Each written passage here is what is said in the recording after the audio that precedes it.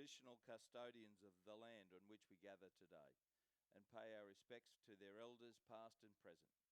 We extend that respect to Aboriginal and Torres Strait Islander peoples here today.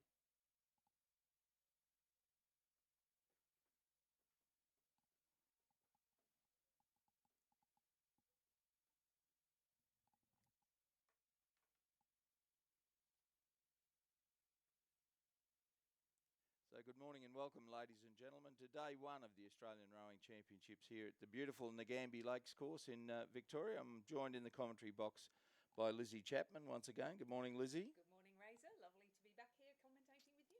And of course, we're here by necessity. We were to be in Penrith, but the floods in southeast Queensland and New South Wales has upset all of that, and we're grateful to Rowing Victoria and, of course, the Shire of Strathbogie for accommodating us here in beautiful Nagambie Lakes. At the last minute, yes, and fantastic scenery, wonderful course, and I'm sure we're going to have an amazing week. It's so lovely to see everybody here.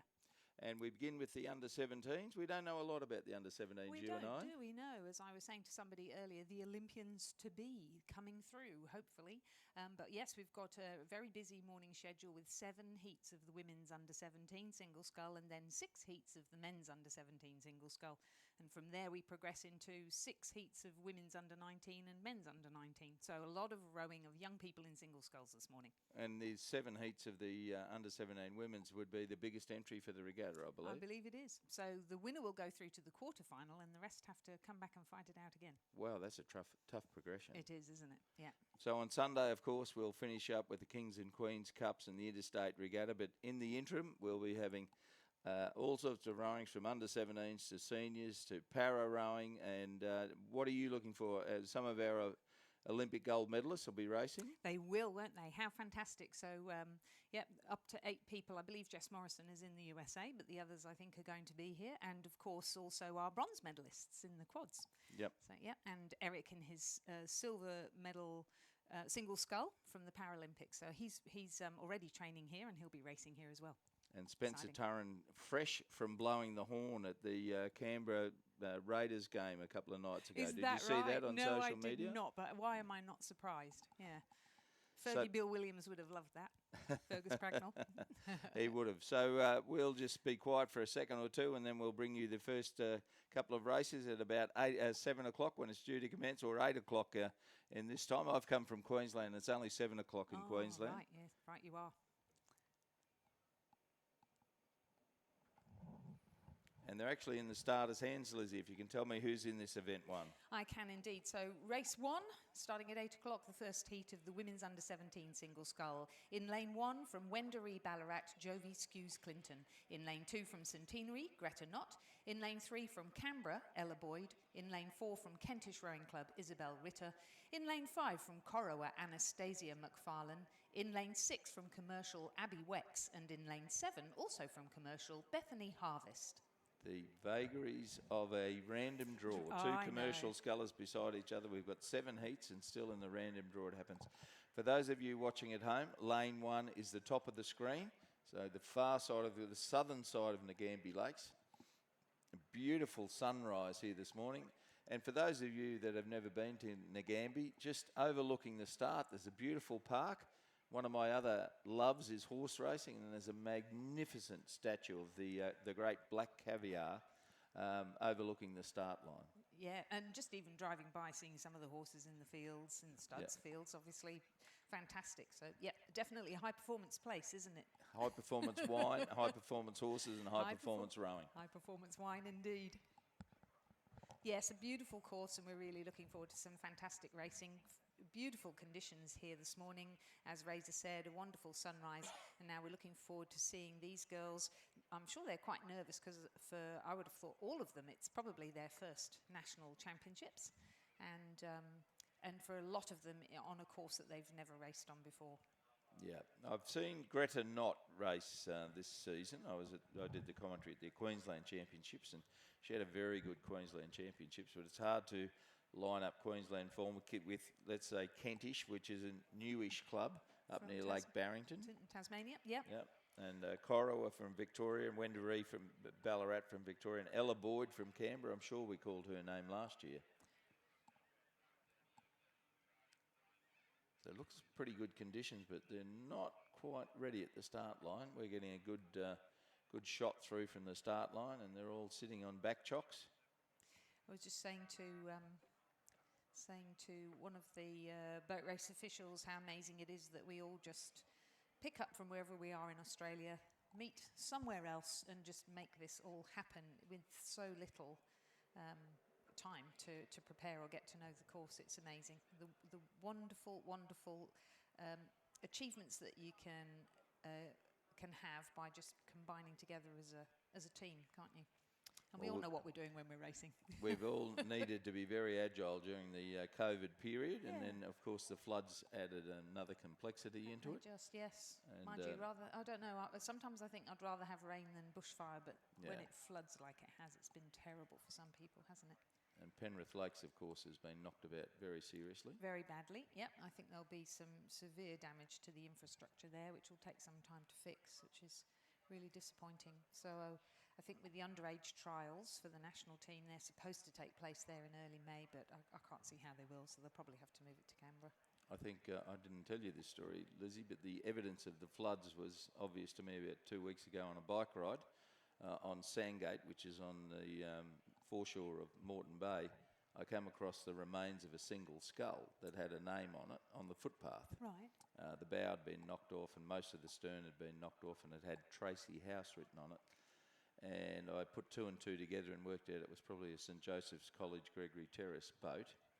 And I rang the rowing master, Brendan McGrath, and sure enough it was. It had come from Oxley Creek, way up past the University of Queensland Boat Club, into the main Brisbane River, had worked its way down, out the mouth of the river and into Moreton Bay, and then was washed up on the foreshore at Sandgate.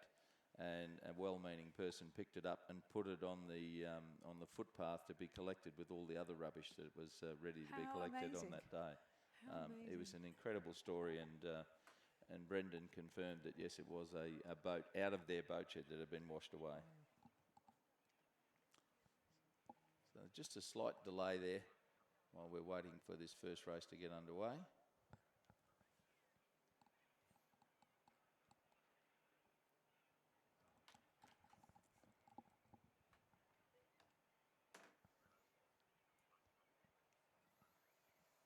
I think we're waiting for one last person to get onto the start. It's a very serious yellow card, I would imagine. So again, I was saying some people won't have been on this course before. So what we have here is a rather nice setup with a finger of land pointing out into the middle of the waters. So there's a boat park over on the left-hand side of the course as we're looking towards the start. And that's where the boat park is. So people get onto the water there in a little creek, row around and do their warm-up up to the start. And then they, and then I think, and obviously race down the course, then paddle back to the beginning again. And for some people, they don't know the area, so getting your timing right at the age of 16, it's not always easy, especially if you've got a coach that's not experienced or doesn't know the water too. And there's lots of housing development since the last time I was here in Isn't Nagambie. there? Well, I have not been here for a very long time, but yes, I'm astonished. It really does look as though there's a lot of development here. 5 years ago for the Masters, and none of those houses along the road coming in here were there at the time. But I did notice that also when we were in Tasmania last year for the Nationals. Yeah, a lot of building. Of course, Nagambie, the home of the former president of Rowing Australia, Pat McNamara, who was instrumental in getting this course up to the standard that it is. And I understand reasonably instrumental in getting the regatta relocated to here after Sydney was not available. And we're underway, Lizzie. We're underway in race one of this massive 7 days of racing. Indeed we are. And not surprisingly, the person who was late to the start, a bit jittery and just finding their way slowly into the field. But a great start there for people over on the far side of the course. So the two scullers from Commercial, Bethany Harvest in lane 7 and Abby Wex in lane 6. Anastasia McFarlane from Corowa, so I'm sure she's quite familiar with this course. She's off to a fairly good start as well. And in the lane next to her, Isabel Ritter from Kentish, that's lane 4. So our camera is looking straight down the course, and as the regatta evolves, we later in the week we'll have drone footage coming through, which is a wonderful addition to commentary, but also a wonderful addition to those of you looking at home. And my first great experience with a drone was in 2015 at the World Championships in Lake Aiguebelette, and it was just stunning. However, the drone operator was a bit inexperienced, and he came down far too close to a Dutch men's pair, and they actually protested not getting into the final because they were distracted by the drone. Did they really? There you go. How interesting. They didn't win the protest, however. Look at that shot there on our cameras. Fantastic. Beautiful. So lane 1 on the far side of the course, and the top of your screen, Wendouree Ballarat, Jovi Skews Clinton is in lane 1. And the sun rises. It's a bit like Penrith, really, isn't it? We often have trouble seeing them in the first few races in Penrith because the sun rises straight over the start line in Penrith. And pushing through, it looks like about lane 4, the Kentish Sculler and the Corowa Sculler there as well. And then across to... And Centenary's Greta Knott is right up there in that yellow boat. As I said, she's had a good season in Queensland. Yeah, and it's lane 4 as we go through the 500-metre mark. Isabel Ritter has a very slight lead over lane 5, that would be, wouldn't it? Yep, so it's Kentish Isabel Ritter and Corowa Anastasia McFarlane are our two leaders through the first 500 metres in Heat 1 of the women's under-17 single scull. As Lizzie said, first only to progress to the quarterfinal. The remaining scullers have to go to the repechage, so it's absolutely cutthroat to make your way to the final of the under-17 women's single. A beautiful housing estate on the far side there, Lizzie. They weren't there, those houses, the last time I was doing commentary here.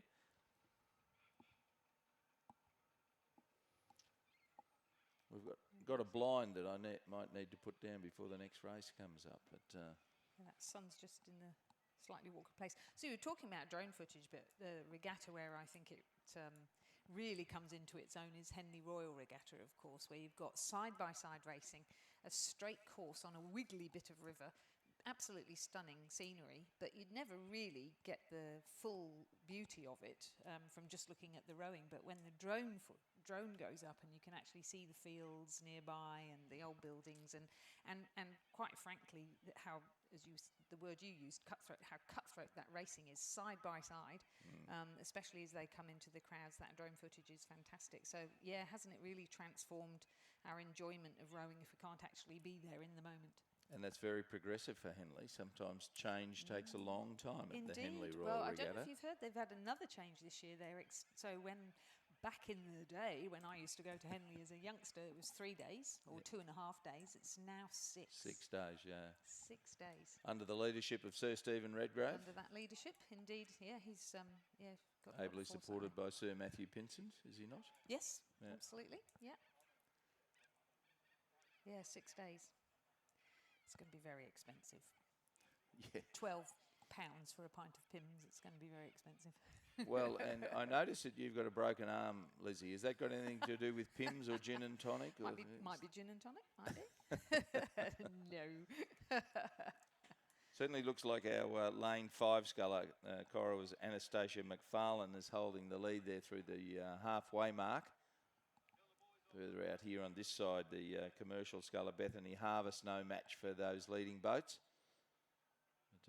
First national championships, I feel sure. Yeah, and that's where the repechage will be so wonderful. The chance to have 2 rows in quite a high-pressure environment like this on a buoyed course with girls from around the country. I think it's just a wonderful experience, isn't it?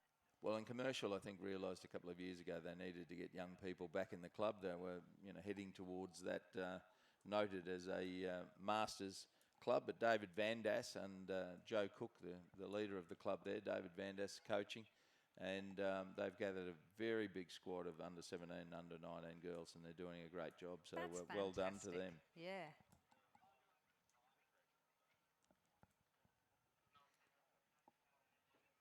So coming into view now of the finished tower. So coming into the last 500 metres of the race. And I reckon Greta Knott sort of going out after Yeah. our leader from Corowa, Anastasia McFarlane. Certainly looks like it. Pardon me.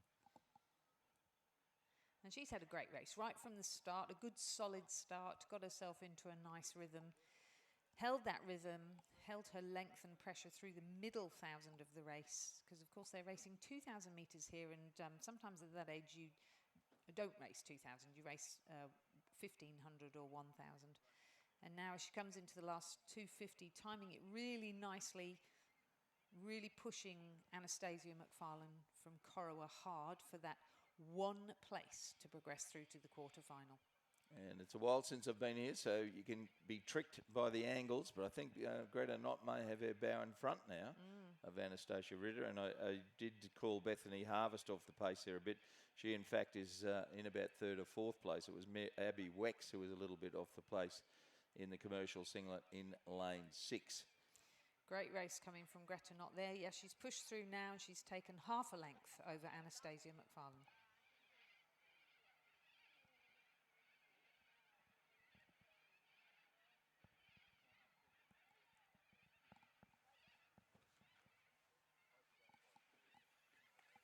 So as the day goes on and the sun gets higher, they'll be much easier for us to see.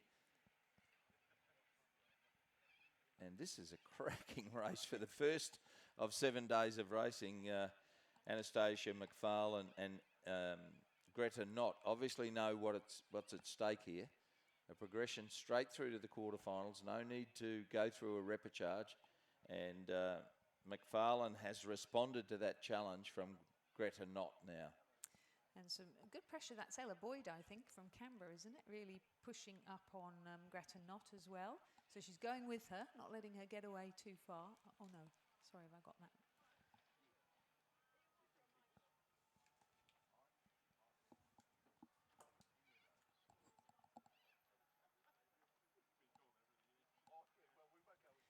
But every single one of them pushing as hard as they can. They're making it now through to the last 250 metres. Yep, and they're stroke for stroke. Lane 2, Greta Knott of Centenary Rowing Club, and lane 5, lane 6, 5, Corowa, Anastasia McFarlane. Absolutely locked together. Cracking race for our first race of 7 days. And I think Greta Knott's full of running. Then back in third place would be the Kentish sculler Isabel Ritter. Fourth would be commercial Bethany Harvest, I would suggest. Corowa, she's tough. She's led from the outset, but Greta Knott's challenged her. And it's whether Ritter can, whether McFarlane can come back. But I think Greta Knott's got the match here. She's best part of a canvas in front. And as they draw to the line, it'll be lane 2 first. Lane 6 will be second. That's an interesting hooter. It is. Lane 4, Kentish will be third. Lane 7 will be fourth. That's commercial Bethany Harvest. Lane 1, Wendouree Ballarat, will be in 5th place. 6th then will be Ella Boyd of Canberra. And 7th will be commercials Abby Wex.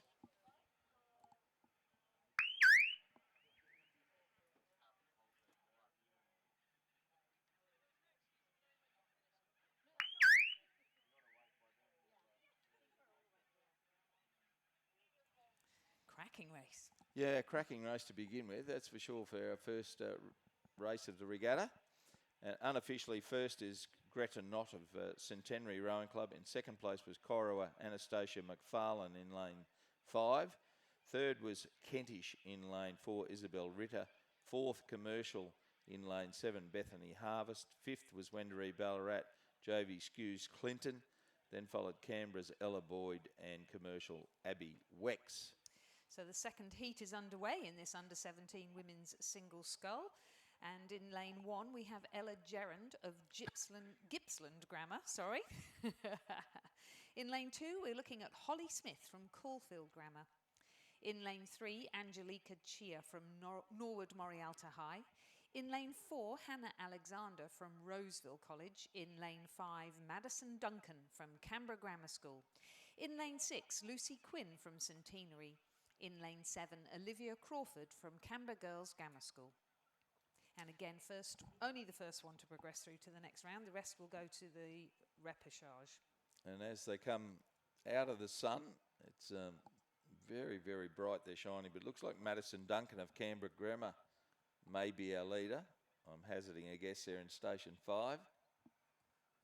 That's only based on the fact that I'm sure there's 6 and 7 behind her. I'd say it's Canberra Grammar and Roseville are probably our 2 leading scullers. We'll get a shot as they come through the 1,500 metre mark. On the far side there in station 1. Yeah. Gippsland Grammar, Ella Gerand. Is that the same as Tess Gerand? Is that her name was spelled? That is Tess Gerand, but I doubt they're... No, she wouldn't have a child that old. Oh, no, definitely not. I don't think there are kids there. But I was also thinking, is it the same family? But I suspect not. From Victoria? Yeah. So Tess Gerand of Gippsland Grammar, Roseville's Hannah Alexander and Canberra Grammar's Madison Duncan, we suggest are the leaders at this point. But as we've laboured the point, it's first only we'll go through to the quarterfinals of this event. And I'd suggest at the moment that is Madison Duncan of Canberra Grammar in station 5. Canberra Grammar, of course, with Tobias Ware-Candler at the helm. Yes. Yep. And Sarah Cook, who was the head coach there, but of course has now moved across to Rowing Australia as Chief Operating Officer. And her position taken by Kendall Brodie. Yes. Is that right? She's doing a great job there, working with Tobias. Yeah, and they've got a good stable of athletes pushing for places on the national team, some of whom are now graduating and moving on to universities. But yeah, there's been some great rowing coming out of that shed. Is one of their girls, did she win the under-19 double at the New South Wales Championships? I with a believe girl so. from Sydney? Yeah, that's right. Yeah. I think they won pretty impressively, if I remember watching the live streaming, with some wonderful drone shots of Penrith Lakes. There was great drone footage of Penrith Lakes. So far side there, Gippsland Grammar, Ella Gerand, and on this side in lanes 5, Madison Duncan of Canberra Grammar. That's where the race is going to be sorted out. Roseville's Hannah Alexander is back in 3rd place, and those 3 have got quite a lead over the remainder of the field. It may in fact be Caulfield Grammar Holly Smith, because I can see someone well back on the far side of the course here. So we'll get the binoculars out. No, it is lane 1. It's well in the lead. It is the Gippsland Grammar colours on the far side. Yeah, she's having a really good last 250, isn't she? She's really taken it to the others. The others sort of perhaps doubting themselves a little at a crucial point in the race, but now picking up and realising they're almost home and raising the rate of striking as they come into that last 100 metres. But a really good row there from Ella Gerand of Gippsland Grammar to take out the second heat of the under-17 women's single scull. So over the Canberra Grammar sculler in 2nd place and Roseville in 3rd place. So we were right about the place getters, Lizzie. Then in 4th place, it looks like another Canberra Girls Grammar sculler, Olivia Crawford, on this side of the course. Then across to, is that Norwood Morialta High? Yeah, it is Norwood Morialta High. Angelica Chia. And then back to our Centenary sculler Lucy Quinn is in 6th place, and 7th will be Caulfield Grammar Holly Smith, who's tailed off there. And the 3rd heat is through the 1,000 metres heading to the 1,500. It is, Lizzie. isn't it? Now in lane, we have slightly fewer scullers here. In lane 2 from Corowa, Summers Hogan. In lane 3 from Ballarat Grammar, Alicia Walker. In lane 4 from Corowa, Adelaide Robb. In lane 5 from Fremantle, Lila Fieves. In lane 6 from Trinity Lutheran, Ruby Hodges. And in lane 7, representing Commercial, Milena Wilcox. And this is very Fremantle, close. Lila Fieve, of course, Jono Fieve, one of the very good yes. scullers Lightweight from scullers. Western Australia. I think Yep. Nick Garrett brought Jono Fieve through. Yes, I believe he did too. So The how late- lovely the to late see that. great The Nick late Garrett. great Nick Garrett. We talk about him so often, so he'd be really tickled pink to see Lila in the race. And leading, I would suggest. Although, is that lane 2? Summers Hogan from Corowa also having a really good... Or is it 3? Yes. Let's see if we can get the sun out of the road for a moment.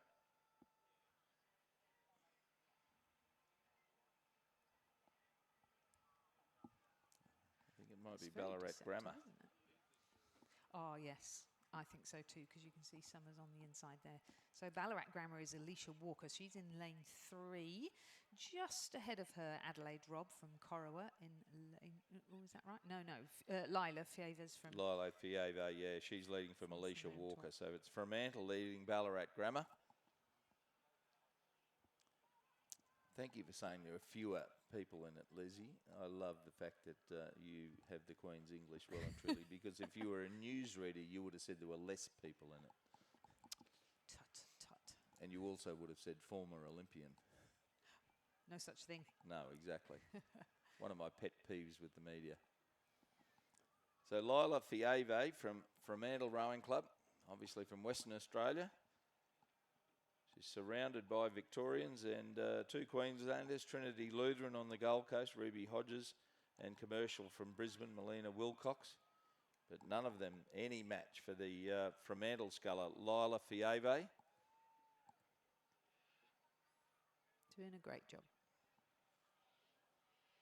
Definitely making it worth the trip across. Yeah, she's straight through to the quarterfinals.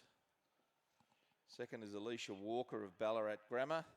And she's got quite a handy lead, so we'll be looking for her in those repechages to progress on back into the competition. And a good race for third. And of course, ladies and gentlemen, where you finish in your heat determines what sort of a lane you'll get in your repechage and so on into the semi-final or quarterfinals and semi-finals. Winning will guarantee you a middle lane. Oh, so that's lane 4, Corowa, battling it out with Commercial. I think Corowa's got third. That's Adelaide Robb. Commercial right? Yep. fourth. Yep. Fifth is Trinity Lutheran, and then at the rear will be Corowa, Summers, Hogan. So just recapping, Lila Fieve from Fremantle, progressing through to the quarterfinal and the remainder going to the repechage. And our next heat is on the course, race 4, heat 4 of the under-17 women's single scull. In lane 2, Victoria Binns representing Loreto Marriattville. In lane 3, Charlie Ansell Jones representing Coalfield Grammar. In lane 4, Hannah Wigston representing Buckingham Rowing Club. In lane 5, Frankie Bush representing Canberra Girls Grammar School. In lane 6, Sophia Miller from Glebe. And in lane 7, Isabel Clifford from Trinity Lutheran. Great to see a Glebe sculler here. It is. It's lovely. And I've seen she's doing a double scull later on as well. So that's fantastic. Yep. Glebe doing a great job there with a fresh input of junior scullers from the local schools. Now, Victoria Binns, of course, she performed very well at the Nationals last year, and I hadn't realised she was still under 17, so fantastic to see her back again. From South Australia. From South Australia. Loreto Marriattville. Yeah. Is that where Tom Dornbos is the coach? That's from Tom's coaching the South Australian Kings Cup 8. Yes. And one of our co-commentators, Jurek Hazelgrove, is coaching the Queen's Cup 8. Yeah. There's no pressure on Jurek whatsoever. He did win the Youth 8 here, the men's Youth 8 as a coxswain for Queensland. Then he coached the Queensland Women's Youth 8 to win the Interstate Championships, and now he's coaching South Australia's Queen's Cup 8, so there's no pressure on him whatsoever to keep that record going. You know, I've heard of pontoon hoppers, but that sounds like a state hopper. He is a state hopper, yes. Good job he's a pilot. Indeed. So again, we have one or two scullers, well, one in particular out in front, and the remainder battling it out. So. There's actually two there now that we can see them coming out of the sun. Oh, yes. Right. Okay. So is that lane 2, Victoria Binns from Loreto Marriattville is one of our leading scullers? Yep, I reckon you're right. Shade. And then she's got the look back at the rest of them, Lizzie. I believe so. And then it looks to me like Hannah Wigston from Buckingham in lane 4. Yep. Would that be? Yeah. And then Isabel Clifford from Trinity Lutheran, I think. And Bucks are on the way back as well. They've had a few lean years, but they've got good representation and excited to. I see their boat trailer being loaded on social media, and great to see them back here in force. One of the powerful clubs in Tasmania for many, many years, and then had a bit of a down period, but working their way back again now. Yeah. And I think, you know, we've seen that so often with clubs, haven't we? And you just have to hold your nerve and carry on, and things will come around. Having dinner last night, I ran into Lloyd Luck, who towed the Tasmanian University Boat Club trailer over, and he had to come on Tuesday to get the boat trailer on. Did he really? Yeah. Yeah. So they've been without their primary boats for a few days, but... I've heard a lot of people say that how lovely it would have been if we could all just have camped back in Barrington again, but of course that whole business of getting your boats over would make it impossible. Yeah. So Beautiful very conditions, impressive Loretto Marriotteville Victoria Binns. You did say she raced well last year. She did indeed. And still eligible for under-17s and making every poster winner here. She's still got the beat right up, hasn't she? She certainly has, yeah.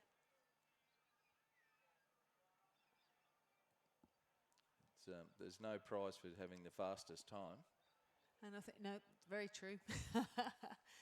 Hannah, I think, has sort of realised she's not going to beat her in this race, and so she's conserving her energy, ready to race in the repechage. But she has quite some considerable distance over the remainder of the field, which is led by Isabel Clifford from Trinity Lutheran. Then Glebe. Sophia Miller from Glebe, yeah. And then back to Frankie Bush from Canberra Girls Grammar. And finally, Charlie Ansell Jones from Coalfield Grammar. It's very difficult to make subjective comments, but that's probably the most impressive of the 4 heats so far. Very, very impressive win for Victoria Binns of Loretto Marriotteville. Yep, let's hope she can keep that up throughout the whole thing, but of course she'll have I presume, a day's rest now.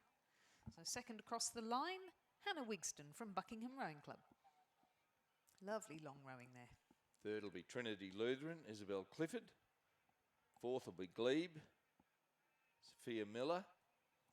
Fifth then will be Canberra Girls Grammar, Frankie Bush, and at the rear will be Caulfield Grammar, Charlie Ansell Jones. So that was the 4th heat, and now we're on to the 5th heat of the under-17 women's single scull, where we have Rhea Werner from Yarra Yarra in lane 2, Philippa Young from Mossman in lane 3, Lily Bragg from St Patrick's in Townsville in lane 4, Charlie Gartland from Wendouree Ballarat in lane 5, Lucy McFarlane of Centenary in lane 6, and Neve Tierney of Sydney Rowing Club in lane 7.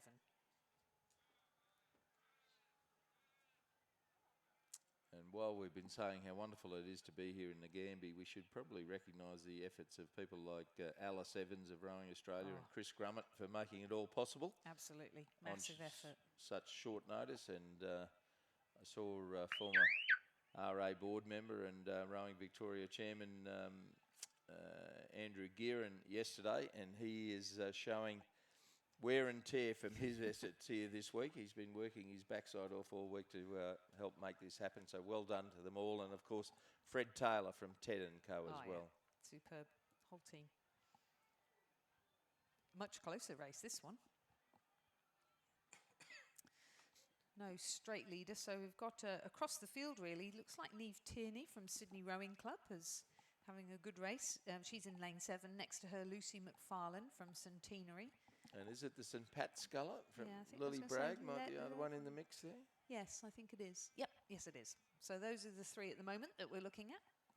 Very good rugby league school, St Patrick's in Townsville. But, not a bad rowing school either, and I did recall Lily Bragg having a good Queensland Championships, but at the moment I would suggest Neve Tierney of Sydney would be leading. Sydney Rowing Club, of course, a big stable of junior rowers there, which is the program which is led by Brendan Longman under the head coach Donovan Sheck, who's very experienced in junior women's rowing. Of course, took Harriet Hudson to the Junior World Championships, her first international regatta. Olympic bronze medalist, Harriet Hudson. And I would suggest that Lily Bragg is making a bold bid for victory here, Lizzie. She certainly looks like it, yep. So looking very confident, and unlike Victoria Binns in the previous heat, who took the rate of striking right up, she's just keeping it long, fairly steady. Yep.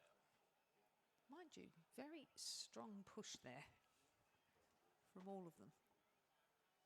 So Nice long strokes, and she's letting it run between strokes and got the look back now. She's just looked across to the right-hand side and seen the umpire's boat on the far side. She's got clear water. St Pat's Townsville Lily Bragg over Neve Teeny of Very good. Sydney in second place. Third will be Centenary Rowing Club Lucy McFarlane. Fourth then will be Mossman, Philippa Young. Fifth will be Ria Werner of Yarra Yarra. And sixth will be Charlie Garland of Wendouree Ballarat. So, Lily Bragg from St Patrick's in Townsville through to the quarter-final. What a great start to her regatta. Second, Neve Tierney. Third, Lucy McFarlane, Centenary. Fourth, Philippa Young Mossman. Fifth, Ria Werner from Yarra Yarra. And sixth, Charlie Gartland from Wendouree Ballarat.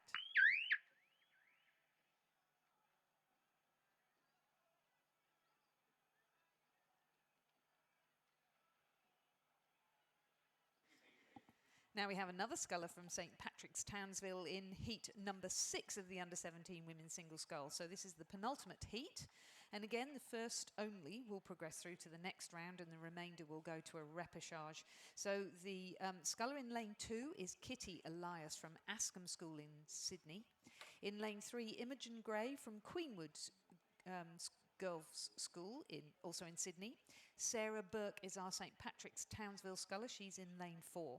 In lane 5, Greta Spencer from Swan River over in WA. In lane 6, Olivia Harris from Nepean Rowing Club in New South Wales. And in lane 7, Annabella Thornton from Hunter Valley Grammar School, also in New South Wales. So 4 New South Wales scullers in this one. And both Imogen Gray and Olivia Harris, having looked quite talented, quite good throughout the season. I reckon we've got one missing, Livy. Yeah, Lizzie, I can only see 5. 1, 2, 3, 4. So is the There's one Ascombe back sculler there. missing from lane 2? Or is it Hunter Valley Grammar Schools?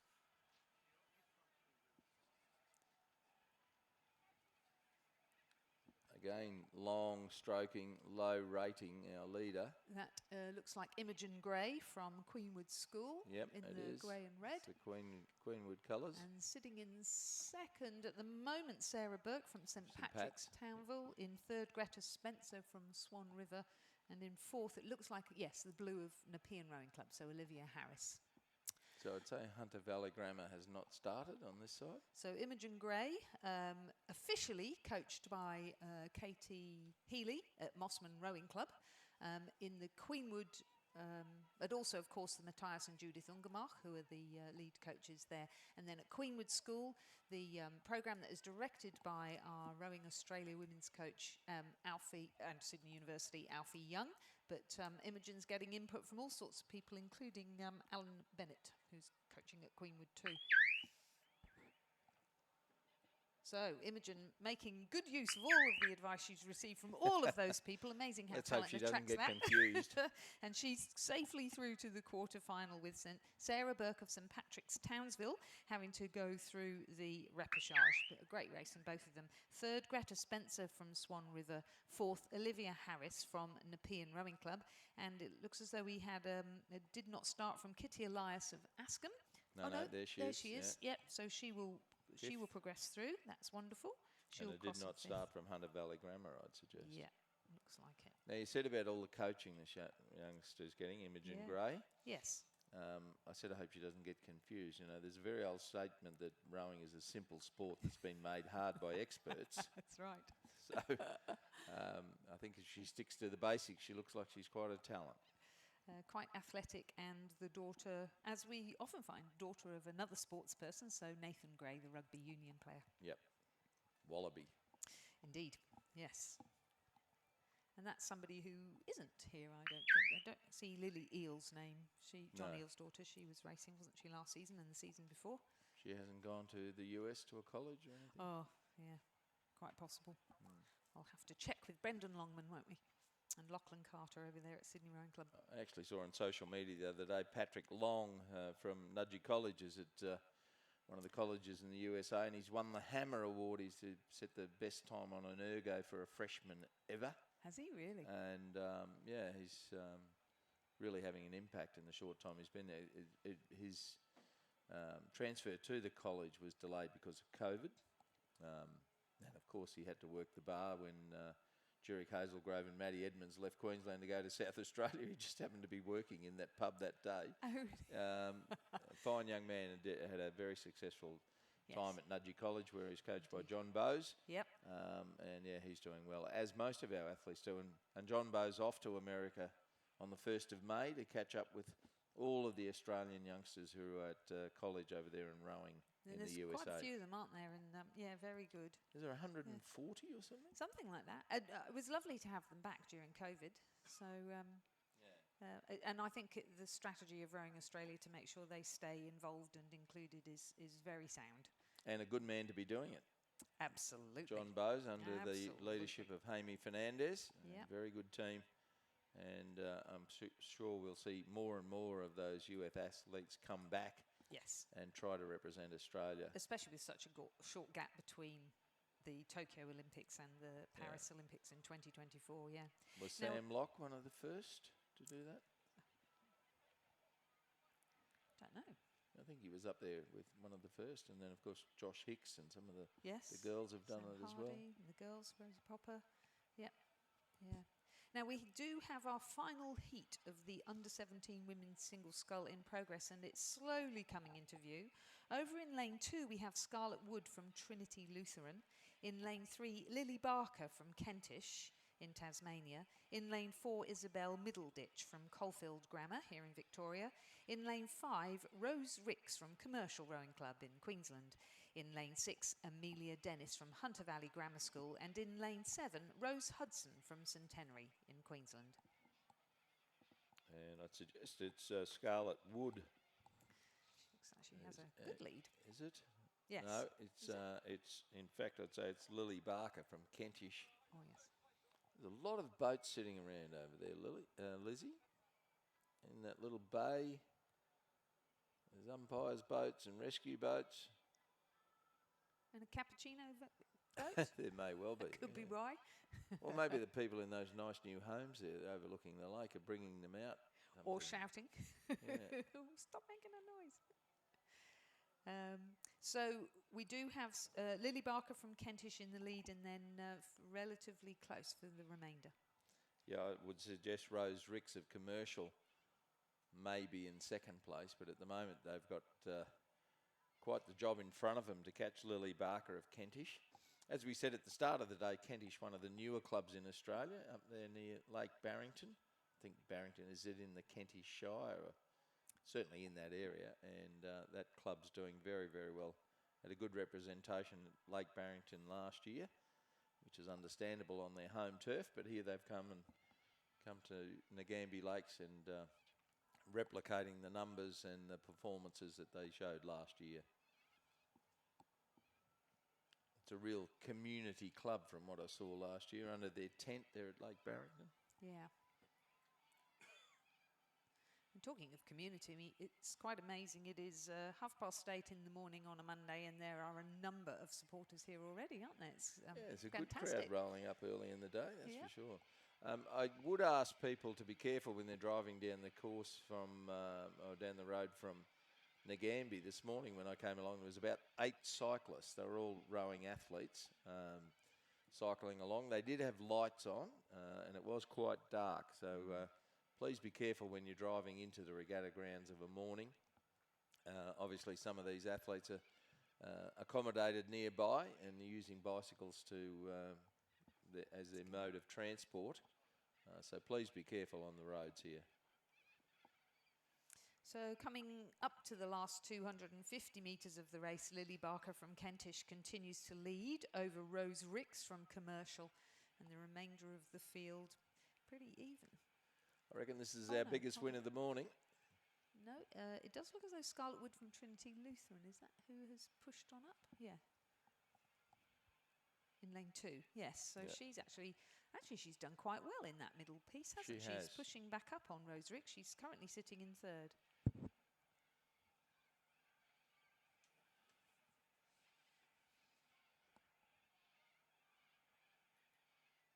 You're doing a bloody lot of talking.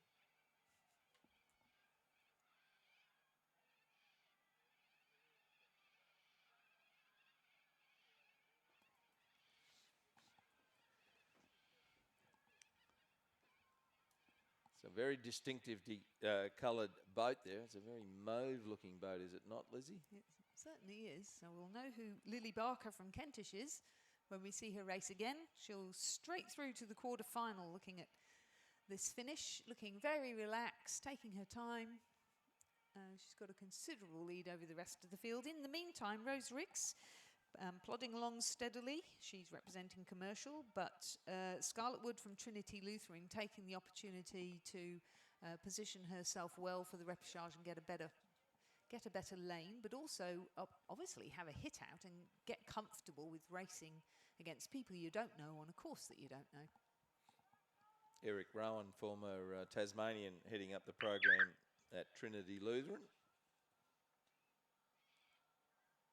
Of course, Jenny Pemberton was the inaugural coach there and did a great job over a number of years, but Eric Rowan has been there. This might be his second or third year, I'm not sure. And the numbers are been maintained. Jenny was very enthusiastic and the kids all loved her. And Eric's got a big group here at the National Championships. Great opportunity for them to learn, yeah. And there's one of David Van Dass's colours across in second place. Rose Ricks, Scarlet Wood of Trinity Lutheran will be third. Fourth will be Rose Hudson of Centenary. Fifth then will be Amelia Dennis of Hunter Valley Grammar. And sixth will be Caulfield Grammar's Isabel Middleditch.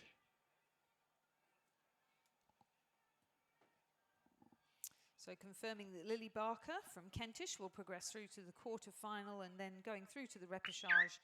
In second place, Rose Ricks from Commercial. In third, Scarlet Wood from Trinity Lutheran. In fourth, Rose Hudson from Centenary.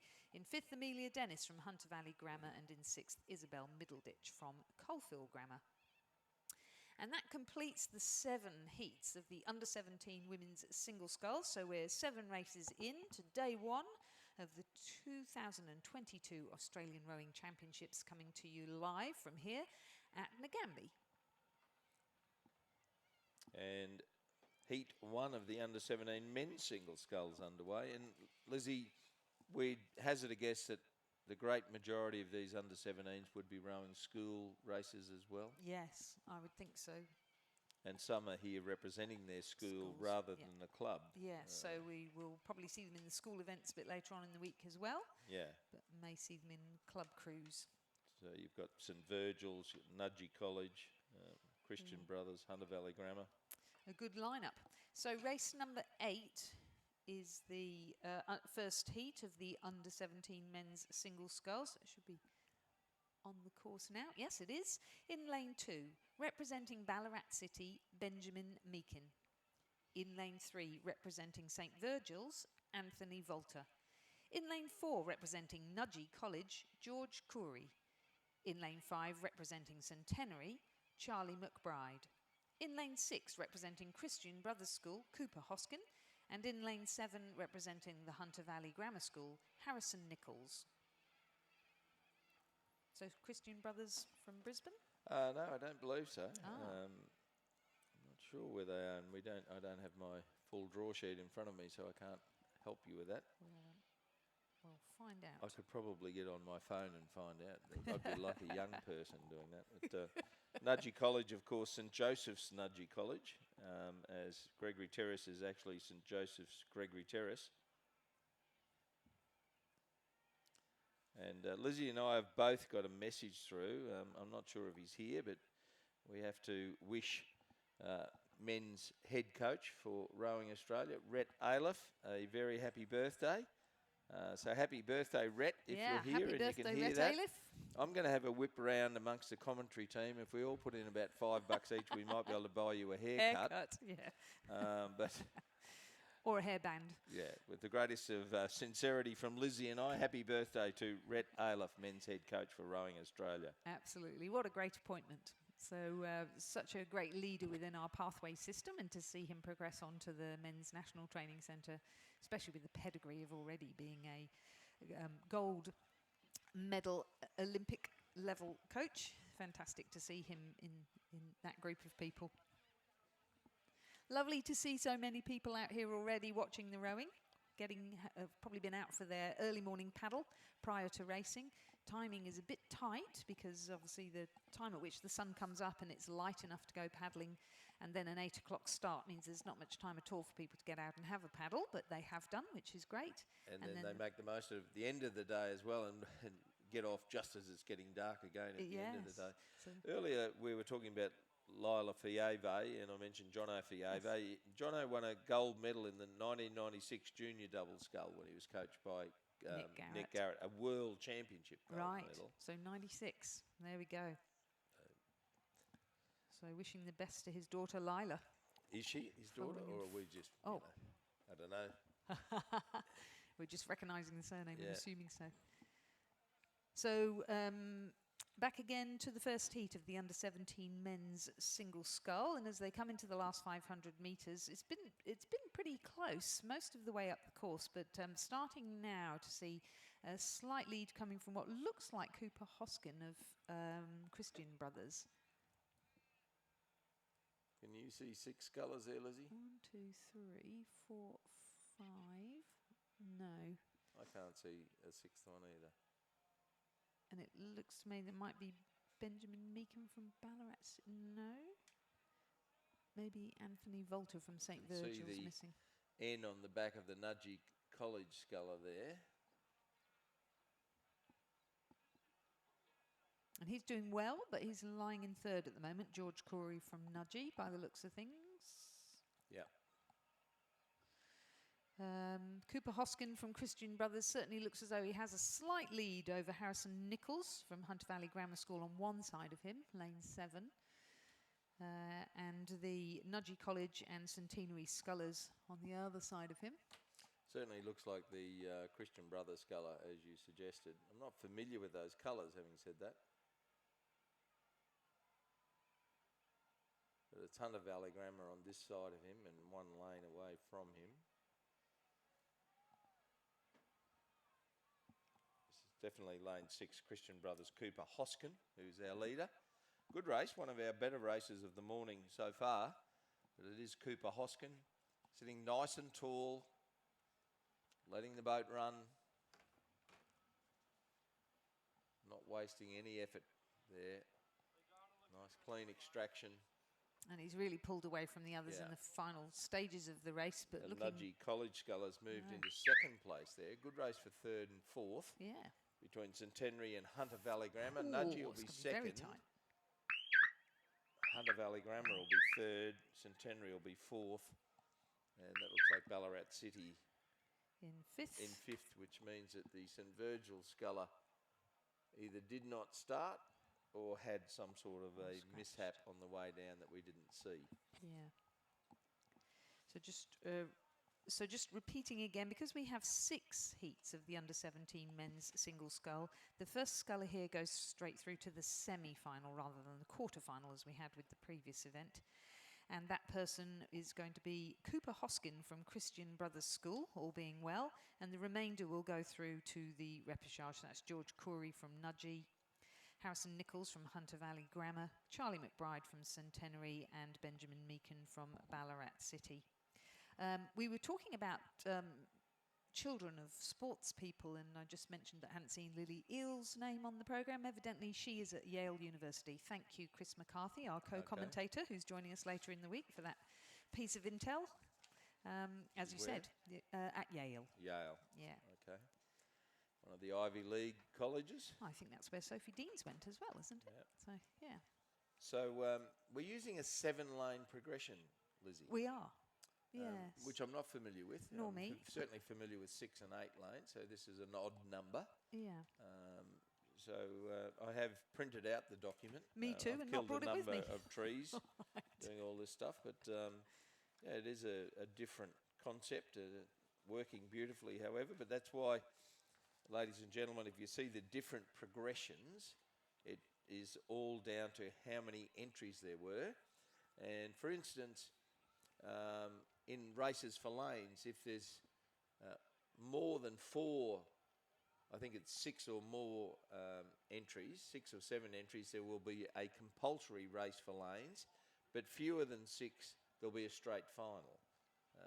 And it is a a method that's adopted around the world. Right. And it is on the Rowing Australia website, the regatta website. You can see the 7-lane progression system, and you can familiarise yourself with it. And when Lizzie and I make a mistake, you can ring us and tell us. Or not. But what I learned from that as a coach is, if you are a coach and it's your first national championships, it's so important to read the rules so that you are guiding your athletes and you're actually strategically knowing what it is you're sending your athletes off to do what in they their need races. to achieve when they go out there. Absolutely, yeah, know the rules of the race. So we are now on to the second heat of the men's under-17 single scull. In lane 2, we have Max Strickland from Nudgee College. In lane 3, Cameron Dugdale from Centenary. In lane 4, Jake Phillips from Somerset College. In lane 5, Lachlan Brooks from Centenary. In lane 6, Lachlan Foster from Hunter Valley Grammar School. And in lane 7, Toby Hopner from Commercial Rowing Club. Pierre Richards at Somerset College these days. Pierre used to help out at the national championships when he was in Brisbane before and in South Australia. But at the moment, it looks like the Nudgee College sculler, Max Strickland, on the far side of the course. Of course, James Burton running the program at Nudgee College these days. I ran into Jimmy downstairs yesterday. It's great to see him here. And it's great to see still a really strong representation from Nudgee. This young fella has led pretty much from the beginning, and he looks very plucky, I must say. He looks like he's got his head down and he's really bum determined. up by the look of it, yes. He knows he's got the race won. He's just waving to the crowd a bit on the bank there with those oars at the catch, Lizzie. 6. So I was just wondering who was missing, but nobody's far missing. Too good for the opposition. Second place, Hunter Valley Grammar. Third will be Centenary. Then a battle for fourth between Commercial and Somerset College. As you were, yep, there we go. Commercial and Centenary. I think Centenary will just hang on to it. Yep. Cameron Dugdale crossing the line there in fourth position, just ahead of Toby Hopner from Commercial, and that means Jake Phillips from Somerset College will be in sixth place. Looks a little unsure of what he's doing there. Will drift across the line. It doesn't look too happy. Never mind, mate. First one's always the worst one. So you get a chance to get out again in the repechage. What is the meaning of repechage? Refish. To fish again. To fish again. Repechage. Yeah. So you get a chance to fish again, yep. So Max Strickland from Nudgee College progressing through to the semi-final and the remainder to the repechage. Here we go, Heat 3 of the under-17 men's single scull. In lane 2, Adam Keemer from Commercial. In lane 3, Thomas Gillam from Gippsland Grammar. In lane 4, Noah Haas from St Virgil's. In lane 5, Caelan Routley from Newcastle Grammar.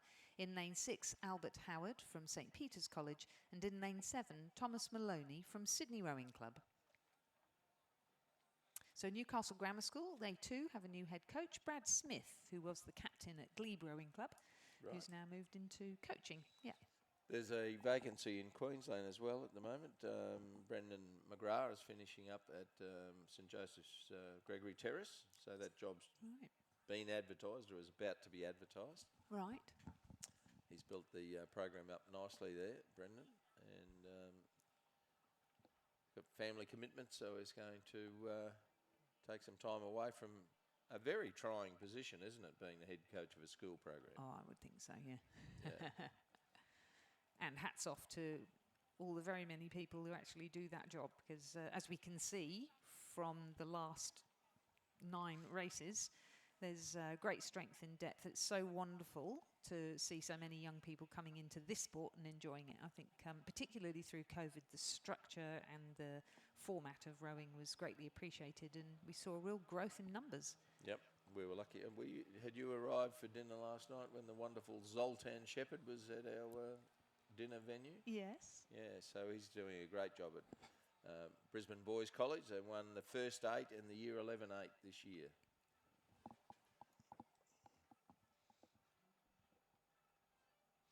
We're ready to do a shift if you want.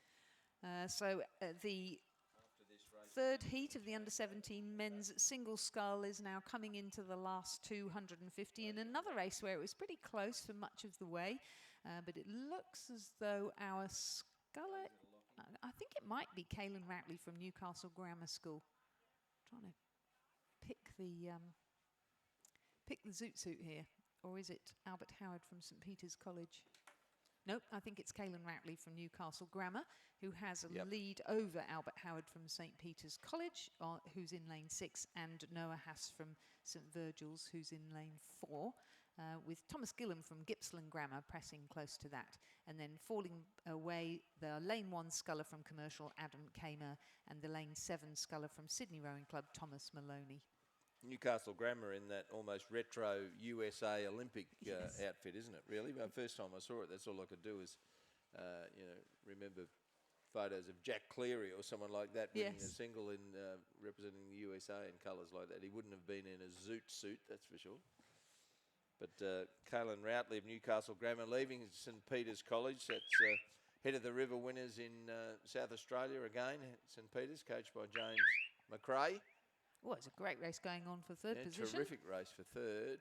I think Gippsland Grammar will be third, St Virgil's will fourth.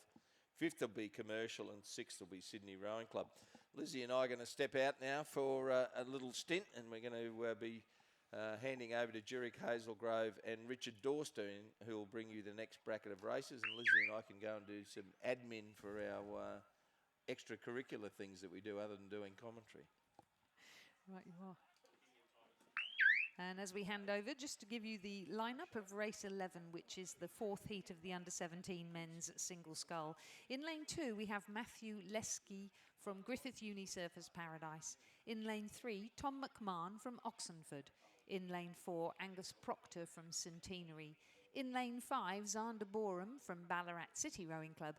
In lane 6, Vaughan Henderson from Hunter Valley Grammar School. And in lane 7, Jack Mitchell from Nudgee College.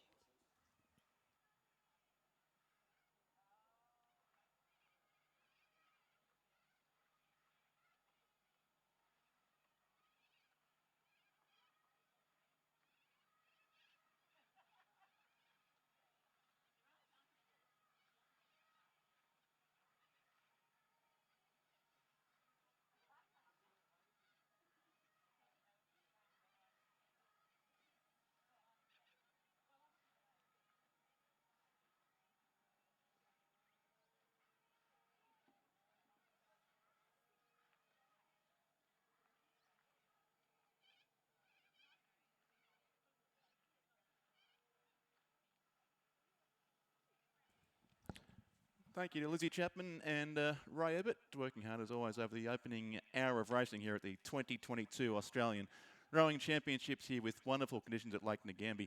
And we're approaching the conclusion of race 11 as we welcome Jurek Hazelgrove up to the commentary box as well.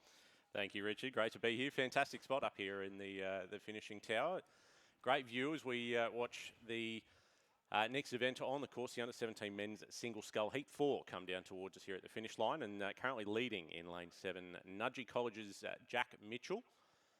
Now he's probably got a couple of lengths, I'd say, then back to the next place getter at the moment, Tom McMahon from Oxenford in lane 3. Matthew Leskew on the far side then in lane 2, bringing up the rear of the top 3. The progressions for this one, the top place getter first through to the semi-final, and then the rest going through to contest the repechage later on this week.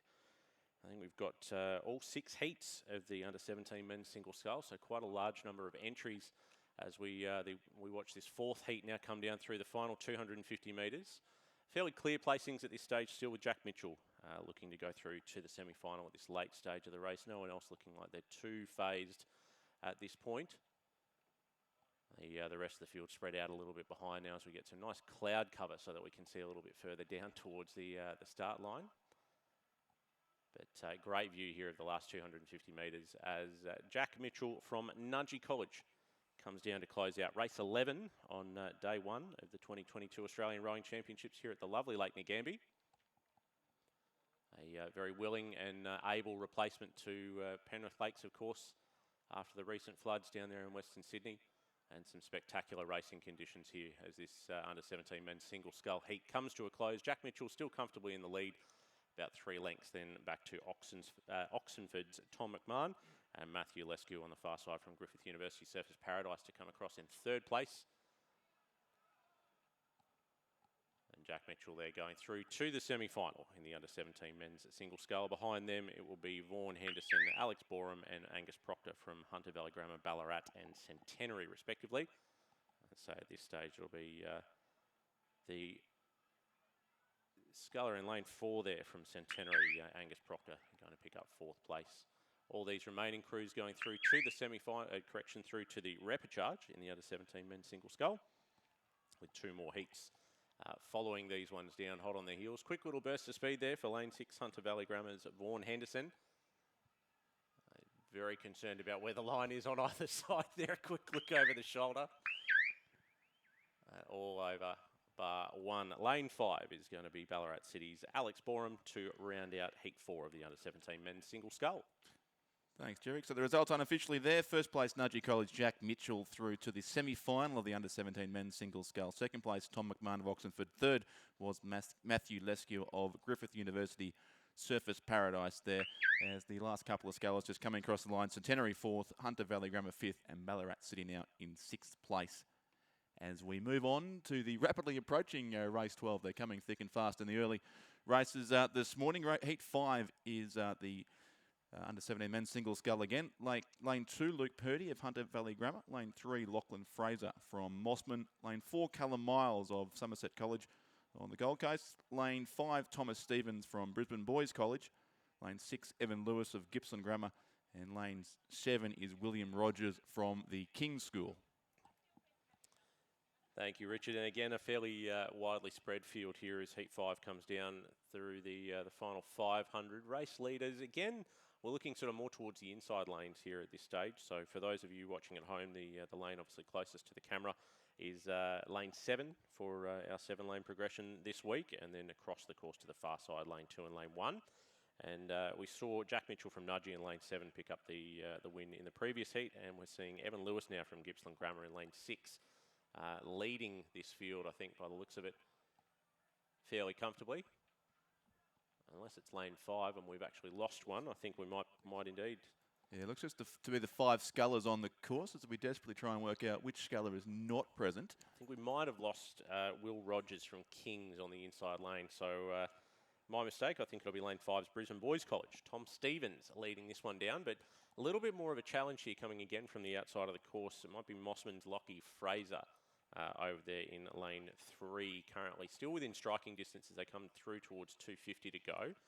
On the outside lane there, Hunter Valley Grammar, Luke Purdy, couple of lengths off the pace of these leading 2, but just looking at the turn of speed now as they come through the final 250. The Mossman sculler just shortening up a little as he starts to wind for the line. I think Brisbane Boys College, Tom Stevens, still comfortably with a little clear water as they now start to come through the home stretch here. The rest of the field, I think we've can pretty much call all the rest of them going through to the repechage. So the fight really on here between Mossman and BBC at the front of the field. Lane 5, Tom Stevens duking it out with Lockie Fraser on the far side. And Lockie's actually gone for a bit of a spin here. Got a substantial overlap, and he might actually nudge himself up into the semi-final. Very, very close here. I think Tom Stevens may have realised just a little bit too late the danger he was under. So it's going to be Mossman on the far side now with a canvas in front. And, that'll be close, but I think it is going to be Mossman's Lachlan Fraser, just narrowly pipping out BBC's Tom Stevens in about the last 100 metres of the 5th heat of the under-17 men's single. On the far side then, in lane 3, it will be Luke Purdy. Or lane 2, I should say. Luke Purdy from Hunter Valley Grammar. Crossing the line in 3rd place. 4th is going to go to lane 6 as Gippsland Grammar, Evan Lewis. And then in the centre station, lane 4, Somerset College, Callum Miles, rounding out our 5th heat. Yeah, so a great finish there in the 5th heat of the under-17 men's single scull. It did from here look to be the Mossman sculler narrowly getting up in the last few strokes, but that result certainly is unofficial, so hopefully that can be confirmed shortly. But first only through to the semi-final. A photo there between Lachlan Fraser of Mossman and Thomas Stevens of Brisbane Boys College. 3rd place, Luke Purdy of Hunter Valley Grammar will go through to the repechage along with Evan Lewis of Gippsland Grammar and Callum Miles of Somerset College, and no appearance in that race from the listed sculler from the King's School of Sydney. So that's heat 5 of 6 in the under-17 men's single scull. We move on now to the 6th and final heat of this big field in this event. And again, 6 scullers listed for this last heat. Lane 2, Alexander Williams from the Geelong College. Lane 3 is Callum Dunn from Cranbrook. Lane 4, Dylan Outram of Canberra Grammar. Lane 5, Morgan Jones from Newington. Lane 6, Lewin Harridge from Albert Park College. And Lane 7, Matthew Burgess from the Centenary Rowing Club in Brisbane. It's been 18 years, Richard, since I've been to Nagambie, and I've certainly never sat in the commentary box before, so just watching them come through on the screen here and trying to work out where they are. I reckon that might be the first 500. It is. There we go. 500, see yep, the boys now. And that, I think, is going to be lane 4. Canberra Grammar's Dylan Outram, just narrowly leading over Morgan Jones from Newington. The rest of the field still fairly close behind, though, as they start to make their way towards that first headland and making their way down the course here. Gorgeous conditions for day one. Hopefully, Nagambie remains so. I'd love to tell you it's always like this, Jurek, but you know, it's 7 days of racing to go, so we'll see what the course has to offer. But it is certainly fantastic conditions here this morning. Sort of no breeze to speak of. The sun now has sort of moved out of the way, so we can see down the course with just a light cloud cover and a very comfortable 17 degrees outside for these scullers in the opening morning of the championships.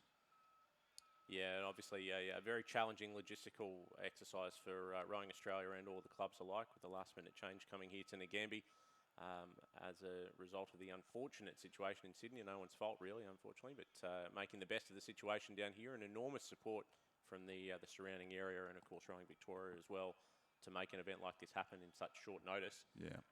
It really is great to see just how nicely it's all come together this morning so far. Yeah, there's been a lot of work going on behind the scenes. I've seen a little bit of it over the last couple of weeks. It's just incredible what Rowing Victoria and Rowing Australia and the Shire of Strathbogie have had to do to make this happen with, I think it's about 12 days notice from when the decision was made till today's opening races. So it's fantastic to see. And I know a lot was still going on late yesterday of plugging in cables and trying to make things work, but we have rowing here on the course, and everything's happening as it should. I think some of that's also still going on at the moment as we speak.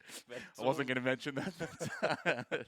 It's all coming together quite nicely here as we come through the halfway mark now in heat 6 of the under-17 men's single.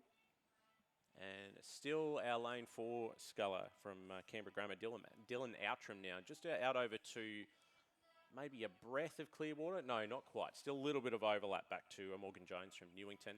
Those two, though, starting to distance themselves from the rest of the field. Third on the far side, then Alex Williams from Geelong College. I think it might have been Albert Park College then through in 4th place. Centenary's Matthew Burgess and Callum Dunn from Cranbrook in lanes 7 and 3, then bringing up the rear of this 6-boat heat. So the initial race leader, Canberra Grammar's Dylan Outram, still leading through the halfway mark. Just extending his margin, but not by a great deal over Morgan Jones from Newington as they make their way down towards us here at the finish line. It's been interesting seeing the change in progressions as well over the last week or so with the 7-lane progression, Richard, and obviously some states and some schools and clubs still being ravaged by COVID off the back of some events. So we've seen withdrawals at short notice and composite crews coming out of left of field just to try and pin it all together. Just to make it a bit more exciting, but yeah, certainly a big change in the original draft draw that came out last Monday had, I think, almost 700 races listed originally. We're now down to, I think, the low 600. It's still a huge regatta and still certainly bigger than last year's Australian Rowing Championship as well, which is great to know that all the crews could make it here at fairly short notice in the end. Yeah, and I think particularly after the year we've just had, where there's been sort of a lot of stop-start excitement and Delta and then Omicron, etc. I think there's been a lot of pent-up energy and desire to race. So it's really great to see everyone coming out for this week here at Nagambie. Certainly a great regatta last year, obviously at Barrington, but a little bit easier to get here at short notice as well. I think we had some people in South Australia who booked some accommodation in Tasmania just in case they nominated Barrington. And when we looked at the ferry timings, I think the earliest you could get a ferry back was late August.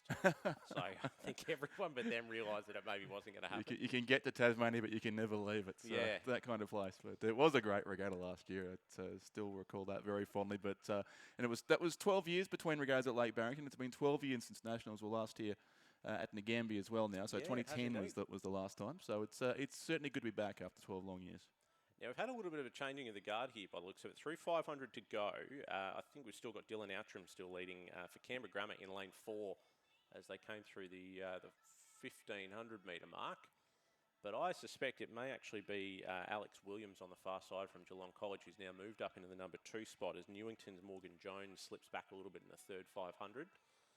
Either way, it's going to be a good race for the first 3 as they cross the line. But as we said before, only the top one going through to the semi-final. So it may also be that at this point, Morgan from Newington has potentially gone, you know what, I'm going to be through to the repechage anyway, so I might just cool my jets a little bit here in the second 1,000. But on the other side, of course, Alex Williams from Geelong has had a great third 500 and started to move up on the race leader from Canberra Grammar in lane 4. Rest of the field, again, like we saw, in, I guess as we see in a lot of these particular younger underage heats, the fields tend to be quite spread out as you see a fairly big difference in some of the abilities of the athletes coming from all around the country to enter these younger school events. And obviously, quite often the margins starting to narrow up as they get into the under-21, under-23 style events. And many of these rowers, no doubt, on the course set here at Ngambia, I imagine for the first time ever, I suspect, being under-17s. Yeah, under-17s, first nationals, and 16 years old coming to a national championship is a pretty great achievement regardless of what place you get. But one of them who's going to get a little bit more than a place at this stage, hopefully, is the one in lane 4 here from Canberra Grammar. Dylan Outram still leading right from the 500, and he'll follow through in the 6th and final heat of the under-17 men's single to go through to the semi-final. A great race from lane 2, Alex Williams from Geelong College, but not quite enough speed to reel back in the race leader. He's got quite a nice boat run on him, Canberra Grammar, as he crosses the line there in first. Second place, going through to the repechage, Geelong's Alex Williams, and then joining him with a great finish there from the sculler in lane 6 from Albert Park College, Lewin Harridge. He and the sculler next to him, Morgan Jones from Newington, both going through to the repechage.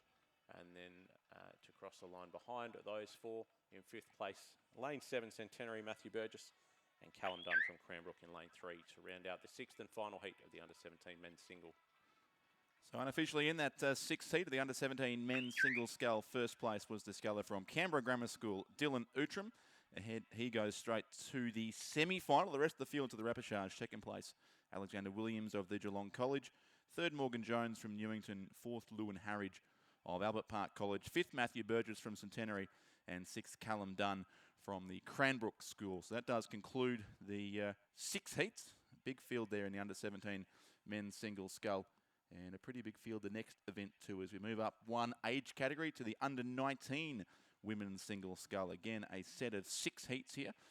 Slightly different progression, so a slightly smaller field, I think, but only by a few. It is first and second to the semi-final from each of these next 6 races. The remainder to the repechage. And there are 5 scullers only, it looks like, in this next heat. In fact, lane 2, Sydney Talisa Knock Driver. Lane 3, Mossman Lillian Hyde. Lane 4, Ballarat Grammar, Kayla Walker. Lane 5, North Esk, Emily Hepburn. And lane 6 from Penrith should be Madison Joins. We're getting some different names up on screen here as we do have on the paperwork, but we'll see as they approach Derek just who is in this race. Yeah, I was just following you through then as you read that, Richard, and thinking, geez, there's some different orders and different names in there. So we've got 6 on the first, and we've got 1, 2, 3, 4, 5 scullers on the course at the moment. We did have 5 on the original start list, so it may be that our draw here is slightly out of date now. It looked like lanes 3 and 5 currently leading through now. Our program has Lillian Hyde from Mossman and North Esk's Emily Hepburn currently leading the field then across to Talisa Knock Driver from Sydney Rowing Club in lane 2. But as they come a little bit closer, we'll be able to firm up these results. And apologies for the lack of accuracy early this morning. We're just still working through some timing difficulties, and naturally the first sort of few races of the day on day 1, there's some changes in the draw and a few things go awry, so we're just waiting for all of that to come together. I think, Jurek, we might have the correct list here. Lane 1 is lane 2, I should say. There's 2 scullers here from North Esk. So North Esk lane 2, E Hepburn. Lane 3 from Penrith is Madison Joins. El Hucker from North Esk in lane 4. Then Spalding from Mersey in 5 and Butcher from Torrens in 6 may in fact be the correct field. So I think there may have been a redraw since our pages were printed. In any case, just about under 250 metres to go now for our race leader. But Okay, so it does look like then Emily Hepburn, I think, then leading the field. Oh, sorry, it was Emily Hepburn on the far side of the course. So then it'll be the lane 3 sculler, which will be Joins from Penrith Rowing Club by the looks of it here. And then in... And also lane 6 Mersey, I think, would be the top 2. E. Spalding from Mersey, coached by Dave Tippett. Down in Tassie there. The top 2, again, I think still going through to the semi-final for the progression for this event. But in lane 3, it is the Penrith sculler. Joins, coached by L. Callahan and C. Toos Cutler, leading just by over maybe just a touch over a length over Mersey in lane 5 there. And then North Esk sitting back in 4th place, and 5th to Torrens, Sophie Butcher in lane 6. But a very good win indeed here to Penrith sculler M. Joins. He'll go across into the semi-final. Joining her in lane 5 will be Mersey's Eve Spalding. Emily Hepburn on the far side from North Esk, just narrowly missing out, and she'll go through to the repechage to contest that one and look at a second shot at going through to the semis. And then in 4th and 5th place behind them, it will be lane 4's Hucker from North Esk and Sophie Butcher from Torrens in lane 6 to round out the first heat of the under-19 women's single scull. So unofficially there, as call them across the line, the top 2 to go through to the semi-final directly. It is the sculler from Penrith, Madison Joins, and in 2nd place from the Mersey Rowing Club in northern Tasmania, it is Ella Spalding, ahead then of Hepburn, the sculler from North Esk, another of the Tasmanian scullers. So they look to be the top 3. As we mentioned, these results will be going up officially as they come through on the Rowing Australia website. So slight confusion here early on with some of the technology, but you can check those results via Rowing Australia's Rowing Manager website. And we can tell you also that race 15 is underway, and the field on screen does look to be correct. It is lane 2, Zara Kafori, lane 3, Talisa Noak Driver, lane 4 is Sophie Malcolm, lane 5, Ruby Gray, and lane 6, Charlotte Illman, the 5 scullers, and heat 2 of the under-19 women's single scull. Excellent. Thank you, Richard. And I've just sort of brought up the revised draw now on the screen, so hopefully we'll be a little bit more accurate on this one. Sydney Rowing Club's Talisa Noak Driver at this stage leading the second heat of the under-19 women's single as they come down through about 3:50 to go. And then in 2nd place in the centre station is Centenary and Queensland Academy Sports, Sophie Malcolm, currently sitting in the number 2 spot. Those 2 fairly comfortably clear then over, I'd say the next one would be Zara Kafuri from Yarra Yarra in the outside lane 2, and then the rest of the field on the inside, Yarra Yarra's Ruby Gray and Charlotte Illman from Loretto Marriottville on the inside, just bringing up the rear of the field, those 2. The top 2 again only going through to the semi-final, and a fairly hotly contested event, the under-19 women's single every year, obviously being an important element to junior national selection.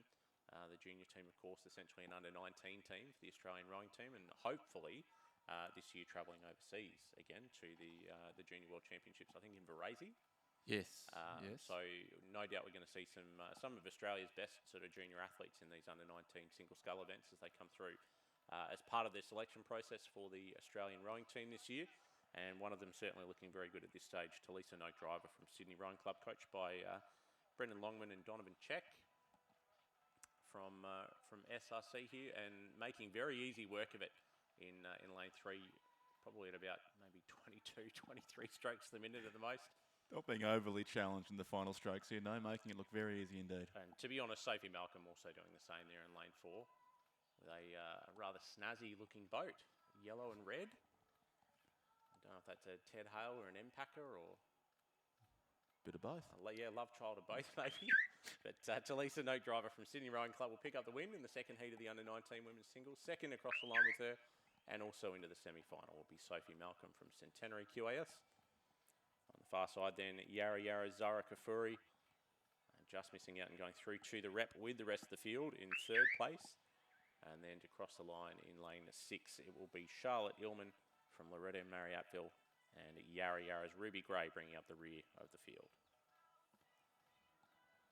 So last 2 coming up to the finish line now to conclude race 15, the second heat of the redrawn under-19 women's single scull heats, but no doubt about the results there. First place, Sydney Rowing Club, Talisa Noak driver, and second place, lane 4, Centenary in the Queensland Academy of Sport, Sophie Malcolm. Those two through to the semi-finals. Third place was Yarra Yarra, Zara Kafuri.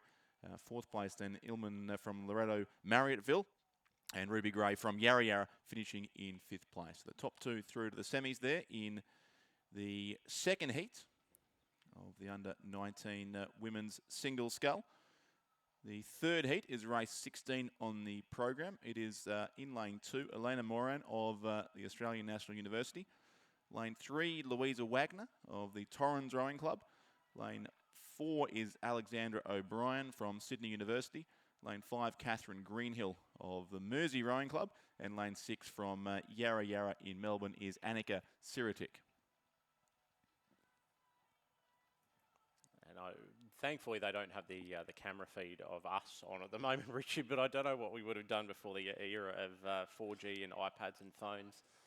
For those of you watching at home and from around the boat park, we're both sitting here furiously scrolling through the redrawn events on our respective devices. We've got double the number of screens open here all of a sudden. I'm still not quite sure what's going on, but we'll do our best. As kind of makes you long for the good old days where you just get to this point and go, you know what, I'll just lie until they get. Well, before there were cameras, no one actually could see if we were, if we knew what we were talking about or not. No. The commentators, what they said was law because no one could prove otherwise. Now, unfortunately. People actually have access to these cameras, so they know what's happening on the course. There's a lot of very fast finishes back in the day where people who had been always in the inside lane, wasn't it? Managed to sneak up into first place. Like under the cliff at Hinsdale, where they just appeared from nowhere. Yes. But I digress. Out on the course, the third heat coming now to a close through the 500-metre mark, and very substantial lead. At this stage, still racing it fairly comfortably there on the inside lane. Elena Moran from ANU ACT. Coached by Dave Romano down there on Lake Burley Griffin. She's got a very comfortable lead indeed over the rest of the field here. Back to second place at this stage, O'Brien from Sydney University in lane 4. And then the remainder a good few lengths back on that as well. But Elena Moran making a fair statement here with probably 50 metres at least of a margin as she comes down towards the final 250-metre mark. So potentially one to watch as they come through the progression system later on this week through to the final of the under-19 women's single. And then O'Brien from Sydney University in second place. Again, the top two going through to the semi-final. The remainder of the field there, currently sitting in third place, I'd have to say, it'll be Greenhill from Mersey. Again, coached by Dave Tippett, so a few good under-19 scullers coming through from Mersey there. We had a few earlier on as well.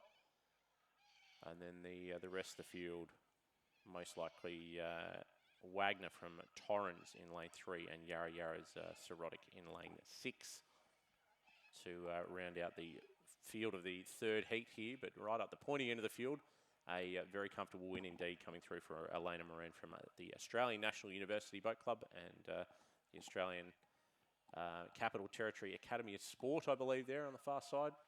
And still making some good racing of it, so maybe a little bit of a blowout here in the first race of the week, just sort of getting into her stride and getting any cobwebs out.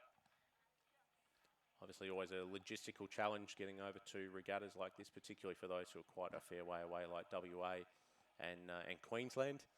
So sometimes quite a lot of time off the water for some of these athletes as their boats make their way down to the regatta course. A great race indeed there for the win. Elena Moran, ANU ACT, winning the third heat of the under-19 women's single scull. A lot more leisurely, potentially also suggesting the size of the margin there from first back to second. But it is O'Brien from Sydney University in the centre station, cruising very calmly down to a second place and booking herself a berth in the semis. Third place then in lane 5, it's going to be Mersey's Greenhill. And then Torrens over there in lane 3. Lucy Wagner. And then the inside lane here, lane 6, Yarra Yarra's Sirotic to finish off the third heat of the under-19 women's single. And the fourth heat hot on their heels coming down through about 500 or 600 metres to go at the moment Yeah, so a very geographically disparate field there in race 16. 4 states and 1 territory represented there in the 5 scullers. And as the last couple come across the line, we'll confirm the unofficial results. It was E. Moran of the Australian National University in lane 2. Our race winner ahead of A. O'Brien from Sydney University in second place. Those two through to the semi-finals directly. Third place was Greenhill of Mersey in lane 5. Fourth went to Wagner of Torrens, and fifth, Annika Siritic from Yarra Yarra Rowing Club in race 16. As we do look straight back down the course to race 17, which is it's about inside the final 500 metres now. We're about to go past that marker. As in any case, it is Mossman lane 2, El Hyde, Bundaberg Heaps in lane 3, Robinson of Mercantile in 4, Yates of Mersey in lane 5, and Lang of Canberra Rowing Club in lane 6. So once again, 4 states and 1 territory in this heat. I was going to say very well represented in this one, Richard. Fairly good spread as we watch Lang from Canberra and Actaz leading the field in lane 6. I think it was fairly narrowly as they came through the 500, then back to second place at the moment. Mossman's El Hyde in lane 2, making their way down through about 350 metres to go. So a little bit of a closer field here at the pointy end, and 2 pretty close on the heels, although we've only got, I know we do have 5 on this one, just one shadowed there by the umpire's boat. So the remaining 3 in the centre stations there, Heaps, Robinson and Yates from Bundaberg, Mercantile and Mersey respectively, all still fairly close at this stage. But our 2 race leaders in the 2 outside lanes, Hyde and Lang from Mossman and Canberra Actaz, still with clear water comfortably here as they head through 250 metres to go. It's still the Canberra Actaz sculler, Lang in lane 6, coached by Dave Romano again, looking to book herself the number 1 spot out of this heat into the semi-finals. On the far side, Mossman Hyde, coached by Kay Healy at Mossman Rowing Club, starting to make their way down now through the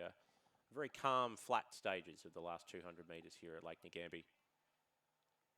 A good race on, though, for third place. Regardless, all still going through to the repechage, but at this stage, a little tough to call between Heaps and Robinson from Bundaberg and Mercantile in lanes 3 and 4, and Yates from Mersey just slipping back a little bit, maybe half a length behind in 5th position.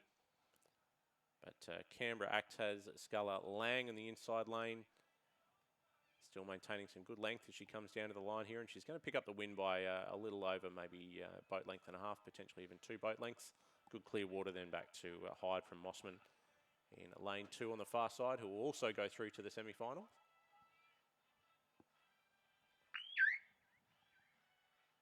And anyone's guess for 3rd, 4th and 5th. They're all going to the repechage, but not quite decided yet. Maybe the Mercantile sculler there in the centre of the 3. It's a very very calm rush to the line. They're all still looking fairly leisurely as they come down.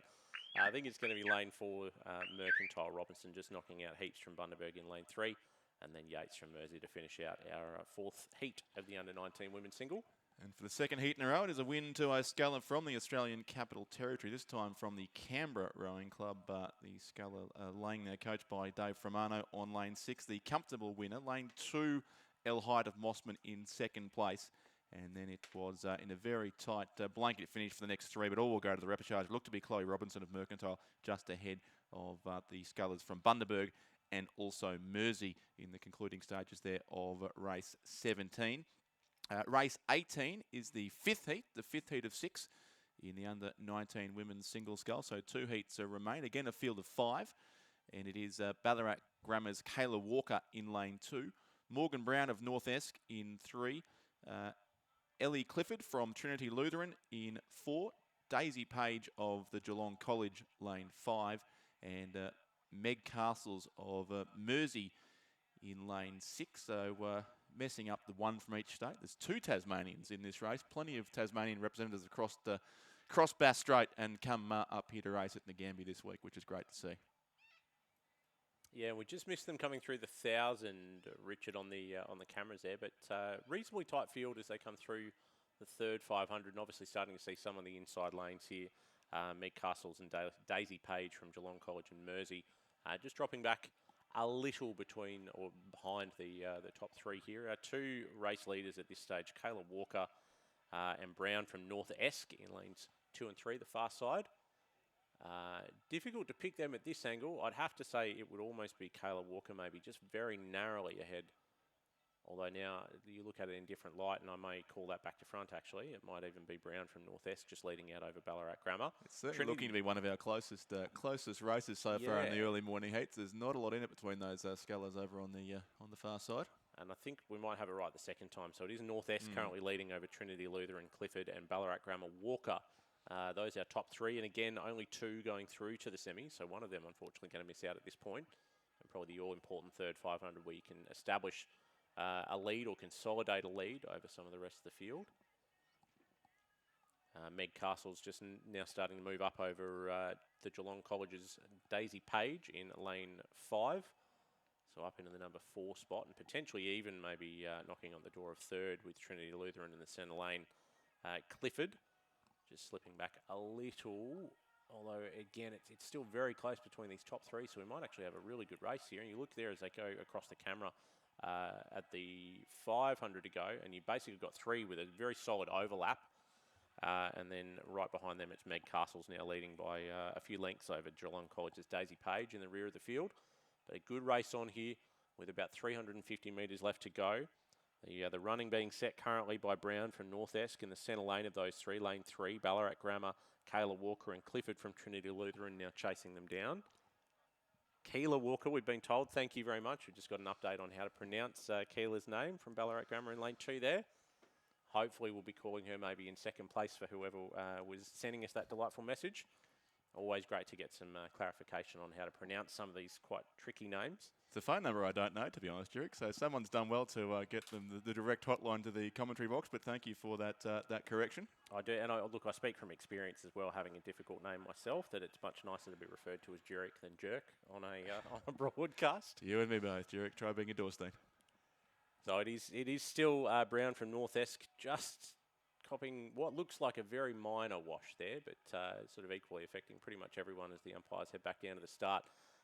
No doubt trying to keep up with a fairly full-on schedule this morning as we get all of these races down the course. And then at the moment, probably Clifford from Trinity Lutheran maybe with a canvas over Ballarat Grammar's Keela Walker in lane 2. This, of course, the 5th heat of the under-19 women's single as it comes down to the line. The umpire on the far side keeping a very close eye on our leading field as Meg Castles from Mersey, the second Tasmanian sculler there in the field, coached by Dave Tippett, now starts to make a move for the line. And she may have timed the run just a smidge too late, but I tell you what, she's certainly in with a shot here as lane 3's Brown from North-Est pushes out now to Clearwater over Trinity Lutheran. And it looks like Keela Walker from Ballarat Grammar on the far side, maybe just cruising down in the last couple of 100 metres here. So the field spreading out a little now as Meg Castles moves up into 3rd position, but I don't think she's going to be pulling back Trinity Lutheran or North-Est. It'll be North-Est across the line in 1st place. Trinity Lutheran in 2nd, both going through to the semis. Just missing out will be Meg Castles from Mersey and Keela Walker on the far side from Ballarat Grammar. And then joining them in the repechage will be Daisy Page in lane 5 from the Geelong College. Battle of the colourful boats there too in the concluding strokes. Some very distinctive shades there on the water in a lot of that field, but it was won unofficially by the sculler in lane 3, Brown from North-Est in Tasmania, ahead of lane 4, Clifford of Trinity Lutheran. They'll be the top two who will go straight through to the semi-finals of the under-19 women's single scull. 3rd place, lane 6, was Meg Castles of Mersey. Then it was Keela Walker of Ballarat Grammar in lane 4, and the lane 5 sculler Daisy Page there from the Geelong College was the 5th one across the line. So those last 3 will go through to the repechage. It is now race 19, which should be the 6th and final heat of the under-19 women's single scull. With the field of 5 once more, it is Emily Graham from the University of Queensland in lane 2, Freya Hamilton of Gippsland Grammar, lane 3, Imogen Graham from Torrens in 4, and then 2 scullers from the Australian National University in the ACT in lanes 5 and 6. It is Ella Horn in lane 5 and Philippa Gray racing in lane 6.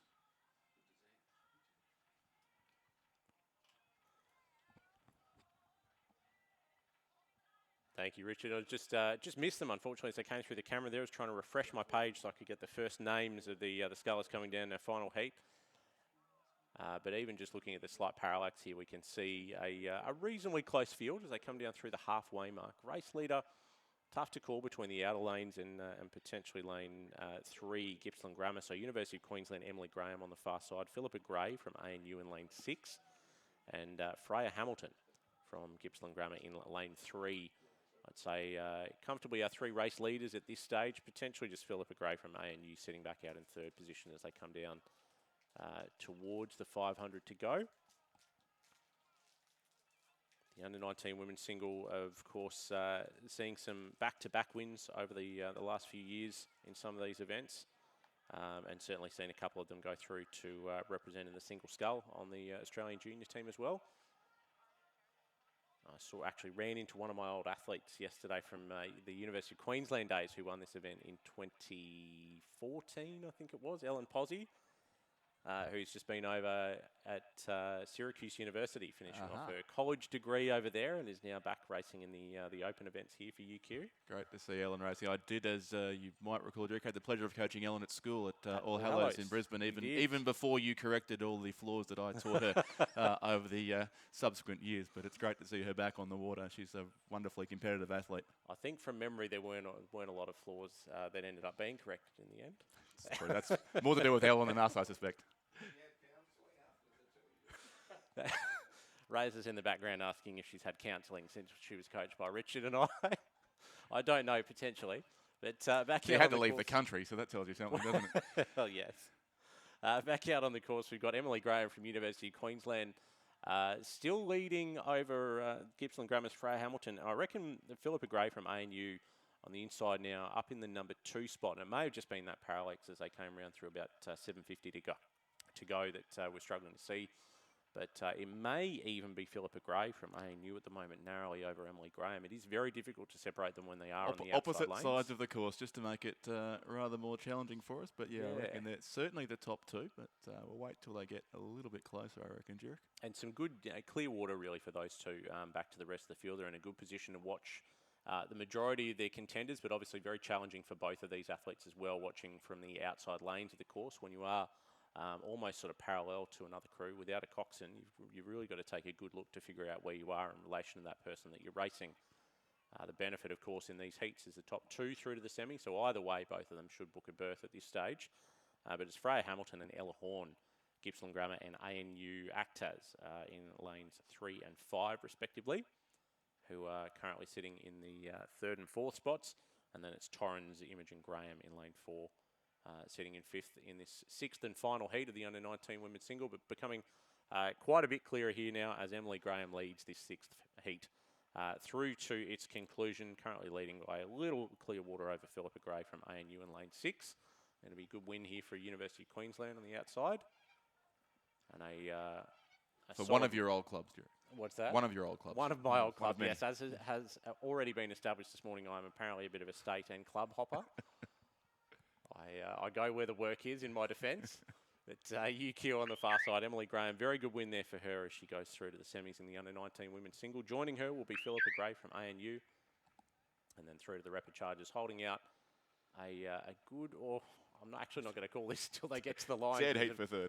There's a good finish from ANU's Ella Horn in lane 5, and she almost knocked off Gippsland Grammar's Freya Hamilton in lane 3, but not quite. So Freya crossing in 3rd place, Ella in 4th, and Imogen Graham from Torrens going down now to pick up 5th and final place in Heat 6 of the under-19 women's single. So unofficially they're in race 19, the final heat of the under-19 women's scull. First place did go to Ella Graham from the University of Queensland in lane 2, ahead of Philippa Gray from the Australian National University in lane 6. Those 2 certainly through to the semis. It was tight for 3rd and 4th. It looked to be possibly Gippsland Grammar's Freya Hamilton just over lane 5. E. Horn from the ANU, and then it was the Torrens Sculler I. Graham finishing in 5th place there in the 6th and final heat of the under-19 women's single scull, from which we move now to the heats of the under-19 men's single scull this time around, and hopefully the paperwork will match what we have on screen. It is Noah Lau of Ignatius Park racing in lane 1, James Hart from St Kevin's in 2, Patrick Stanley of Newcastle Grammar lane 3, Lachlan Idle of Wesley College in lane 4, Jacob Feidler of Hutchins School in lane 5,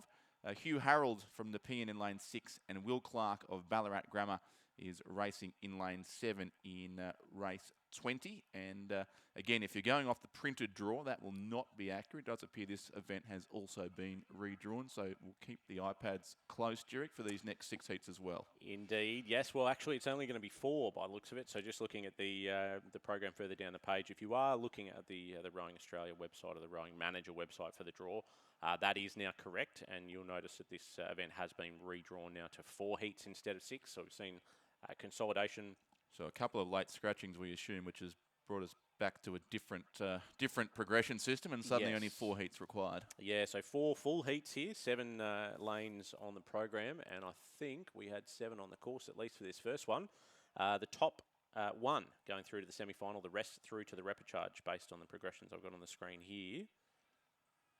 I've actually got both showing here. It's saying 1 and 2 from this heat and 1 from the next, but we'll, logically it would be first only, I think, to the semis, and the rest will go to the repechage.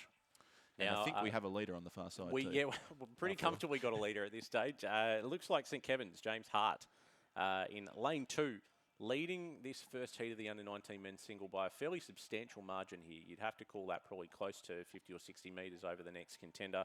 Ballarat Grammar's Will Clark in lane 7. Will Clark looking very clean and tidy and still keeping the rate up here as he comes down towards the line. The sculler in lane 2, St Kevin's, James Hart, making fairly easy work here of the last couple of 100 metres. So he's certainly done some work early to put himself out in front of the field, and now just cruising home for the win in the under-19 single heat. So based on how easy he's making this look, potentially one to watch as we progress through to the semi-finals and then indeed the finals. Then Will Clark from Ballarat Grammar in lane 7 is currently sitting in second place. Third place, this is where we start to get a little bit tighter. On the far side, you'd have to say Iggy Park's Noah Lau, potentially holding sway over the remaining 4 in the field, but then very, very close to call for 4th place. You've got Wesley College, Lachlan Idle, Newcastle Grammar, Patrick Stanley, both duking it out in lane 4 and 3. And then, of course, back to lanes 5 and 6 there, Hutchinson, Nepean, Feidler and Harold. But picking up a very comfortable win indeed. It'll be St Kevin's, James Hart, followed across the line by Will Clark from Ballarat Grammar in the top 2 spots. Third on the far side. And just having a quick look for the line. In lane 1, Ignatius Park, Noah Lau from Queensland. And then look at this race. What a finish. I think poor old lane 4 has just been caught napping, as everyone thought. We'll make a quick burst to the line, and I'm not even going to have a crack at calling what those were, other than to say probably Newcastle Grammar, Patrick Stanley there, crossing ahead of the remainder of the field in the first heat of the under-19 men's single. Yes, I think luckily that result largely academic as far as progression's concerned. They'll all go to the repechage. The race winner and through to the semi-final, the only qualifier we understand from this race will be Jay Hart from St Kevin's School in Melbourne. He was the comfortable race winner there. And then in second place, lane 7, Will Clark of Ballarat Grammar. He will go through to the repechage along with the rest of the field. Third certainly looked to be the Ignatius Park sculler, Noah Lau. We think Newcastle Grammar probably got 4th. And then I've written down 5, 6 and 4 to fill the remaining spots. But you pretty much could have tossed a coin to decide the order there. But they'll all progress through to the repechage, and our race winner from St Kevin's through to the semi-finals. Straight on to the second repechage, which is quickly following this down the course. This is race 23. And again, a field from several different parts of the country. It is not B. Shuttlewood of the Southport School in lane 1. We may have to check that again. It's Robert Vanderpoel from Trinity Lutheran in lane 1. So still a Gold Coast sculler, but different school. Callum McClure of Griffith University Surfers Paradise in lane 2. Nudgee College in lanes 3 and 4 through Chad Willett and Jonah Nelson. Lane 5 is Harry Selfinger from Swan River. Lane 6 is Costa Karananthopoulos from the Southport School. And lane 7 is Alec Hoskin from Kinross Walleroy. So after all that, a field that's pretty thick with Queensland sculls, in fact, here, with around about 700 or so metres to go in the second heat of the under-19 men's single scull.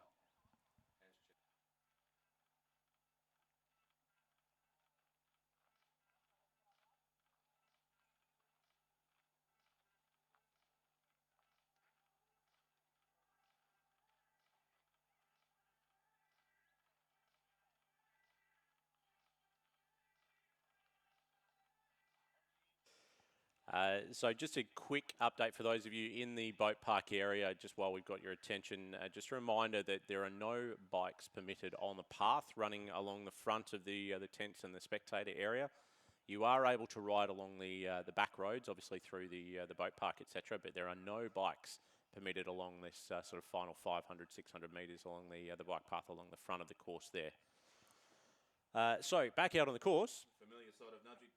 Yes, familiar side of Nudgee College in front, yeah. Chad Willett from Nudgee College leading a more tightly packed field, although actually, to be honest, it could even be Alec Hoskin from Kinross Walleroy on the inside lane there. Again, hard to pick the inside lanes, and based on the angle at this stage, I'd say potentially even him in the lead over Chad Willett from Nudgee. The progression, again, based on what I've got on the screen, just the first one going through to the semi-final. So a fairly hotly contested race here in the second heat of the under-19 men's single as they work their way down towards the final 250-metre mark. The boys start to turn red, and they know it's just about time to put the foot down, particularly when at this point you've got two very closely matched athletes racing for an easy berth into the semi-final, but potentially not quite so easy for Chad Willett or Alec Hoskin as they lead this field. Now, third place, again, tough to call, but probably Jonah Nelson, also from Nudgee in lane 4. And then back behind him, Harry Salfinger from Swan River, Griffith Uni Surfers Paradise, Callum McClure, and the Southport Schools, Costa Carathanasopoulos. I've been very keen to have a go at that surname. I do apologise to Costa's parents if I have got that wrong. But Kinross and Nudgee, the two early race leaders. But Chad Willett, I vaguely remember from last year, had a very, very easy race in one of these single events. I can't remember whether it was the under-17 or the under-19, but he's obviously put on a bit of a turn of speed here in the last 500 just to put himself comfortably in the lead. And he'll move himself out to, it's going to be about 5 lengths, I think, lead by the time he crosses the line here. So he'll book himself a berth in the final. Alec Hoskin from Kinross Walleroy crossing in second place. And just stopping before the line, knowing he's pretty comfortably going through to the rep. Then it's Jonah Nelson from Nudgee, just holding out lane 5's Swan River, Harry Salfinger in 4th place. 5th then in lane 6, the Southport School, Costa Carathanasopoulos. In the groove now. And then on the far side, Trinity Luther and Robert Vanderpoel. With one more to come down in lane 2 by the looks of it, Callum McClure from Griffith University Surfers Paradise to round out our second heat at the under-19 men's single scull. Beautifully called there, Derek. And the 7 scull is just about across the line here. So unofficially in race 21. It was Nudgee College in the end, finishing in 1st and 3rd spots. It was Chad Willett, the race winner, ahead of Hoskin from Kinross Walleroy in 2nd. Then Nelson, the 2nd of the Nudgee College scullers, finished in 3rd place, ahead of the lane 5 sculler, Swan River in 4th, the Southport School in 6th, Trinity Lutheran in the next one home, and it was Griffith University Surfers Paradise, lane 2, to complete the field there in race 21, the second heat of the under-19 men's single scull. As the third heat is on the course, around about halfway through the 2,000 metres, in fact, and this is race 22, the third heat of the under-19 men's single scull. Lane 1 is Bo Nicholas from St Augustine's in Sydney. Lane 2, Samuel Klotz from Bundaberg. Lane 3, Sam Jackson from Christian Brothers. Lane 4, Regan Farley of Gippsland Grammar. Lane 5 is Griffin Shostakovsky of Nudgee College. Lane 6, Adam Holland from Scotch College Adelaide. And lane 7, Charles Clark from Marucci. Throwing some cracking surnames at us in these under-19 singles, Richard. Making sure we're awake in the early stages of the regatta. I think I'll just issue a blanket apology to anyone out there that if we do get the pronunciation wrong, feel free to reach out and correct us. We're always keen to figure out whether we're saying something incorrectly or not. But it is the third heat of the under-19 men's single coming down through its third 500 metres at the moment. And race leader, you'd probably have to say at this stage, Adam Holland from Scotch College in Adelaide in lane 6. Coached by Will Raven, another state hopper, I might say, in my defence. Will, of course, a long-time coxswain and a member of Sydney University Boat Club as well, helping out with St Peter's College in Adelaide, Adelaide University Boat Club and the South Australian Sports Institute. Something about the lure of South Australia is that it's dragging everyone there. Yeah, it's well, for me, it's the wine, obviously. We do have good wine here in Victoria too, Jerick, don't worry. Especially where I'm staying currently in Heathcote, about 30 minutes down the road. Some very nice reds from that area. Razor will give me enough time off this week to maybe go and check it all out. But Adam Holland, look, he's been quite dominant in the scull down in South Australia as well. Very tall, strong, well-built young lad, and great racer. Really, really keen to get out and race. And you can see there as he crosses the 500 to go on the camera, he's got a good sort of 50 metres of lead over the rest of this third heat in the under-19 men's single.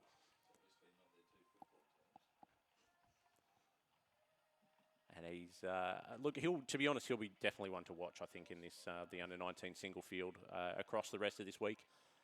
Adam, he's leading fairly comfortably here over the far side. Then probably Bo Nicholas from St Augustine's, coached by Judith Ungermuck.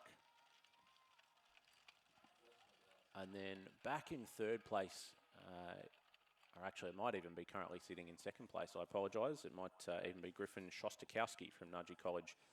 Just holding out Bo Nicholas on in lane 1 on the far side. So that's really our top 3. And then a good sort of 20, 30 metres then back to the remainder of the field. The inside lane here, Marucci Charles Clark in lane 7. And Sam Jackson and might be Regan Farley there, or Sam Jackson and Samuel Klotz, I should say, from Christian Brothers and Bundaberg. Trailing the rest of the leaders here in the third heat of the under-19 men's single. But Adam Holland, very comfortable lead indeed here with about 150 metres left to go, looking back on the rest of the field. Second place still Nudgee College, Griffin Shostakowski in lane 5, and then on the far side it's Bo Nicholas from St Augustine's for our top 3.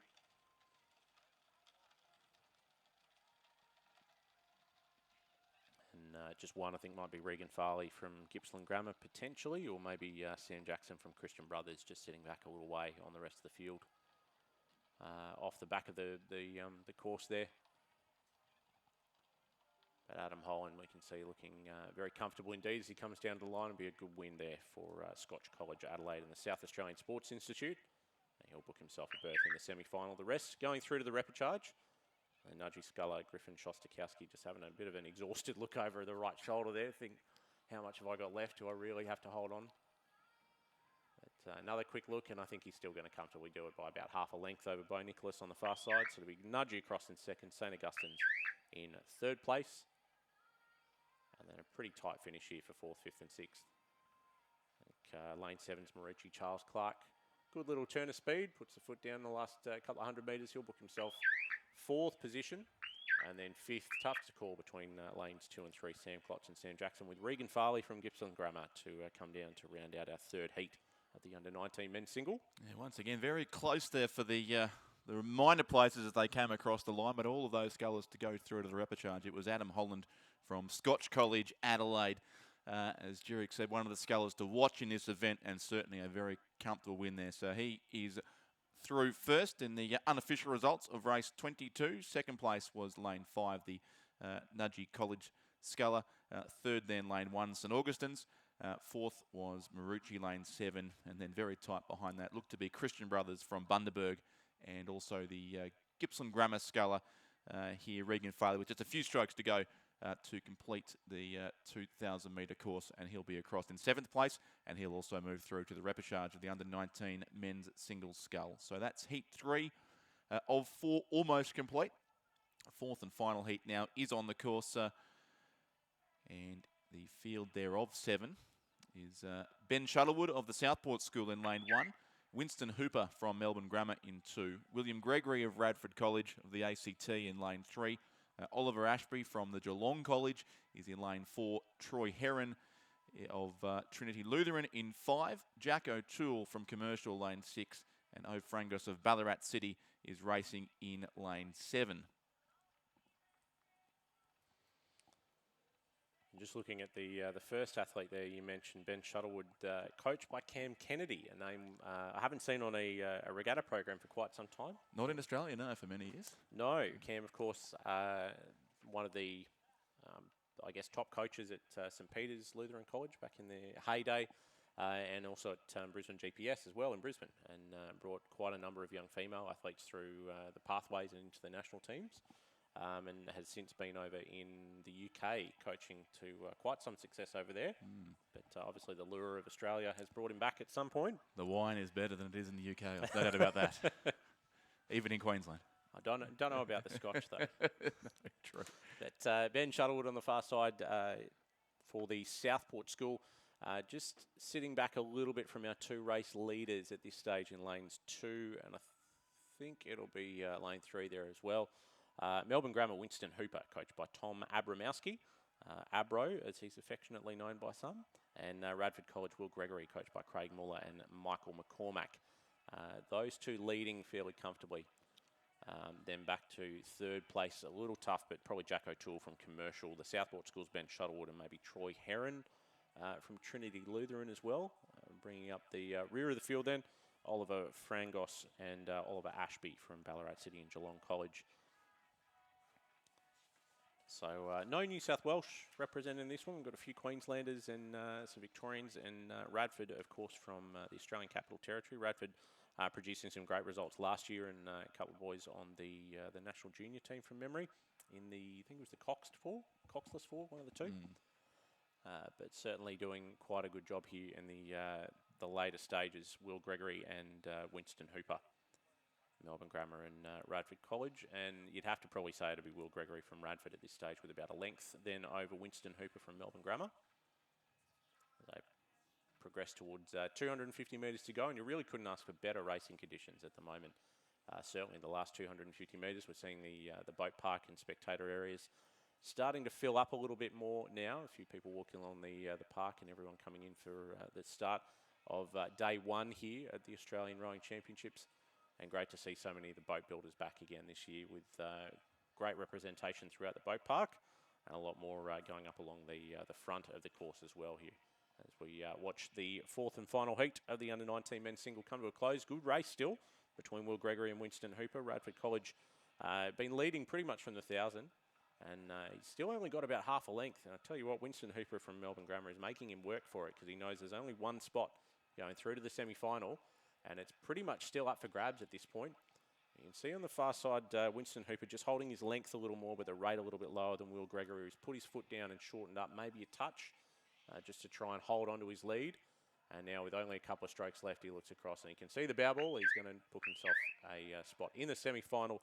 It'll be Will Gregory from Radford College, just holding out Melbourne Grammar very narrowly. Winston Hooper in second place. Third on the far side, then Ben Shuttlewood still just holding on over Jack O'Toole. Actually, I might have called that wrong. Might even be Jack O'Toole on the inside for Commercial. Shuttlewood from the Southport School on the far side, just having trouble with his steering in the last few strokes there. And I think that might end up being his undoing. Commercial will go across in third place. Fourth, the Southport School on the far side. Fifth will be Trinity Lutheran in lane 5. And then in lane 7 from Ballarat City, Oliver Frangos. And then the final one coming down the course now will be Oliver Ashby from Geelong College to conclude the heats for the under-19 men's single sculls. So the unofficial results there in race 23, the fourth and final heat of the under-19 men's single scull. The race was won by the sculler on lane 3, Will Gregory from Radford College in the ACT, ahead of Hooper of Melbourne Grammar in second place. Then it was O'Toole of Commercial, third place, lane 6. Fourth place was the Southport School. Fifth then was the Trinity Lutheran Sculler. Sixth place, lane 7, Ballarat City, ahead of lane 4, the Geelong College, there in the centre of the course in 7th place, as Oliver Ashby comes across the finish line now and concludes the 4 heats of the under-19 men's single scull. So there were 6 heats scheduled, potentially just a slight pause in the program here. Our next race is the first of the heats of the under-19 women's coxless pair, and it is scheduled for 10:05, so still around about 5 minutes away until racing resumes here at Lake Ngambie. Probably worth reminding those watching at home and those around the boat park, Richard, that apologies for any confusion with some of the results earlier on. Obviously some late redraws for some of these events, some discrepancies with our written program, and if there is any doubt or any confusion, of course, on any of those results, you can find the official times and the official placings and the progressions to go along with them on the Rowing Australia website and Rowing Manager, if you do need to check any of those. But hopefully as we get a little bit later through the day, less redraws and less sort of last-minute withdrawals, but completely understand with things like COVID and illness at the moment and injury, it's always tricky the first couple of days of racing. It is, and there's some new medical substitution rules that have come in this year, of course, in the instance of a COVID case, because previously a medical substitution would require the sign-off of a medical officer on course. That's clearly not the case when it comes to a COVID test, and that person will go straight into isolation. And more an issue in the crew events than the single sculls, but there will be substitutions permitted in certain circumstances to ensure that crews can still race as we navigate the murky and ever-changing waters of the situation we find ourselves in.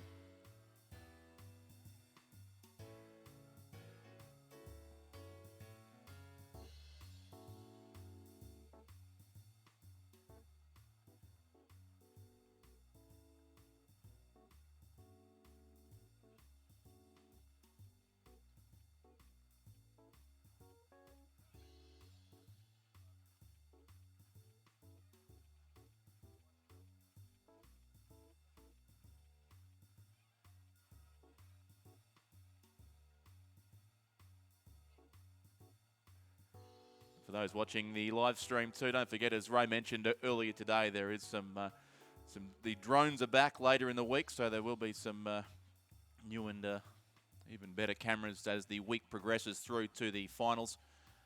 But we are delighted to be able to bring you a live stream of every race of the regatta for just the second time at the National Championships, that all 7 days will be live streamed.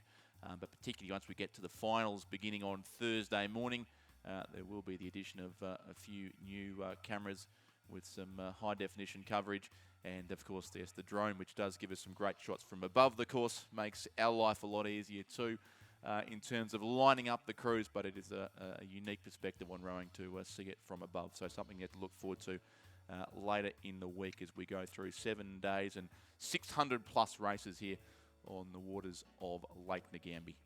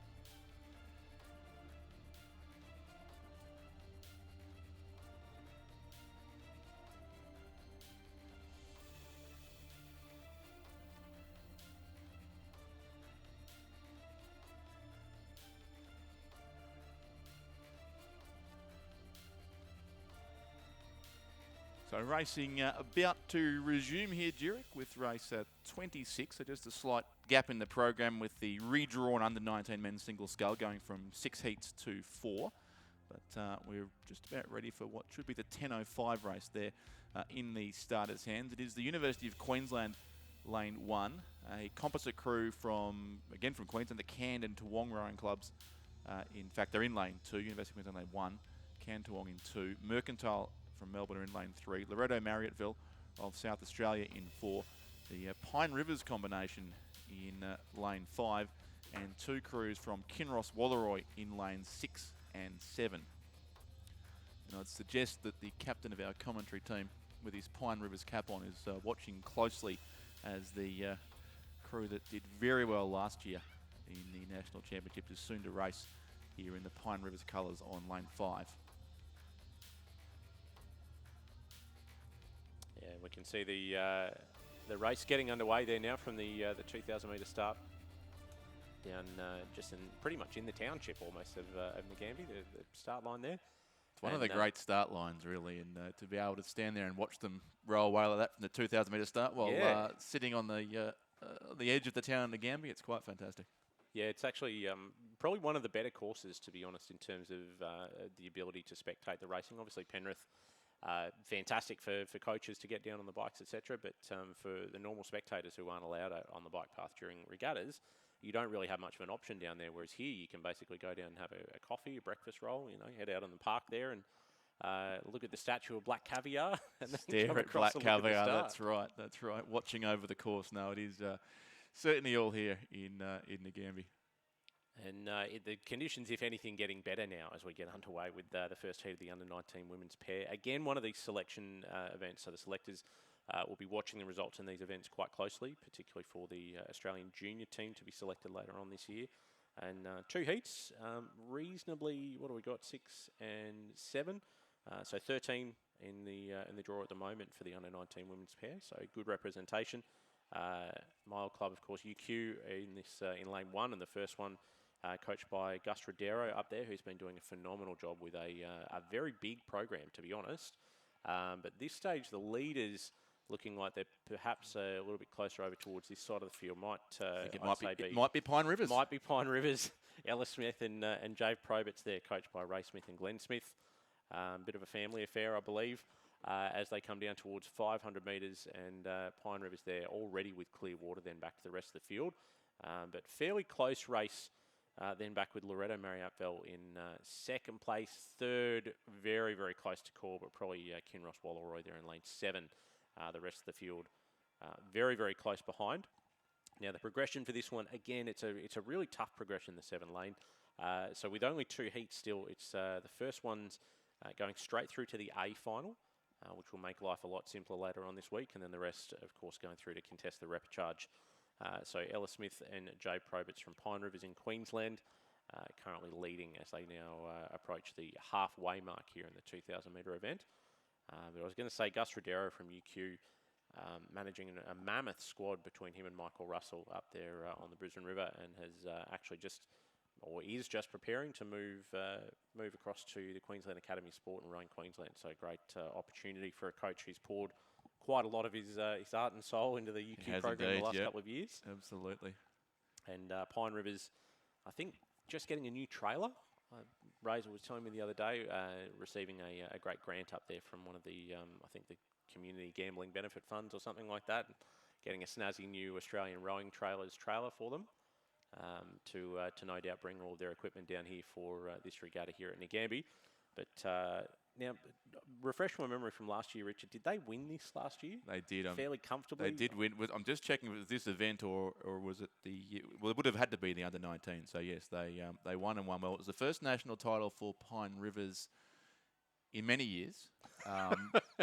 With the exception of a club event, they won a few years previously. But certainly at this level, it was their first national title in a long, long time. So it was great to see the Pine Rivers club take out that race. And this is a very well credentialed combination here. We've been rowing together for a couple of years now on Lake Kawangba, just north of Brisbane. It's a great spot, Kawangba. I used to love going out there for national time trials and things like that. And obviously they're certainly getting the kilometres in there as they extend their lead now out over the rest of the field by probably some 30 metres. Second place now, however, it would be the lane 3 crew from Mercantile, Jess Hawker and Bethany Zmack. Now moving up over Loretto Marriottville in lane 4, who had a good start, Mariah Murray and Deanna Macalino, but just slipping back a little way then. Annabelle Woods and Hannah Richardson from Kinross Walleroy still holding on, though, in the number 3 spot. And the rest of the field, again, still quite close now as they come down through the third 500. Almost glass out there on the course, so all crews will be enjoying these racing conditions here on day 1 of the Australian Rowing Championships. And it helps when you check the results, Jurek. They actually won these two, the under-19 double scull last year. Right, now, not the pair? Now into the pair. No, it was the double. Pine Rivers winning the double scull by over 8 seconds on Lake Barrington, ahead of another Queensland combination, or half Queensland, half South Australian. Looks like UQ and St Peter's girls of Adelaide. But yes, it was a commanding win to them with 2 oars each last year, and now trying their hands at the Coxless pair as well and doing a pretty good job. Yeah, so far it's fantastic racing here, and in a very good position now as they come through the third 500 to pretty much watch the entirety of the field. But still racing it, certainly haven't shut it down by any stretch of the imagination, and we can see just how hotly contested this final is likely to be by the quality of this first heat. Still, probably 1,200, 1,300 metres into the race, and we've still got quite a good race on our hands for all the minor placings as well. Again, only the first going through to the A final, but no doubt some testing going out on the water there, just sort of sussing out the strategies from various different clubs and how people are going to race. But the Pine Rivers girls here, Ella Smith and Jade Proberts, making very short work of this third 500. They probably extended their lead maybe even a smidge further. It's a good 25 metres at least. And I think it's the Mercantile combo there of Hawker and Zmack now consolidating their position into second place. Kinross Walleroy still holding third. And then on the outside of Mercantile, Can Tuwong, Giselle Graham and Molly Salisbury, coached by Scott Rowe and Leo Caradimitri, currently sitting in fourth now. With UQ and Loretto Marriottville, and then Kinross number 2, shall we call them, Lucy Searle and Lucy Scammell, then bringing up the rear of the field of this first heat of the under-19 women's pair. But great to see the depth in the field in this event, Richard. As we said before, so many of these pairs potentially going to fill some seats on the Australian junior rowing team. And I know in some years we've really had 1 or 2 standout pairs, and then the rest of the field a fair way back. But looking at the depth in this first heat, it could actually be a really fantastic race when we come to the final. It should be in a big field with 13 entrants across the Coxless pair, so plenty of chances here. Pine River's looking good out in front, but there is a great race behind them for the remainder of the spots. I reckon the repechauges and the semis should be. In fact, it's straight to the final, isn't it, for the winner here? So it'll be the repechauges will be the all or nothing races for the remaining crews here. Yeah, and certainly looking like the repechage is actually going to be quite an exciting race based on how the rest of the field is matching up at the moment. Kinross and Mercantile both still fairly even at this stage, and Can Tuwong on the far side probably still not to be discounted just yet. I was about to say it's one of those fields that quite often you see a lot of raw and new talent come through because so few schools spend time in small boats like the pair. Just obviously, quite an expensive fleet to set up and maintain, having a whole ton of pairs when you're rowing a first aid or something like that. But it's always entertaining, certainly from the umpires boat watching behind in the younger pairs events. And it's genuinely like herding cats. The steering can be quite difficult, and some of the crews out here, even in this under-19 heat, just having some difficulty staying between the buoy lines. But not our race leaders from Pine Rivers. They're making it look pretty easy to row a very challenging boat. Although Mercantile has actually closed that gap. So they've done a pretty good job, Mercantile, in the second 1,000. But Pine River's certainly not under a great deal of pressure there as they come through to book themselves. Probably the first day final spot of the regatta so far. Second place, Mercantile across the line. Kinross just stopping before the line a little bit. They'll still hold on over Can and Tuwong on the far side. And that'll be Loretto Marriottville from Adelaide crossing in 5th position, 6th on the far side. I would suspect it may have been UQ, but very close to call between UQ and Kinross Walleroy. And that's our first heat of the under-19 women's Coxless pair, done and dusted. So the unofficial results there of race 26. It was first place lane 5, the combination from Pine Rivers, straight through to the A final of the under-19 women's Coxless pair, where they'll race for their second national title in 2 years. Second place was lane 3, Mercantile. Third, lane 7, Kinross Walleroy. Fourth, lane 2, Camden to Wong. Fifth, lane 4, Loretto Marriotteville. Sixth and seventh was very tight, either UQ in 1 or Kinross in lane 6, taking out the final 2 spots there. But the winner to the A final, the remainder to the repechage, which should be a great race in the under-19 women's coxless pair. And the second heat is well and truly on its way as well. Through the halfway mark, in fact, there's 6 boats in heat 2 of the under-19 women's coxless pair, with the Geelong College racing in lane 2, the Farn School with crews in lanes 3 and 4, Wilderness School lane 5, UTS Haberfield in lane 6, and the University of Queensland racing in lane 7. The 6 combinations. And all 6 are present here on the course. Looks like the leaders would be in the centre lanes at this stage, with at about 650 or so metres to row. A good race, it seems, between the Wilderness School and the first of those 2 Farn combinations there, Jurek. Yeah, and the Wilderness Schools, Zara Hoadley and Georgina Birchall, they both girls in the Wilderness School first 8 down in Adelaide, who had a couple of really good results throughout the domestic racing season, or the state racing season, the schoolgirl racing season. But then about a week or 2 out from Head of the River, unfortunately, COVID wreaking havoc on a number of programs down there, and Wilderness, unfortunately, on the receiving end of a couple of COVID-positive cases, which decimated their first 8. So not quite getting the result that they wanted at Head of the River, but no doubt looking for some redemption here as they lead the second heat fairly comfortably of the under-19 women's pair, coming down towards about 300 metres to go. Now, either side of them, you probably have to say Farn, Hannah Riches and Laura Cooper, coached by Sam Manson and Chris Parnham, in lane 4. And then on the inside lane, potential University of Queensland, Eliza Bridgefoot and Tyler Hutton, certainly up there in the mix for one of those top 3 spots. But again, only the top one going through to the A final at this stage, and Wilderness School looking like they may book themselves a spot here as they come down towards 250 metres to go. So the Farn School with 2 crews in this race, an independent school from Sandy Bay in Tasmania, who were prominent at last year's national championship, as were many of the Tasmanian schools. We learnt a lot of new schools from Tasmania last year at Lake Barrington. There were many who turned up the nationals for the first time, but not the case for the Farn School. They've been at several such regattas and here in good numbers as well this year.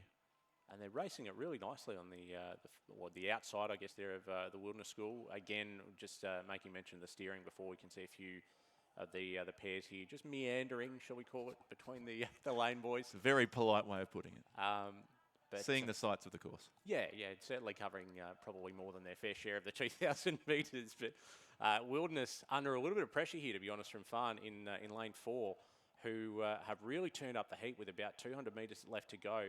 Wildy were just sneaking back onto the buoy line on this side, but they're back now in the centre of their lane, and they're certainly holding their length a little better than Farn. But Farn have probably got the momentum, and now a little bit of overlap as they come to the line. I think Wildy's done enough work, though, early on in the piece to hold on for the win.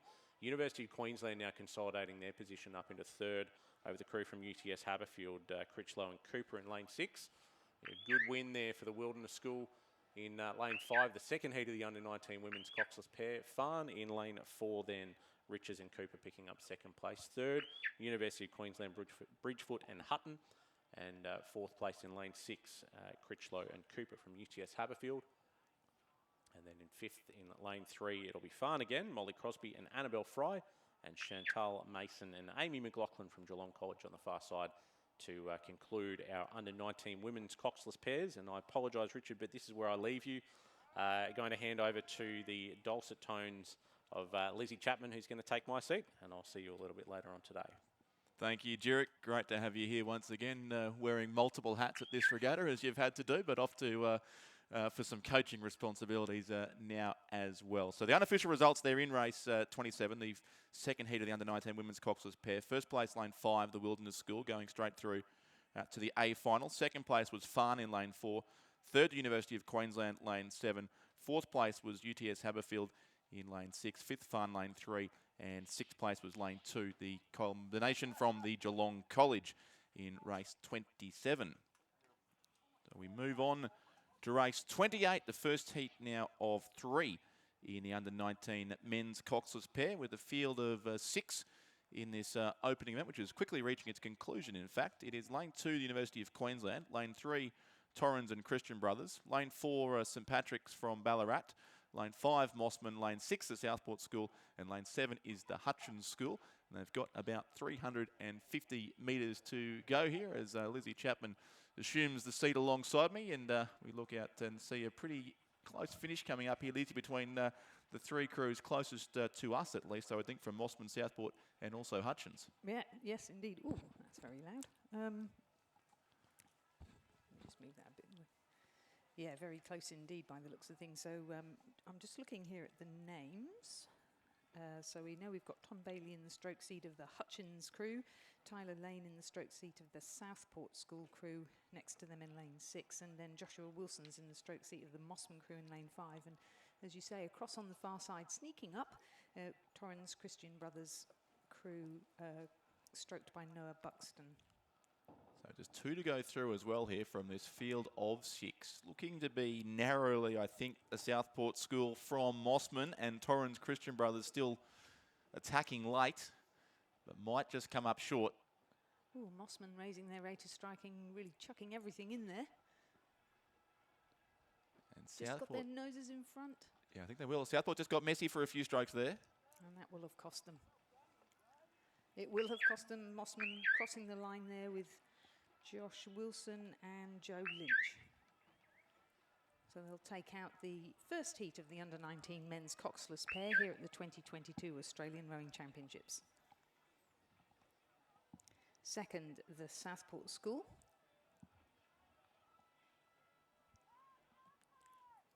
Third over on the far side, yeah, the Torrens Christian Brothers composite of L. Hancock and N. Noah Buxton.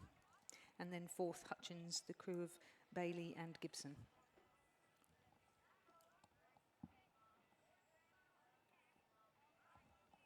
And Torrens Christian Brothers, I think, still coming here. That's lane 3. It's still to finish the race. So, Lizzie, I think that would be the 6th place crew on lane 3. The University of Queensland were across in 3rd. But the 2 qualifiers were certainly lanes 5 and 6. It was very tight as they approached the line, but it looked to be Mossman lane 5 getting up over the Southport School lane 6. Those 2 through to the semi-finals, the under-19 men's coxless pair, ahead then of, it was University of Queensland, then Hutchins, St Patrick's, and Torrens Christian Brothers in lane 3, the final combination home there in that first heat.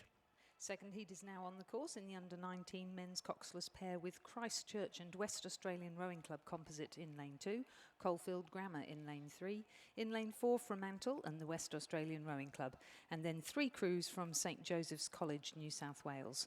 The first in lane 5 stroked by Maxim Maloney, the second in lane 6 stroked by Charlie Hine, and in lane 7 the third of those 3 St Joseph's crews stroked by Tom Summers.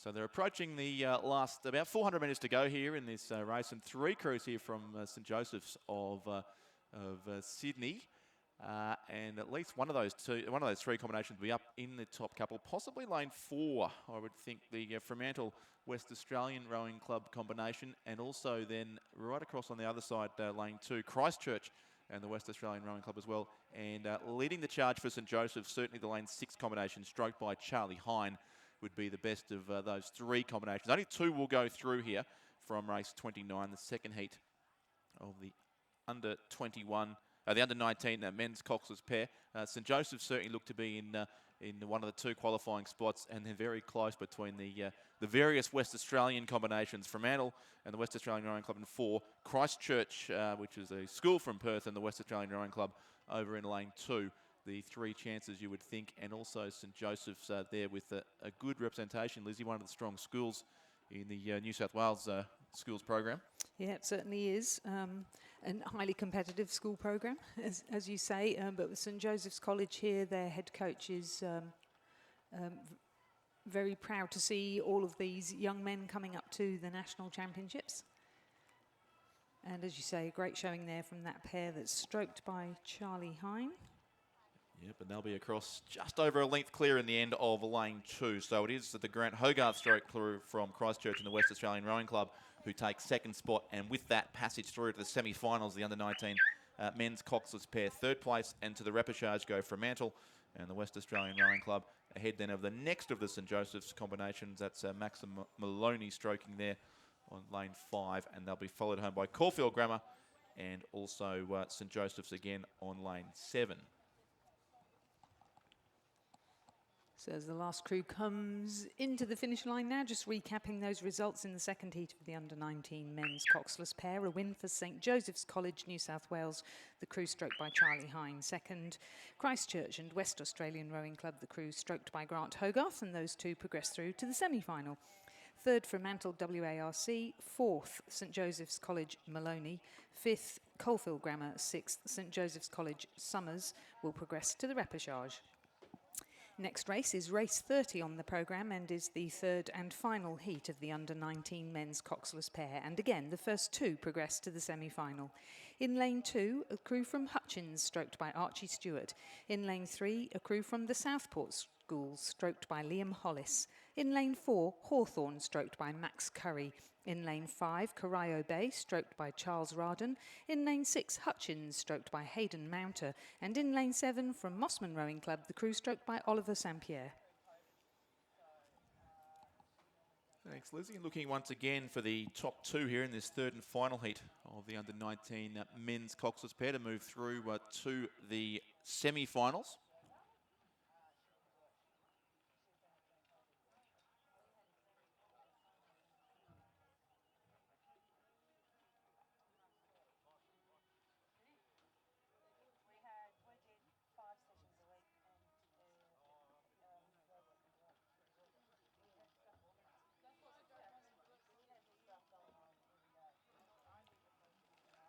So 3 to go through, probably 2 to go through, but probably 3 or maybe even 4 chances here across towards the far side of Lake Ngambie. The combination from the Hutchins School, it would be, stroked by Archie Stewart, alongside the Southport School in lane 3, stroked by Liam Hollis.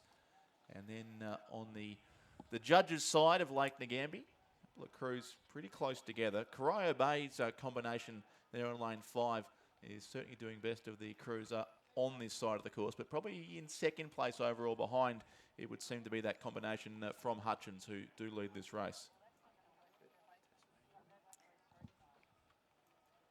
The Hutchins School, another of the Tasmanian representatives here. And Corio Bay, of course, from Geelong in Victoria. But maybe Corio Bay just being challenged, certainly by the Mossman combination, lane 7. Oliver St Pierre in the stroke seat of that crew look to have got themselves up into the top two, ahead now of Corio Bay and also Hawthorn, the Hawthorn Rowing Club. In fact, no, it's the Southport School there, the next crew. Hawthorn's crew is back in the race a little, so unlikely to sit in the top couple at least as we look for our qualifiers through here to the semi-finals. So it's on opposite sides of the course pretty much, the race leaders now. Mossman in lane 7 and Hutchins over in lane 2. We're contractually obliged here, Lizzie, to refer to the straight 6 at Flemington at least once at each regatta, so it's a bit like trying to call that here as they line up on opposite sides of the course. But that'll keep Ray happy in any case. It will indeed. So Mossman, I would think, or Hutchins still on the other side. They'll be the two qualifiers. We can, I think, pencil them into the top 2 spots. Corio Bay narrowly hanging on to third from the Southport School as well. Hutchins, of course, with 2 crews in this race, look to be about 4th as well, their second combination. But Hutchins the far side and Mossman on the finish tower side of the course. They're almost locked together with 20 metres to go. Mossman and Hutchins, they'll hit it together, and our judges have got some work to do finally. We'll wake them up upstairs and decide who's won that race. But it was lane 7 and 2 going through. Next place was lane 5, Corio Bay, narrowly edging out the second of the Hutchins combinations into 3rd and 4th. The Southport School in the The High Vis Caps finish in 5th place, and the Hawthorn Rowing Club still a few strokes to go there for the Max Curry stroked combination lane 4. They'll be next across. So we'll have to wait, I think, for the photo, Lizzie, in that race. I think we will, but we certainly can confirm that the 2 that progress through to the semi-final from that 3rd and final heat of the under-19 men's coxless pair will be the crew from Hutchins of Palmer and Stewart and the crew from Mossman of Smith and St. Pierre. And then in 3rd position, as we said, it was Corio Bays, Tyrrell and Rawdon. In 4th, Hutchins, is that right? Yes, in 4th, Hutchins, Vermy and Mounter. Trying to read my writing here. In 5th, Southport Schools, Wright and Hollis. And in 6th, just coming into the finish line now, Lendrum and Curry from Hawthorn. Well, we're going to move from sweep rowing back to single sculls. So for those who are new to the sport of rowing, sculling is where you have an oar in each hand, and sweep is where you have one oar with both hands on that one oar. So we've moved from the coxless pair, so just 2 people in the boat, to this single scull, just 1 person in the boat. We're moving up the age bracket to under 21s, and we're going to kick off with the under 21 women's single scull. Race 31 on our programme. And here the first 2 will progress through to the semi-final. In heat number 1, we have Sydney University's sculler Grace Turner in lane 1. From North Esk, Amy Florence in lane 2. From Griffith Uni Surfers Paradise, Danica Free. From lane 4, Brisbane and GPS sculler Hannah Kenway. In lane 5, from Adelaide University and the South Australian Sports Institute, Sophie Barr. In lane 6, from the Australian National University and the ACT High Performance Programme, Elizabeth Gregory. And in lane 7, from Toowong in Queensland, Pia Malouf. So another thing we are obliged to comment on is the Olympics, of course. This being the first year following the Tokyo 2020 Olympics, held in 2021. And Danica Free, a fine pedigree there. Indeed. The daughter of Duncan Free. Triple Olympian and gold medalist. Multiple Olympians, certainly. We'll go with that. Yes. Multi-talented too, yeah. Director of sport, I believe, at Griffith Uni Surfers Paradise, as well as deeply involved in the rowing, and lovely to see his daughter come through. Yeah, and a long-term coach at the Southport School as well for many years. Won a few Head of the Rivers there. He rowed there with his brother Marcus, yeah. So Danica, following in the family tradition. Yes. Kicked off by Reggie Free back there in Tasmania so many years ago. Rest in peace, Reggie. Still miss you. And, of course, Jackson Free, who was certainly at senior team trials, and I'm sure will be representing Queensland later on this week. Yeah, and we talk about the Olympics to come. It's only, 2 and a bit years now before Paris, right. Lizzie. So they will come around extra quick this time with only 3 years in between. And these under 21 single scullers are certainly looking to put themselves in the frame, I guess, for selection for Paris and probably certainly for Los Angeles and even Brisbane 2032 to follow that. Exciting. Indeed, Home Olympics, yeah. We'll have to keep doing this job for another 10 years or so, I think, Lizzie, to make sure we get invited to that one anyway. But it is certainly Danica Free, the Queenslander there on lane 3 in the colours of the Griffith University Surfers Paradise Club, who does lead this race, probably relatively narrowly, but as we've seen in many of these heats so far, it's often about the strategy to manage your way through the multiple rounds of racing, with the top 2 to move through to the semi-final here. So Danica Free looks to be in one of those 2 spots, and a really good line behind her of 3 or 4 across the course. Hannah Kenway of Brisbane and GPS, Sophie Barr of Adelaide University, Elizabeth Gregory of ANU just back a little, and then over on lane 1, Grace Turner from Sydney University as well. So plenty of chances certainly for second spot behind our race leader, Danica Free.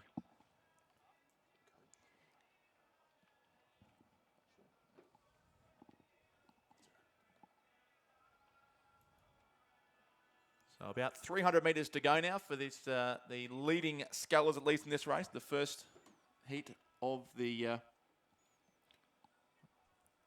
So, yeah, Danica coached by Duncan.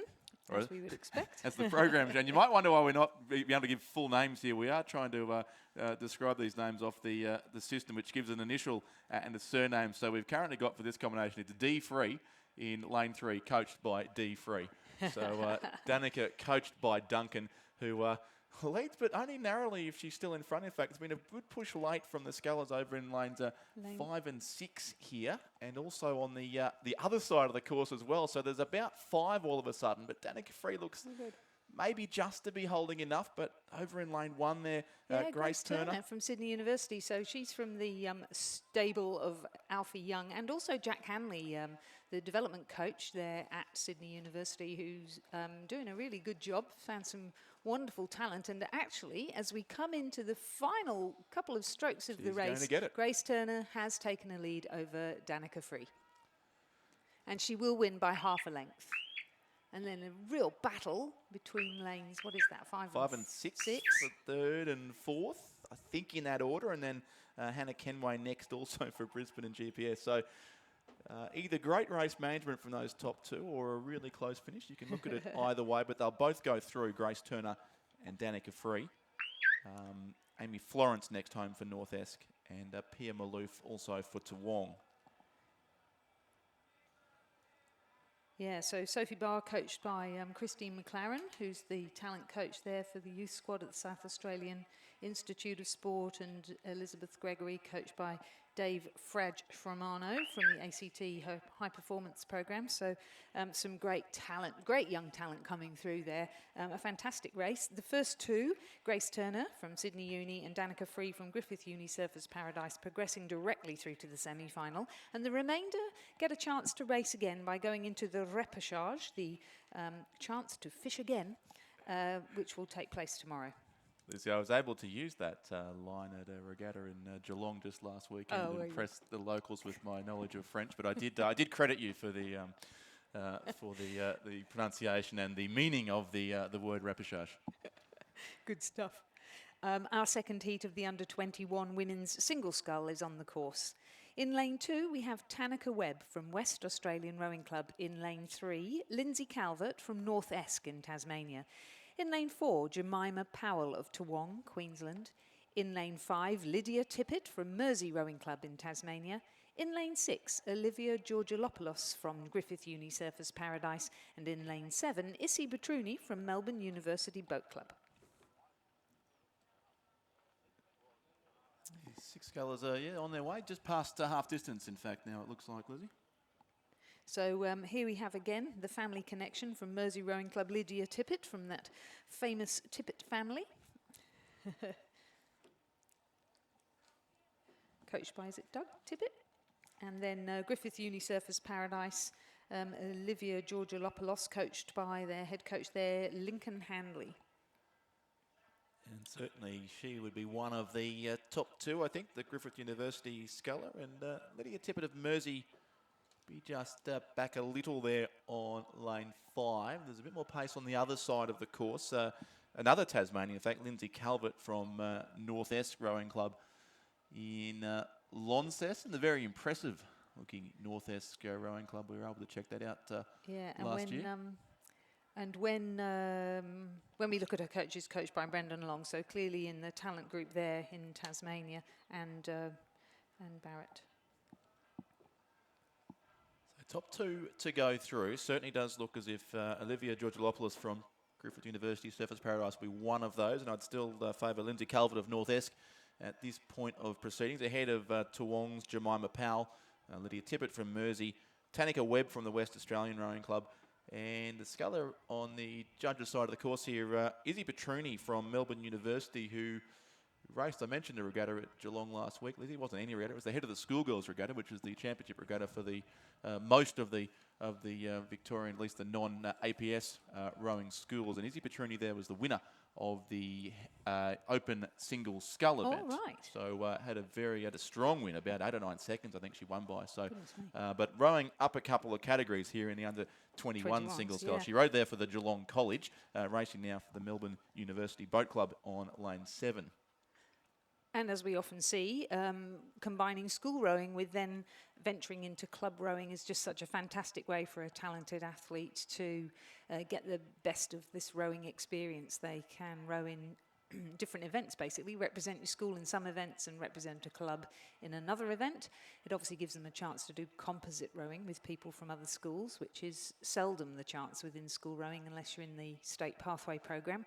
So a great opportunity to really expand your repertoire, get to row with other people and get on that pathway to high performance if that's what you want to do. And certainly have a lot of fun if it isn't. Exactly right. And she's come through pretty strongly in the middle of this race, Izzy Petrini, but still sits in third place. So you'll have to work very hard from there to move up into the top two. But still, Olivia Georgilopoulos of Griffith University Surfers Paradise, our race leader by a bit over a length it would be from the North Esk sculler, Lindsay Calvert, over towards the far side of the course, the southern side as it would be of Lake Ngambie, and those two have certainly gone clear, put Clearwater back on the rest of the field. Headed now by the sculler from Melbourne University Boat Club, also a student at the Geelong College in Izzy Petrini, who would sit third, then probably Mersey's Lydia Tippett, West Australian Rowing Club's Tanika Webb, and North Toowong's Jemima Powell. But across the line goes our race winner from Griffith University Surfers Paradise. First place to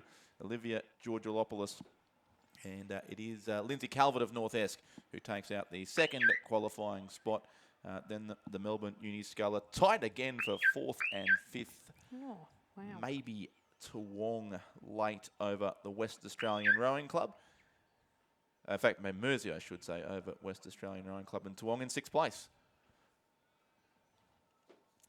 So just confirming that then, straight through to the semi-final are Olivia Georgilopoulos from Griffith Uni Surfers Paradise and Lindsay Calvert from North Esk. And going through to the repechage in order, Izzy Petrini from Melbourne University Boat Club, Lydia Tippett from Mersey, Tanika Webb from West Australian Rowing Club and Jemima Powell from Toowong. Our third and final heat of the women's under-21 women's single scull is in progress with Meg Cartwright from Melbourne University Boat Club in lane 2, Madeline Vagg from Sydney University Boat Club in lane 3, Jessica Malcolm from Centenary in lane 4, Livia Rosei from Melbourne University Boat Club in lane 5, and Sophia Whiteman from Sydney University Boat Club, but recently moved down from Queensland. She's in lane 7. Laura Cypher from Sydney Rowing Club has withdrawn. Another Queenslander moving to Yes. Sydney for opportunity, I assume. That's right. I mean, it seems that there's traffic, I think, between the states when people move from school to university, which is a healthy thing. But yes, I think Sophia, it's been great to welcome her down there, and I think she's slowly finding her feet in a big rowing club, in a big rowing program. So, although I think she was paddling at University of Queensland before, so probably used to a big program.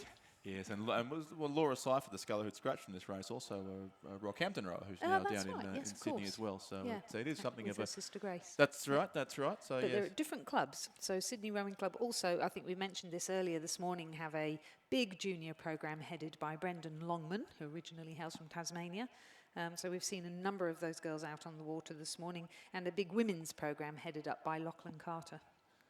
And Sydney University, as we said, Jack Hanley, who looks after the junior program, and Alfie Young, who heads up the women's program.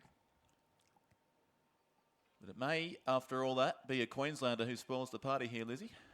You have to take off the blue shirt briefly at least. Really? But Sophie, Jessica Malcolm, I should say, the sister of Sophie Malcolm, who we saw earlier today, is well placed here in the centre of the course, but probably does just trail Madeline Vagg of Sydney Uni and doing the best for the Victorians, or two Melbourne University scullers here. Livia Rusaya in lane 5, and also Meg Cartwright, another sculler formerly from Geelong, racing here for the Melbourne University Boat Club over in lane 2, is probably in 4th place, and then Sophia Whiteman would be 5th. And talking again, like Madeline Vagg is Canberra Grammar School, so she was pretty sure she was in that quad last year with the girls from Pine Rivers in the end, representing sort of Australia, because obviously we had to race here, and she has she is going up to Sydney University and now rowing for the boat club there. Well, Canberra Grammar, a very successful, I think it was the final day of the Nationals last year. They swept through the school events with some really impressive wins, the Canberra Grammar School. Yes, very good program, very strong program, and more talent coming through now. So Yeah, The well, programme led by Tobias Ware-Candler. And as we said, last year Sarah Cook coaching, and this year that programme now being led by Kendall Brodie, Cox of the men's 8 for a number of years. yep. Still Cox of the King's Cup crew for New South Wales. So I'm sure she's looking forward to the race. We'll on see her at the end Sunday. of the week, Bit definitely. of retribution wanted there. Yes. Yeah, and a good finish coming up here between these top three. Still, the formation hasn't changed a great deal. It does look to be the aforementioned Madeline Vag, who leads narrowly for Sydney University, but Jessica Malcolm of Centenary in 4 and Livia Rasaya of Melbourne Uni in lane 5. Only 2 of these 3 can go through, so the race will be on in earnest here in the closing stroke. So I think Madeline Vag has at least one hand on a qualifying spot, and the yellow boat there of the Centenary Rowing Club in the centre of the course sees Jessica Malcolm sit just ahead of Livia Rasaya from the Melbourne University Boat Club with 2 scullers in this race, but they'll both, it seems, have to go via the repechage because Madeline Vag of Sydney University is clear by over a length now, so she comes across impressively in front, and Jessica Malcolm will take out second for Centenary, just under a length her margin to Livia Rasaya, the first of the 2 Melbourne University scullers. Meg Cartwright maybe 4th, and Sophia Whiteman still 2, as we've seen many times today, really close for a effectively a minor position and qualification through to the repechage. It's Meg Cartwright 4th, Sophia Whiteman 5th, top 2 there through to the semis in the under-21 women's single. Yeah, so that'll be Vag and Malcolm, who we know from last year, but impressive racing there from Livia Rasaya. I don't know her name, so I'm presuming relatively new on the scene, and really gutsy row there, so looking forward to seeing her progress through the repechage into the semi-final. So those guys will be racing tomorrow. Indeed. So let's move to the men's single scull in the under-21 age category, where again the first 2 to win in this heat will progress directly, first one, the winner basically of this heat will progress through to the semi-final, and all of the rest will have to go through the repechage. In lane 2, we have Sebastian Pendlebury from Ballarat City Rowing Club. In lane 3, Patrick Berg from Mossman Rowing Club. In lane 4, Henry Blackwell from UTS Haberfield. In lane 5, Hamish Nicol from Mercantile. In lane 6, Zachary Skip from Townsville James Cook University. And in lane 7, Jackson Morrish from Mercantile Rowing Club in Melbourne. So we've got coaches here. So Sebastian Pendlebury's coach is G. McKechnie. Pat Burke, coached, of course, by Matthias Ungemach, the head coach there at Mossman Rowing Club. Alex Field and Hallie Chapman coach Henry Blackwell at UTS Haberfield. Hamish Nicol, coached by Al Matthews at Mercantile, as is Jackson Morris, who's in lane 7, and Mr. Parks of Townsville JCU, coach of Zachary Skip. And Zachary Skip of Townsville and JCU would be up in the top 3 or 4 at least at this point, but it's the winner only to go through to the semi-final now as we move to the under-21 men's singles scull. So not the top 2 as it was in the women's, a different progression here on the 7-lane system in use here at Nagambie for the under-21 men's singles scull. There are 6 heats all up at this event, so a big field, first only to the semis, and best placed would either be Zachary Skip of Townsville and JCU or Patrick Burke of Mossman, just ahead of Henry Blackwell from UTS Haberfield. Lizzie, as the resident oracle of New South Wales rowing here, at least in the absence of Owen Nix, who unfortunately can't join us this week. The Haberfield name, there's always been part of UTS, but we just used to see them in the program as UTS, but they've gone back to UTS Haberfield. Yes, well, that is their full and correct name. So, that's so it is the UTS University and the Haberfield Rowing Club who were on the same site and have merged. Yeah, in a wonderful building, actually owned by UTS Students' Union. We were there for our state team dinner on Thursday night, and it really is a beautiful setting. And in these COVID days, the fact that you can open all the doors and windows was amazing. Yeah, and spread out a bit. It wasn't raining, hopefully, briefly. No, and in fact, it's been a busy place, UTS, because we've had to move racing from the Sydney International Regatta Centre to Iron Cove. Yeah, So, I was watching the head of the river a couple of weeks ago. It was an interesting course, I have to say, but it was good interesting to watch. racing. We won't mention that as they come down towards the finish here in race 34, the first heat of the under-21 men's single scull. It is the Mossman sculler who leads from UTS Haberfield, as we'll now correctly call them throughout this regatta at least. So it is Patrick Burke from Henry Blackwell, but first only to move through to the semi-finals here. And Patrick Burke continues to lead it by a bit over a length, probably closer to 2 lengths in fact, as he approaches the final strokes of the race now. It will be an easy win to Patrick Burke of Mossman in the first heat of the under-21 men's single scull. Henry Blackwell across the line now in second place, the UTS Haberfield sculler.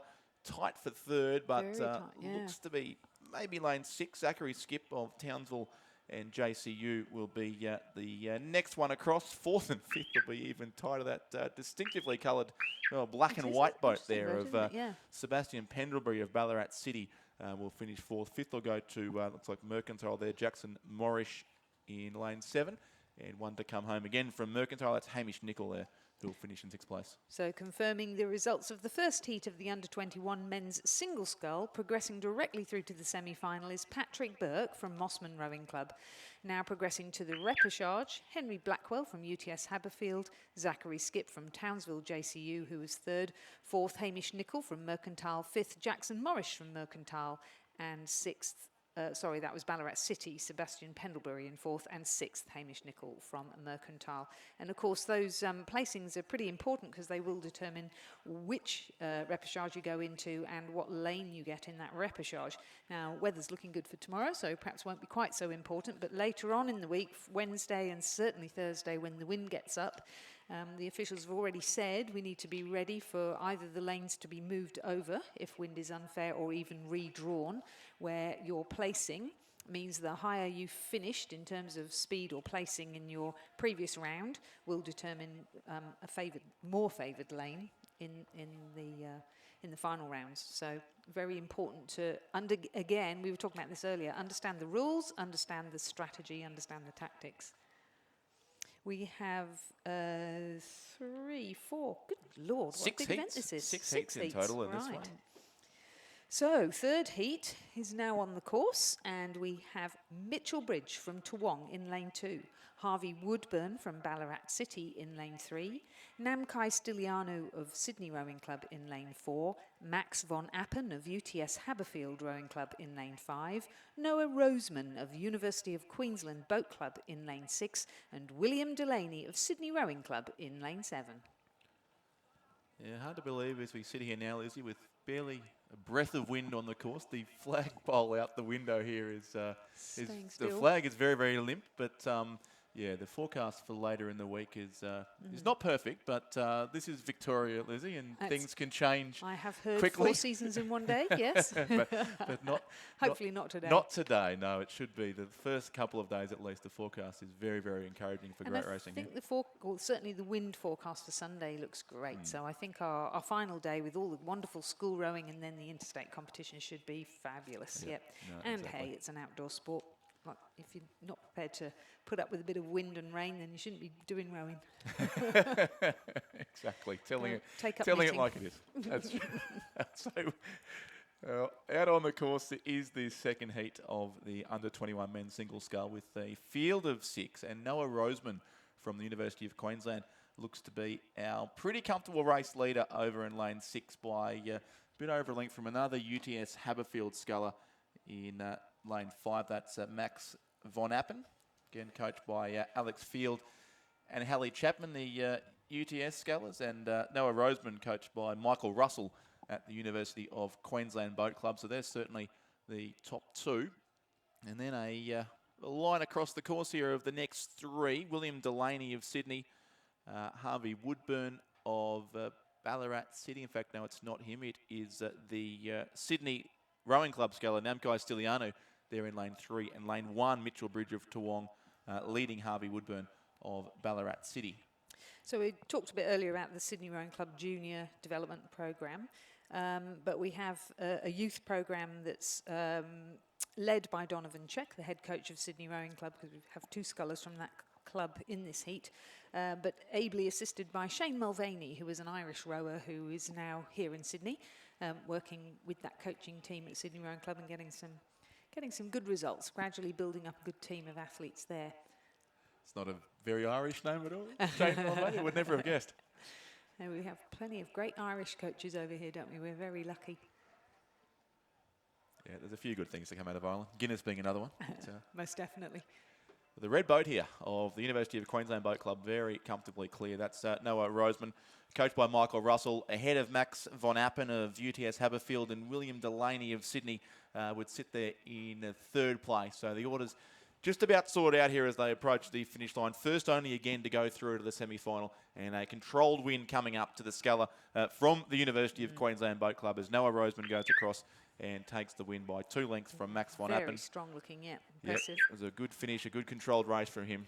So UTS second, Sydney Rowing Club will be third. That's William Delaney. And then the next three to come across, again from Sydney Rowing Club, Namkai Styliano ahead of Mitchell Bridge of Toowong and Harvey Woodburn from Ballarat City. So just recapping the results of our second heat of the under-21 men's single scull. It will be Noah Roseman of University of Queensland Boat Club who will progress directly to the semi-final, and progressing to the repechage in order, Max von Appen of UTS, Will Delaney of Sydney Rowing Club, Namkai Styliano of Sydney Rowing Club, Mitchell Bridge of Toowong, Harvey Woodburn of Ballarat City.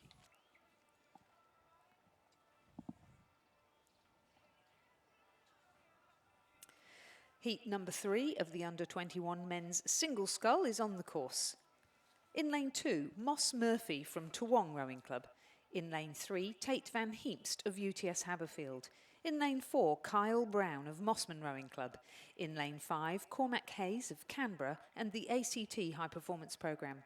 In lane 6, Callum Deckers from Torrens Rowing Club in Adelaide. And in lane 7, Darcy Watter from Toowong. So three names actually that leap off the page to me are certainly Cormac Hayes of Canberra and the ACT High Performance Programme. He's done pretty well at all the regattas in Canberra and Sydney. And Carl Brown and Tate van Heemst young, but certainly coming through strongly. So it'll be interesting to see how they progress in this. Yeah, well, Cormac Hayes certainly would be up with the leaders at this point, and I think also Moss Murphy, the Toowong sculler, Right. over on the southern side of the course, is there as well.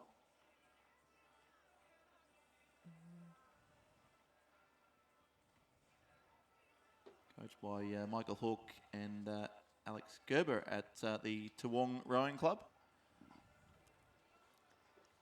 Always have such a strong youth program, don't they, at Toowong? Always think it's a great breeding ground for champions of the future. Yeah, it is. They weren't dealt with too kindly by the floods in Brisbane in recent weeks. Not just Toowong, of course, but many of the boat sheds in the Brisbane River had to be completely, all the boats removed, and the floodwaters came up, and in some cases completely over the sheds. And then a few days later, they got back inside, cleaned out the mud, put the boats back in, and basically got back to work. Obviously, it's a pretty busy time of the year for their own clubs. Astonishing, hasn't it, these floods, yeah. Yeah, no, it was some pretty scary pictures. I saw the Somerville houseboat shed, which is not too far from Toowong, a little further upstream, basically surrounded by water, with just the roof visible and an island of floodwater. It was quite remarkable. They moved their boat, Somerville, across the road onto an Australian rules football field and stored them there for a few days for safety as well. That, yeah. I suppose that's a good thing about rowing boats. They don't mind getting wet, do they?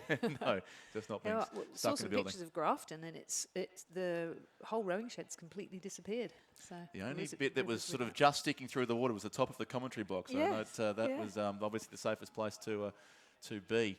So I think our New South Wales State Masters Championships is supposed to be there, but I can't see how they'll hold it. So yet again, it's really testing our own community, isn't it? Oh, and our sense of community, I guess, that we just have to lift the whole thing up and transplant ourselves somewhere else. But hey, with what success, it's lovely to be here, and so grateful to the community here in Ngambie and the whole of Victoria, really, to rally round and make sure something like this happens the way it does.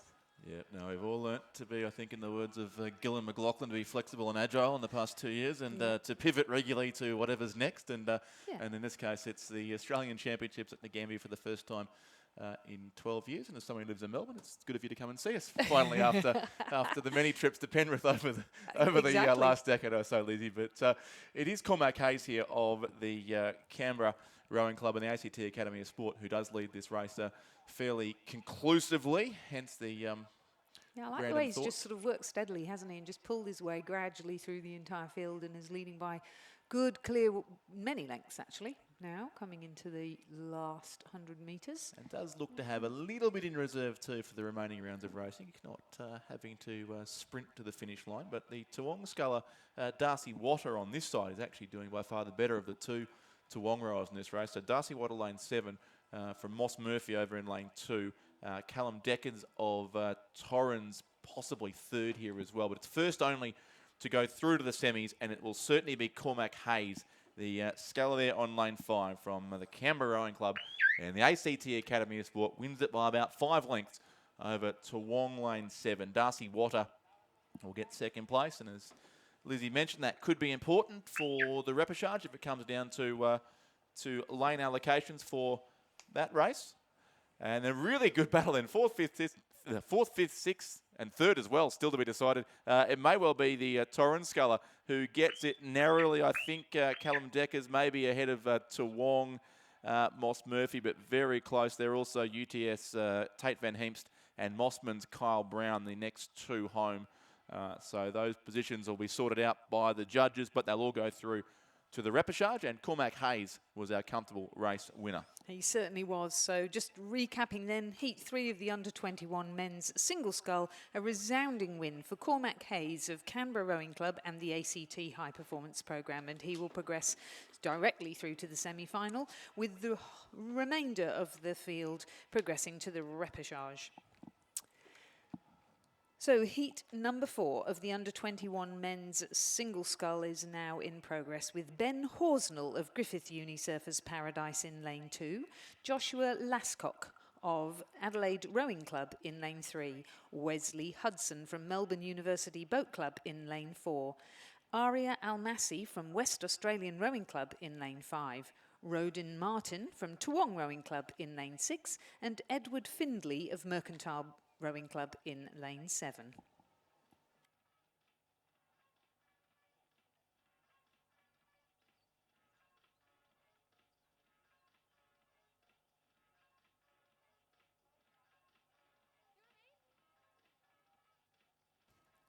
So Ben Horsnell, coached by Lincoln Hanley. I had the great fortune to be on the Paralympic team with Lincoln Hanley. What a great coach. So based now in Queensland, but for a number of years over in West Australia as the institute coach there, I believe. And so, yes. certainly when I worked with him before, it was when he was pathways lead for lightweight women. So great to see him bringing this next group of athletes through with these under-21 men's single sculls. Yeah, and a strong squad there at Griffith University Surfers Paradise too on the Gold Coast. We've called their names many times already this morning. Yeah, and of course another very strong group is that under-21 squad at Melbourne University Boat Club. We've got Wesley Hudson here in lane 4, coached by Matt Ryan, who leads the programme there.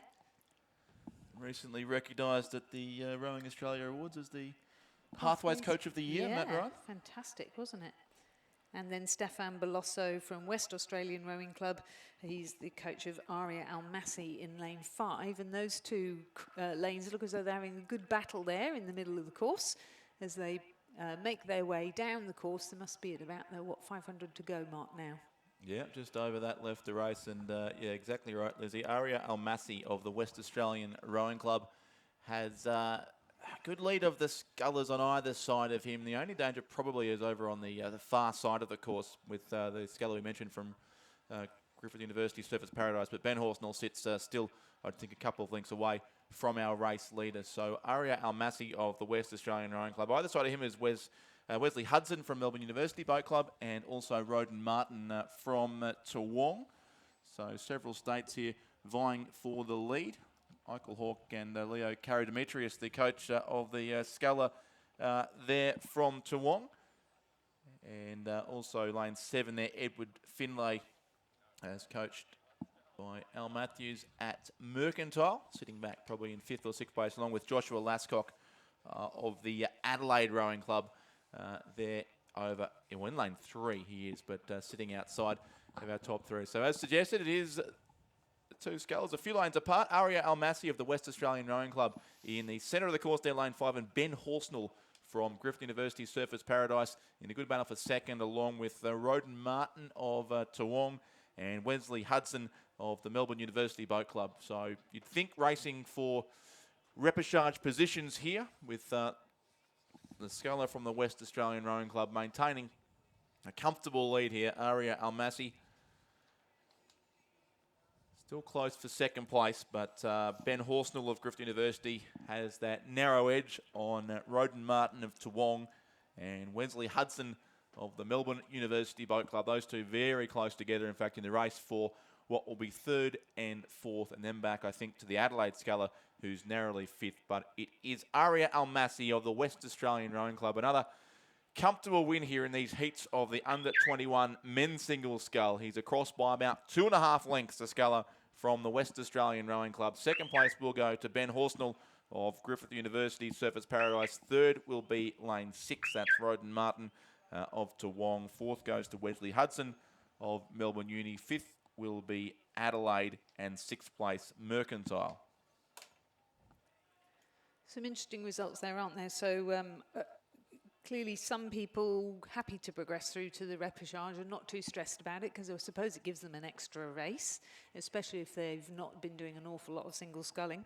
But just repeating the results there from heat number 4 of the under-21 men's single scull, it was a win for Aria Almasi of West Australian Rowing Club, and he will progress directly through to the semi-final.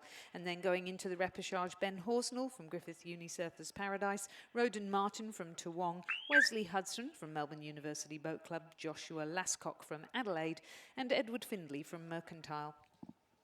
In heat number 5, we have Rue Colley from North Esk in lane 2, Miles Harold from Nepean Rowing Club in New South Wales in lane 3, Edward Miles from University of Queensland Boat Club in lane 4, Samuel Mounter from Tasmania University in lane 5, and Hamish Danks from Sydney University Boat Club in lane 6. Hamish, who was in the junior men's double last year, coached by Chris Holliday. And then the only other one I know actually is Miles Harold, who has just made the men's youth 8 for New South Wales. Quite a talented family, the Harold family, and Miles is coached by Daniel and Jason Waddell there at Nepean Rowing Club. So 2 from Sydney, 1 from the University of Queensland there in Edward Miles in lane 4, and also 2 Tasmanian scullers in this race. Tasmania University Samuel Mounter racing in lane 5, and Rue Colley of North Esk, the rowing club on the, very close to the confluence of the North Esk and Tamar rivers in Launceston, racing there in lane 2. And he'd be up with the race leaders. Miles Harold from Nepean doing well. Just back a little in the centre of the course is Edward Miles, the University of Queensland Boat Club sculler. So he looks to be probably out of contention at the halfway point of this race. But still plenty of distance remaining, and tight between Samuel Mounter of Tasmania University and Hamish Danks of Sydney University, also on the northern side of the course.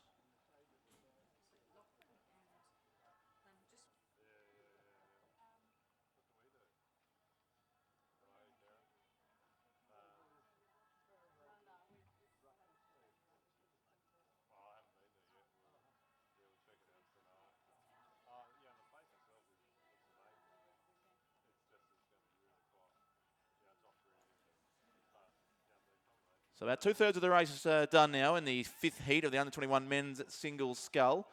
And still 3 or 4 chances here to move through to the sole qualifying spot. Hamish Danks of Sydney University, who is closest to the spectator side, or the northern side of the course, the camera side of the course, at least if you're watching on the live stream. And he does look to have an advantage now from both Miles Harold of Nepean and Rue Colley of North Esk, the Tasmanian there on the other side. Although if I recall correctly, Rue Colley won a title at the Victorian Championships regatta at Lake Wendouree in Ballarat only a few weeks to go. One of the few interstate visitors at the Victorian State Championships, Rue Colley, for the North Esk Rowing Club. But he sits back probably in 3rd or 4th place at this stage of proceedings. Pretty tight between Colley and Harold of Nepean, the 2 scullers on the southern side, but the race leaders on the the northern bank of the course here at Lake Ngambie, with Hamish Danks of Sydney University leading from the two sculls on the far side, and then probably Samuel Mounter of Tasmania University, and also Edward Miles there from the University of Queensland. So just on 250 metres to go now for our race leaders. He goes past the yellow buoy, marking 1,750 metres travelled here on this magnificent 2,000 metre course here at Lake Ngambie here in the Shire of Strathbogie, who we do thank for their great support of this regatta and allowing it to happen at such late notice. And it continues to be the sculler from Sydney Uni, Hamish Danks, who leads this race through. Miles Harold of Nepean and Rue Colley of North Esk also in a battle with Samuel Mounter of Tasmania University. So the positions 2 to 4 probably still to be sorted out. 5th place looks like it will be Edward Miles, the sculler from the University of Queensland. So as Lizzie has mentioned, lane allocations could be important when it comes to the repêchages and also the semi-finals and finals to come in these races if it does become a bit windy later in the week, as is currently forecast. But, of course, we'll wait and see at the moment. Conditions are absolutely perfect here at Lake Ngambie for rowing. And making the most of it is Hamish Danks, the sculler from the Sydney University Boat Club, who is on his way to the finish line and on his way to the semi-finals of the under-21s men's single scull. He wins it by 2 lengths, and he does it easily too in the concluding strokes. It's Hamish Danks first. Miles Harold will finish second for Nepean by about half a length ahead of Rue Colley from North Esk. 4th place will be lane 5. That's Samuel Mounter from Tasmania University.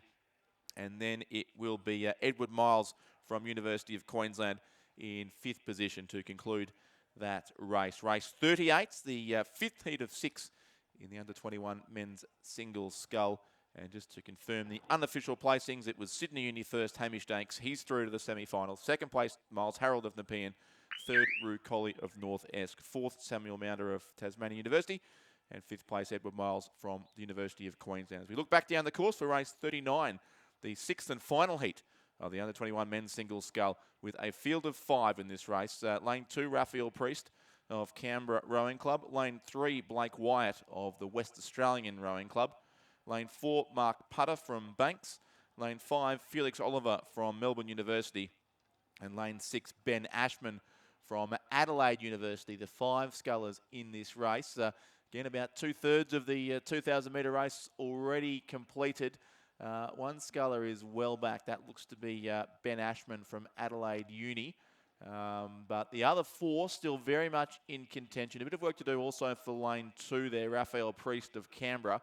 The race lead being fought out between Blake Wyatt of the West Australian Rowing Club and Felix Oliver from the Melbourne University Boat Club, the 2 leading scullers in this race 39, the 6th and final heat of the under-21 men's single scull, before we move through to the heats of the under-21 women's coxless pairs to follow.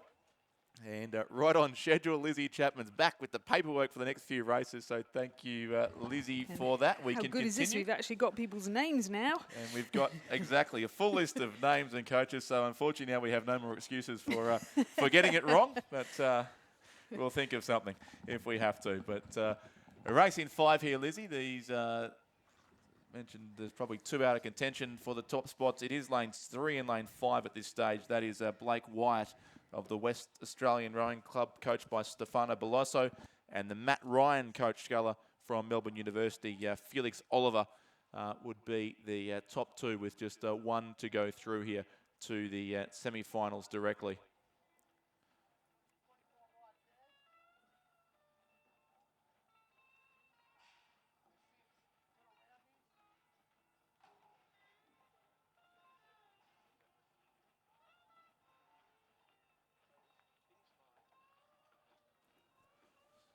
So 2:50 to go for our race leader here. It is Felix Oliver from the Melbourne University Boat Club.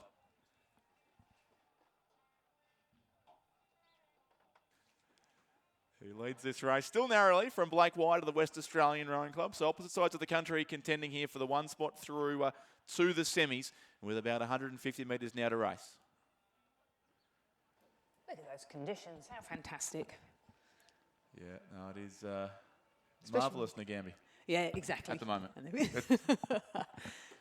But it is, and certainly Great great race. for these single scullers too to enjoy these these conditions. It's flat, still, not too hot. It is just perfect for rowing, and making the most of it now is Felix Oliver, the Matt Ryan coach sculler from the Melbourne University Boat Club, who leads comfortably now from Blake Wyatt of the West Australian Rowing Club. So he will be through to the semi-finals. The sixth of our semi-finalists confirmed so far today from these 6 heats. Felix Oliver gets the win. Around about 4 lengths it is back to the West Australian Rowing Club sculler Blake Wyatt, who will finish in second. Third place from Banks is Mark Putter there in the centre of the course. And be followed home by Raphael Priest and also Ben Ashman.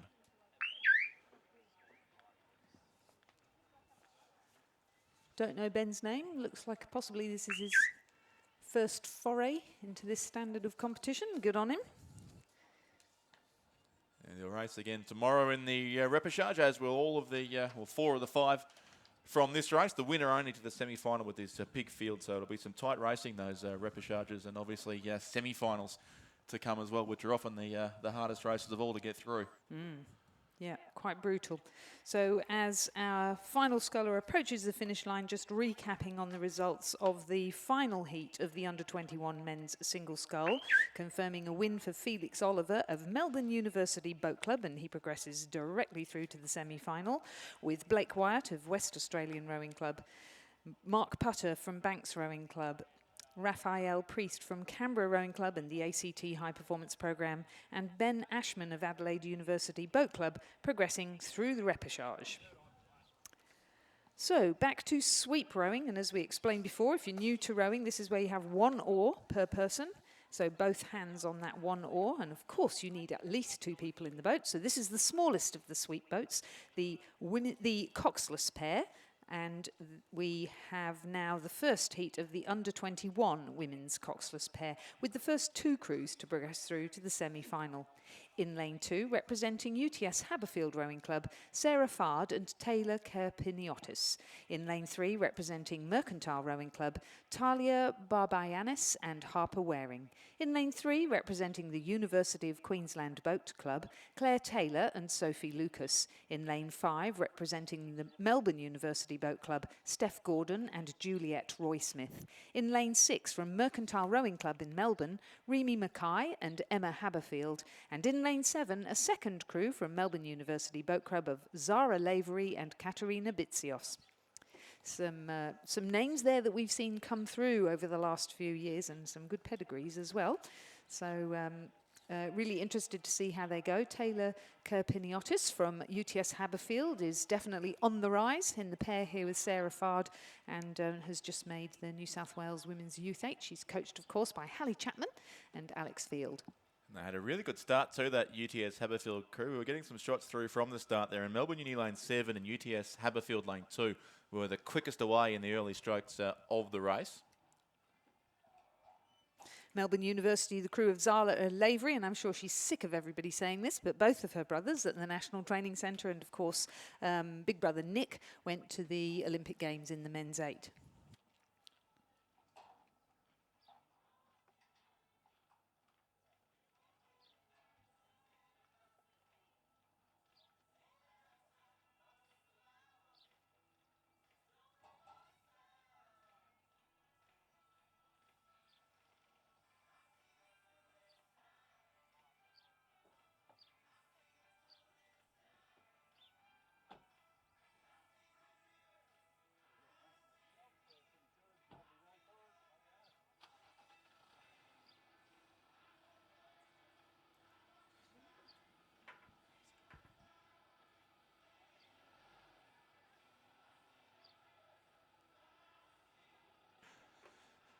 So just on 500 metres to race now in this first heat of the under-21 women's coxless pair. And still on opposite sides of the course, it'd be UTS Haberfield in 2, Melbourne Uni in 7. And up there as well would be the second of the Melbourne University pairs. And I'd suspect that's Mercantile across in what looks to be lane 2 as well. So probably about 4 chances across the course here.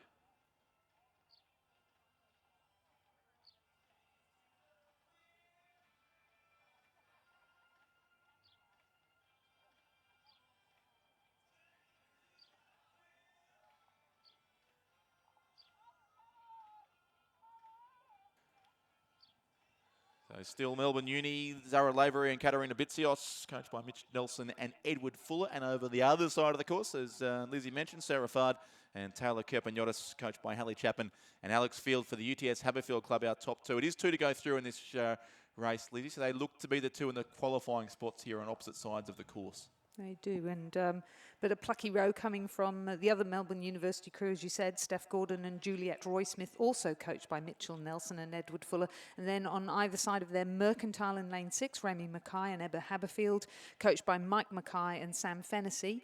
And University of Queensland Boat Club's crew of Claire Taylor and Sophie Lucas, coached by Augustin Heredero. Gus.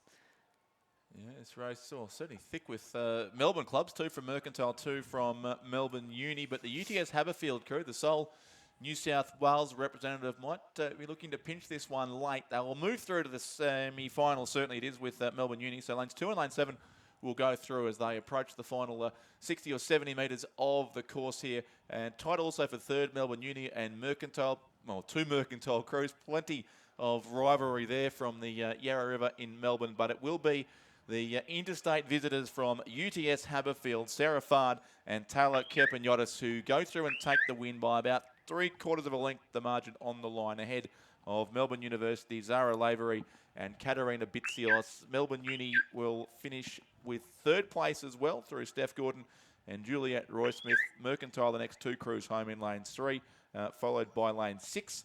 And then it will be the University of Queensland to complete the field in a few strokes' time, Claire Taylor and Sophie Lucas. Yeah, I should apologise there. I had muddled up University of Queensland's with Mercantile. It was Talia Barbianis and Harper Waring, of course, who came through in 4th position. Great result for them. Good row at the end there. Really good, pushing through. So just recapping then, heat number 1 of the under-21 women's coxless pair was a win for UTS Haberfield, Fard and Kerpeniotis. And second, Melbourne University Boat Club, Lavery and Bitsios. And those 2 crews progressed directly through to the semi-final. Moving now to the repechage. In 3rd place, Melbourne University's Gordon and Roy-Smith. In 4th, Mercantile, Barbianis and Waring. In 5th, Mercantile, Mackay and Haberfield. And in 6th, the UQBC, Taylor and Lucas. And heat 2 well advanced, it seems as well. The 6 boats are on the course. They're through half distance here. So let's run through who we've got then. In lane 2, Sophie Robinson and Kate Oliver representing Tasmania University. In lane 3, Nancy Duncan Banks and Lucy Hope representing the University of Queensland Boat Club. In lane 4, Hannah Magasanik and Olivia Sargent representing Mercantile. In lane 5, Eliza Dunlop and Freya Neville representing Sydney Rowing Club. And in lane 6, also representing Sydney Rowing Club, Star Rose Miller and Evie Thompson. And in lane 7, from the University of Queensland Boat Club, Issy Drew and Ellie Reedy. We say this every year. Is it Reedy or is it Ready? One day, yes, we've never quite got the go answer. and ask Gus Redero. Maybe someone will text that one through. We've been getting a few pieces of pronunciation advice, and we're happy to receive some more. These random drawers throwing up some interesting competition here in these races. Lizzie, again, it looks to be the outside lanes who are leading in this race, and the crews in the centre back a little as we look for the top 2 to move through to the semi-finals here from this second heat of the under-21 women's coxless pair. So in the late stages now of the race, Tasmania University in 2, alongside University of Queensland in 3, and also University of Queensland lane 7 would be the contenders. So I mentioned Ready or Reedy. So of course Alice is racing in the under-19 women's singles scull. So we saw her race a bit earlier on today, and here we have Ellie paired up with Issy Drew. And they've just come through 1,500 metres now, so it is very tight over on the southern side of the course, certainly between Sophie Robinson and Kate Oliver of Tasmania University, and also Nancy Duncan Banks and Lucy Hope of the University of Queensland. And then Izzy Drew of Ellie Reedy still there for UQ as well, with they're the top 3. We just have an urgent call, please, for Charlie Rowe. Charlie Rowe from St Joseph's College, New South Wales. Could you please come urgently to the medical centre here at the Finish Tower? A call, please, for Charlie Rowe of St Joseph's College to come to the medical centre at the Finish Tower as soon as possible. Thank you. We're just on 300 metres to go still for our top three, and it remains difficult to split them yet, with only 2 to move through to the semi-finals here, the second heat of the under-21 women's coxless pair. Tasmania University Boat Club over in lane 2, and 2 crews from the University of Queensland in lanes 3 and 7. In between those, we have Mercantile in 4 and 2 Sydney Rowing Club crews, also lane 6, leading lane 5. But those ones just out of the qualifying spots. It would still appear to be the Tasmania University Boat Club over on the far side of Lake Ngambie, locked in a battle with the University of Queensland, with 2 crews in the race, lanes 3 and lane 7 on the opposite sides of the course. There's still no real sprints here towards the line as these 3 crews head towards the last 100 metres now inside the red buoys to mark the final part of the course. It's a little bit off course for Izzy Drew and Ellie Reedy on lane 7 as well. So maybe on the other side of the course they might have the narrow advantage. It certainly is Tasmania University just ahead of the University of Queensland. So it's lane 2 from lane 3. The lane 7 crew straightens up and tries to come home late, but they'll end up about a length short, it would appear. It'll be Tasmania University just by half a length on the line. So it is Sophie Robinson and Kate Oliver the win ahead of Nancy Duncan-Bakes and Lucy Hopes. A great race there in the second heat of the under-21 women's coxless pair. Third place has gone to lane 7, the University of Queensland ahead of Mercantile, and then Sydney Rowing Club will take out 5th and 6th, although it'll be in reverse order. Lane 6 ahead of lane 5. Recapping the results of the second heat of the under-21 women's coxless pair, a win for Tasmania University, Robinson and Oliver. Second, University of Queensland Boat Club, Duncan Banks and Hope. Those 2 crews will progress directly through to the semi-final. In third, University of Queensland, Drew and Reddy. In fourth, Mercantile, Magasanik and Sargent. In fifth, Sydney, Miller and Thompson. In 6th, Sydney Rowing Club, Dunlop and Neville. Those crews will progress to the repechage. The third heat of the women's under-21 coxless pair is now in progress. In lane 2, from Tasmania University, Marlo Jones and Daisy Maining. In lane 3, from Melbourne University Boat Club, Evelyn Dow and Romy Cantwell. In lane 4, from Fremantle and Swan River, a composite of Lola Quinn and Charlotte Broad. In lane 5, from Sydney Rowing Club, Isabella Scammell and Caitlin McManus Barrett.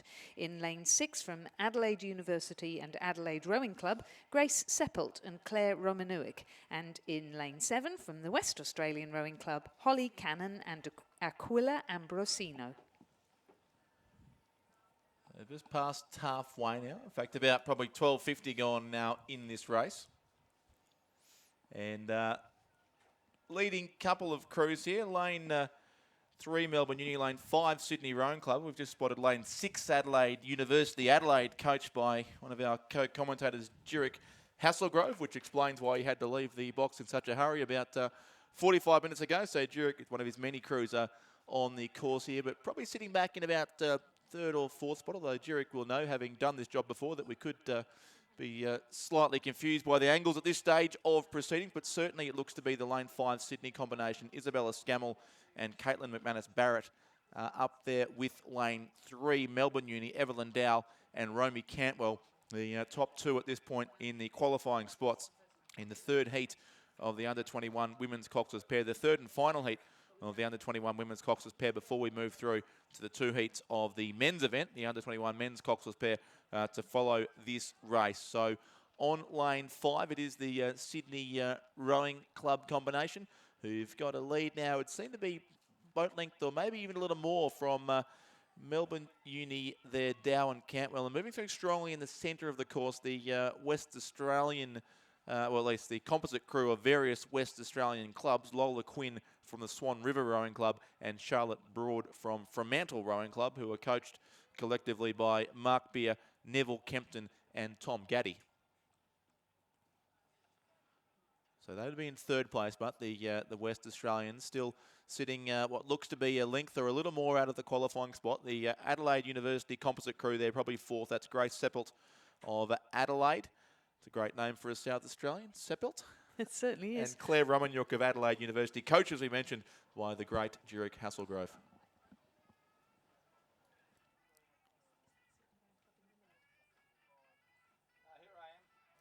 So, yeah, you might have mentioned already, sorry, I wasn't listening, Isabella Scammell. No one does, Lizzie. Junior crew last year in Caitlin McManus-Barrett. I'm trying to remember, I think she was in the under-21 pair, but Bella Scammell is now on an in-Swiss scholarship, and Caitlin McManus-Barrett is rowing in Canberra, where she's at university, and she's part of the ACT High Performance Programme. But I notice it's not down there under lane 5. But yeah, a pair of very talented young ladies. Bella Scammell was in that Kinross Wallaroi Women's 8 a couple of years ago. So, and always Kinross Wallaroi, the last 250 metres, they're phenomenal. And look, here we go. We see that Sydney Rowing Club crew quite conservative because they just need to get through in first place to secure the best possible lane. Kinross continue to have success. I saw at the Head of Yeah, the River Head of on the the River they weekend as well. A great regatta for them. Fantastic, yeah. We're almost in the colours of Kinross, the Sydney Rowing Club. We better not confuse the two. It's not the blue boat, so we can tell that's different. But yes, in the sky blue of the Sydney Rowing Club. And they do lead this race very comfortably. It's becoming interesting for second place. Melbourne Uni still holding off Fremantle and Swan River. But just a couple of strokes to go for our race leaders. It'll be a commanding win to Isabella Scammell and Caitlin McManus-Barrett, the crew there from the Sydney Rowing Club. They're across in first place. Second is narrowing to about 2/3 of a length, but Melbourne Uni do exactly enough to move through. So well timed from them. They'll finish second and go straight through to the semi-final. Fremantle and Swan River in third will be the first of the crews to qualify for the repechage ahead of the West Australian Rowing Club on lane 7. And very tight for 5th too, probably Adelaide Uni. It will be ahead of Tasmania University in the red boat over on lane 2. So just recapping then, the third heat of the under-21 women's coxless pair was a win for Sydney Rowing Club from the New South Wales Institute of Sport and the ACT High Performance Programme, Scammell and McManus-Barrett. And also progressing through to the semi-final in second position, Melbourne University Boat Club, Evelyn Dow and Romy Cantwell.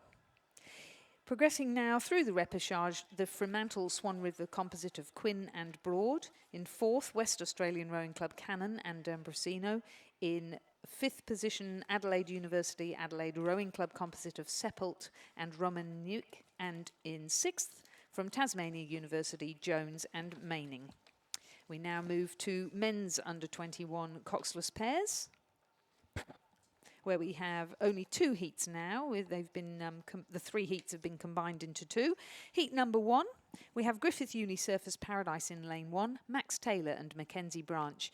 Mercantile in lane 2, Charlie Clark and Liam Burke. Sydney Rowing Club in lane 3, Declan Glendinning and Bradley Graham. Mercantile in lane 4, Flynn Stimpson and Joshua Bortolussi. Canned in lane 5, Samuel Atherton and Daniel Horsley.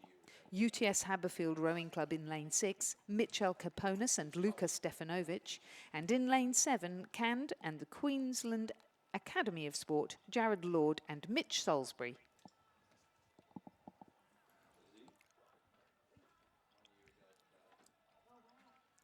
Just been asked to remind you all of the message about bikes not being permitted on the spectator side of the course here. No bikes are to be ridden along the path on the northern side here of Lake Ngambie, please.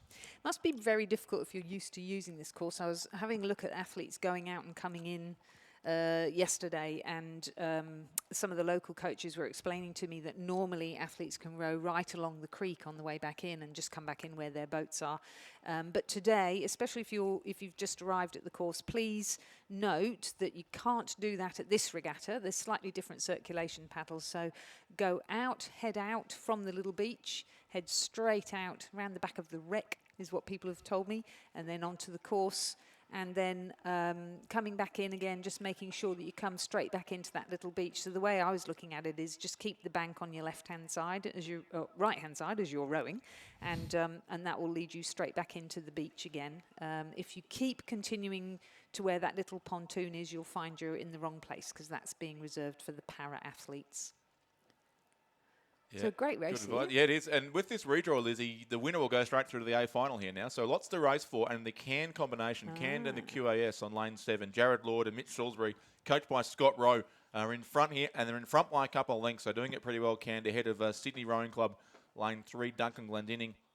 and Bradley Graham, and also the lane 6 combination from UTS Haberfield, Mitchell Kaponis and Lucas Stefanovic there in a battle for second and third, but first only will qualify directly to the A final. The remainder to the repechage, and this is a good win coming up to the Canned and Queensland Academy of Sport combination in lane 7. They'll cross the line on the next stroke, and they'll take the win in heat 1 of the under-21 men's coxless pair. So Canned first, Sydney will be second, third to UTS Haberfield, followed by the crews next from very similar colours there, but it's Mercantile who will get fourth ahead of Griffin University Surfers Paradise over on the far side, and then it will be again Mercantile and Canned, who do look quite similar from a distance, the red and the white, but it's Canned who will finish in 6th place, and Mercantile who will be 7th. It makes sense of that one, Lizzie.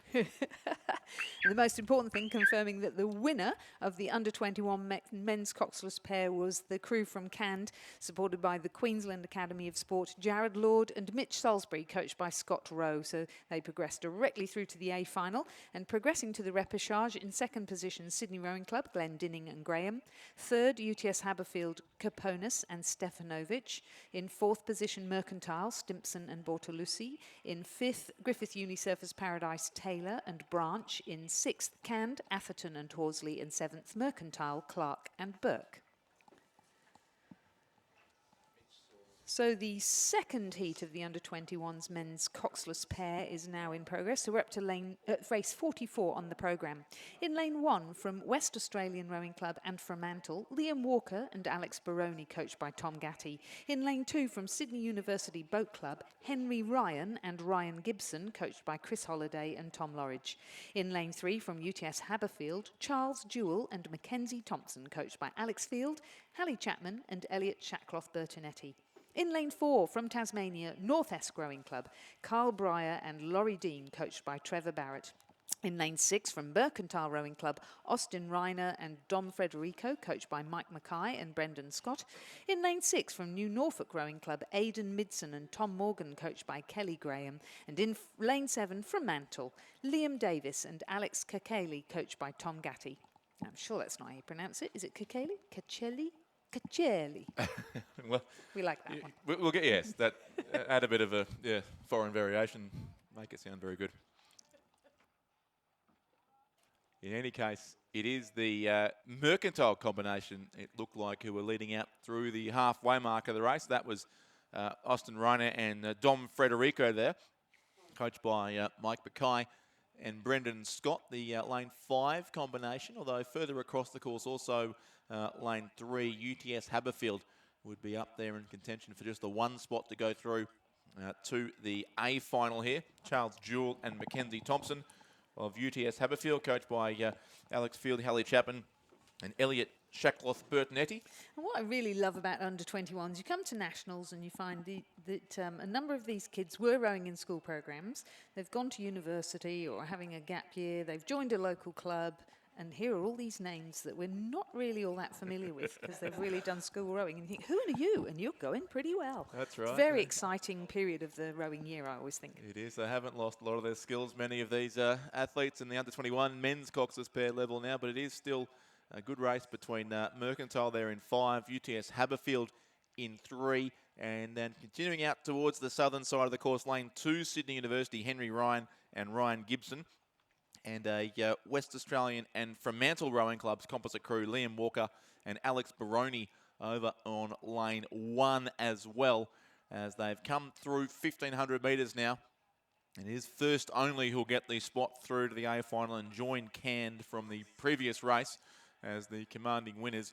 And still looks to be between... well, still a few chances here across the course, but Mercantile in 5. Fremantle, they're also in 7. Liam Davis and Alex Sekile in that boat. And then lanes 1, 2 and 3, still very hard to separate any of them.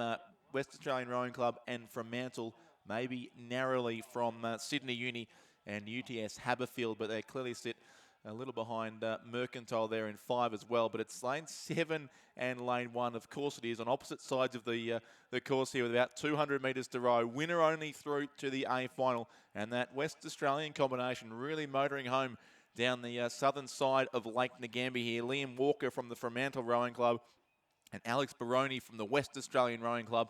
They are coached collectively by Tom Gaddy, that combination.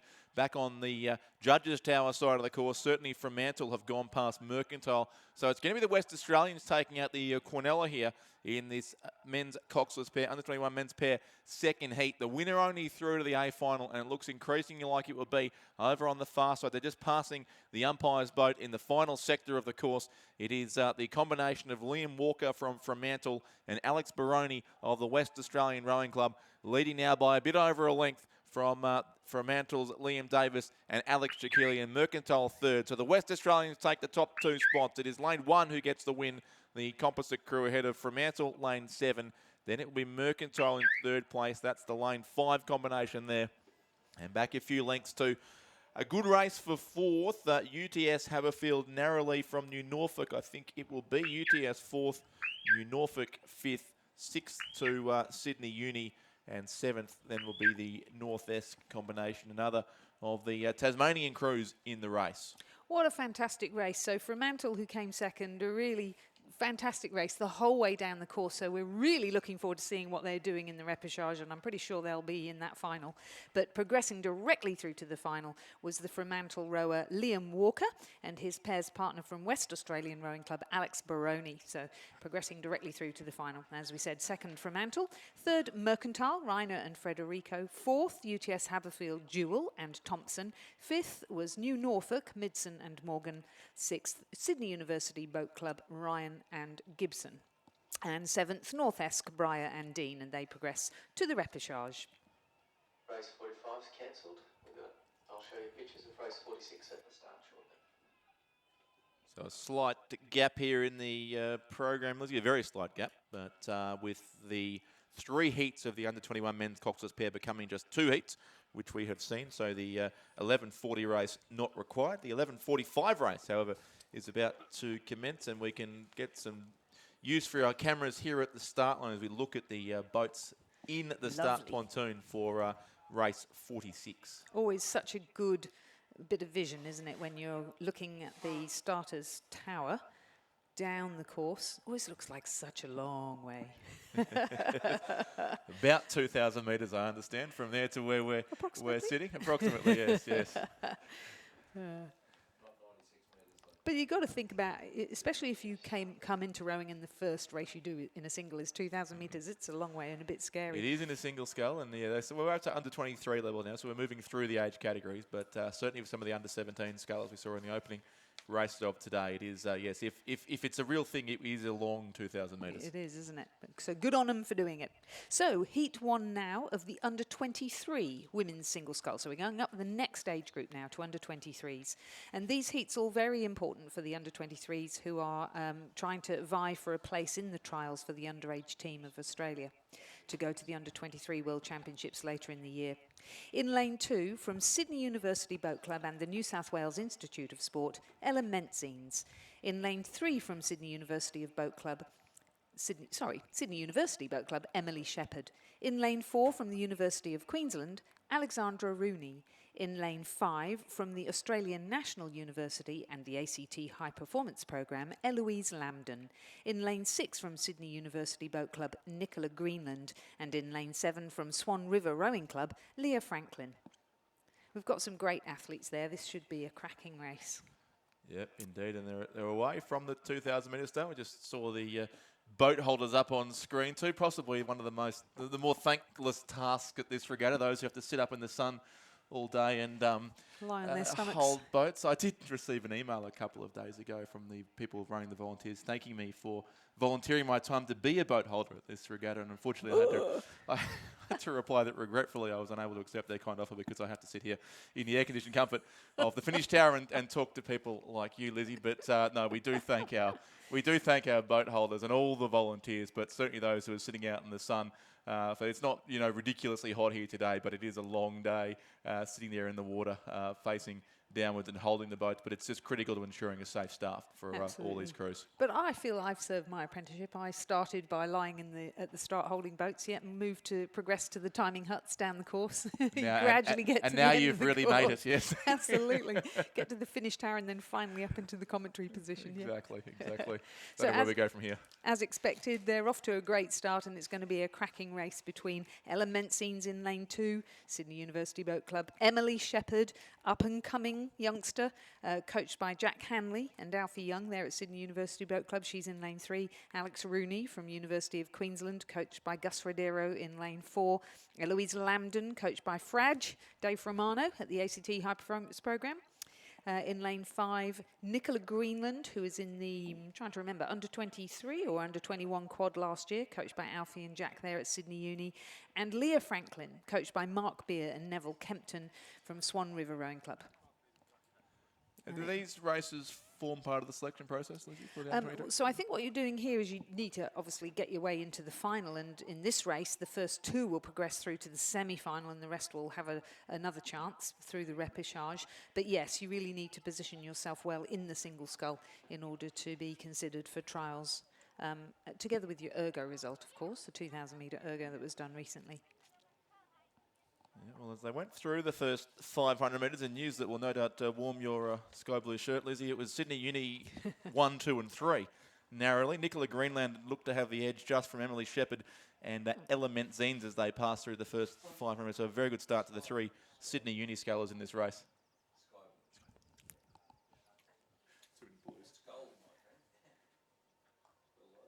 So I'm sure their coach Alfie Young will be very happy to see that, and Jack Hanley.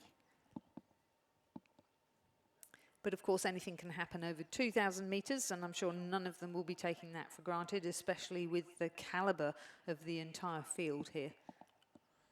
In racing 2 for just 2 spots to move straight through to the semi. So with, again, a pretty decent field here in the under-23 women's single scull. 3 heats required, 18 entrants in total. So I'll go through the 3 heats and we'll start to have our semi-finalists qualify for them. But still very tight between now those 2 Sydney Uni scullers on the southern side of the course, the lanes farthest from the camera. The 2 white boats there of Emily Shepherd and Ella Menzies, who have now assumed the lead over Nicola Greenland, that grey-coloured boat, I think it is, that led early and may in fact still be up as they come through the halfway mark. Nicola Greenland very close with Emily Shepherd, but it is lane 3 narrowly, so Shepherd leads it from Greenland and Menzies, but it's Sydney Uni 1, 2 and 3, and then Leah Franklin of Swan River would be the next sculler through the halfway mark as they certainly start to spread out now. Eloise Lambden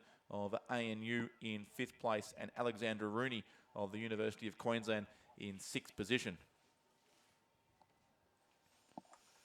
So it continues to be wonderfully flat water down there. Lizzie, you can almost see the reflection still of the trees on the far side of Lake Ngambie. We keep talking it up because I guess we should while it's here, but wonderful conditions for racing here today, and great especially for these small boats to be able to race in pristine conditions. Absolutely. I thought for a minute you were going to say wonderful conditions for horse racing. Well, Because of course we do have to talk about that always as well. wonderful conditions for horse racing, yes. Is this the Australian Centre for horse racing, isn't it? And for horse breeding of Did horse we races? mention the black caviar statue at the start line? Have we done that I'm enough not yet? sure. Do you want to? Yeah, no, it is. I thought a sign on the way in. It was very dark this morning when I drove. There was a sign as we entered towards Ngambie, calling, I think, the Australian capital of horse racing. Yes, something along that's those what lines. I yes, think I yes. looked it up on. Self-proclaimed, of course. Self-proclaimed, Yes. yes, I'm not thank sure. you, Razor. Not sure what the qualification process is for that title, but they've given it to themselves, and that's important. So we should respect that, and we'll Exactly. we'll go with it. Yes, Exactly. we'll go with it. Yeah. So still these 3 scullers from Sydney Uni, but doing a very good job out in front. Just the order really to be sorted out, and only 2 of the 3 can go through directly to the semi-finals here. So And I'm fascinated to see it's the young whippersnapper Emily Shepherd who has taken the lead over there in lane 3. And in fact, she now has clear water over Ella Menzies. I know Emily Shepherd is on a training scholarship with the Institute of Sport, but Ella is a full scholarship holder. And Nicola Greenland, as I mentioned, national team member last year. In fact, I think so. And yes, Ella was as well. But Nicola doing very well. I think she had a relatively slow start to the season, but she's clearly caught up and she's having a great scull here in these great conditions. Yeah, she is, and she's extended her lead there in the third 500 metres. So the premiership quarter, she's done it well as we get another of our compulsory cliches out of the way early on in the week. So that was a good third 500 to Emily Shepherd. Nicola Greenland sitting pretty comfortably in second now, it appeared as well, and Ella Menzine's third there for Sydney Uni. Leah Franklin of Swan River, coached by Mark Beer and Neville Kempton, was still sitting in fourth place. Eloise Lambden of the Australian National University and Alexandra Rooney of the University of Queensland. So no change in the placings through that third 500. And it continues to look as if it'll be the top two from Sydney Uni going directly through and skipping the repechage round. Of course, as you mentioned, Lizzie, some scullers don't mind the extra race, so it's not always a disadvantage to go via the repechage. Probably depends a lot on how many events some of these rowers are in as to whether they do or don't want an extra race, especially those who may not have seen Nagambie too much in recent years, would appreciate the chance to have an extra row over the course. But it certainly looks as if it will be Emily Shepherd and Nicola Greenland, the two who will go through to will skip the next round of racing and go straight through to the semi-finals, as they've opened up quite a margin on Ella Menzine's and also Leah Franklin of Swan River on lane 7, moving up possibly to challenge for third place late in this race, but largely academic as far as the qualification is concerned, although as we've mentioned a few times that lanes may be important should it become windy over the next couple of days and the draws have to be changed to take that into account. So it is Emily Shepherd, but who leads at home here for Sydney Uni, narrowly, I think, over Nicola Greenland. She may have made a bit of ground here in the last 500 metres, but they'll both go through and they'll both race again in the semi-finals of the under-23 women's single scull, and it will be a neat length on the line, the margin to Emily Shepherd, who goes across ahead of Nicola Greenland, and third place it'll be, yes, it will be Ella Mentzine who completes the Sydney Uni-a-thon in this race. They take all three spots, and she gets across by about 2 lengths ahead of Leah Franklin from Swan River. Fifth place will be ANU's Eloise Lambden, and sixth then for the University of Queensland is Alexandra Rooney. So just reconfirming those results of the first heat of the under-23 women's single scull, a win for Sydney University Boat Club Emily Shepherd, and second, Sydney University Boat Club Nicola Greenland. Those two scullers will progress directly through to the semi-final. Progressing now to the repechage, and in third position, Sydney University Boat Club Ella Mentzines, in fourth, Swan River Leah Franklin, in fifth, ANU Eloise Lambden, in sixth, the University of Queensland Alexandra Rooney. And they will progress, as I say, to the repechage.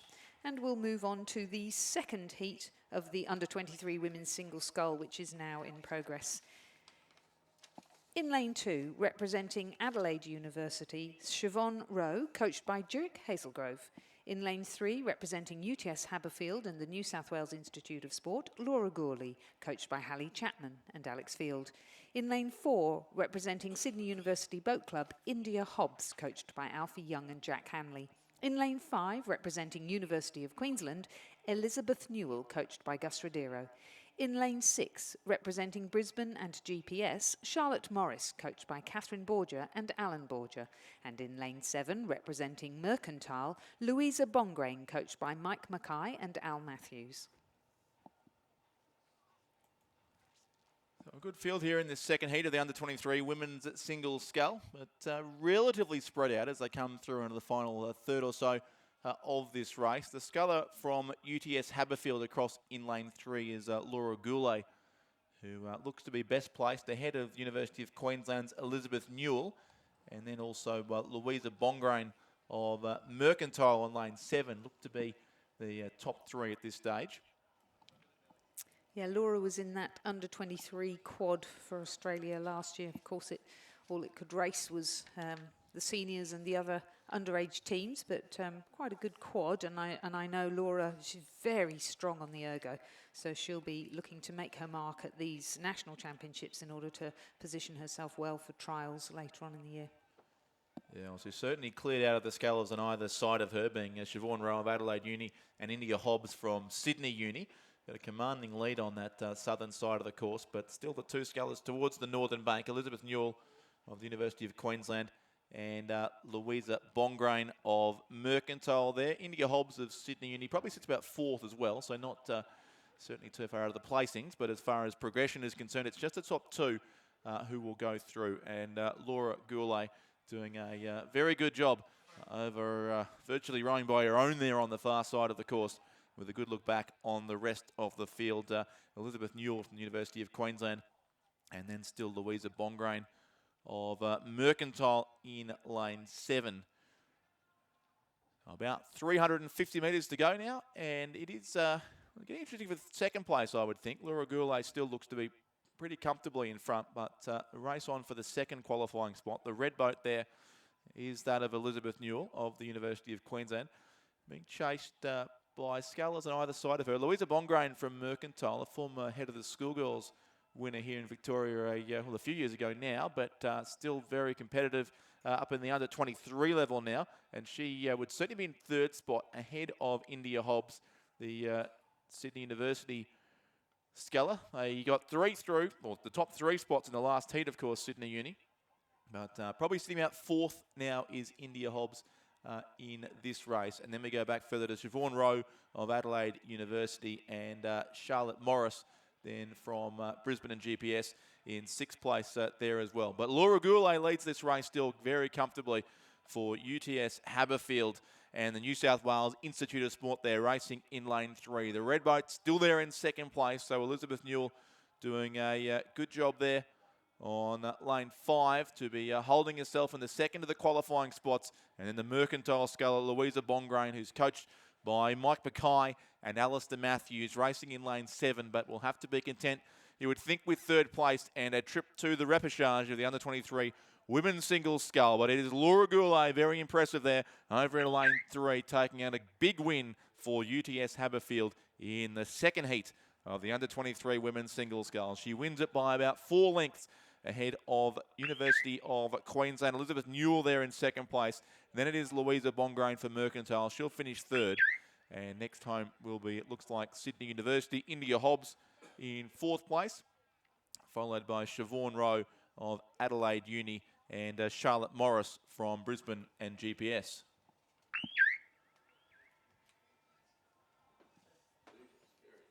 So we have our 2 final scullers approaching the line, and to recap the results of Heat 2 of the under-23 women's single scull, it was a commanding win for Laura Goulet of UTS Haberfield and the New South Wales Institute of Sport. She and Elizabeth Newell from the University of Queensland Boat Club will progress directly through to the semi-final. Progressing through the repechage will be Louisa Bongrain from Mercantile, who was 3rd, and 4th, India Hobbs from Sydney University Boat Club. Siobhan Rowe from Adelaide University Boat Club, who was 5th, and coming towards the finish line now, our final sculler, Charlotte Morris from Brisbane and GPS, who will be 6th. We have one more heat to go in the under-23 women's single scull event, and that heat is now in progress, with Phoebe Robinson of the University of Queensland Boat Club in lane 2, Paige Barr from Mercantile Rowing Club in lane 3, Georgia Hughes of Swan River Rowing Club in lane 4, Elora Kelly of ANU in lane 5, Ella Marshall from Mersey Rowing Club in lane 6, and Joalie Patterson from West Australian Rowing Club in lane 7. All coached by Jamie Hewlett, who is the new leader of the Western Australia Institute of Sport rowing program, having taken the place of Rhett Aliff, who of course has moved to the National Training Centre for Men in Canberra as head coach.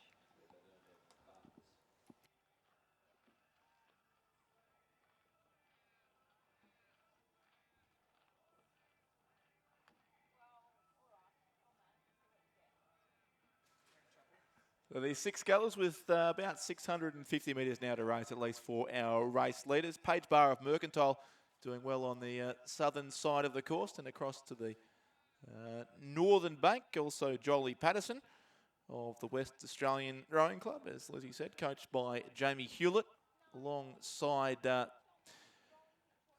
sits Elora Kelly of the Australian National University, probably narrowly 3rd. Also Georgia Hughes of Swan River there. Those two in the centre lanes, locked in a side-by-side battle for probably third and fourth place. And then also Phoebe Robinson of the University of Queensland and Ella Marshall of Mersey in the race. But as was the case in the previous heat of the under-23 women's single scull, we do have, it looks like a pretty commanding leader over there on lane 3 in the form of Paige Barr of Mercantile, who is coached by Mike Mackay there at the Mercantile Rowing Club. And her closest challenge looks to be coming all the way from across here in lane 7, Jolie Patterson of the West Australian Rowing Club. So it is the top 2 who will go through to the semi-finals directly. The remainder of the field to the repechage. Lane 3, Georgia Hughes of Swan River.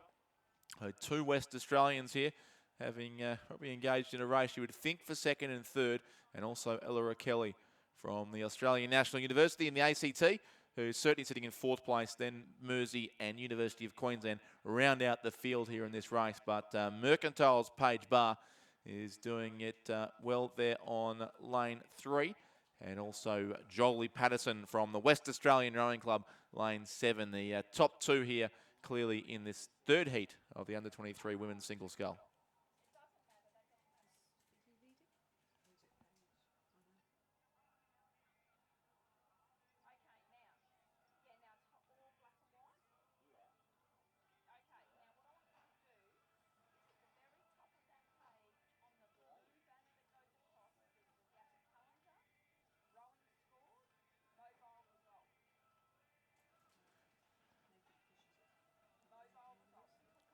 Still the sculler from Mercantile here. It is Paige Barr over on the southern bank of the course, leading Jolie Patterson from the West Australian Rowing Club. The top 2 certainly look to be pretty comfortably clear. In the centre of the course then would still be Georgia Hughes, the Swan River Rowing Club. Sculler in 3rd place, Ella Kelly of the ANU, then Ella Marshall, and also Phoebe Robinson over on the far side of the course. But it's a good win here coming up to Paige Barr of Mercantile, certainly not being challenged too much in the closing strokes of this race as she approaches the line here on lane 3. And Paige Barr will take the win for Mercantile in lane 3 and heat 3 of the under-23 women's single scull. It is Mercantile in 1st place, Jolie Patterson 2nd for the West Australian Rowing Club. 3rd will be Swan River's Georgia Hughes, followed home by Ella Kelly, Ella Marshall, and also Phoebe Robinson. Paige Barr, our race winner there, was from the Victorian Youth 8 in the last 2 years. And also a member of the Australian under-23 team in 2021. So a well-credentialed sculler there and a good win to her in this third heat. Yeah, and some bloke called Mike Mackay, her coach. Yep, knows a thing or Heard two him? about rowing. I Yeah. think. Knows the thing about the Goulburn Valley as well. He'd be loving it here, wouldn't he? He would be. So just recapping then, that third and final heat of the under-23 women's single scull was a win for Paige Barr of Mercantile Rowing Club, and joining her in the semi-final will be Jolie Patterson of West Australian Rowing Club. Going through the repechage, Georgia Hughes from Swan River, who was 3rd, Elora Kelly from ANU, who was 4th, Ella Marshall from Mersey Rowing Club, who was 5th, and Phoebe Robinson from UQBC, who was 6th. That completes the heats of the under-23 women's single scull, and we now move on to the under-23 men's single scull, where again we have 3 heats, and the first 2 from each heat will progress through to the semi-final, and with the remainder competing through the repechage for a place in that semi-final.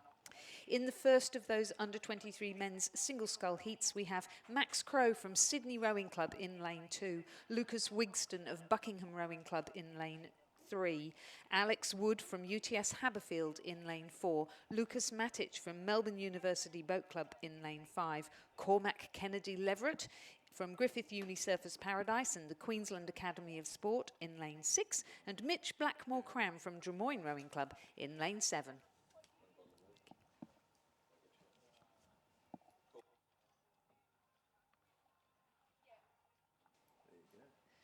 So I understand there's yet another birthday to be called today, and that's Cormac Kennedy Leverett, who's in lane 6 of this race. Happy birthday, Cormac. And yes, happy birthday indeed. And unsurprisingly, Lizzie, I think we've done this for a few years now, and it's not unusual to see Cormac Candy Leverett comfortably leading Yep. a race here at the National Championships, especially in the early rounds of racing. He's well clear here, the sculler from Griffith University Surfers Paradise. I think we saw him dominate, first of all, the under-17 events and then the under-19 events as well, back initially, of course, running for the Southport School, and now That's for right, Griffith yes. University Surfers Paradise. And so on his birthday, he is giving himself the best present possible, a spot in the semi-final, you would think, of the under-23 men's single scull. Cormac Candy Leverett is clear here by about 6 or 7 boat lengths from Lucas Matic of Melbourne University, who also, I think, rode for Nudgee College in Brisbane, but now rowing for Melbourne Uni, being coached by Matt Ryan, and he sits in second place. And then a really good line of 3 across the course.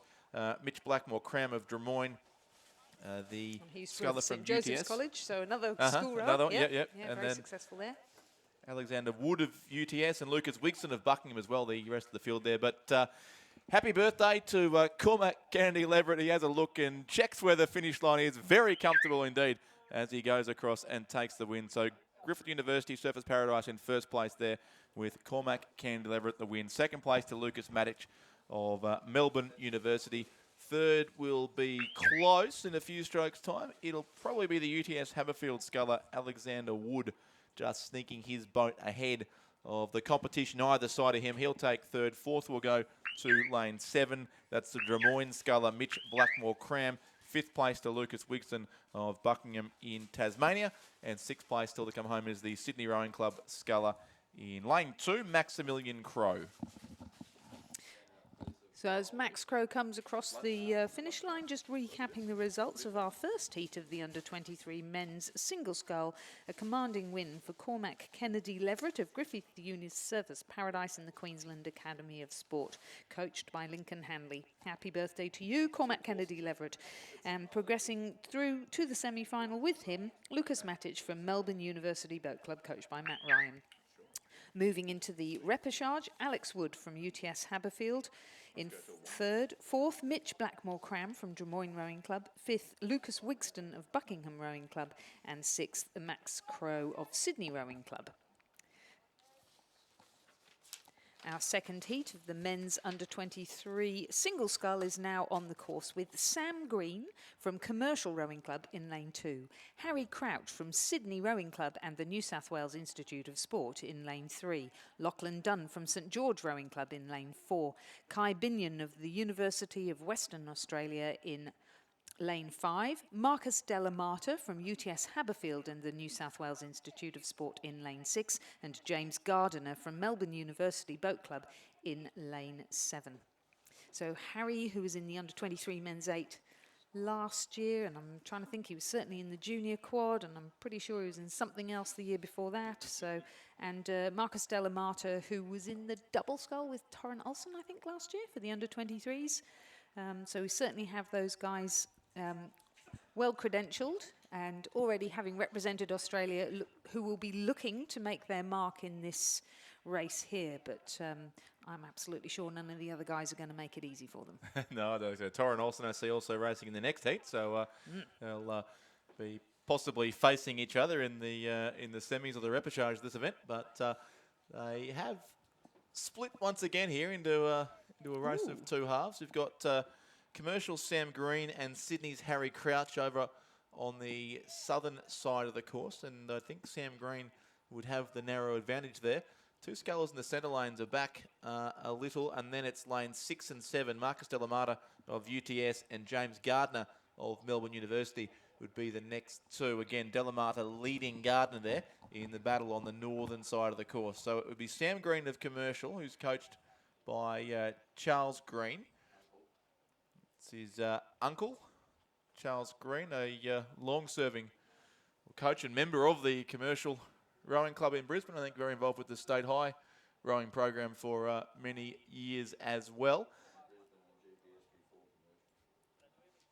And also Brisbane and GPS, I'm told. So another of the club hoppers, that though not a state hopper yet at least. So Charlie Green coaching Sam Green, who's doing well over there on the far side of the course. He certainly would have the lead over Harry Crouch. But back on this side, Marcus Delamata of the University of Technology, Sydney, has the advantage on James Gardner of Melbourne Uni.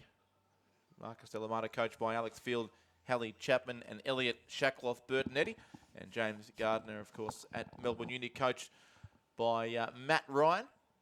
But just the top two to go through here. And it still does look to be the sculler from Commercial, Sam Green, and the sculler from UTS Haberfield, Marcus Delamata, on opposite sides of the course. The yellow shell there of the Commercial sculler, Sam Green, and the white boat for Marcus Delamata of UTS Haberfield, the sculler closest to the finish tower here, closest to the camera side of the course for those watching on the live stream, in the distinctive colours there of the UTS Haberfield club in Sydney, who does seem to, well, he'll be going through along with Sam Green of Commercial. Those two have opened up a pretty sizable gap back now on the rest of the field. James Gardner of Melbourne Uni, Harry Crouch of Sydney would be our next two. And then also Kai Binion and Lachlan Dunn, the two scullers in the centre of the course, but still not much between these two, as it seemed all the way down the course. And as they come into the final 50 metres, the UTS sculler probably just ahead of the Commercial sculler as they head up towards the finish line. It will be a win to the sculler from UTS Haberfield. Marcus Delamata takes it by just under a length on the line. So UTS first, Commercial second there, Sam Green. Those two both through to the semi-finals directly in the under-23 men's singles scull. Third place will be James Gardner of Melbourne University. Fourth place then for the Sydney Rowing Club is Harry Crouch. Those two will go to the repechage along with the next two scullers to complete the course. Kai Binion from the University of Western Australia and Lachlan Dunn from St George.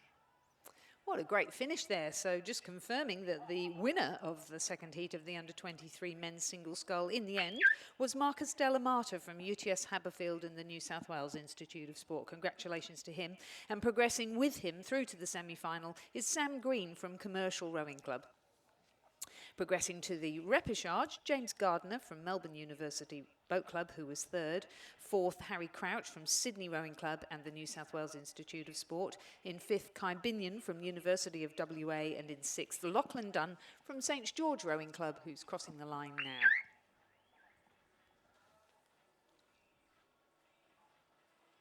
We have a third heat in the under-23 men's single scull, which is on the course now. In lane 2, Alex Rossi from Western Australia Rowing Club. In lane 3, Torrent Olsen from Sydney Rowing Club and the New South Wales Institute of Sport. In lane 4, Xavier Hall-Sullivan from Corio Bay. In lane 5, Marcus Kane from Banks. And in lane 6, Tom Anderson from Sydney University Boat Club.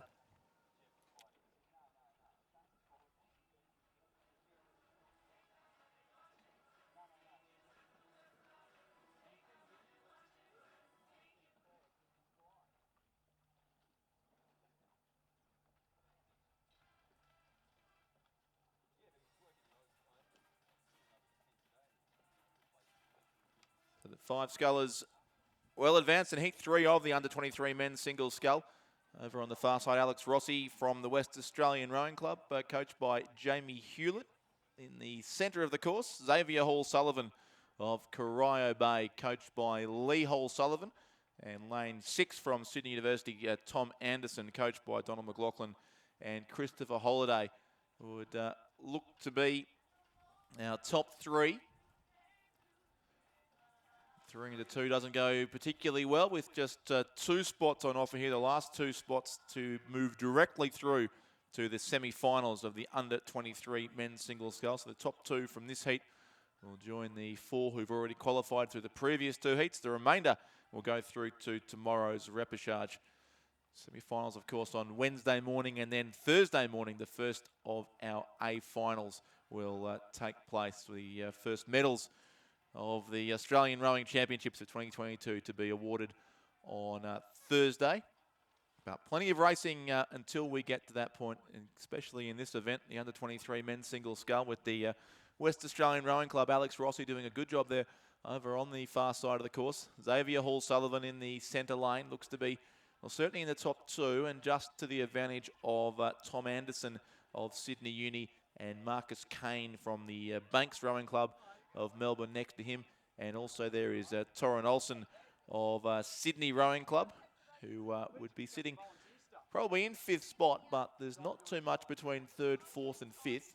But the top 2 is where you need to be at this stage, at least to avoid the repechage.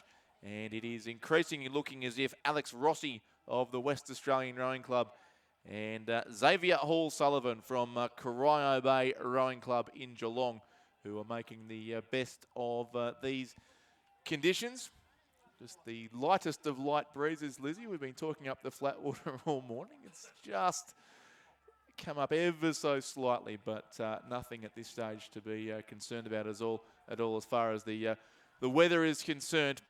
And seemingly not slowing down our leading scullers either. Alex Rossi from the West Australian Rowing Club and Xavier Hall-Sullivan of Corio Bay continue to be the comfortable top 2 here. It's becoming tight for 3rd place. Tom Anderson of Sydney Uni, Marcus Kane of Banks, and Turin Olsen of Sydney Rowing Club. All there fairly close together, but those 3 will need to think ahead to tomorrow's repechage now, where they'll all get a second chance to qualify for the semi-finals.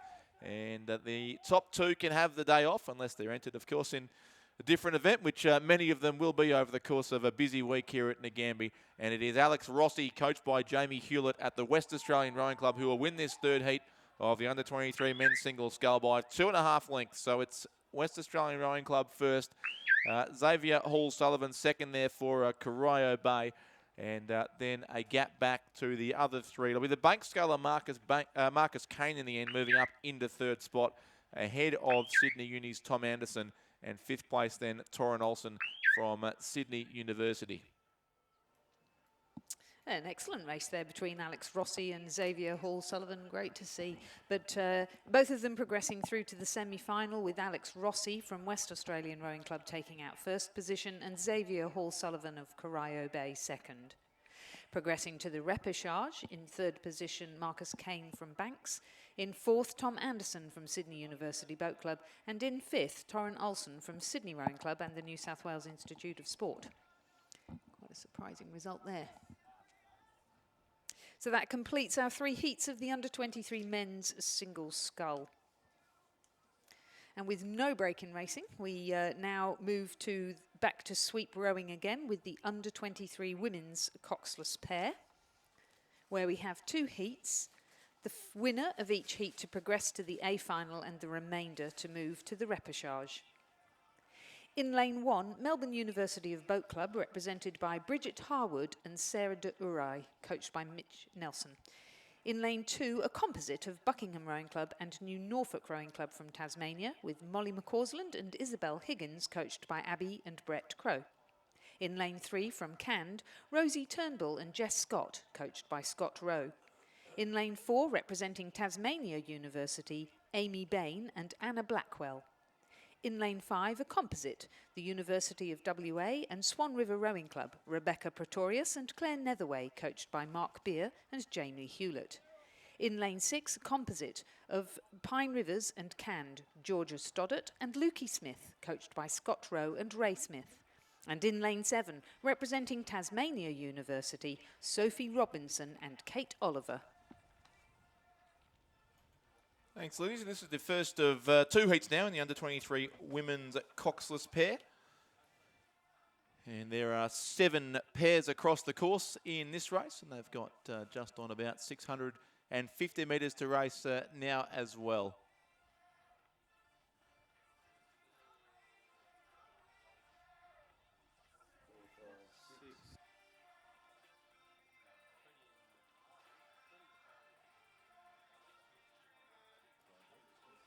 So we may actually be 1 crew short here. Certainly looks as if the red colours there of Cand Lane 3 are prominent. And we think it might be lane 4 who are not Tasmania University, Amy Bain and Anna Blackwell. So they've not started, presumably scratched. So we have Melbourne Uni in 1, Buckingham New Norfolk in 2, Cand in 3, University of WA Swan River in 5, Cand and Pine Rivers in 6, and Tasmania University in 7. Is it that lane? Yeah, plenty of red colours in the centre of the course, including the scratch crew from Tasmania University who would have been in red. The colours have canned Rosie Turnbull and Jess Scott there in lane 3, but I reckon it's the other canned Pine Rivers composite crew there across in lane 6 who would be our race leaders after all. That's Georgia Stoddart of Pine Rivers and Lukey Smith of a canned rowing club. So another crew from Pine Rivers who are competing well here at the National Championships after we saw them take the win in the heats of the pair race a little while ago. And there's also... I reckon it's lane 7 that's scratched, actually. Tasmania University, don't you? That's, So yes, lane okay. 4 So is it's in the it. other That makes side more that's sense. missing. So we have got the 6 crews. Anyway, it's definitely... Yes, that makes sense. So lane 7 is empty. Which means it is the University of Western Australia and Swan River who lead this race. I think we've finally sorted out who's who. It is Rebecca Pretorius and Claire Netherway, Which coached you would by Mark expect, I Beer think, wouldn't you? So and Pretorius done a really Jamie good Hewlett. job last year, and Claire Netherway was in the junior double a couple of years ago. Yeah. Yep, it all makes sense now as we can see clearly out the window what's going on. So the West Australians in front, Tasmania University, the centre of the course, that is the red boat that should be there, but Canned lead them, Rosie Turnbull and Jess Scott. So Jess Scott and Lukey Smith, who rode together for a couple of years, both I think students of the St Hilda's School on the Gold Coast, now in separate crews here, representing their clubs and competing for probably 3rd and 4th spot. On the far side of the course, it's the Buckingham New Norfolk composite crew, Molly McCausland and Isabel Higgins, who are the second placed crew, but it is first only through to the A final, so it looks almost certain to be the University of Western Australia and Swan River composite combination. Rebecca Pretorius from Swan River and Claire Netherway from the University of Western Australia, who do lead and lead comfortably from the Buckingham New Norfolk crew, and then canned in 3rd ahead of Tasmania University. So lane 5 will take the win here. University of Western Australia and Swan River straight through to the A final of the under-23 women's coxless pair. Second place will be lane 2, Buckingham and New Norfolk there. Third then looks to be canned Rosie Turnbull and Jess Scott. 4th will be close, the red boat of Tasmania University. Narrowly there, Amy Bain and Anna Blackwell. Then it is canned Pine Rivers. That's Georgia Stoddart and Lukey Smith in 5th place. And 6th will go to Bridget Harwood and Sarah de Ure for Melbourne University. So it got there in the end. So confirming the results of Heat 1 of the under-23 women's coxless pair. It will be the Rebecca Pretorius and Claire Netherway from Swan River and University of WA who will progress through to the A final. And now progressing to the repechage, in 2nd position Buckingham New Norfolk, in 3rd Canned Turnbull and Scott, in 4th Tasmania University Bain and Blackwell, in 5th Canned Pine Rivers Composite Stoddart and Smith, and in 6th Melbourne University Boat Club Harwood and de Ure.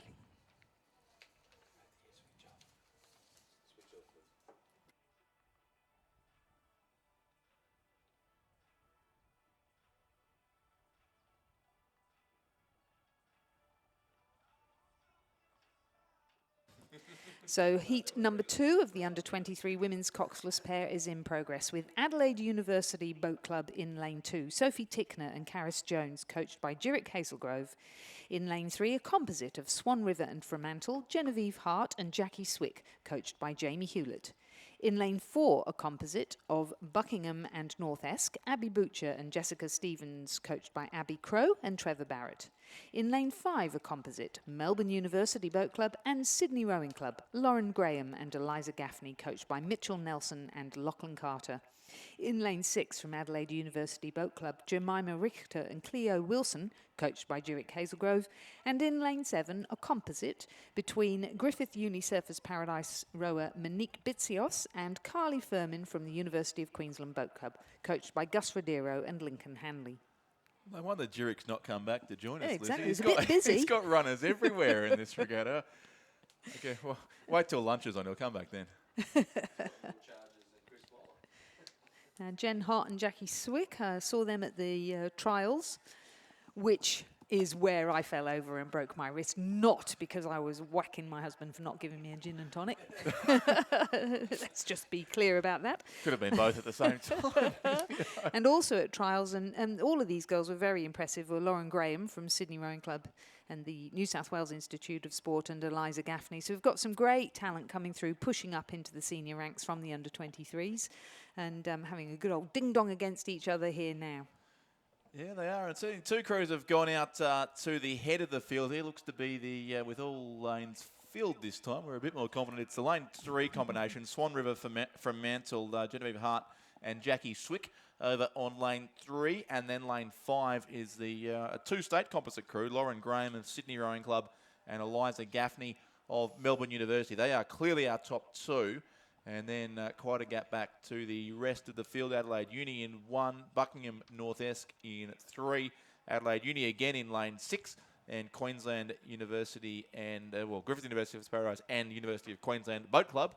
There's a mouthful of a composite crew. They would be sitting in probably 6th place at this stage of proceedings. So the top 2 are clear, but only one can go through here. So they're used to racing each other at the trials. Lizzie, we'll see what they've got here in the closing stages as well for one spot in the A final.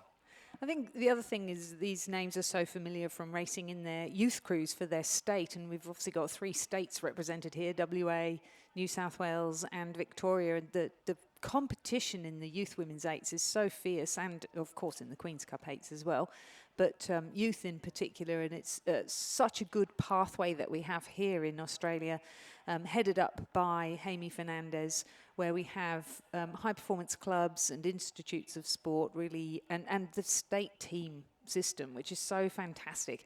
And then they get together in crews like this and put on a finish like this still with that. Is that a streets ahead of the others? Almost a purple coloured boat there, I think, of Swan River Fremantle, but they're leading narrowly, and a good race still with Melbourne Uni Sydney in a yellow boat. I can confirm that at least in 2nd place, but it will be the West Australians who get the win here. So Genevieve Hart and Jackie Swick across first in the Swan River composite crew by a length on the line from Melbourne Uni and Sydney Rowing Club. They're in 2nd place, but only first will go through to the A final. That's Genevieve Hart and Jackie Swick. And then we go back to what looks like Adelaide University over on the far side. In fact, the 2 Adelaide Uni crews, the 2 Jurek Hazelgrove coach crews, will come in 3rd and 4th here. Sophie Tickner and Karis Jones will be 3rd. Jemima Richter and Cleo Wilson will be 4th. So Jurek will be busy tomorrow with these crews getting back on the water for the repechage. The Buckingham North Esk crew will finish 5th,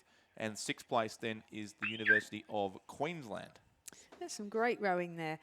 Fantastic race, as we said, for 1st and 2nd. But the win eventually taken out by Jen Hart from Fremantle and Jackie Swick from Swan River Rowing Club, coached by Jamie Hewlett. And they will progress directly through to the A final of the under-23 women's coxless pair. Progressing through the repechage will be Lauren Graham from Sydney Rowing Club and Eliza Gaffney from Melbourne Uni. They came 2nd. In 3rd, Adelaide University's Tickner and Jones. In 4th, Adelaide University's that was Adelaide Uni, Tickner and Jones. Adelaide Uni, Richter and Wilson in 4th. In 5th, Buckingham North Esk, Butcher and Stevens. And in 6th, the composite of University of Queensland and Griffith Uni Surface Paradise, Bitsios and Firmin. We're now moving to the under-23 men's coxless pair, where we have 2 heats, and this time the first 2 will progress through to the A final. In the first of these 2 heats, Mossman Rowing Club are in lane 2, Nick Pender and Torben Ungermach. In lane 3, Sydney University Boat Club, Kieran Riach and Nick Miro. In lane 4, Melbourne University Boat Club, supported by the Victorian Institute of Sport, Fraser Miss Campbell and Harry Fox. In lane 5 from Melbourne University Boat Club, Nick Smith and Will Eckerman. And in lane 6 from Melbourne University Boat Club, Nicholas Dimitropoulos and Tom Murray. I've pronounced it before as Vlacha Dimitropoulos, Lizzie. But Vlacha Dimitropoulos, thank you. I don't have any great authority on that one. But all sounds Greek to me. Exactly right. But they are probably about 3rd, that Melbourne Uni combination, which is potentially good news for us up here. But it's Nick Smith. Why can't we have more rowers called Nick Smith? Nick Smith and William Ackerman, coached by Matt Ryan, another very sensible name there.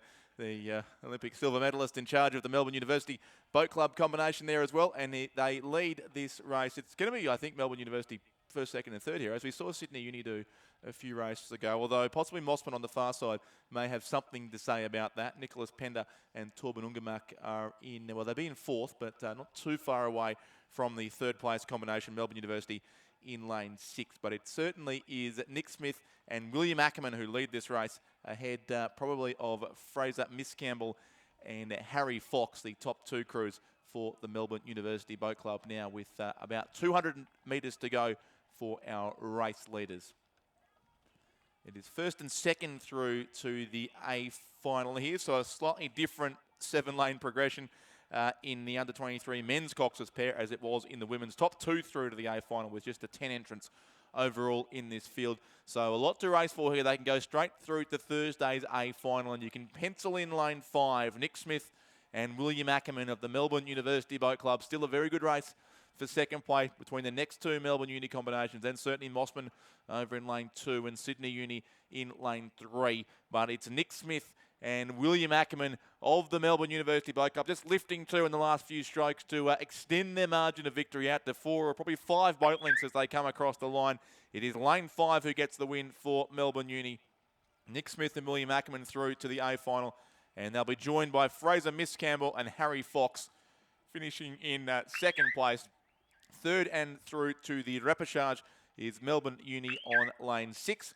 Fourth place will be Mossman lane 2, and fifth will go to Sydney University lane 3 in the first heat of the under-23 men's coxless pair. Confirming the results of Heat 1 of the under-23 men's coxless pair. A win for Melbourne University, Smith and Ackerman. Second, Melbourne University, VIS, Miscampbell and Fox. Those 2 crews will progress through to the A final.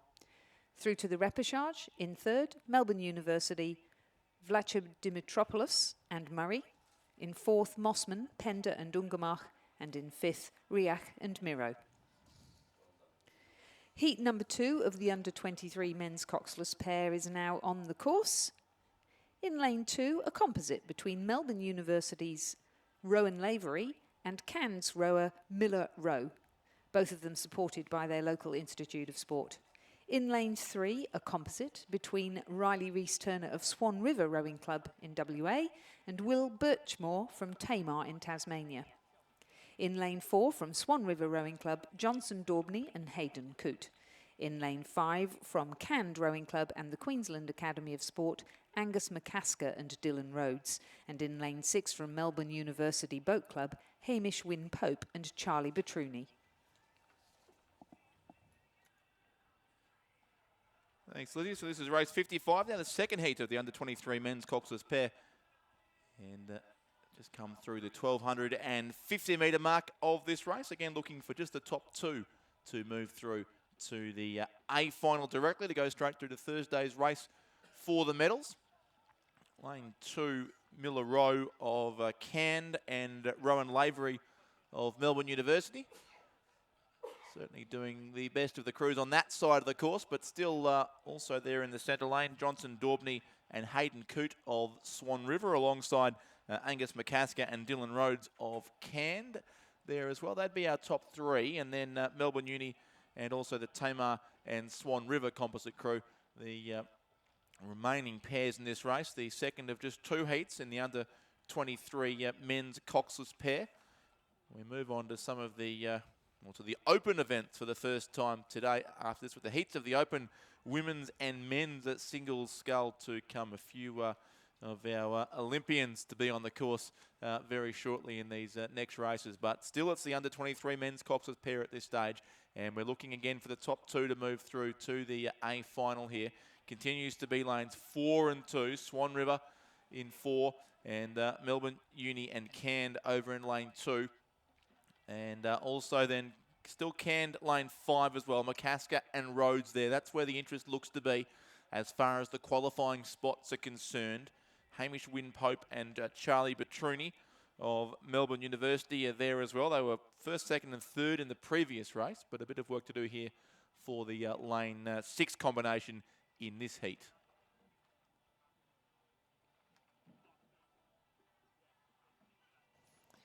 See Johnson Daubney there in that Swan River crew who's in the junior men's cox tour with coached by, I'm trying to remember who it was. I think it was coached by Matt Ungermach back in 2019 and was then in the under-21 team last year. So good to see him pushing on up into under-23s. And Miller Rowe and Rowan Lavery, class act there. Can't believe they're still under-23. Yes. Yes, seem to be saying some of these names for years, but Yeah. still competing at under 23 level, and that'd still be our top two. Rowan Lavery on the far side, Daubney and Coote in the centre of the course for Swan River. And it's Melbourne Uni trying to give chase here, who've gone past, certainly past Can now, lane 5. So Hamish Winpope and Charlie Petruni, who are up into third spot, but still have some ground to make up to reel in our top two, as our race leaders have about 120 metres still to go here towards the finish line. Miller Rowe and Rowan Lavery of the Cairn Rowing Clubs and also Melbourne University Boat Club are our race leaders. It is Johnson Daubney and Hayden Coote from Swan River in second place. And then certainly Melbourne University move up into a clear third, but the margin's pretty clear here. There's clear water between each of these crews as they head up towards the line. It will be Miller Rowe and Rowan Lavery across in first place. Almost 2 lengths, their margin back to Johnson Daubney and Hayden Coote. So those two through to the A final directly. Then it will be Melbourne University finishing in third place. Fourth will go to lane 5, McCasker and Rhodes of Cand and the QAS. And sixth place will be the two-state composite crew, Riley Rees-Turner from Swan River and William Birchmore from the Tamar Rowing Club, coached by Mark Beer and Brendan Long.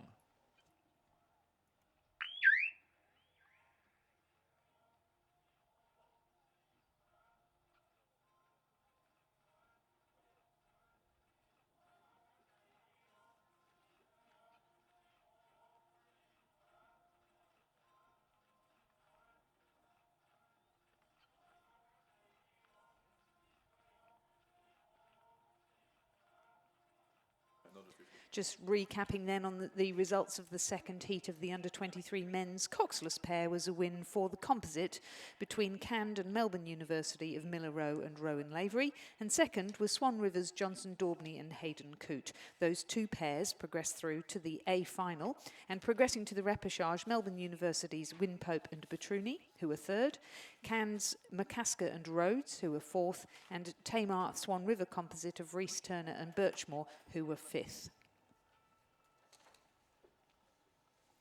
We're back to sculling again, and we're moving up from under-23 to the open category, and kicking off with the open women's single scull. And this is where we start to see our Olympians enter the competition.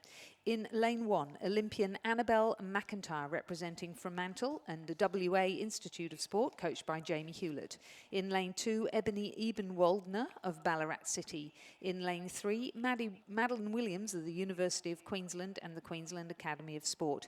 Olympian Rowena Meredith from Sydney University Boat Club and the New South Wales Institute of Sport is in lane 4. In lane 5, from Singapore, their Olympian sculler Joan Poe, representing Easter Rowing Club. In lane 6, Georgie Gleeson from Sydney University Boat Club and the New South Wales Institute of Sport. And in lane 7, Hannah Dobby from Buckingham Rowing Club. What a field, Lizzie. Three Olympians. 3 Olympians from 2 countries. The Easter Rowing Club, is that? I've not heard of that before. That's so. Yes, that's a relatively new club. Before there was, I think, really just the Singapore Rowing Association, but now there are a couple of rowing clubs in Singapore, yes, and Easter Rowing Club is very strong on women's rowing, and Joan representing them here today.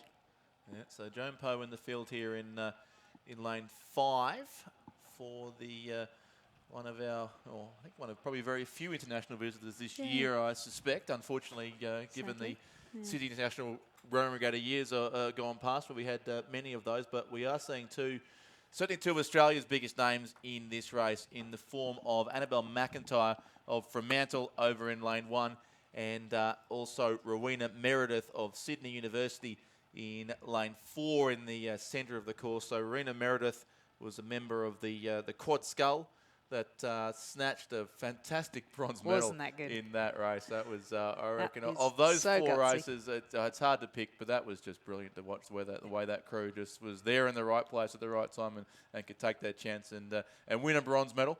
And of course, Annabelle McIntyre, a member of the Australian four, that won a gold medal, an hour or so before the quad race too, That's on that fantastic period of time, and also was rowing in the pair. So yeah. a very busy Olympic schedule for Annabelle McIntyre. And you have to wonder, I mean, obviously the weather was not great, and so the racing was condensed, and you have to wonder if Annabelle and her pair's partner, Jess Morrison, could have actually had a second medal.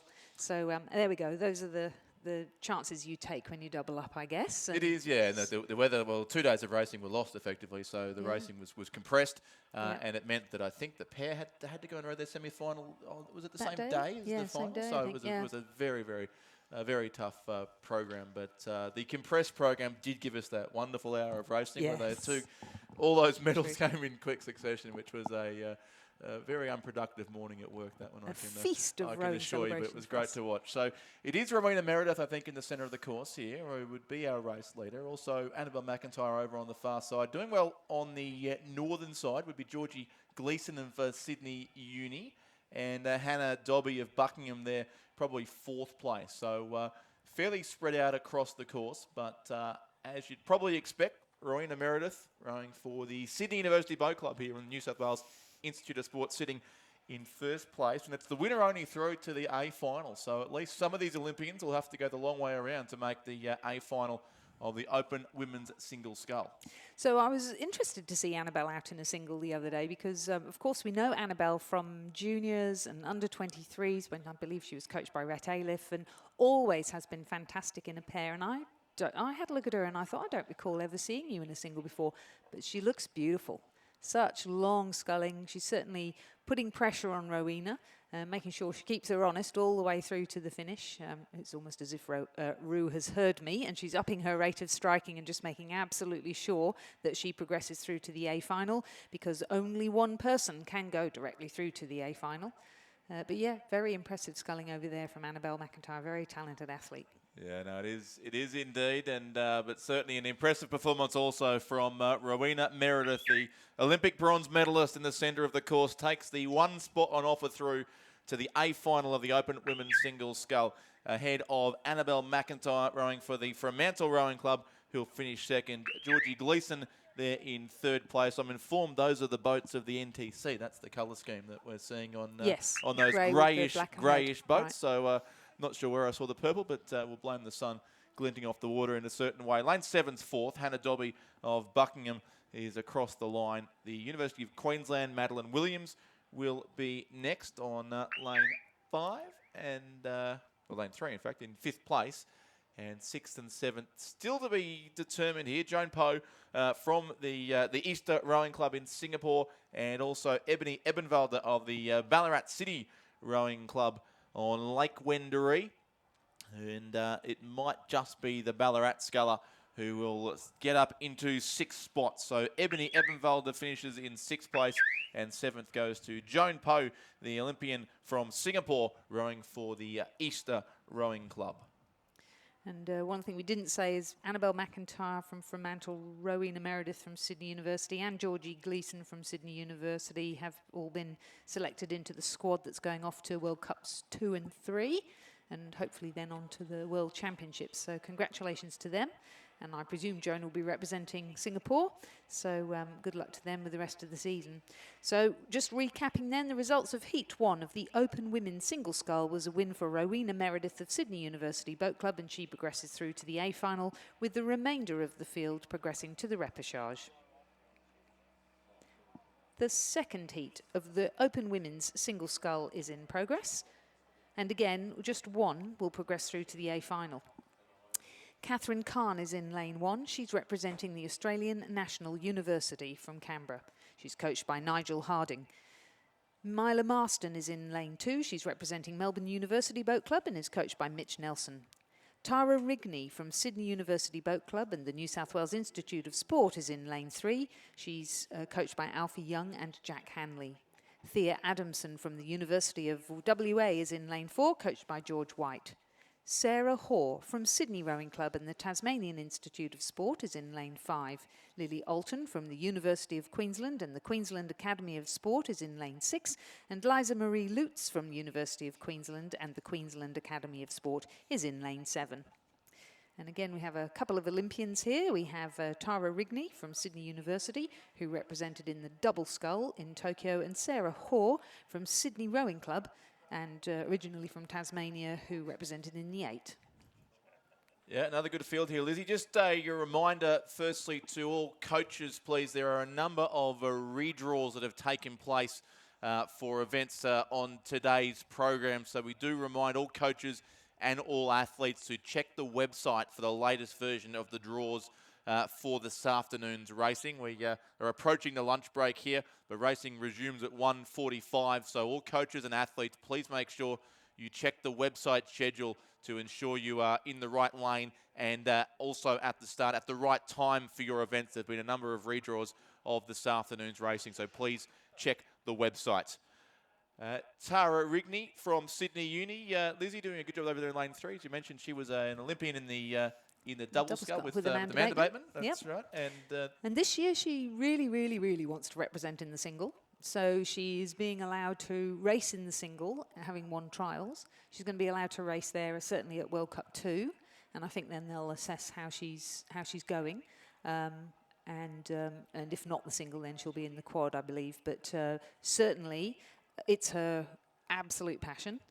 She's really determined. It's been interesting to see how much she's been able to bring her ergo scores down. She's coached, of course, by Alfie Young and has been for a few years now since she was injured. And it was either netball or AFL, can't quite remember, and then moved to rowing, which she had done at school, moved to rowing as her main sport. And she's really got the bit between her teeth. And as you can see, she is sending out a clear message to everybody by making her way through to the A final directly from this heat. Yeah, letting another Olympian, although a Sweeport Olympian in the form of Sarah Hoare from the Sydney Rowing Club, who rowed in the Australian Women's 8 at Tokyo. She'd be sitting in 2nd place, and then Lily Alton of the University of Queensland would be in 3rd. But this is a big win coming up to Tara Rigney, who has extended her margin late in the race and has put several lengths on the rest of the field. So it'll be Tara Rigney who goes through and joins Rowena Meredith from the previous heat into the A final of the Open Women's Single Scull. A commanding win there from the Olympian, who has obviously designs on this boat class over the course of 2022, and that's the best way to show exactly what you can do. A big heat win. Sarah Hoare will be 2nd. Lily Alton will finish in 3rd place. 4th then over to the other side of the course. Looks like it is the sculler from Melbourne Uni, Miller Marston. 5th will be Liza Marie Lutz, also of the University of Queensland. 6th place in the pink boat. That's Thea Adamson from the University of Western Australia. And 7th will go to Catherine Kahn from the Australian National University. Recapping the results of the 2nd heat of the Open Women's Single Scull, a resounding win for Tara Rigney of Sydney University Boat Club and the New South Wales Institute of Sport. She'll progress directly through to the A final. The remainder will progress to the repechage.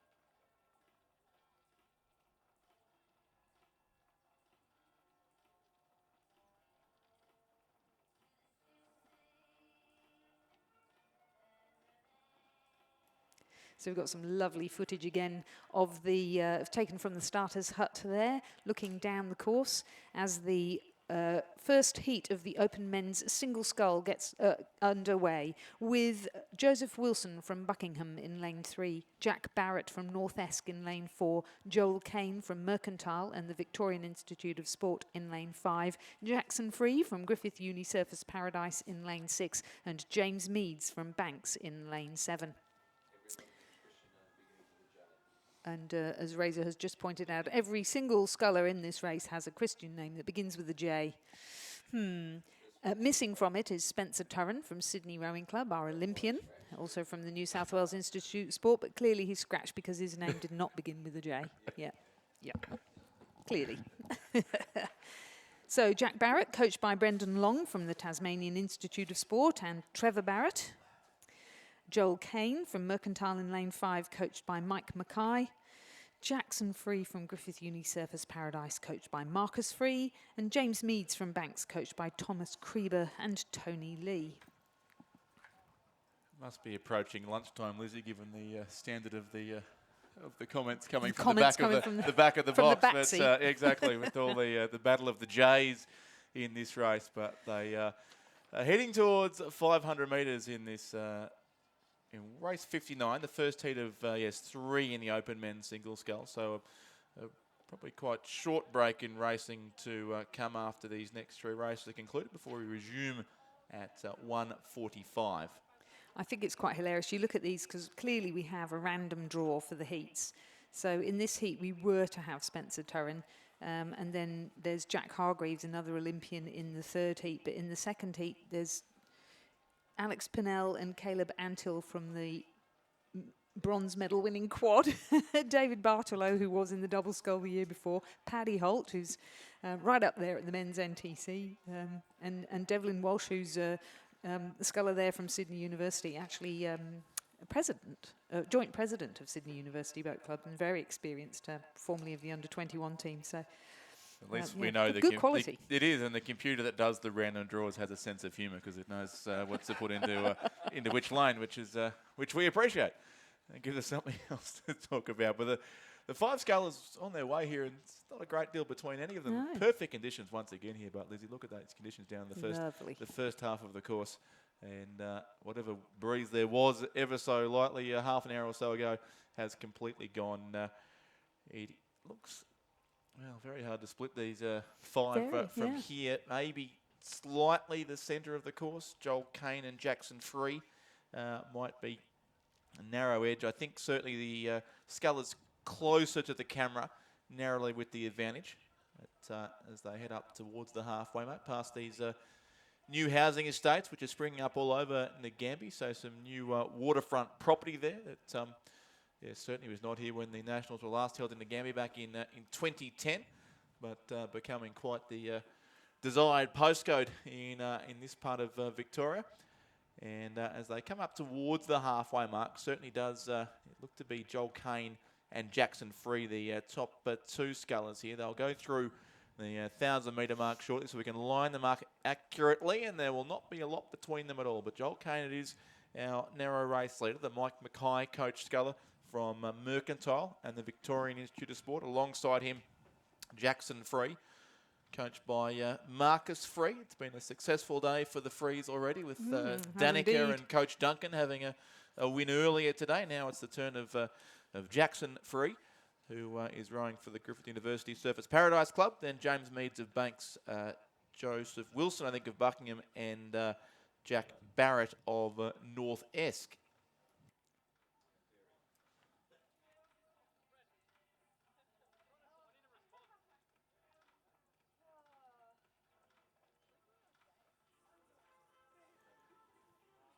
Should also clarify, with 3 heats in the Open Men's Single Scull, it is 1, 2 and 3 to move through to the semi-finals, so it may not require, it's not as if it's winner takes all or a great sprint to the finish necessarily, but it will see as they get closer.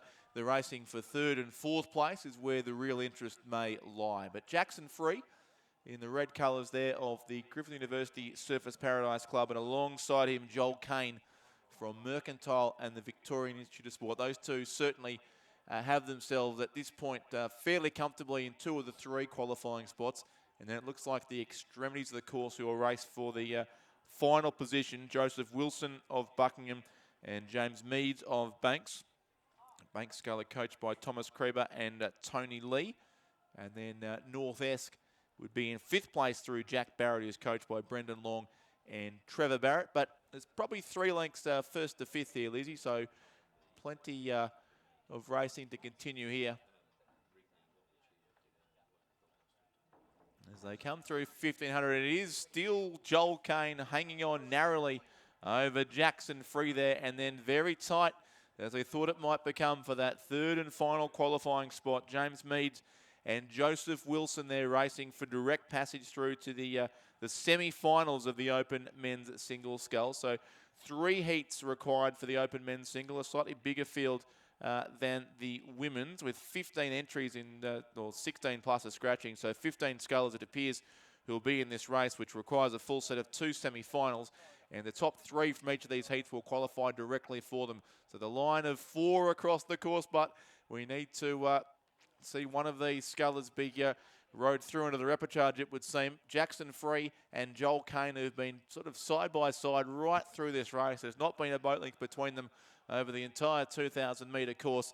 Doing well, I think, over on the far side too, looks to be Joseph Wilson, the sculler from Buckingham, who I think has seen the need to go and make sure of a top 3 spot.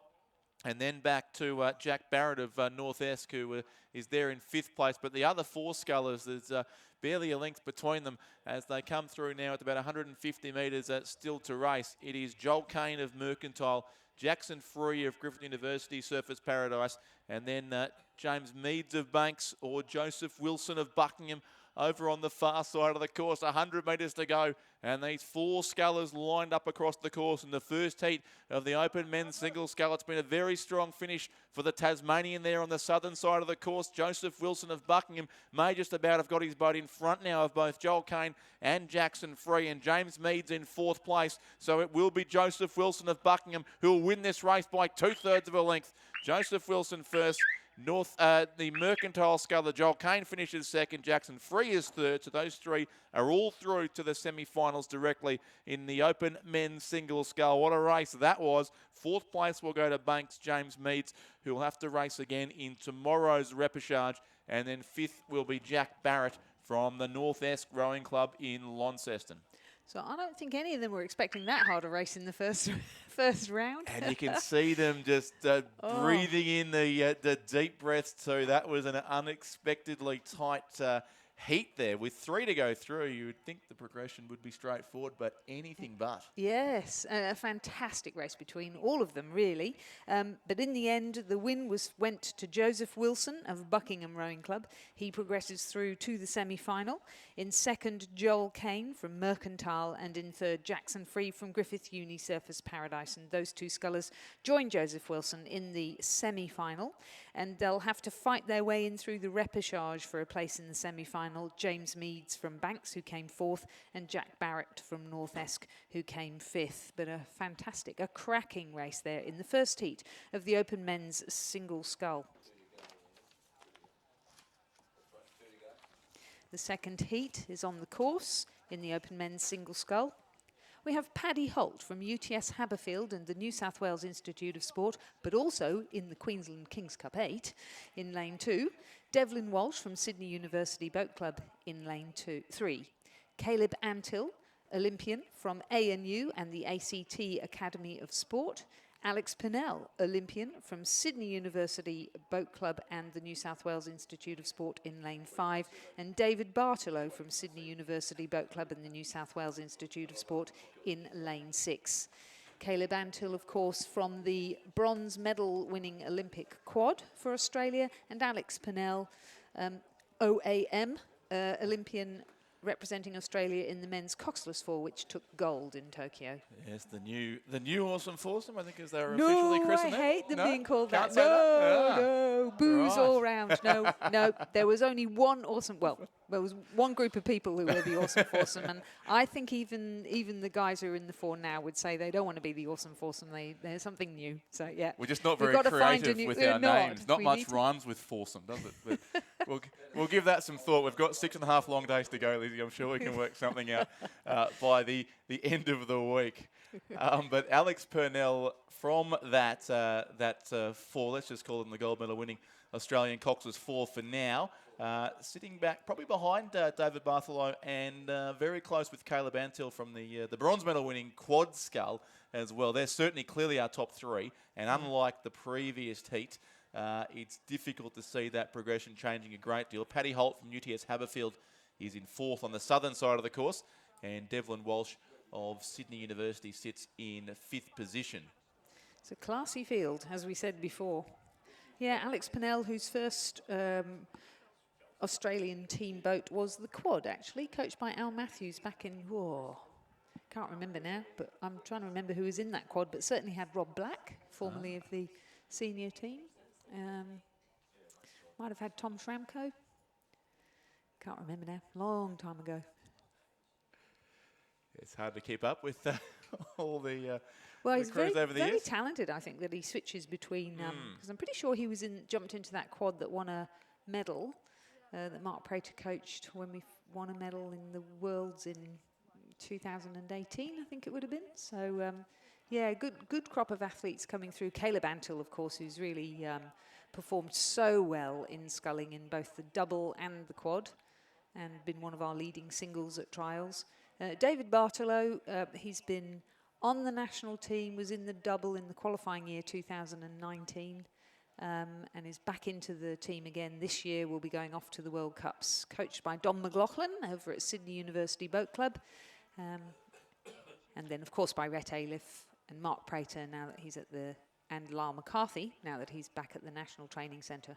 And putting on a good finish, these two as well. It looked to be David Bartolo who was leading, but probably unsurprisingly, Caleb Antill has just come through late with a few stronger strokes and has got his boat very narrowly in front, and looks to be going away to win this one by almost a length. So it will be the quad scull bronze medalist from the Olympics who takes the second heat of the open men's single scull. Caleb Antill first by just under a length from David Bartolo in second place. Third will be Alex Purnell of rowing here for Sydney Uni as well. And then fourth on the far side again in the NTC boat is Paddy Holt of UTS Haberfield. So the four NTC athletes are coming across the line in the top four spots. Only three will go through directly to the semi-finals, and the other two will have to go via the repechage if they're to continue their progress in the open men's single scull. Devlin Walsh, the next sculler to come home, he is coached by Christopher Holliday and Tom Lorich.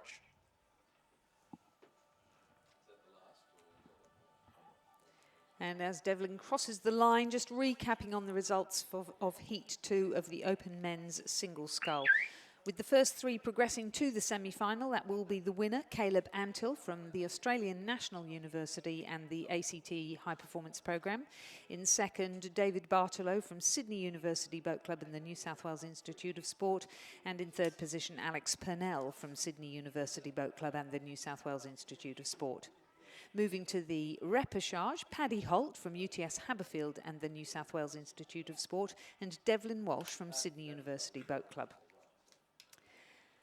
Our third and final heat of the Open Men's Single Scull is now in progress. This is race 61 on the programme and the last race before the lunch break, I believe. In lane 2, Tyler Mason from Melbourne University Boat Club. He's coached by Matthew Ryan. In lane 3, Joel Naukarinen from Tamar Rowing Club, coached by Ken Davey. In lane 4, Callum Breedska from University of Queensland Boat Club, coached by Michael Russell. In lane 5, Jack Hargreaves from Sydney University Boat Club and the New South Wales Institute of Sport. Jack Hargreaves OAM, also a member of the Coxless Four that won the gold medal at the Olympics. And completing our field in lane 6, William Hines from the University of Western Australia, who is coached by George White. Lizzie, with your background, you'd think we should be knighting all these rowers with a gold medal, wouldn't we? Absolutely. Sir Jack Hargreaves would sound all right. That's okay. Of Nyngan, yes, we were talking about that. There's a move afoot to start a rowing club in Nyngan. I said, yeah, the Jack Hargreaves Rowing Centre. I might be tongue-in-cheek. It'll be a seasonal rowing club, I assume. But in any case, the last race of the first half of the opening day here is nearing its conclusion. And it does look to be Jack Hargraves, the Olympic gold medalist from the men's 4 in Tokyo, who leads this field through into the final 600 metres now, ahead probably of maybe, in fact, Tyler Mason there over on the far side from Melbourne Uni. Also, Callum Britsky of the University of Queensland in contention here with, again, the top 3 to move through from this third and final heat.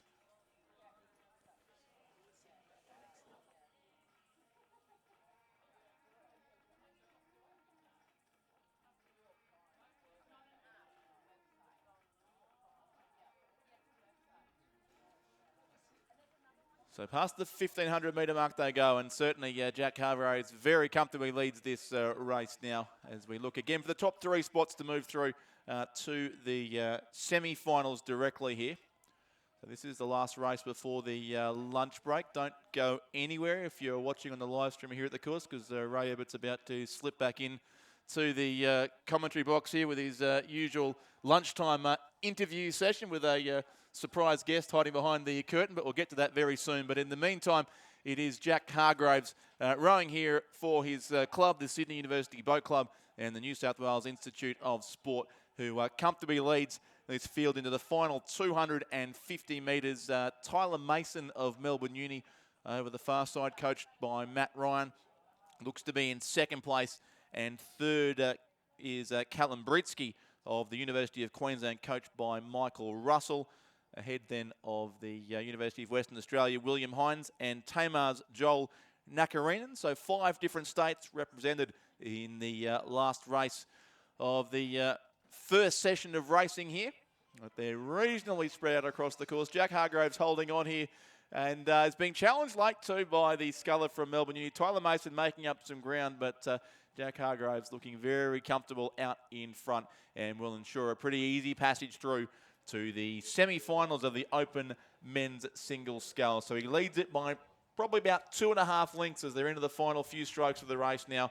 And it will be Jack Hargraves, OAM, across the line in first place to win the third heat of the Open Men's Single Scull. So Jack Hargraves first by 2 lengths for Sydney Uni.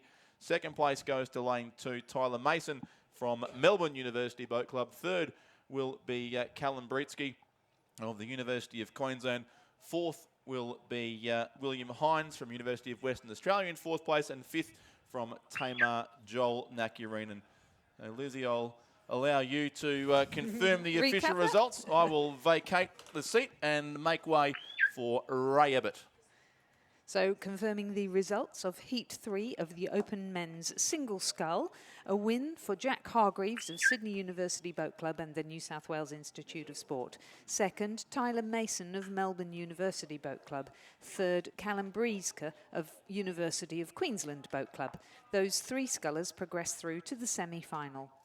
In 4th, William Hines of University of Western Australia. In 5th, Joel Nakarinen of Tamar. And these 2 scullers will progress now to the repechage. That concludes this morning's racing. We look forward to seeing you again in about 45 minutes' time, where we'll kick off with the under-21 lightweight women's single scull. And I'll now hand you back to Ray Ebbett, our lead commentator for this lunchtime's interview.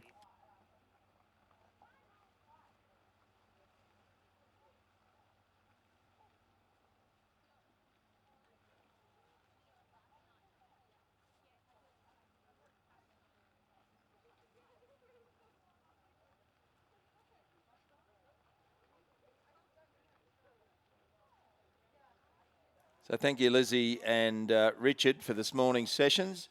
And I'm joined in the commentary box now by the Chief Executive of Rowing Australia, Ian Robson. Welcome, Ian.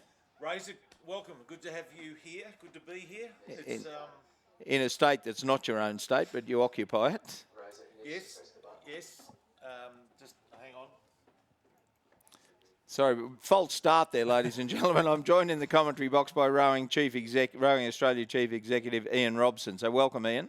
Welcome, Razor. Great to be here with you, and great to be here full stop here at Ngambie today. It's fair to say that your staff and Ted and Co have put on a wonderful performance over the last 2 weeks to actually get this happening.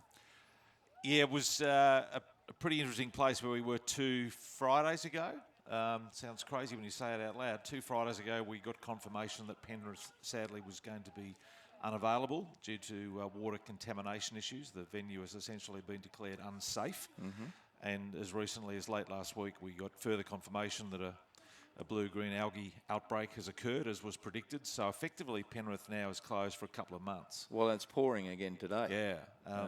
And here in Victoria, we've had an incredible summer, and we've had some fantastic racing across the regatta season. And so we were confronted with a pretty compelling set of circumstances, but there was no doubt at all in any of our thinking that we wanted to stage the regatta. Yeah. And that was the first thought. It was the only thought that then drove us to how can we explore, what options did we have at literally no notice to secure an outcome. And so I just have to say right from the outset, extraordinary thanks, yes, to our team, Alison and Fred and everyone behind the scenes supporting Alice from an RA perspective, but a big shout out to Ian Jekyll and his team at Rowing Victoria, and the way Ian has personally lent in and putting boat racks up across the course of the weekend. A big regatta here, of course, Saturday with head of the river, but also to Julie Salomon and her team from the city and the Shire of Strathbogie. Again, just from the moment we had the first conversation with Julie and her team, it was all about can do, want to do, how can we help. We're going to strike some challenges and hurdles, but if we all approach it with a how can we resolve it type scenario and mindset and attitude, we knew we could find a solution. So just thrilled and delighted that we're going to give the Australian rowing community the event they want, the Nationals. We know there's been a bit of turbulence about travel arrangements, accommodation arrangements and logistics full stop, but racing started this morning and that's fantastic. Well, it is, and anyone who had a whinge to me, I said, well, the alternative was we don't have a national championship. Now, we missed out in 2020 because of COVID, and COVID in 2020 and 2021, and now again in 2022, demonstrated that we needed to be agile, and this is a demonstration of a national sporting body and its constituents being agile, isn't it? Without question. Lots of buzzwords about pivoting and agility and leaning in. And at the end of the day, we'll take that offline, will we? But look, as I said, the default setting from the start, and it remains so, Ray, is that these championships ultimately can't happen without volunteers, people like yourself, the BROs. But ultimately, what it's for is for the athletes. Absolutely, and that was the driving motivation for everybody. So, just to see the tent village come and build, and I walked around with the mayor and the CEO of the Shire this morning, and seeing the different schools and different states, and we held some boats at the start of a couple of races earlier this morning.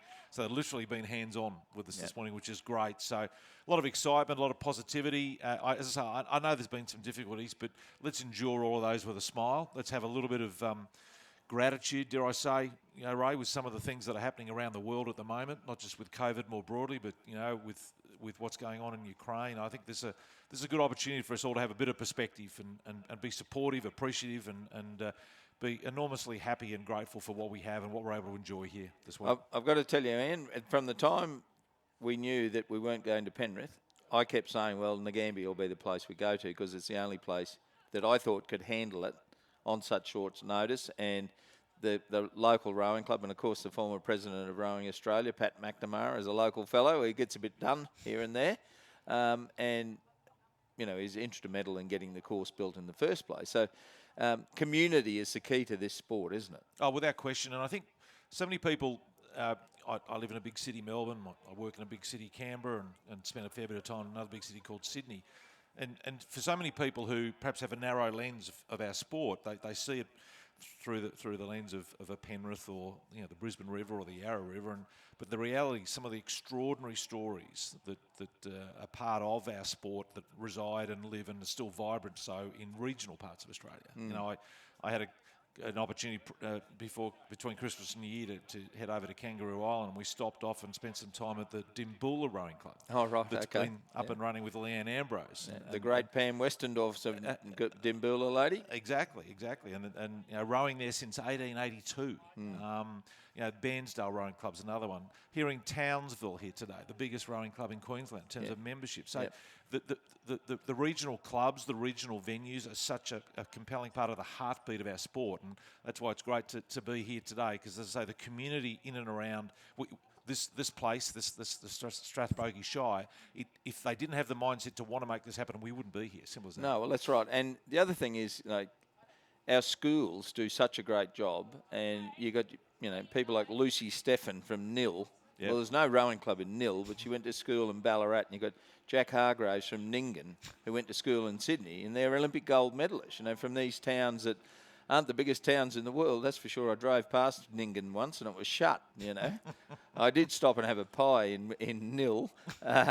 But they're not very big towns, and places like Rockhampton and things like that. One of your employees, Wayne Diplock from Rockhampton, he's an Olympian from Rockhampton, and it's got a disproportionate number of Olympians, in hockey and swimming and Wayne in rowing and things like that. So these country towns, like Ngambia and further out smaller towns, they have that opportunity to showcase their wares and the young people that they're producing.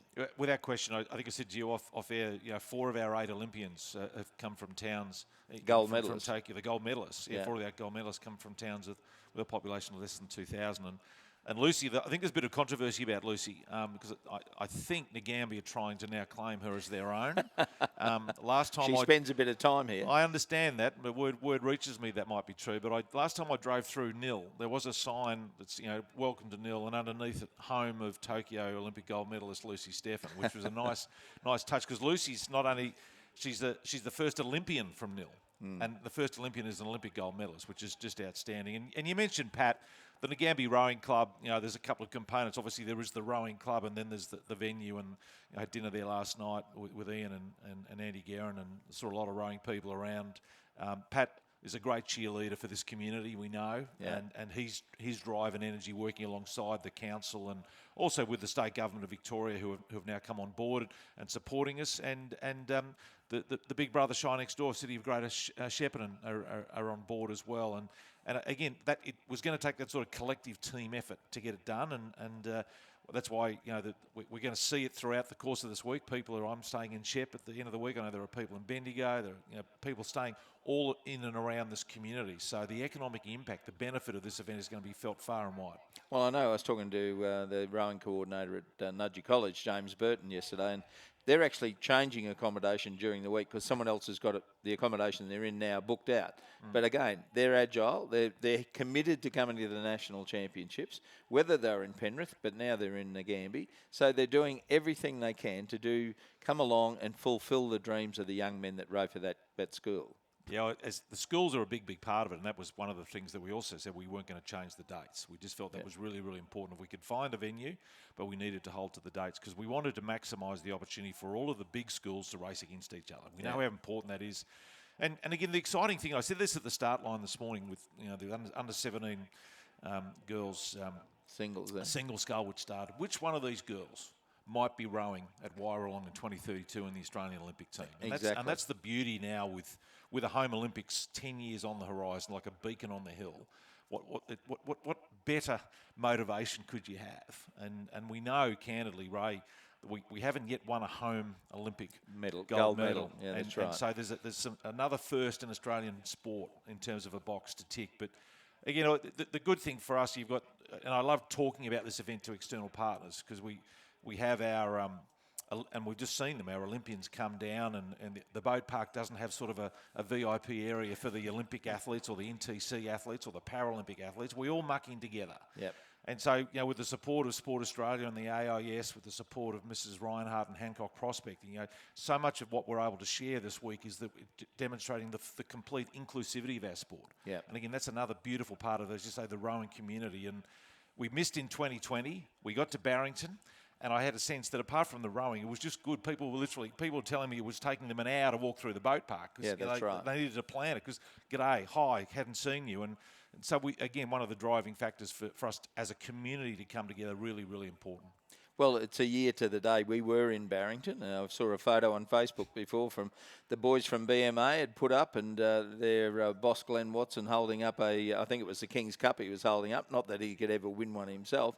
But you talk about the journey for the under-17 athletes. I remember seeing a lunch in Brisbane that you're going to be invited to on the 3rd of June. And we've got John Coates who's going to come along and talk about the benefit to South East Queensland and rowing in specifically. But I've also got Kim Brennan coming along to talk fantastic. about the 10 years ahead for the athlete. Yeah. Because she was on the national team for 11 years to win, the senior A team Yes. was, to win an Olympic gold medal.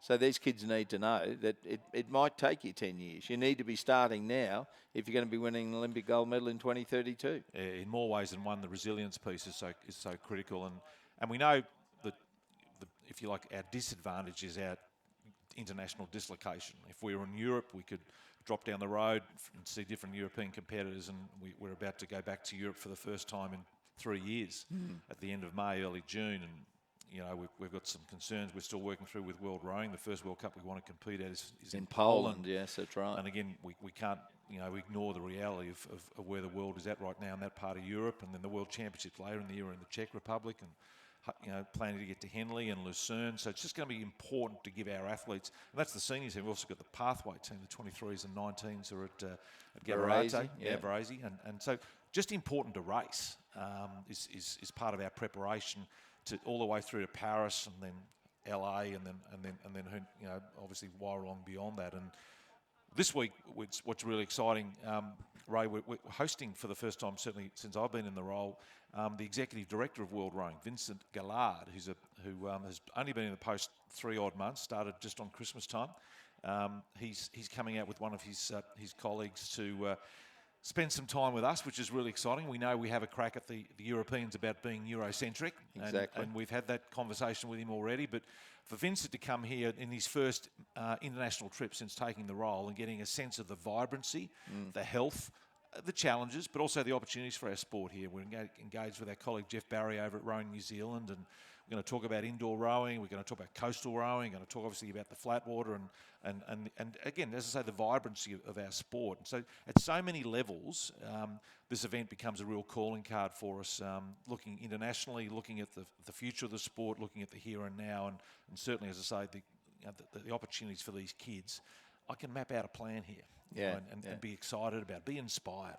And you mentioned visa coming out. So 2026 is the Victorian bid for a Commonwealth Games. Is that real?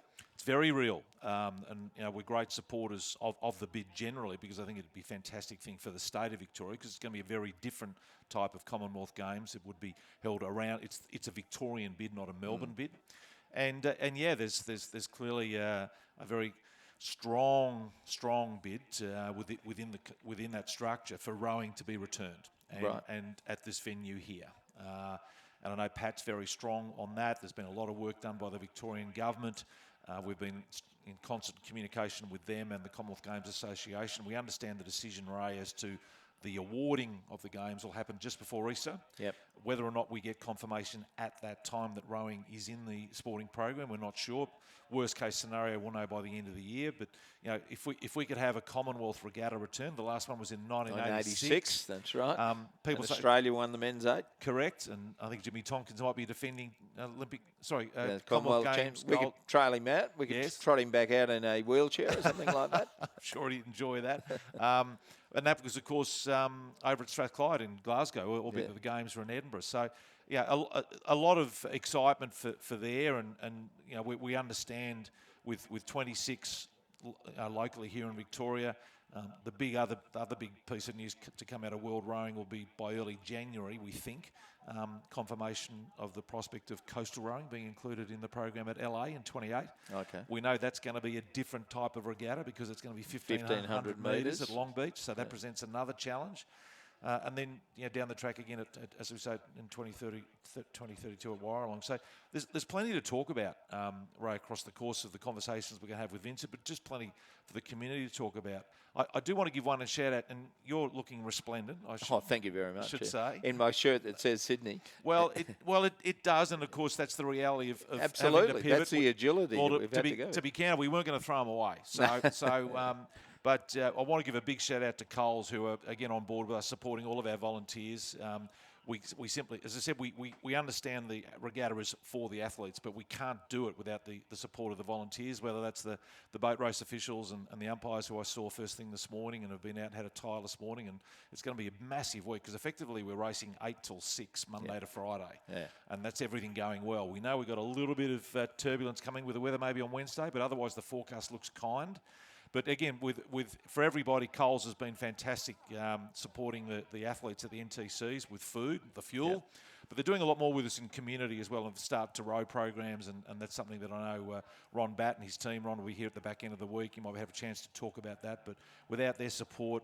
But along the way, the regatta shop are here, and I know they're going to do a great job with the merch. I'm sure they'll be setting up at all of the parks from, with Sykes and Croker and again, just to have everybody in the one spot is the real exciting thing. Absolutely. And you said before you had the mayor and people out here boat holding at the start. Yeah, yep. It's an old tactic, Sir. I remember Sir David Tanner, before he was even Sir David, doing it with a British sports minister on the Hinds Dam as the British prepared for the Sydney Olympics in 2000, and David had him out there laying down in the Pelican poo and holding onto the boats, and I think he got the funding increased by about 300% through that little effort. Well, it's nothing like an in-person experience like that. Well, yes, I reminded myself of how bad my balance is at the ripe old age of 60, I have to tell you this morning, but I didn't fall in. But no, the Mayor and the CEO did a great job, and there's a couple of hidden heroes around the course of the week. If any of you bump into a bloke called Bonza, he is Bonza. And, I've heard about Bonza, yes. Bonza's a ripper. You could do a lot worse than get Bonza up one lunchtime. He's got a few stories. Libby's another hidden hero here as well. So there's plenty of them around, and they're just bringing it to life. Also want to give a shout out, obviously, to our sponsors, Temper. 776 BC going to be here across the course of the week. We've got some real special guests on Sunday. We'll have the Governor General here to present the Kings and Queens Cups. David Hurley loves rowing, doesn't he? And again, he flipped his diary to be here. So and Mrs. Hurley loves rowing as well. She might even see if we can get a bit of a song going. She likes to sing song, Mrs. Hurley.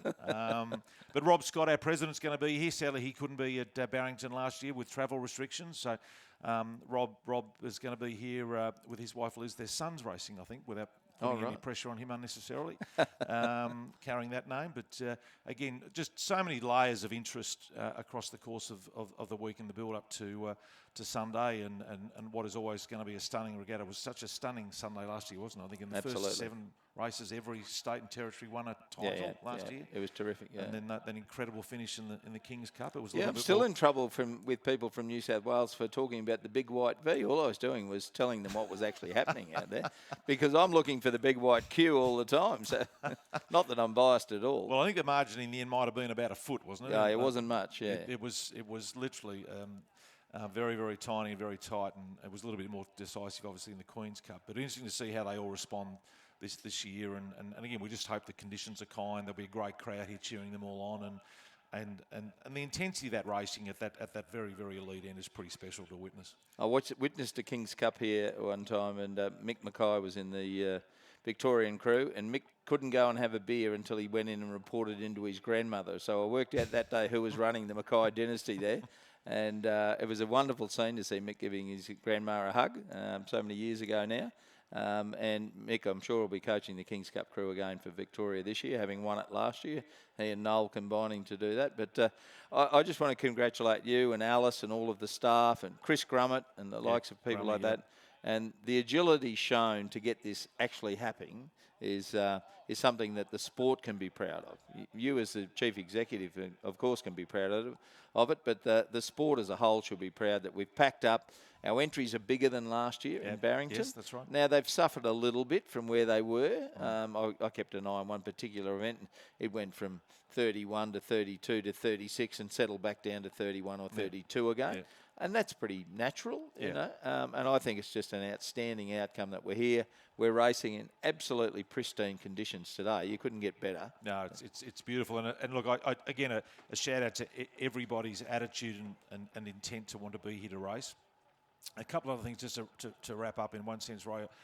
I said at the briefing this morning, obviously all of us are coming from different parts of the country. with regard to things like COVID safe protocols. I think we've just all got to be, and you and I are sitting pretty close here at the minute as I say that, but I think if we're all sensible and smart, and I see some people are wearing masks, that's fine. Everybody makes their own mature and sensible choice there, and we're all accepting of that. And I think if we continue just to operate with some good self, respect around those sort of protocols, we'll be fine. We know we've lost a few schools and some few club crews because of COVID concerns. Yeah. That's an inevitability at the moment, but we just want to continue to press on. And so we want to look after each other this week. We want to see a lot of smiles. We want to see a lot of respect for the volunteers and the officials who are working ever so hard. And as I say, a bit of that gratitude and perspective that comes from there's a very strong Ukrainian rowing community, and as I understand it, and Vincent may talk a little bit about that, they were all out of Ukraine when the conflict started, so they're all safe and well, and there's a lot of love and support from the world rowing community to our Ukrainian brothers and sisters.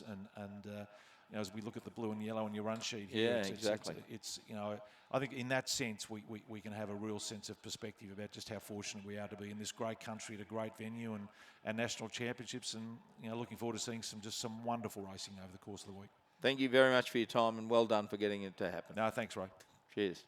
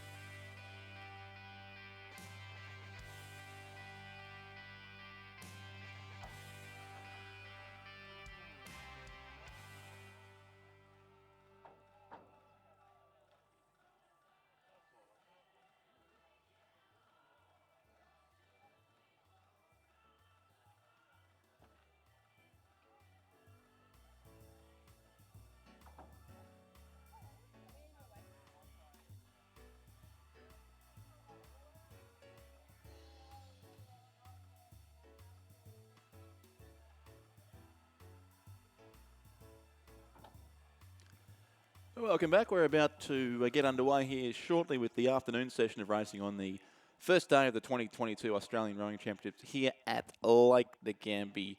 Fantastic conditions here once again. As you can see, if you're here at the course or watching on the live stream, those shots at the start line coming through. And we are just about ready for race 62, the first heat of the under-21 lightweight women's single scull. The first heat of 3 will be the first races after lunch. It is Olivia Cook in lane 1 for the Griffith University Surfers Paradise Rowing Club. Lane 2 from Buckingham in Tasmania is Phoebe Teal. Lane 3 from Adelaide Rowing Club, Sophia Suhanen. Lane 5 from the Australian National University, Charlotte Ryan. Lane 6 from Toowong, Gabrielle Geldard. Lane 7 from Swan River is Lola Davies. And it is the top 3 from this race who will move their way directly to the semi-finals as we welcome back Ray Ebbett. Thank you, Richard. Yeah, it's not quite as cutthroat here. The first 3 will go through, as opposed to the early races today where winning your heat only got you into a quarter-final. So athletes are all there on time. We're just waiting for a little wash to settle at the start line. And we'll have this race underway over the traditional 2,000 metres. For those of you who haven't heard us this morning, the statue of Black Caviar in the park that overlooks the start line, if you have any interest in horses at all, it's actually brilliantly done. It and the statue of Makybe Diva in a park at Port Lincoln are equally impressive. But, of course, Black Caviar, 25 wins out of 25 starts, was born in this area. And Euroa, just up the road, is the home of the Hayes family these days. I think it's Ben and J.D. Hayes. And when the Hayes family sold out of South Australia, they established themselves in Euroa. They're in Lindsay Park in Angaston, I think it was. And then it became maybe of Lindsay Park again, but in Euroa.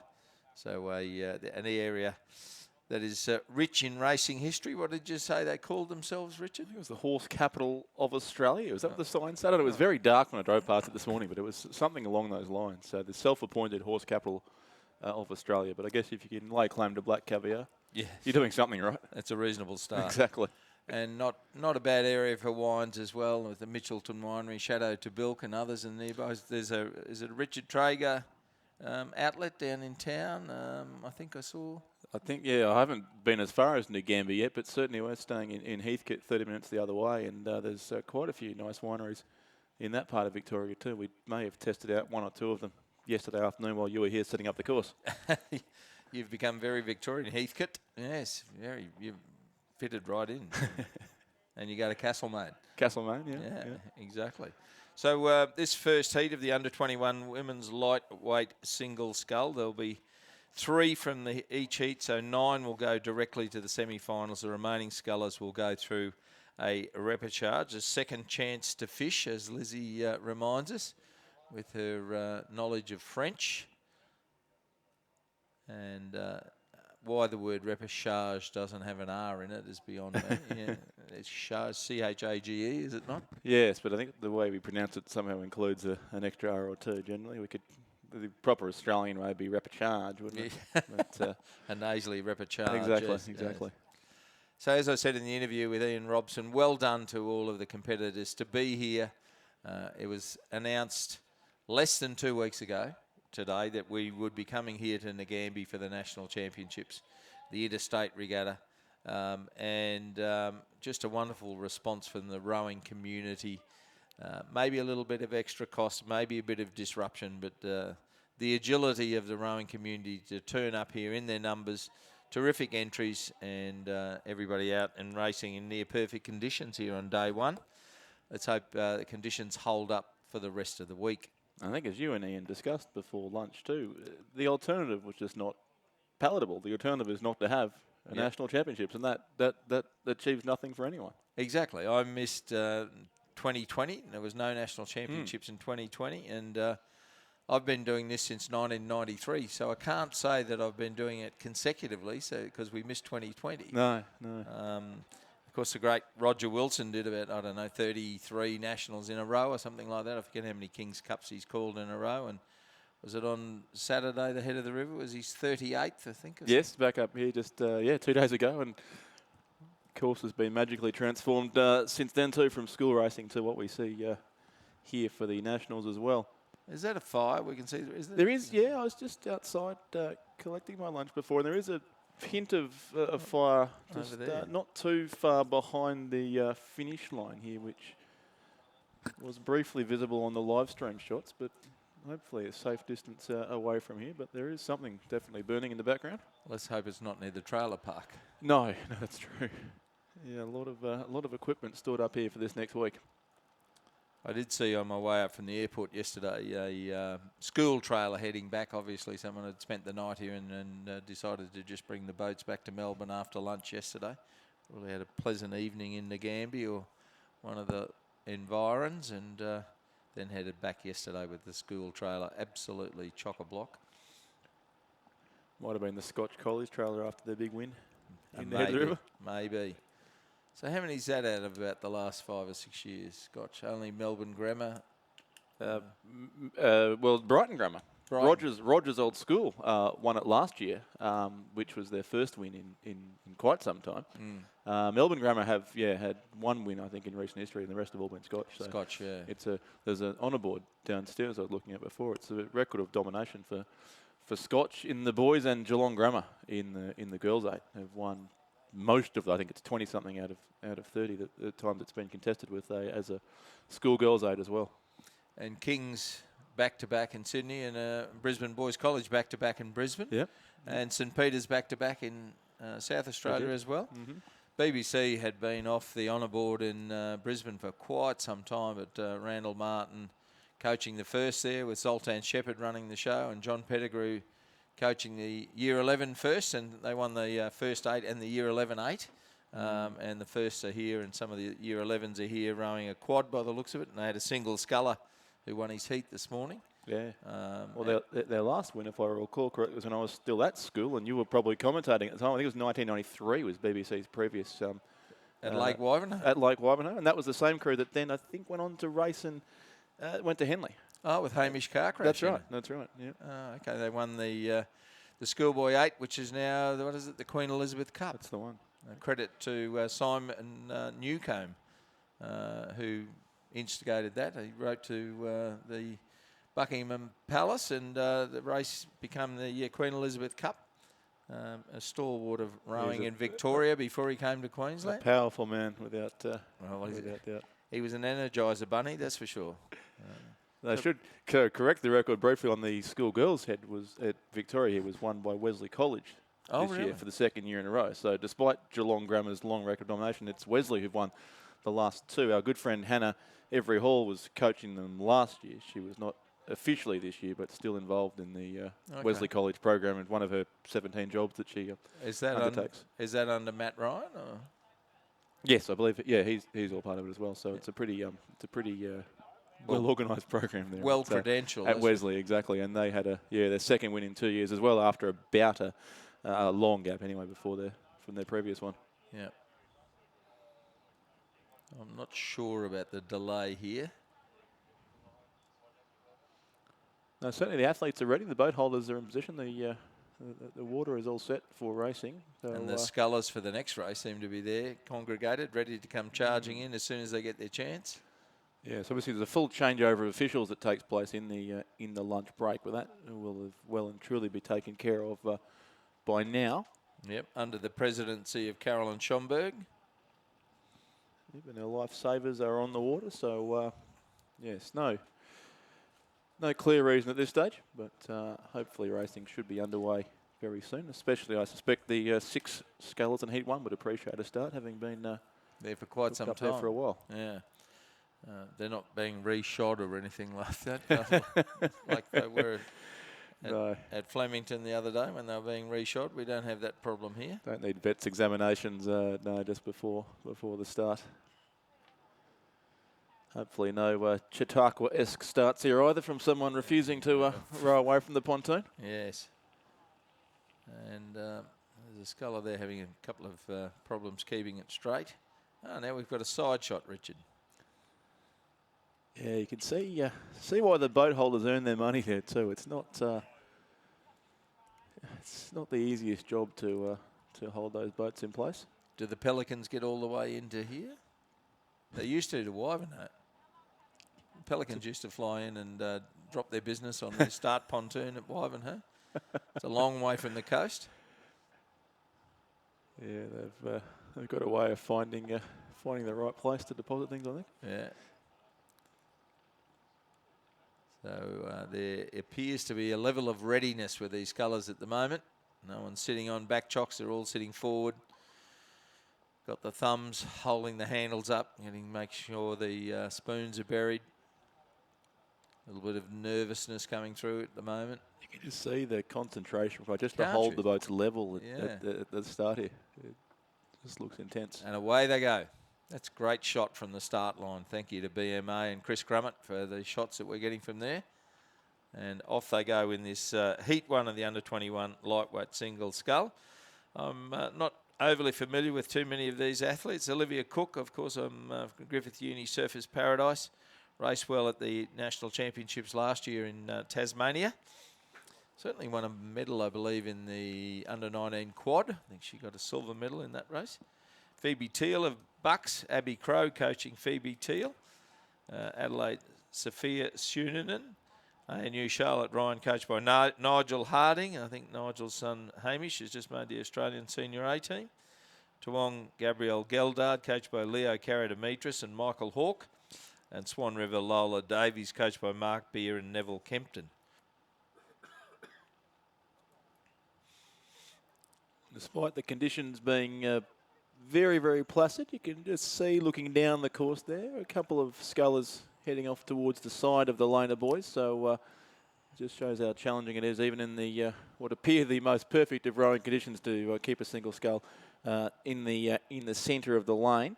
But they're all safely through the first 250 now, about 300 metres gone to this race. And on the raw data, we can see it looks like Sophia Suninen of Adelaide has jumped to the lead there in the early stages.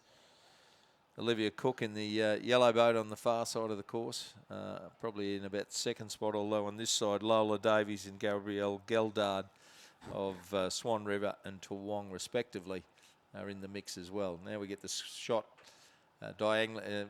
Well, that's not the square shot, Richard. It had me there. It had me. The boys line up, but not the right way. No, not at 90 degrees. And as they go through there, it is Suninen who's in the lead over Swan River's Lola Davies in second place. Then follows Toowong's Gabrielle Geldard, Olivia Cook of Griffith University, and then back to Phoebe Teal of Bucks. In the back half of the field with Charlotte Ryan of ANU.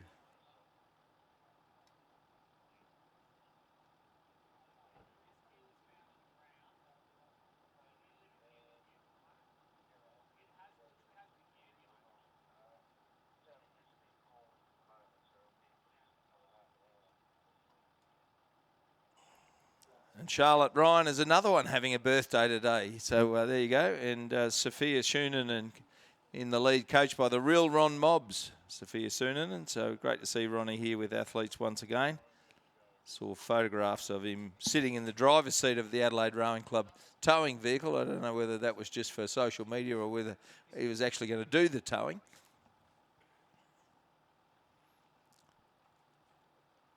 But near perfect conditions again. It looks like we're having the zonal umpiring, as it became known. Once upon a time it was static umpiring, but you can see an umpire here in the last 350 metres, another one up near the 1,000 metre mark.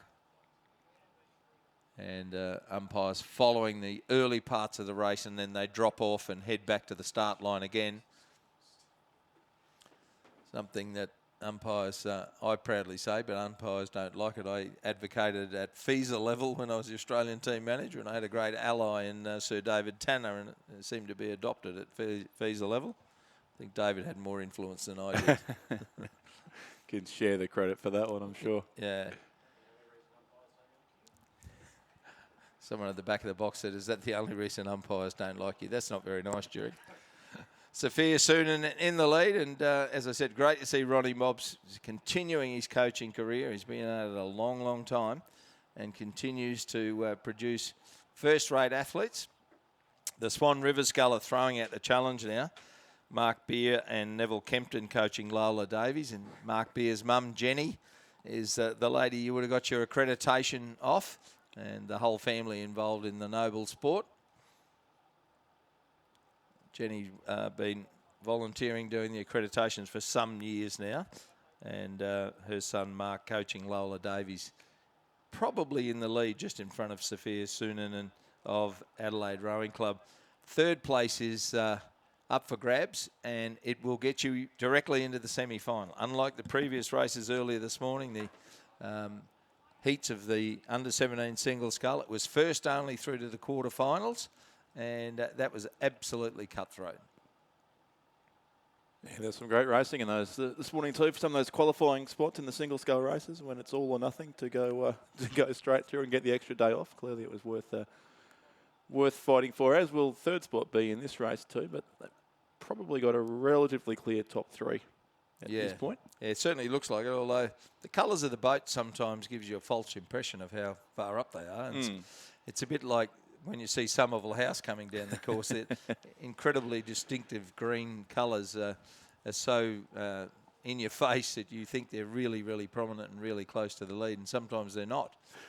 I made reference to a bright green colour at a regatta in Victoria a few weeks ago, and I called it Somerville House Green, and there were blank stares all around as to what I was referring to. So we rephrased it as Caram Green. Oh, Caram in Green. the end. Oh, yes. Well, Lynn Charge would have been one of those. It was. She was leading the charge, as she does, yes. Turbo. Yeah, who's hard at work here once again, making the pictures happen. She is, working with the boys from BMA as this race hots up for third now. It's certainly Lola Davies and Sophia Soonen and have got the first two. The order's still to be determined, but I'd suggest Lola Davies is leading on this side of the course. I reckon Olivia Cook's in third place, but there's very little to choose between her and the sculler further across, Gabrielle Geldard of Toowong. Then back to Phoebe Teal of Buckingham and Charlotte Ryan of ANU, who Stuart John tells us is having a birthday today. So happy birthday to Charlotte. It's a birthday-a-thon today. It is. Red Aleph, Cormac Kennedy Leverett, Charlotte Ryan. And Phoebe Teal is really cranking it there. She's challenging Olivia Cook for third place. Cook's got the look back at her, though. And then back to Gabrielle Geldard and Charlotte Ryan. So, Richard, you're not overly experienced here. You're more a Ballarat man. You know, we always have, you need to be careful of the ones in which lane. Yes, yeah. No, it's actually I spent most of last weekend at Geelong, where it's only a 4-lane course, but they seem to appear from everywhere late in the race at Geelong. There's a bridge that goes across with 200 metres to go, and you get all sorts of spectacular finishes there. But no, I think this is it's hard to beat this view, isn't it? We can make excuses for getting them wrong, but it's pretty hard here when you can see right down the course and see all, in this case, all 6 scullers in their way. You'd agree that Lola Davies is leading then? I would. Sophia Soonen of Adelaide in second place, and I would suggest that Olivia Cook is now comfortably in third place over Bucks Phoebe Teal in fourth, then back to Gabrielle Geldard in fifth, and sixth is Charlotte Ryan from ANU. So it is Swan River. Lola Davies, coached by Mark Beer and Neville Kempton, will win Heat 1 of the under-23 lightweight single scull. Heat 2 well down the course. Second will be Buckingham, as you were. Second will be Adelaide Rowing Club, Sophia Soonen. And third will be Griffith Uni Surfers Paradise. Fourth will be Buckingham. Fifth will be Toowong. And sixth will be ANU. That was the last couple of boats come across the line. The unofficial results in race 62, the first heat of the under-21 lightweight women's single scull. It is first place Swan River Lola Davies, second Adelaide Sophia Soonen, and third place Griffith University Surfers Paradise Olivia Cook. The three who will move directly through to the semi-finals of the under-21 lightweight women's single scull. 4th, Buckingham. 5th, Toowong. And 6th, the sculler from the Australian National University in race 62. The first heat of the under-21 lightweight women's single scull.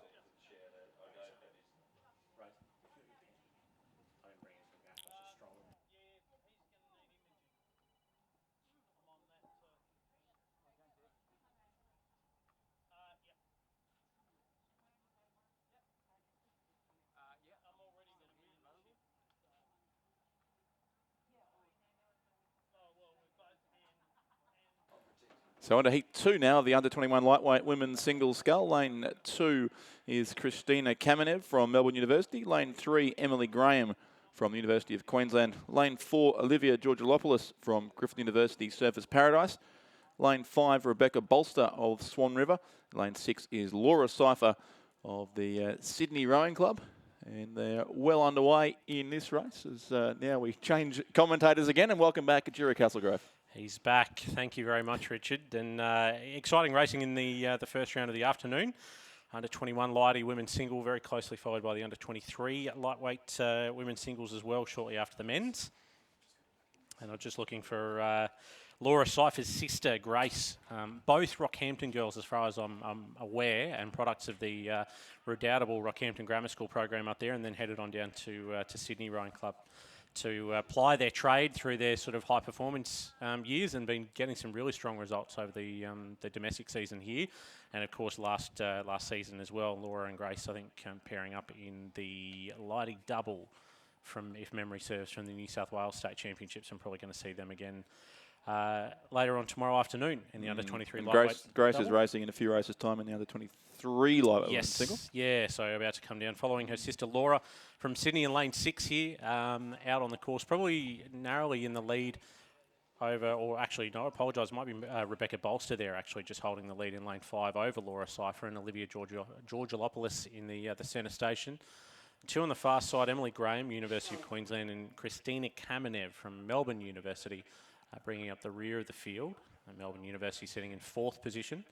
But Laura Cypher and Olivia Georgilopoulos just narrowly trailing Rebecca Bolster. Coached by Mark Beer and Neville Kempton, coaches of the winning sculler in the first heat as well, Lola Davies. So looking to make it a...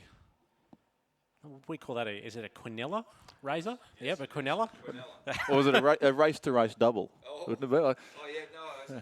Quinella would be first 2 in the same race. Yeah, this is consecutive races, so it'd be a race-to-race double. Yeah. Okay, we're just getting... We're getting the expert sports bet analysis here on the results in the under-21 lightweight women's single. Swan River now leads by about a length and a half, Clearwater over Sydney Rowing Club and Griffith Uni Surfers Paradise. Beautiful conditions as they make their way down through the last couple of 100 metres here, and shortly coming into the 100-metre markers as the boys change colour to red, and Swan River making easy work here as she pushes out now to about 2.5 lengths lead. It's going to be Rebecca Bolster winning the second heat of the under-21 lightweight women's single scull. Second on the inside lane, still also looking fairly leisurely at this point, Laura Cypher from Sydney Rowing Club, coached by Lachlan Carter and Donovan Check. And then in the centre lane, Olivia Georgilopoulos, coached by Lincoln Hanley for Griffith University Surfers Paradise, picking up 3rd place. The progression, top 3 through to the semi-final. So those 3 will all book a berth in one of the semis, I believe tomorrow. Might actually be Wednesday, apologies. I think the reps tomorrow. And then going through to the repechage to contest that, it'll be lane 2, Melbourne University, Christina Kamenev, coached by Mitch Nelson and Edward Fuller. And in lane 3, University of Queensland, Emily Graham, to finish off our second heat. Race 63 on the program of the under-21 lightweight women's single scull. Thanks, Jurek. So unofficially there it was certainly Rebecca Bolster of Swan River, first across the line in the second heat of the under-21 lightweight women's single scull. Second place, Laura Cypher of Sydney Rowing Club. 3rd, Olivia Georgilopoulos from Griffith University Surfers Paradise. Those 3 through to the semis, which yes, I'd assume would be on Wednesday's program. Repechage tomorrow, coming up for Christina Kamenev and Emily Graham, the remaining 2 scullers in that race. So that concludes race 63. And 1 heat to go now in the under-21 lightweight women's single scull. And it is well advanced. The field of 5 here, Erica Smith of Banks, Jessica Welsh of Kentish, Sophie Malcolm from Centenary, Amy Hornline of Gippsland Grammar and Liesl Page of Sydney Rowing Club, the 5 scullers on the course. And they've got about 650 metres to race. Yeah, correct me if I'm wrong, Richard, but I think we saw Sophie Malcolm racing the under-19 single earlier on this morning as well. Quite a distinctive yellow and red boat, making her way down, just approaching the final 500. And again, on the course, we see she's making fairly light work. Done most of the work early on in this 2,000-metre event and certainly holding a fairly comfortable lead then back to the remainder of the field in the third heat of the under-21 lighty single. But quite impressive to have an under-21 lightweight who's got to weigh in basically every day she races to also be racing the open weight or heavyweight events in the under-19 single as well. And her sister Jess, I believe, pairing up in one of the doubles too. Both of them producing some fantastic results over the last year or so, looked after by Michael Opstelton up there on the Brisbane River at Centenary Rowing Club, and Peter Wadsworth, I think, doing some work as well out of the Queensland Academy of Sport with Benno and the gang. Although maybe not as much work of late. No, probably should steer clear of that. Yes. Yeah, no, Jessica Malcolm up 2 in 3 races time in the under-23 lightweight women's singles. So they've both, yes, as you say, both raced this morning and now backing up in the lightweight events too. So a busy pretty remarkable day. to have 2 sister pairs in the under-21 and under-23 lightweight singles. It is. Between the Malcolms and the Cyphers. Yeah. We'd have to search the records we haven't got to check if that happened before, but it is, quite a remarkable coincidence in any case. Probably make for a pretty handy under-23 lightweight quad, I suspect. It would indeed, yes. And a very good trivia question too. Yes. That one. But on the course, about 350 metres left to run, and Sophie Malcolm very comfortably leading here for Centenary over the sculler on the inside lane from Sydney, Liesl Page. So again, Sydney Rowing Club with a good showing in the under-21 lightweight event. She's comfortably sitting in second place over the far side, Erica Smith from Banks, and Jessica Welch from Kentish Rowing Club. And then it's Gippsland Grammar, Amy Hernlon in lane 5, bringing up the rear of the third and final heat of the under-21 lightweight women's singles. But a fairly low rate in the leading boat here for Sophie Malcolm, no doubt conserving that valuable energy for what will inevitably be quite a big week of racing for many of the athletes here in Nagambie. And certainly don't want to be spending too many bickies early on in the heats if you can help it. And she's certainly doing a fantastic job of being efficient here as she crosses the line then with a comfortable win. In Heat 3 of the under-21 lightweight single scull, Liesl Page from Sydney Rowing Club will join her in the semi-final. And the third and final spot there in the semis will go to lane 2 on the far side, Erica Smith from Banks Rowing Club. And then going through to contest the repechage, it will be lane 3 from Kentish, Jessica Welch, coached by Graham Scattergood, and Amy Hernlin, coached by Nick Bartlett, and Harry Roach from Gippsland Grammar in lane 5 to round out our under-21 lightweight women's single scull heats.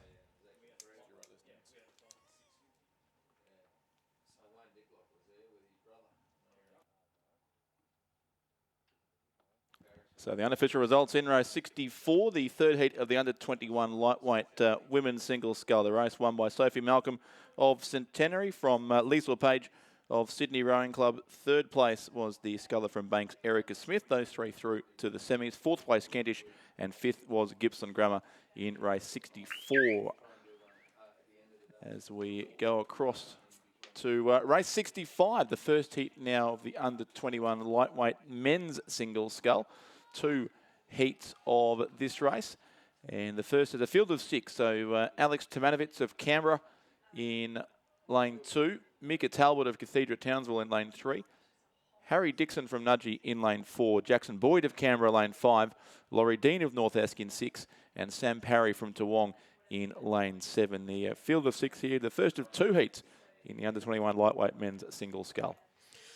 So a slight shift in the progressions for this one. Only the top athlete going through to the A final, the rest going through to the repechage. So no semis for the lighty men's singles in the under-21 age category.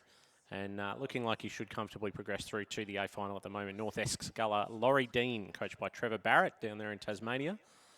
And he's got about 2.5, maybe 3 lengths then back to lane 3 Cathedral. Mika Talbot, coached by Luke Thomas.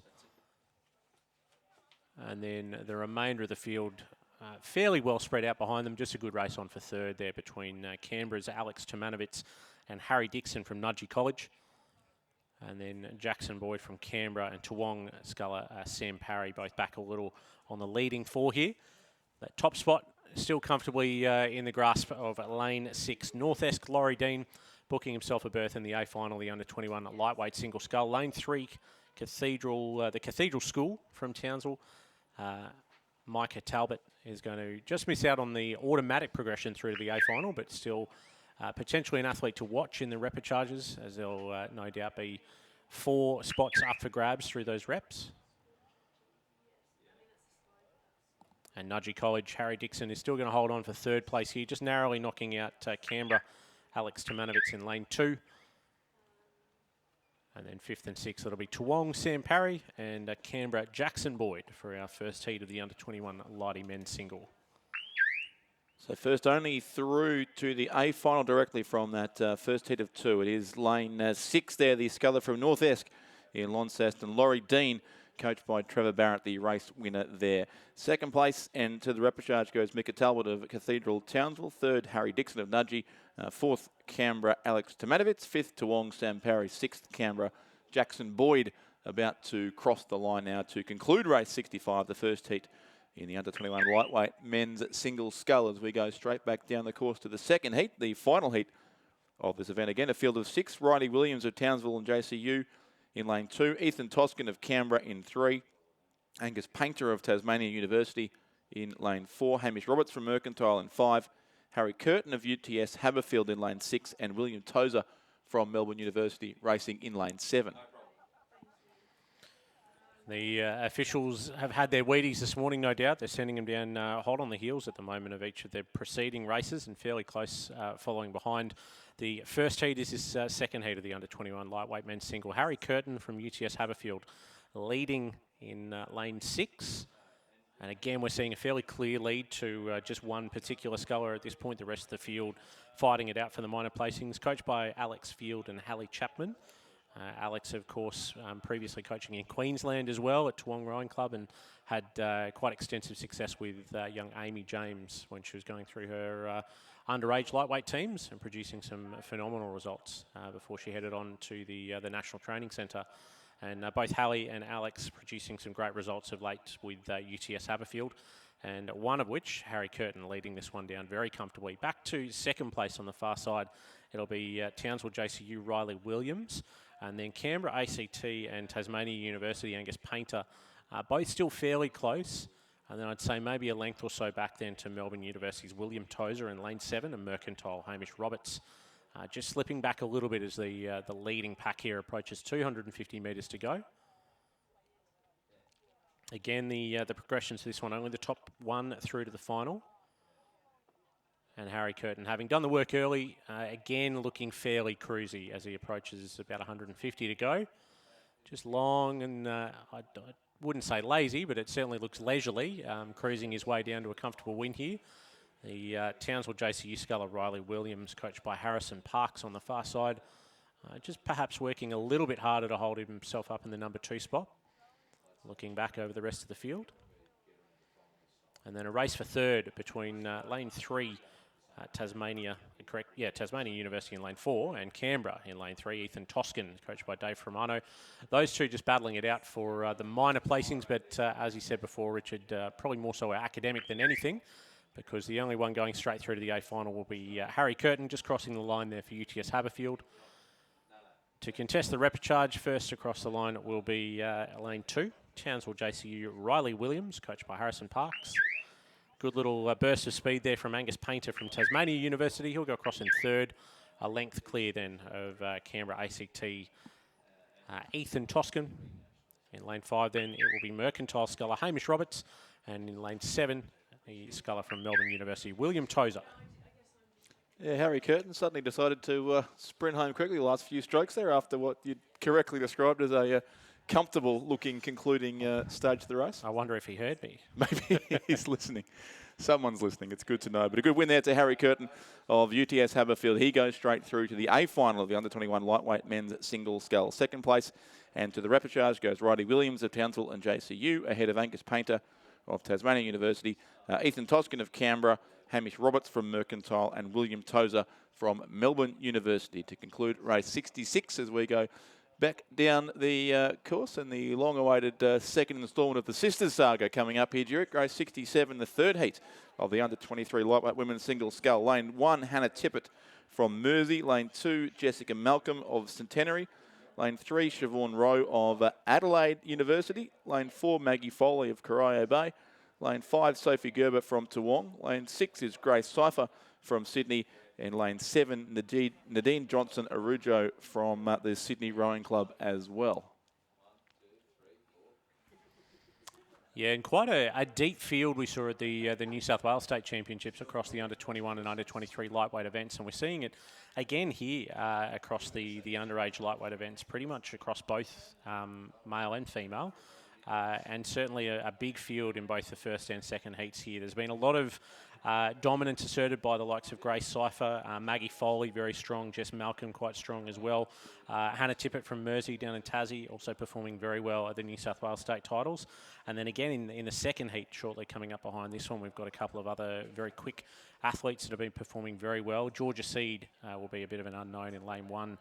Not having been able to race at the New South Wales State Championships initially. So some great racing here in the under-23 lighty single. And at the moment in the first heat, it's a good race on for first, but you'd have to say at the moment probably Grace Cipher from Sydney and N-Swiss, coached by Lachlan Carter, and Donovan Seck leading narrowly, or no, we'd probably say maybe 2.5 lengths then, across to Corio Bay's Maggie Foley. And then Hannah Tippett from Mersey and Jess Malcolm from Centenary on the far side, then probably battling it out for third place at this stage. The rest of the field slipping back a little bit from those top 4. The progression for this one, however, only again first through to the A final. The rest, of course, going through to contest the repechage tomorrow. And some familiar names we'll see in the under-23 lightweight doubles tomorrow afternoon. Quite a number of these athletes doubling up with various composites across the board. But very long and still keeping the tempo up reasonably well, but still very controlled there from Grace Cipher in the light blue of Sydney Rowing Club as she comes down towards 150 metres to go. Maggie Foley from Corio Bay, again, another consistent performer so far this year, and she's not too far off the pace. She takes a quick look over the left shoulder with Grace Cipher just in her rear. But working very hard to almost try and pull her back here and maybe avoid racing the repechage at this point. Yeah, and the Ciphers, I'm reliably informed, Jurek, although students of the Rockhampton Grammar School were actually born in Dingo. They're born in Dingo? In central Queensland. We're getting even more rural. I had to look up where Dingo was, but it is it's basically just inland from Rockhampton. The Ngambia of Queensland. Just south of the Tropic of Capricorn in any case. But a big finish coming up here between these two. Yeah, Grace Cipher and Maggie Foley from Corio Bay. Corio Bay, she's just had a good burst of speed there towards the line, but I think Grace Cipher from Sydney took a look just in time and saw it coming. I reckon she will have held on by about a bow number. Not a lot there, but I'd probably call it for Sydney Rowing Club at this point. Grace Cipher just narrowly pipping out Maggie Foley from Corio Bay. But a very gutsy finish from the Corio Bay sculler there to try and sneak through for the win. Looking less intense at the moment in lane 2 will be Jess Malcolm from Centenary as she cruises home to comfortably book third spot going through to the repechage tomorrow. And Hannah Tippett also fairly cruisy on the far side from Mersey. So all of those athletes conserving their energy for racing later on this week. Now, 5th place then in lane 3 is going to be Siobhan Rowe from Adelaide University. Backing up from the under-23 heavy scull. She raced about an hour and a half, 2 hours ago. And then in lane 7, it will be Nadine Johnston Arujo from Sydney Rowing Club.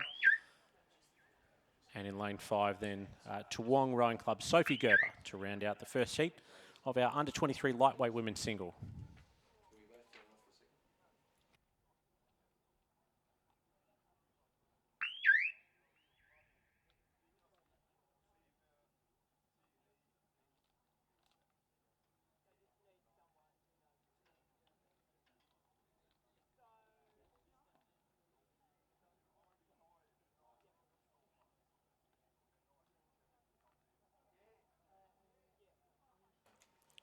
And we move straight to race 68, the second heat of the under-23 lightweight women's single scull with a field of 7 here approaching, in fact, inside the final 500 metres already Georgia Seed, lane 1. Antonetta De Cosmo, lane 2. Demetria Kyriakopoulos, lane 3. Eve Timms in lane 4.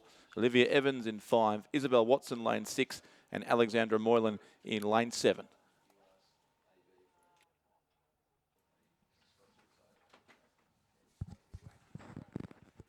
Okay, and again, we're seeing some dominance here. As we said during the first heat, Georgia Seed from WA Rowing Club, very, very strong performer in the earlier time trials, the national time trials, that form part of the national selection matrix and part of the national monitoring testing. She's been doing very well over there in WA, but unfortunately not able to come across for the New South Wales state titles. And certainly seeing out on the water here that those performances in the time trials have certainly not been a fluke, and she's holding a very good lead over on the far side here in lane 1 for WA Rowing Club, coached by Stefano Bolosso. And then on the inside lane, it's Alex Moylan from ANU and ACTAS, the Australian Capital Territory Academy of Sport High Performance Program. Dave Fermano looking after Alex Moylan. Those two leading this second heat of the under-23 lightweight single down through about 150 to go. And third place at the moment it would be Adelaide University and South Australian Sports Institute, Isabel Watson, coached by Chrissy Mack, Christine McLaren, of course, stalwart of the Sassy program down there with Jason Lane. And then fourth place at the moment, a little bit tough to call, but to be honest, probably looking at Drummoyne Sculler, Eve Timms in the green bow number, lane 4, Mercantile, Demetria Kyriakopoulos right up alongside as well. And then the outside of Mercantile, Antonietta De Cosmo and Olivia Evans also from Mercantile, just bringing up the rear of the field. But Adelaide University sitting comfortably in third behind the Sculler from ANU, but right out of the front of the field, Georgia Seed is going to pick up a resounding win in the under-23 lightweight single scull. Final margin about 50 or 60 metres back to Alex Moylan from ANU. And I think Adelaide Uni just having a very quick look across to see how much more work needs to be done. Isabel Watson going to hold on, I think, by just under a length perhaps for third place. She'll go through to contest the repechage tomorrow as well. Looking like it's going to be a very tight field indeed when the final does come through. So third, Adelaide University, Sassy, lane 4. The Sculler from Drummoyne, Eve Timms across in fourth place. Fifth on the far side, Banks in lane 2, and then Mercantile in 6th and 7th position to conclude our second heat of the under-23 lightweight women's single.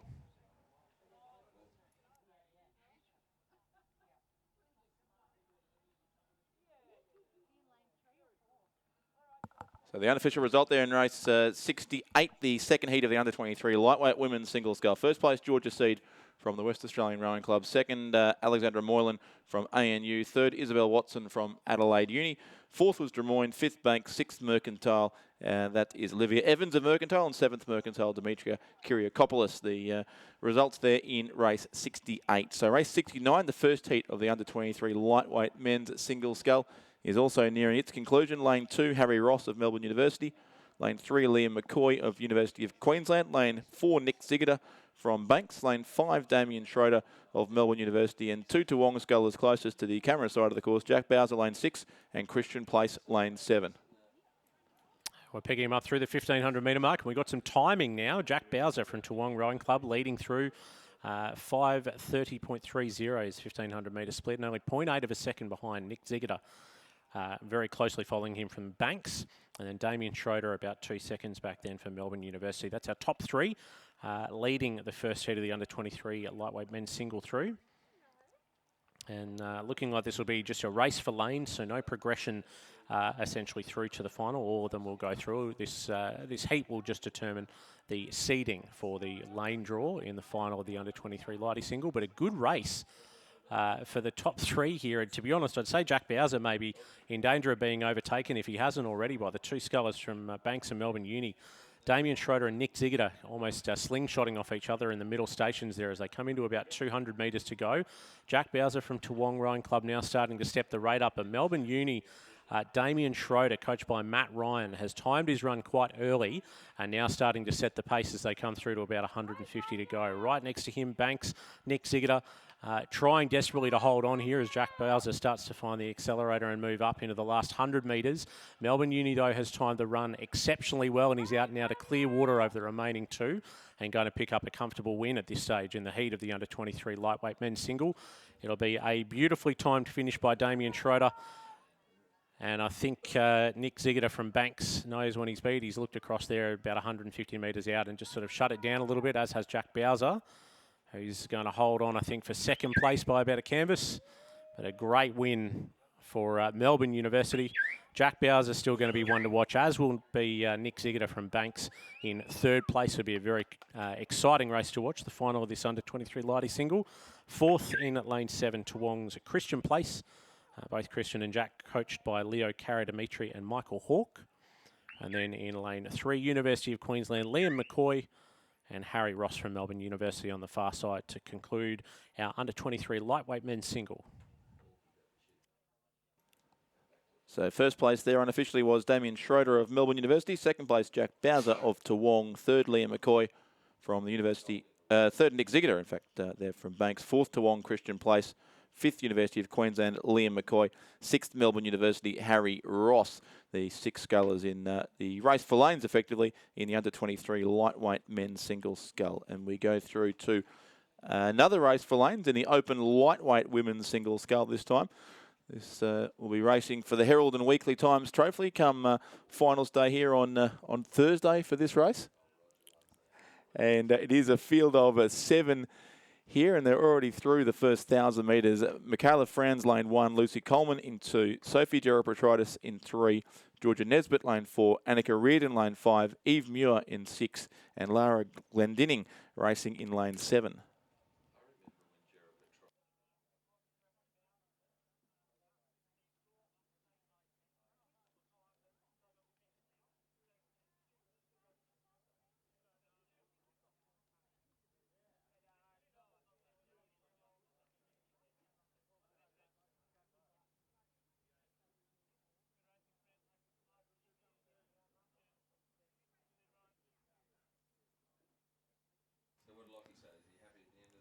Okay, so picking up heat 1, race 70, the open lightweight women's single scull. Georgia Nesbitt currently leading this one in the centre lane. Hewen and the Tasmanian Institute of Sport, coached by Paul Newbon.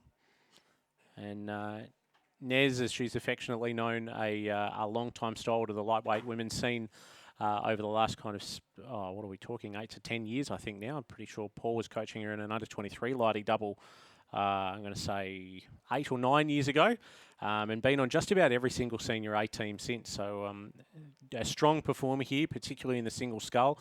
Loves to race the scull, and certainly leading very comfortably here in the heat for the Lighty women's single. Again, looking like it's just a race for lanes. There was a second heat, but due to some withdrawals, it looks like we've had a consolidation there.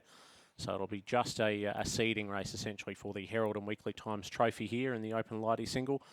Georgia Nesbitt from Hewen still very comfortably in the lead. Second place, probably just on this side of her, Annika Reardon and Sophie Gerapetritis. Lucy Coleman from Sydney Rowing Club right up, I'd say almost in third place potentially. It might actually be Sophie Gerapetritis that's just slipped back a little bit there from ANU. So Georgia Nesbitt in first, and then Lucy Coleman and Annika Reardon from Sydney University and ANU currently sitting in the number 2 and 3 spots. And then just on the inside here, Eve Muir, also from Hewen and the Tasmanian Institute of Sport, coached by John Dreesen, currently sitting in 4th position. 7 on the course though, and fairly widespread field as they come down through 250 metres to go. Nez certainly not letting up the pace as she approaches the finish line here. She's racing it all the way through and trying to consolidate that lead over the rest of the scullers in this Lighty single. On the far side is indeed Lucy Coleman from Sydney University, now starting to move up into the number 2 spot. ANU's Annika Reardon just slipping back a little bit now and getting put under increasing pressure from Hewen Eve Muir in lane 6. Eve now with just slight overlap as she tries to push up into 3rd place. And Georgia Nesbitt coming home very strong indeed, and still a couple of lengths of clear water here back to Sydney University's Lucy Coleman. Lucy Coleman, though, good turn of speed and looking fairly reserved and controlled as she comes down to the line here, looking to hold on for 2nd place. But it's going to be a fairly commanding win by Hewen's Georgia Nesbitt, who will set herself up for the top-seeded spot in the final of the open lightweight single. The 2nd place will be Lucy Coleman from Sydney University Boat Club on the far side. ANU's Annika Reardon in lane 5 will keep on for third over Eve Muir. A good fast finish from Hewen Scull and Muir there, but not quite enough to peg back Annika Reardon from ANU. So Eve Muir picking up 4th position. 5th in lane 3 will be Sophie Gerapetridis, also from ANU. On the far side then it'll be UTS Haberfield, Michaela Franz in 6th position, and 7th to round out our field. And lane 7, University of WA, Lara Glendinning, I should say. Thanks, Derek. Yeah, the unofficial results there in race 70, the one and only heat of the Open Lightweight Women's Single Scull. First place, Georgia Nesbitt from Hewen. Second, Lucy Coleman of Sydney University. Third was Annika Reardon of the Australian National University. 4th place was Hewen Eve Muir. 5th, ANU, Sophie Gerapetridis. 6th, UTS, Michaela Franz. And 7th place from the University of Western Australia. About to cross the line is Lara Glendinning in that race for lanes of the Open Lightweight Women's Single Scull. So the second heat removed from the program, so that's why it was just a race for lanes rather than the 2 heats and repechage that were originally scheduled. There is, however, no rest here because we're straight on to race 72, which is the first heat of 2 in the Open Lightweight Men's Single Scull, with a field of 6 on the course here. Lane 1, Sam Casey from Tasmania University. Lane 2, in fact, that is. Lane 3, Mercantile, Red Matthews. Lane 4, University of Queensland, Mac Russell. Lane 5, Toowong, Austin Dipple. Lane 6, Banks, Harry Cathcart. And Lane 7, North Esk, Connor Ryan. And we'll just repeat that reminder from just before lunch too. There have been a number of redrawn events over the course of this afternoon's program due to a few late withdrawals. So we do advise all athletes and coaches to check on the event website for the latest and the only current version of the draw. So don't rely on copies that were printed earlier in the day, as Jurek and I made the mistake of doing in some earlier commentary today. Please check with the website to ensure you know exactly when you or your crew should be racing and what race and what lanes they're in. So consult the event website for the latest and greatest when it comes to draws. And, of course, all the regatta results there going up as soon as they become official.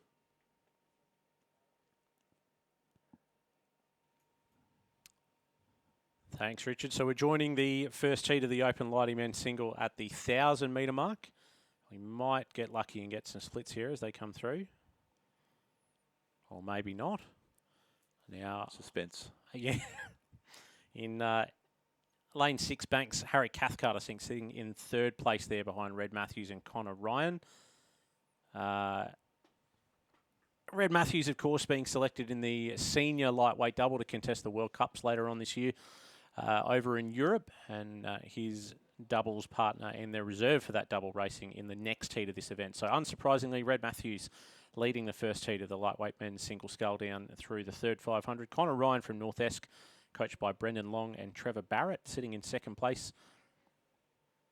And then Harry Cathcart from Banks in lane 6, coached by Tom Krieber, and Tony Lee currently sitting in 3rd, but a fairly comfortably spread out field as they now come down through 750 to go, I should say. At this point, a Red Matthews with a very commanding lead over the rest of the field.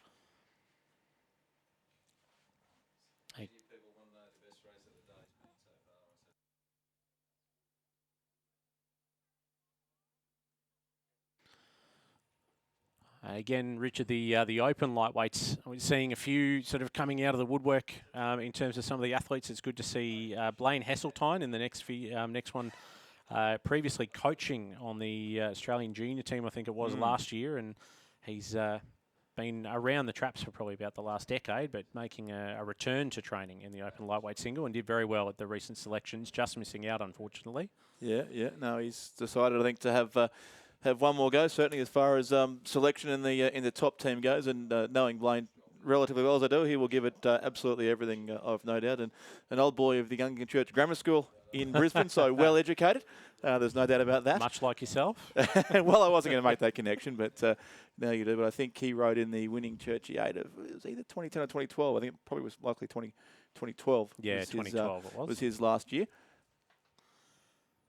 And certainly seeing that depth out on display here in the remainder of the field. Red Matthews probably a little bit of an abnormality in this field. He is remarkably quick indeed for an open lightweight single, and has been fairly dominant throughout the domestic season so far, and it's really been a case, I think, of finding someone to row in the double with him because he's been so quick.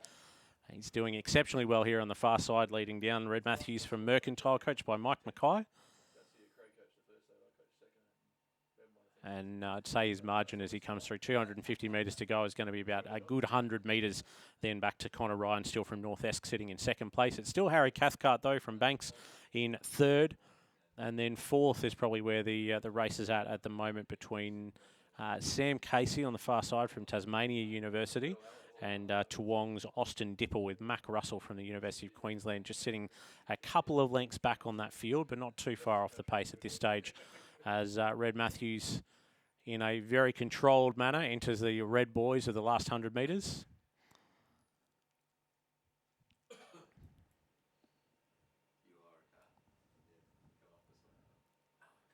Yes, Red Matthews doing it very, very comfortably here in the colours of the Mercantile Rowing Club, almost having time to pause at the end of each stroke. It's going to be a comfy win indeed for Red Matthews Mercantile. Top two going through to the A final for the open lighting men. So joining him on the inside lane, it'll be lane 7, North Esk, Connor Ryan. And the rest will unfortunately go through to contest the repechage in the open lightweight men's single. Both Connor and Red looking fairly controlled as they come down to the line. So it'll be Banks, Harry Cathcart and Sam Casey on the far side from Tasmania University, crossing in third and fourth place, and joining them in the repechages to race for a final berth will be Austin Dipple from Toowong Rowing Club and University of Queensland sculler Mac Russell, coached by Michael Russell up there on the Brown Snake.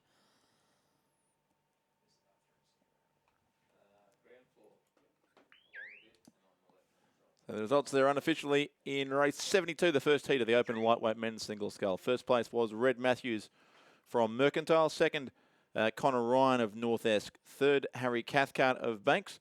Fourth, Sam Casey. Fifth, Austin Dipple. And sixth, Mac Russell. The field there in race 72, the first heat of the open lightweight men's single scull. And we go straight to the second heat, which only has 500 metres to row. Just field of 4 here. Hamish Harding of the ANU in lane 2, Oscar McGuinness of Adelaide in 3, Michael McRae of UTS Haberfield Racing in lane 4, and Blaine Heseltine from the University of Queensland in lane 5. I've just had a message from John Bowes to confirm that it was in fact 2012, the winning Churchy 8, that we are now looking at a winning crew member here as he comes down the course. Blaine Heseltine from the University of Queensland in lane 5. But up the pointy end of the field at this stage, Hamish Harding, the double partner of Red Matthews from the first heat in the senior A team for the World Cups this year, and their reserve, of course, Oscar McGuinness from Adelaide and the South Australian Sports Institute, just holding second place as they come through 250 to go. And then it is back to Blaine Heseltine and Michael McRae from University of Queensland and UTS Haberfield, respectively, in the second and final heat. Again, the top two going through to the A final, and the rest then going through to fight it out for the remaining 2 spots in the finals through the repechages. But Hamish Harding and Oscar McGuinness looking as though they'll fairly easily go through to that A final in the open lightweight single on Thursday. Hamish Harding just holding about 2.5, 3 boat lengths here over Oscar McGuinness. And just almost a whiff of tail, I would hesitate to say there, Richard. Just enough to take the top off the water. Yep. Make things a little more enjoyable. Slightest of breezes pushing these lightweights along the course. So Hamish Harding from ANU ACT, coached by Dave Romano, picking up the win in the second heat of the open lightweight men's single scull. Oscar McGuinness in lane 3 from Adelaide Rowing Club and the South Australian Sports Institute, coached down there by Jason Lane in second. Third then will be Blaine Heseltine from the University of Queensland and Queensland Academy of Sport. And fourth, UTS Haberfield, Michael McRae, coached by Alex Field and Hallie Chapman. So they are the results unofficially as they cross the line in race 73. First place, Hamish Harding from the ANU. Second, Oscar McGuinness from Adelaide. Third, Blaine Heseltine from the University of Queensland. And fourth, Michael McRae from UTS Haberfield. That is race 73, the second heat of the open lightweight men's single scull. As we now move on to some double scull racing. It's a big field here in the under 17 women's double scull. In fact, 6 crews in total here for race 74, the first of these 6 heats. Lane 2 is the crew from Ayrsham. Lane 3, a Fremantle Swan River composite crew, so a West Australian combination there. Lane 4 is a Victorian composite combination from Bairnsdale and Ballarat City. Lane 5 is a Sydney composite crew from the Nepean Rowing Club and Roseville College. Lane 6, another composite crew from Corowa and Yarra Yarra. And lane 7 is a crew from Canberra Girls Grammar in race 74. As we farewell Jury Castlegrove for now, and welcome to the microphone for the first time at this championship. The first time, I think, at the Australian Rowing Championships officially, although you did some great work at the Masters last year. So welcome to Stuart John. Thanks, Richard. Yeah, fantastic to be here. First time commentating at Nationals, although a couple of back in 2019 was at Sydney as the Executive Officer of Rowing ACT. So it's almost as important a role. Almost as important, yeah, absolutely. No, it's fantastic to be able to get out. It's fantastic we're able to get everyone together this year. You know, obviously COVID, we've only just had WA reopen, border closures with Queensland, South Australia, all that kind of thing. So to be able to get out and to be able to race again, get everyone together. Yeah. No, it's a magnificent achievement what they've done to just get this regatta on. We heard from Ian Robson a little while ago at the thought process, how Rowing Australia made it happen. I can only imagine some of the work that went on behind the scenes. But the important thing is we're here, and there's racing happening. The conditions are perfect, and yes, Ngambia at this stage is putting on a great show. A fantastic show. And in the Heat 1 of the women's under-17 double scull, looks to be lane 3, the Fremantle Swan River Composites, who have the lead at the moment, but they are being pushed along quite nicely by the Nepean Roseville Composite in lane 5. Hannah Alexander and Olivia Harris, coached by Daniel Waddell and Gonzalo Briones. That Fremantle Composite crew of Greta Spencer and Lila Fieves, coached by Mark Beer, Tom Gaddy and Neville Kempton. So they're sitting first and second and battling it out nicely at the moment. The Canberra Girls Grammar crew sitting in third, Alex Perry-Dalton and Eliza Lilly, coached by Vance Kahn and Kaz Pipers, sitting in third place at the moment. First and second going through to the semi-final, the rest going through to the repechage. And it's really a battle between those first 3 crews, Richard, as they come up towards the last 250 metres. Yeah, good racing 3 here for just two spots, but a big field here in this under-17 women's double scull with like six heats in total. So a lot of racing to go for these doubles to move their way through the semis and the repechage. But the first 2 semi-finalists about to be decided, and you can almost toss a coin at this stage. Yeah, look, it's still Fremantle Composite with the lead at the moment, and they're looking good, but then an excellent battle between that Nepean Roseville Composite and Canberra Girls Grammar. Nepean Roseville now with only about 50 metres to go. They've got half a boat length. It's going to be the Fremantle Swan River Composite who will cross the line in first place. Second place by a quarter of a boat length will be that Nepean Roseville Composite, and Canberra Girls Grammar in third place. So that's the unofficial results. That Fremantle Composite, Greta Spencer and Lila Fieves. Second place going to Hannah Alexander and Olivia Harris, ahead of Alex Perry-Dalton and Eliza Lilly from Canberra Girls Grammar. Fourth place, crossing over the line now, will be the Corowa Yarra Yarra Composite of Ria Werner and Adelaide Robb, finishing ahead of Asham's Sabrina Koskar and Lucy Yabsley. And then the Bairnsdale Ballarat City, I guess the close to locals, India Ross and Lily Rose Hall Kraus. Yep. 2 Victorian club, although from very different parts of Victoria, combining there into a double scull, but they will be across in 6th place, the Bairnsdale Ballarat combination. First place unofficially was Fremantle and Swan River. Second, Nepean Roseville, those 2 through to the semi-finals directly. Then third, Canberra Girls Grammar. Fourth, Corowa Yarra Yarra. 5th, Ayrsham. And 6th was Bairnsdale and Ballarat in the first of 6 heats in the under-17 women's double scull. As the next one approaches its concluding stages as well. This is race 75, the second heat of the under-17 women's double scull. Lane 2, the Corowa Anglican Girls' School from Melbourne.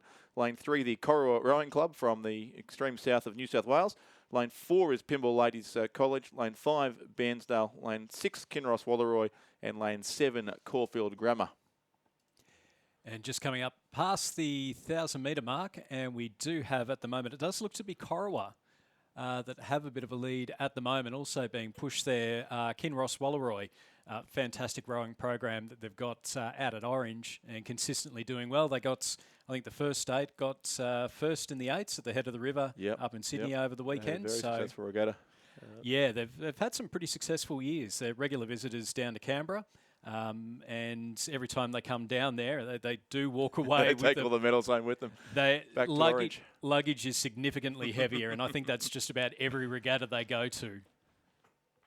Yeah, no, been extremely successful. Adam Harrison, I think, has recently returned to Kinross as the director of rowing there now after a couple of years in Brisbane, where he also had success actually at Churchie. We spoke before about Blaine Heseltine's school. They had a couple of good years there, and now he's back in Orange.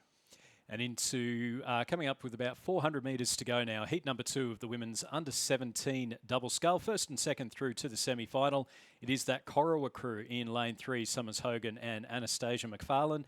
They're coached by Wesley Canny and Matthew Bell. Kinross Walleroy sitting in second place, although just dropping a little bit back. I think they're going to be put under a bit of pressure for that second place. That crew of Olivia Searle and Sophie Loof, coached by James Perrin.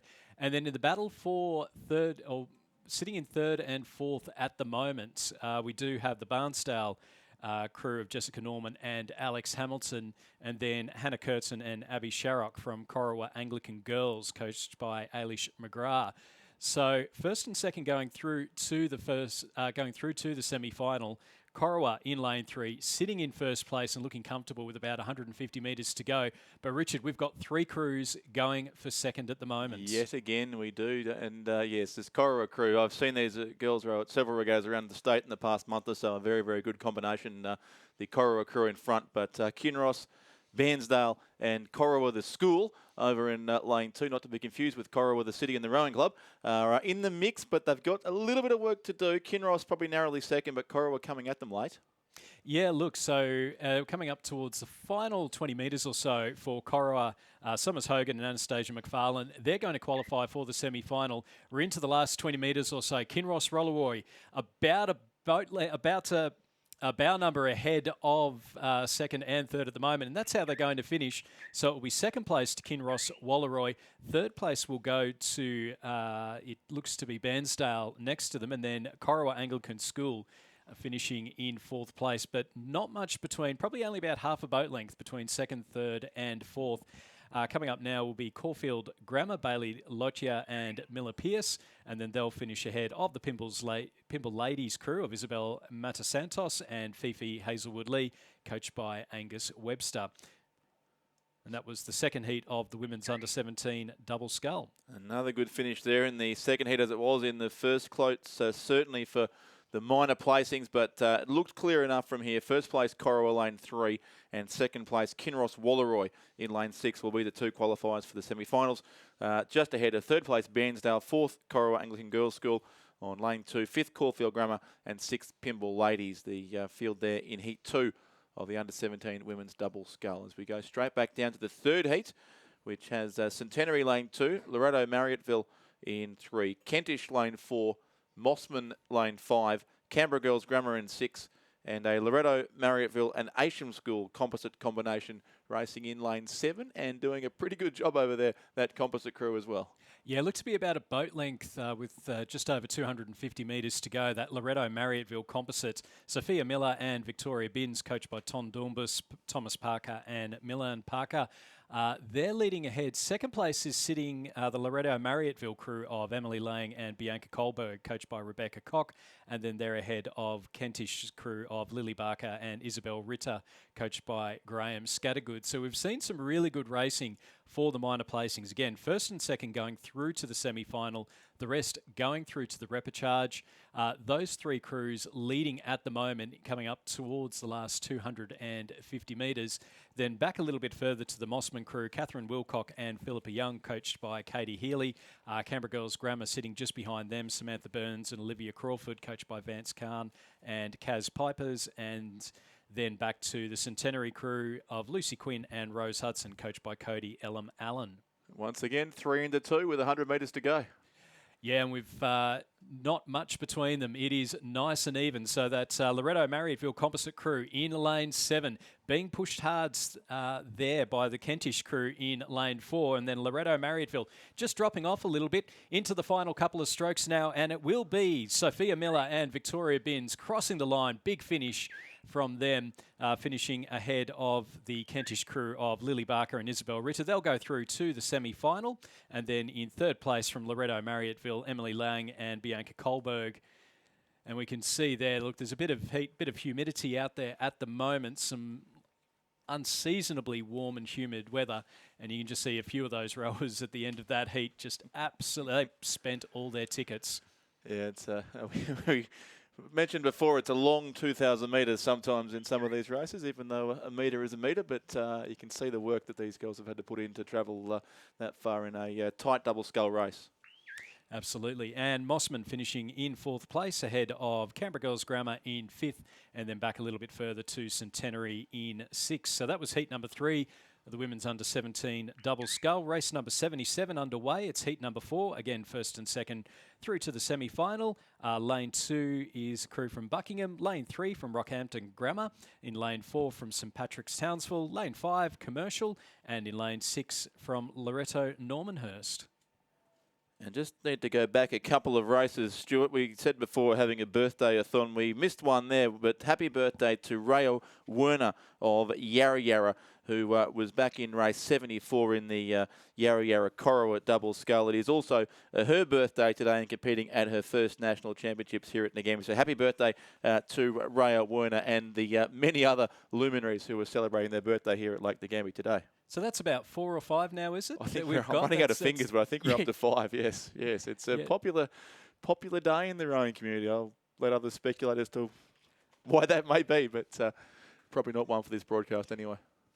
No, we've got up to the 1,000 metres in heat number 4 of the under-17 women's double scull coming up now. And it does look to be that Loretto Normanhurst crew of Sinead Hickey and Isabel Hare, coached by Miller Argent, sitting in the lead at the moment. No, I think we've got some Commercial Rose Ricks and Abby Wex. And then St Pat's Townsville, actually. Lily Bragg, Sarah Burke. I will get there. Centre of the course. Looks third like go. the St Pat's crew. The St Pat's Townsville crew. Lily Bragg, Sarah Burke, coached by Harrison Parks and Hayley Nielsen Burke. All the way from Townsville. The Cowboys had a good win yesterday, so they're just continuing the theme for North Queensland. North Queensland is doing it in fine style, without doubt. I'm not sure I've seen St Pat's at the Nationals before, but obviously a fairly well-known rowing school in Townsville. Yeah, look, they've obviously come down and doing quite well. So, yeah, this crew of Lily Bragg and Sarah Burke got a very comfortable lead at the moment, coming up towards the last 750 metres. And then not much again between second, third and fourth. So it does look to be Commercials, Rose Ricks and Abby Wex that are sitting in second place at the moment, ahead of the Rockhampton Grammar crew of Greta McCosker and Carolyn Sparks, coached by Robin Fay, Angus Lillicrap and Caitlin Hawkins, and then Loretto Normanhurst, Sinead Hickey and Isabel Hare, coached by Miller Argent, and Buckingham's Holly Teal and Elizabeth Ralph, coached by Hamish Johnston.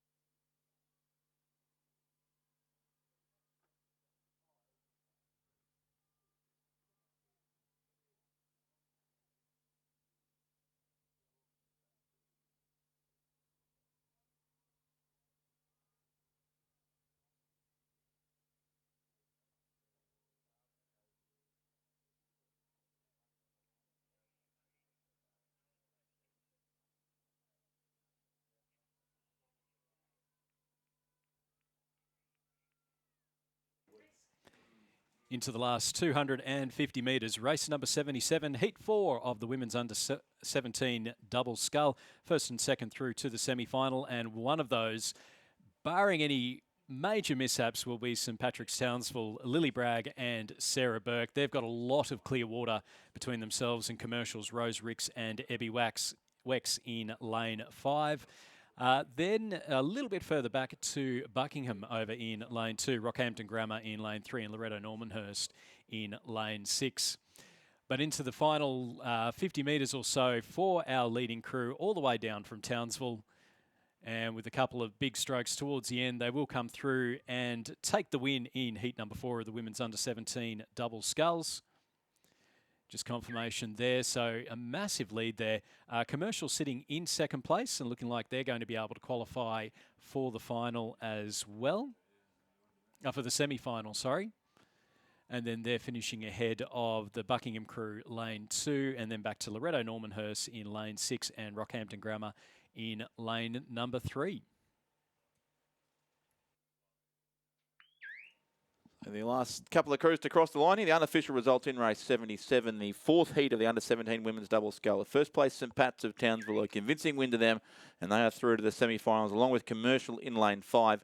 And to the repechage go lane 2, Buckingham, lane 6, Loretto Normanhurst, and lane 3, Rockhampton Grammar, as they're all across the line now in that 4th heat. We move straight to the 5th heat of the under-17 women's double scull with a field of 5 here once again.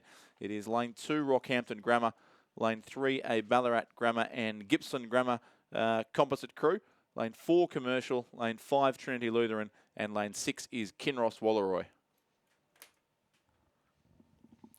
So should be another good battle here in race number 78. Again, first and second through to the semi-final. It does look to be the Ballarat Grammar composite. Ballarat Grammar and Gippsland Grammar, Ella Durand and Alicia Walker, who have the early lead at the moment. And then they're just ahead of Commercials, Milena Wilcox and Bethany Harvest, coached by David Vandis.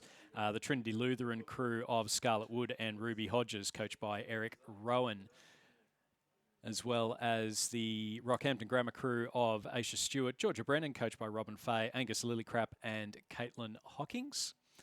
And then over in lane 6, Kinross Walleroy, Jemima Scammell and Tessa Wong, coached by James Perrin.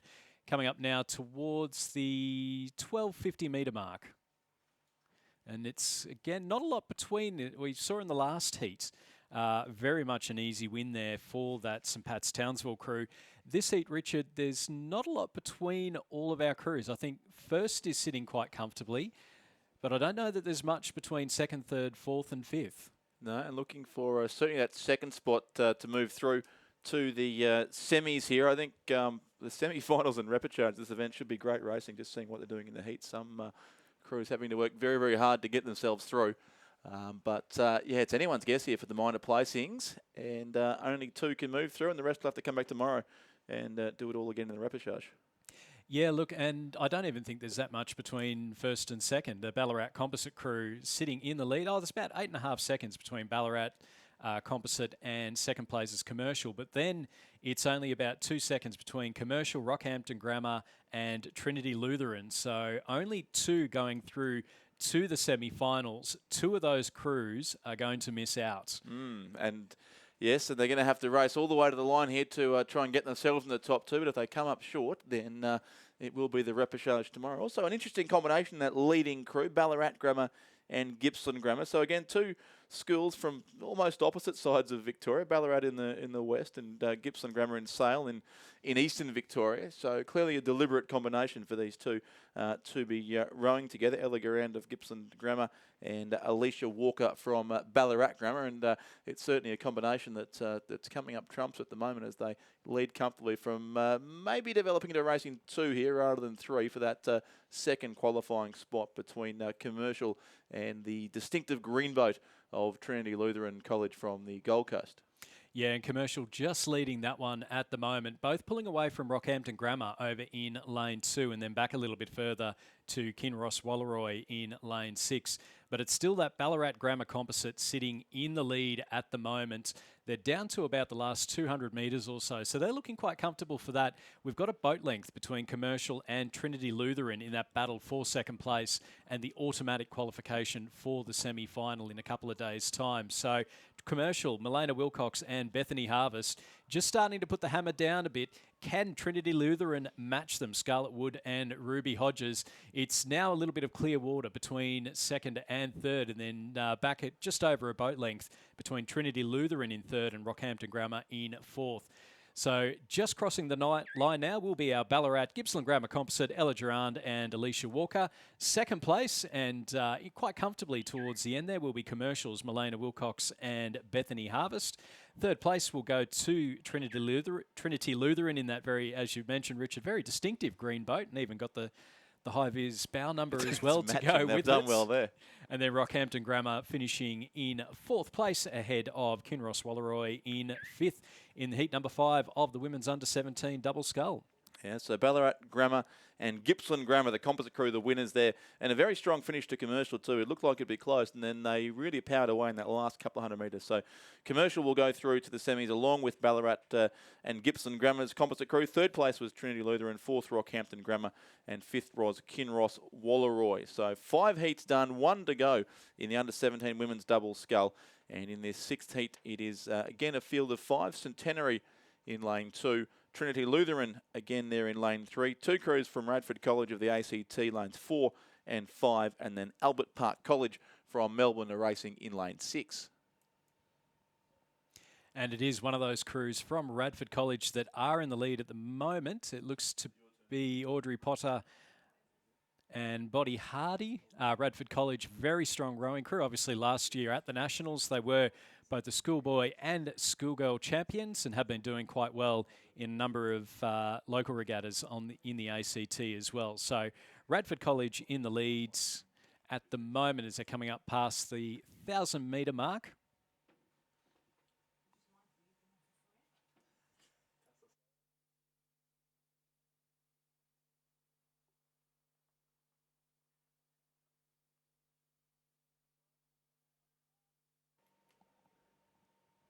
Yeah, so yet again, Stuart, three of the crews lined up across the course, only 2 to go through. It's becoming a recurring theme in this under-17 women's double scull.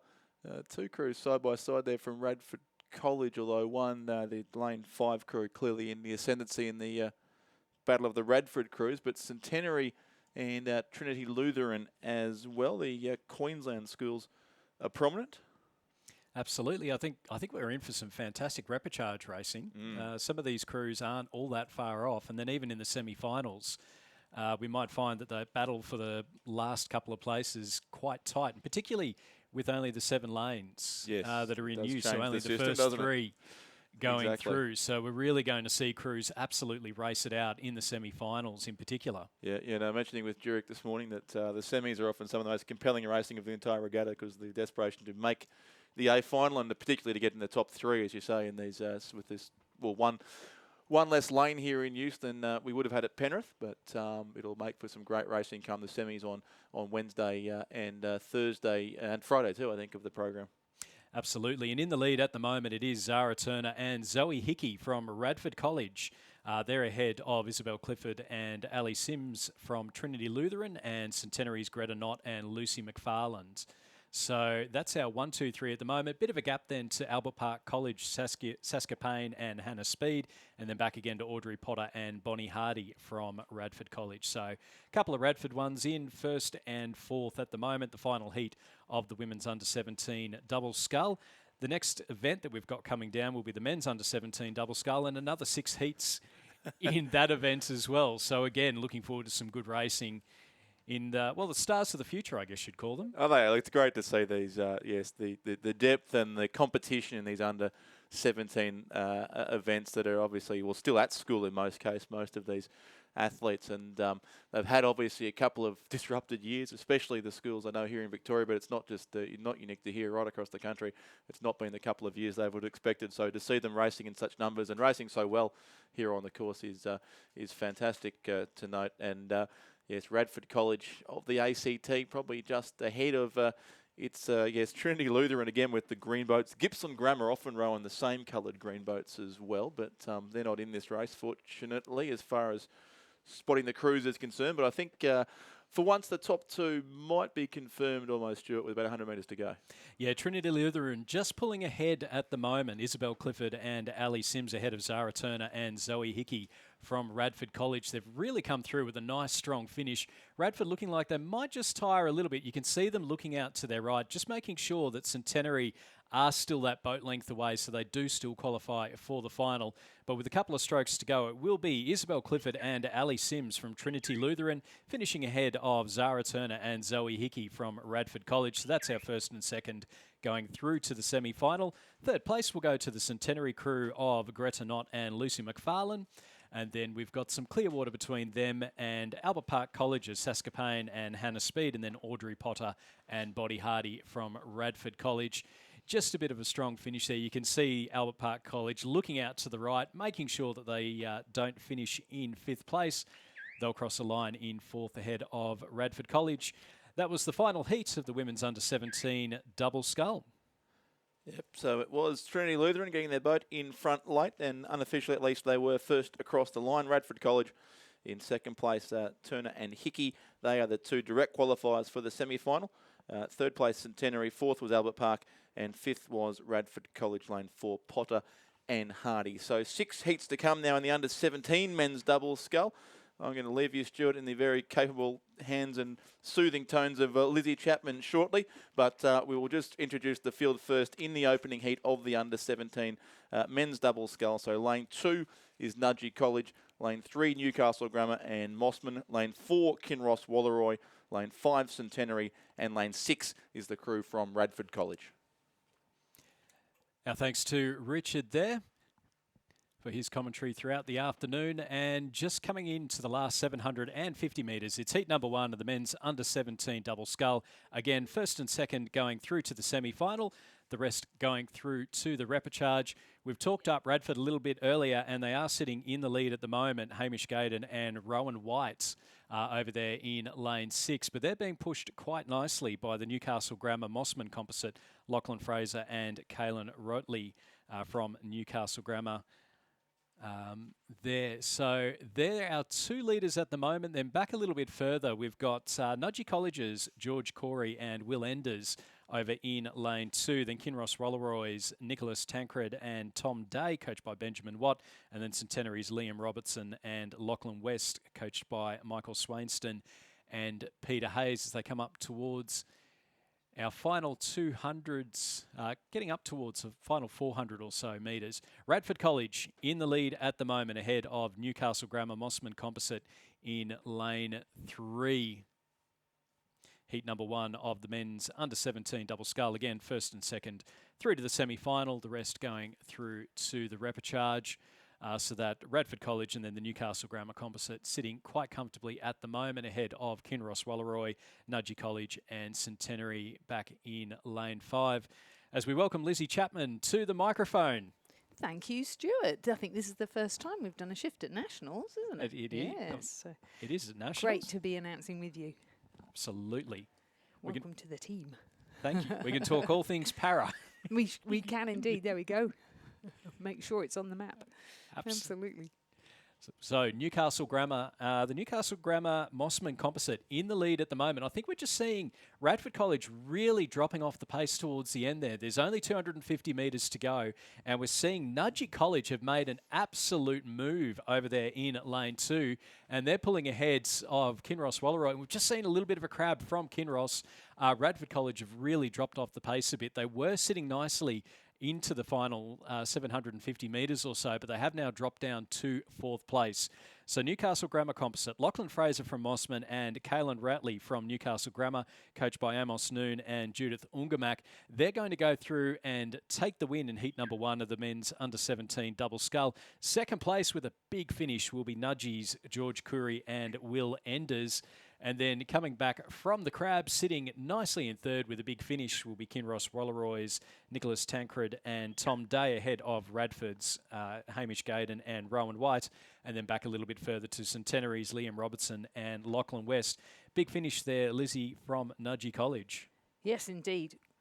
And a really great one as well. Sorry, I'm just fiddling with my controls here so I can hear myself. Yeah, really good. And you're coming to expect that of Nudgee, really. They're very plucky rowers, and we've seen some good performances, some solid performances on this first day of racing, and they'll only get better as these youngsters, probably at their first nationals, get a chance to go out there and do it again. Congratulations to the composite of Mossman's Lachlan Fraser and Kaylin Routley's Newcastle Grammar's Kaylin Routley, coached by Amos Noon over there at Newcastle Grammar, and Judith Ungemach at Mossman Rowing Club, of course. They've taken out the first heat of the under-17 men's double scull. They'll progress directly through to the semi-final. Second, Nudgee, George Corey and Will Enders, and they'll join them. Having to progress through the repechage will be Kinross Wallaroy's Tancred and Day. In fourth position, Radford College, Gaydon and White, and in fifth position from Centenary, Robertson and West. Heat 2 of the men's under-17 double scull is now in progress. In lane 2, Northern Beaches Secondary College, represented by Jack Groves and William Robertson. In lane 3, Commercial, Toby Hopner and Adam Keemer. In lane 4, Christian Brothers College with St Augustine's College, Joel Cunningham and Cooper Hoskin. In lane 5 from Nudgee, Ronan May and Max Strickland. And in lane 6, also from the Northern Beaches Secondary College, Harry Coddington and Kobe Reeves. And Nudgee College with the early lead at the moment. Then back to the Christian Brothers Composite in lane 4, Northern Beaches Secondary in lane 6, as well as the Commercial lane 3, and then Northern Beaches Secondary in lane 2 as well. And Northern Beaches Secondary, they're a newish addition to the Sydney rowing scene. Yeah, been around a couple of years. They're headed up by Kieran Kabelke, who was a Mossman rower himself, comes from the Northern Beaches, spent some time in the men's national team as a sculler, and then went overseas for a while, and he's back. He's teaches, I believe, up on the Northern Beaches, and the Northern Beaches Secondary is a conglomerate of a few colleges and schools there, but they have been increasingly successful under his leadership. Yeah, we saw them up at New South Wales Championships get some very good results up there. Yeah. So, and Isaac Shepherd was an athlete himself through the Pathways program. So it's great to see him actually move into coaching and doing really well. And again, under that sort of that apprentice role, I suppose, with an experienced coach like Kieran. It's wonderful. Absolutely. Into the last 750 metres in this heat number 2, the men's under-17 double scull. Nudgee College still with the lead ahead of that Christian Brothers Composite in lane 4. And then, so that's our first 2 at the moment. Northern Beaches Secondary of Coddington and Reeves in lane 6, potentially sitting in third place ahead of Commercials, Hopner and Keemer in lane 3, and then the other Northern Beaches Secondary crew of Groves and Robertson. And so they've got either flank sorted, lanes 2 and 6. As they come up towards the last 500 metres, it's still Nudgee in the lead. Can they make it 2 wins from 2 heats in the men's under-17 double scull? So things here at the National Championships are slowly coming together. We're starting to see some times, and according to the timekeeper at the 1,500 metre mark, Nudgee College had almost a 12-second lead, so that's a good, 3 or 4 lengths in these double sculls. So having a really strong pull there as they come into the final stages of this 2,000 metre race, which is quite a long way for an under-17 crew. But keeping well ahead of the opposition, and a good battle going on for second position between that composite of Joel Cunningham from St Augustine's on the Northern Beaches, based at Mossman Rowing Club, and Cooper Hoskin from Christian Brothers College. So Northern Beaches well represented here. Indeed it is. In this one, but it is the Northerners, I guess, from Nudgee. From Brisbane, who do have that very, very comfortable lead at the moment. We're just seeing a little bit of a push here in lane 6 from that Northern Beaches Secondary crew of Coddington and Reeves, probably about a boat length behind as they come up towards the last 200 metres or so. So are they able to go through and steal that second spot for the semi-final in a couple of days' time, or will they go through to the repechage? With a couple of big strokes, though, it will be Nudgee's Rowan May and Max Strickland. They'll go through. They'll make it 2 from 2 for Nudgee in the men's under-17 double scull. So they'll go through to the semi-final on Wednesday. Then a nice little battle for second place. We've got Northern Beaches Secondary looking out to their right. Had they just pulled ahead, I think they might have. It will be a bow number, but it's Northern Beaches Secondary, I suspect, over that Christian Brothers Composite. They were sitting in second place for so long, but Harry Coddington and Kobe Reeves look like they've just managed to get ahead of that Christian Brothers Composite of Joel Cunningham and Cooper Hoskin. Fourth place will go to Commercials, Toby Hopner and Adam Keemer, and then they'll finish ahead of the Northern Beaches Secondaries, Jack Groves and William Robertson. So a fantastic finish there, Lizzie, in lane 6. Harry Coddington, Kobe Reeves, they looked like they were going to finish in third, and then that finish, yes, that big was push strong. to the finish. It was strong. So confirming the results, the first 2 progressed through to the semi-final from these heats. So it is important. A very clear win for Nudgee College, Ronan May and Max Strickland, and we'll await the judges' final decision. But it did look as though Northern Beaches Secondary, Harry Coddington and Kobe Reeves progressed through to the semi-final. But as we say, needs to be judged because it was a very tight finish between them and Joel Cunningham of St Augustine's and Cooper Hoskin of Christian Brothers College. Fourth, Commercial, Hopner and Keemer, and fifth, Northern Beaches Secondary, Groves and Robertson. We move on now to the third heat of the under-17 men's double scull, and again the first 2 will progress through to the semi-final, the rest to the repechage. In lane 2, representing Centenary, Angus Proctor and Matthew Burgess.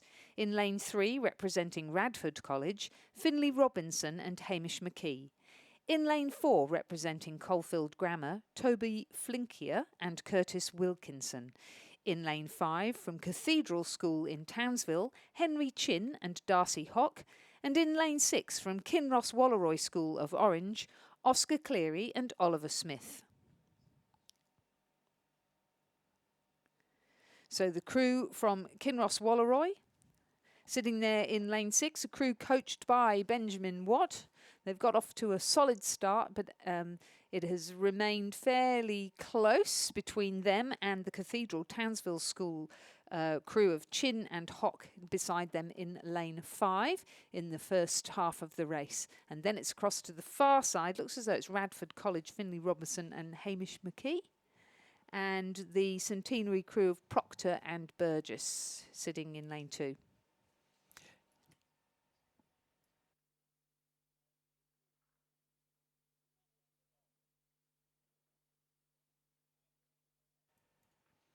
So into the last 500 metres of heat number 3 of the men's under-17 double scull.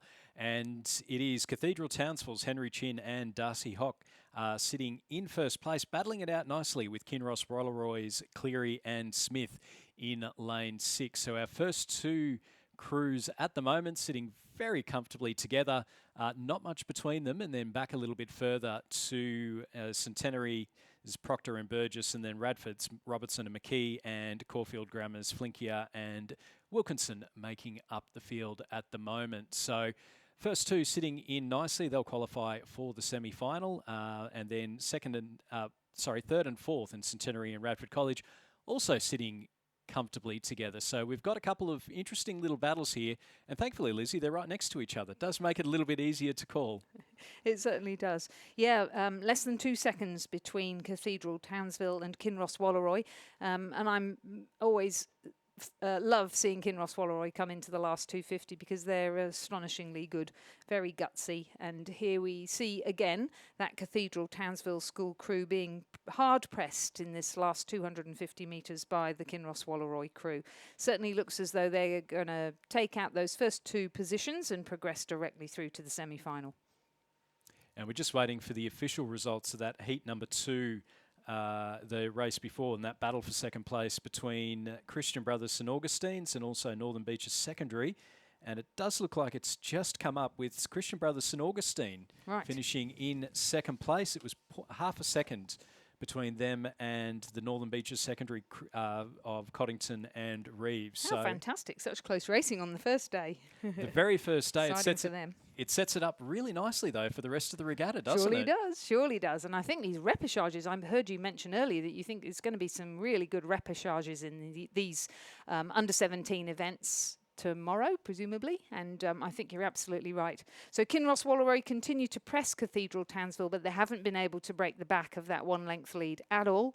If anything, Cathedral Townsville now just upping their rate of striking, trying to get clear water.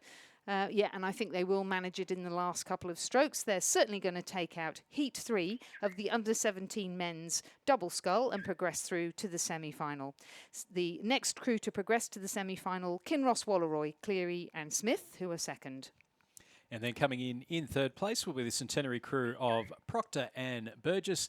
They managed to get themselves into some nice clear water between them and Radford College as Robertson and McKee, who'll finish in fourth place, and then back a bit further to Caulfield Grammar's Flinkier and Wilkinson in heat number 3 of the under-17 men's double scull. Cathedral Townsville and Kinross Walleroy qualifying for the semi-final on Wednesday, and Centenary Radford and Caulfield Grammar going through to tomorrow's repechage.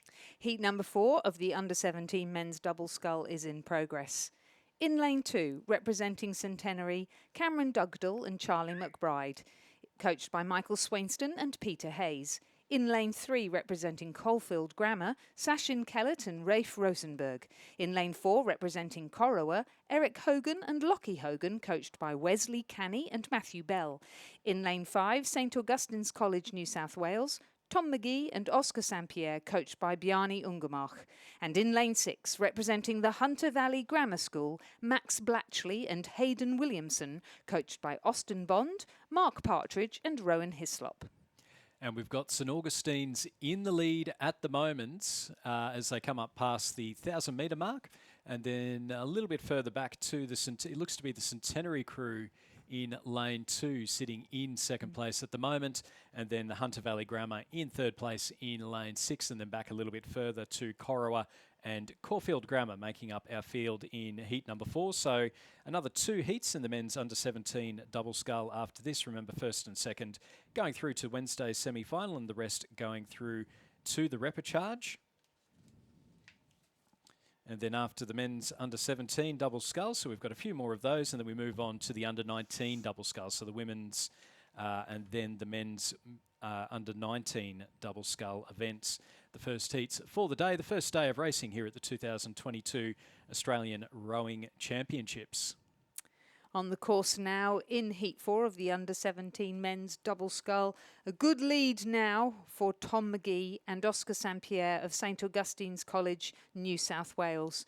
And we've called the Ungermach name a few times now. Earlier in the day we had Torben Ungermach rowing with his pairs partner Nick Pender.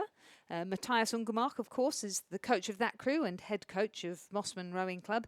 A couple of races ago, we had a St Augustine's crew coached by Judith Ungermach, who is a well-renowned junior coach here in Australia, as is Matthias, of course. And here we have their son, their other son, Bjarne Ungermach, who's turning into a very handy coach himself. He'll be very proud of this crew of Tom McGee and Oscar St Pierre as they progress down the course now, coming into the last 250 metres of Heat 4 of the under-17 men's double scull in what looks like an unassailable position. Yeah, 12 seconds as they pass the 1,500-metre mark. That's the biggest margin so far, I think, isn't it? Yeah. Yeah, it was very, very convincing there. Then 4 seconds between Hunter Valley Grammar in second place and Centenary in third. So it'll take a bit of an effort from Centenary, but we can just see them really start to up their rate a bit. They have looked out to their left. Obviously, it's a bit of a glance over the shoulder.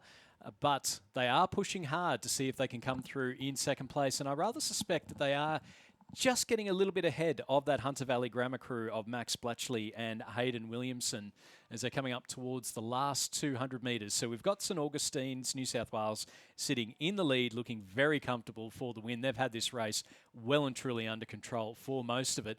But then in the battle for second place, we've got Centenary over in lane 2, really starting to up the rate and pulling ahead of Hunter Valley Grammar in lane 6. An excellent response to that push that came from Hunter Valley earlier.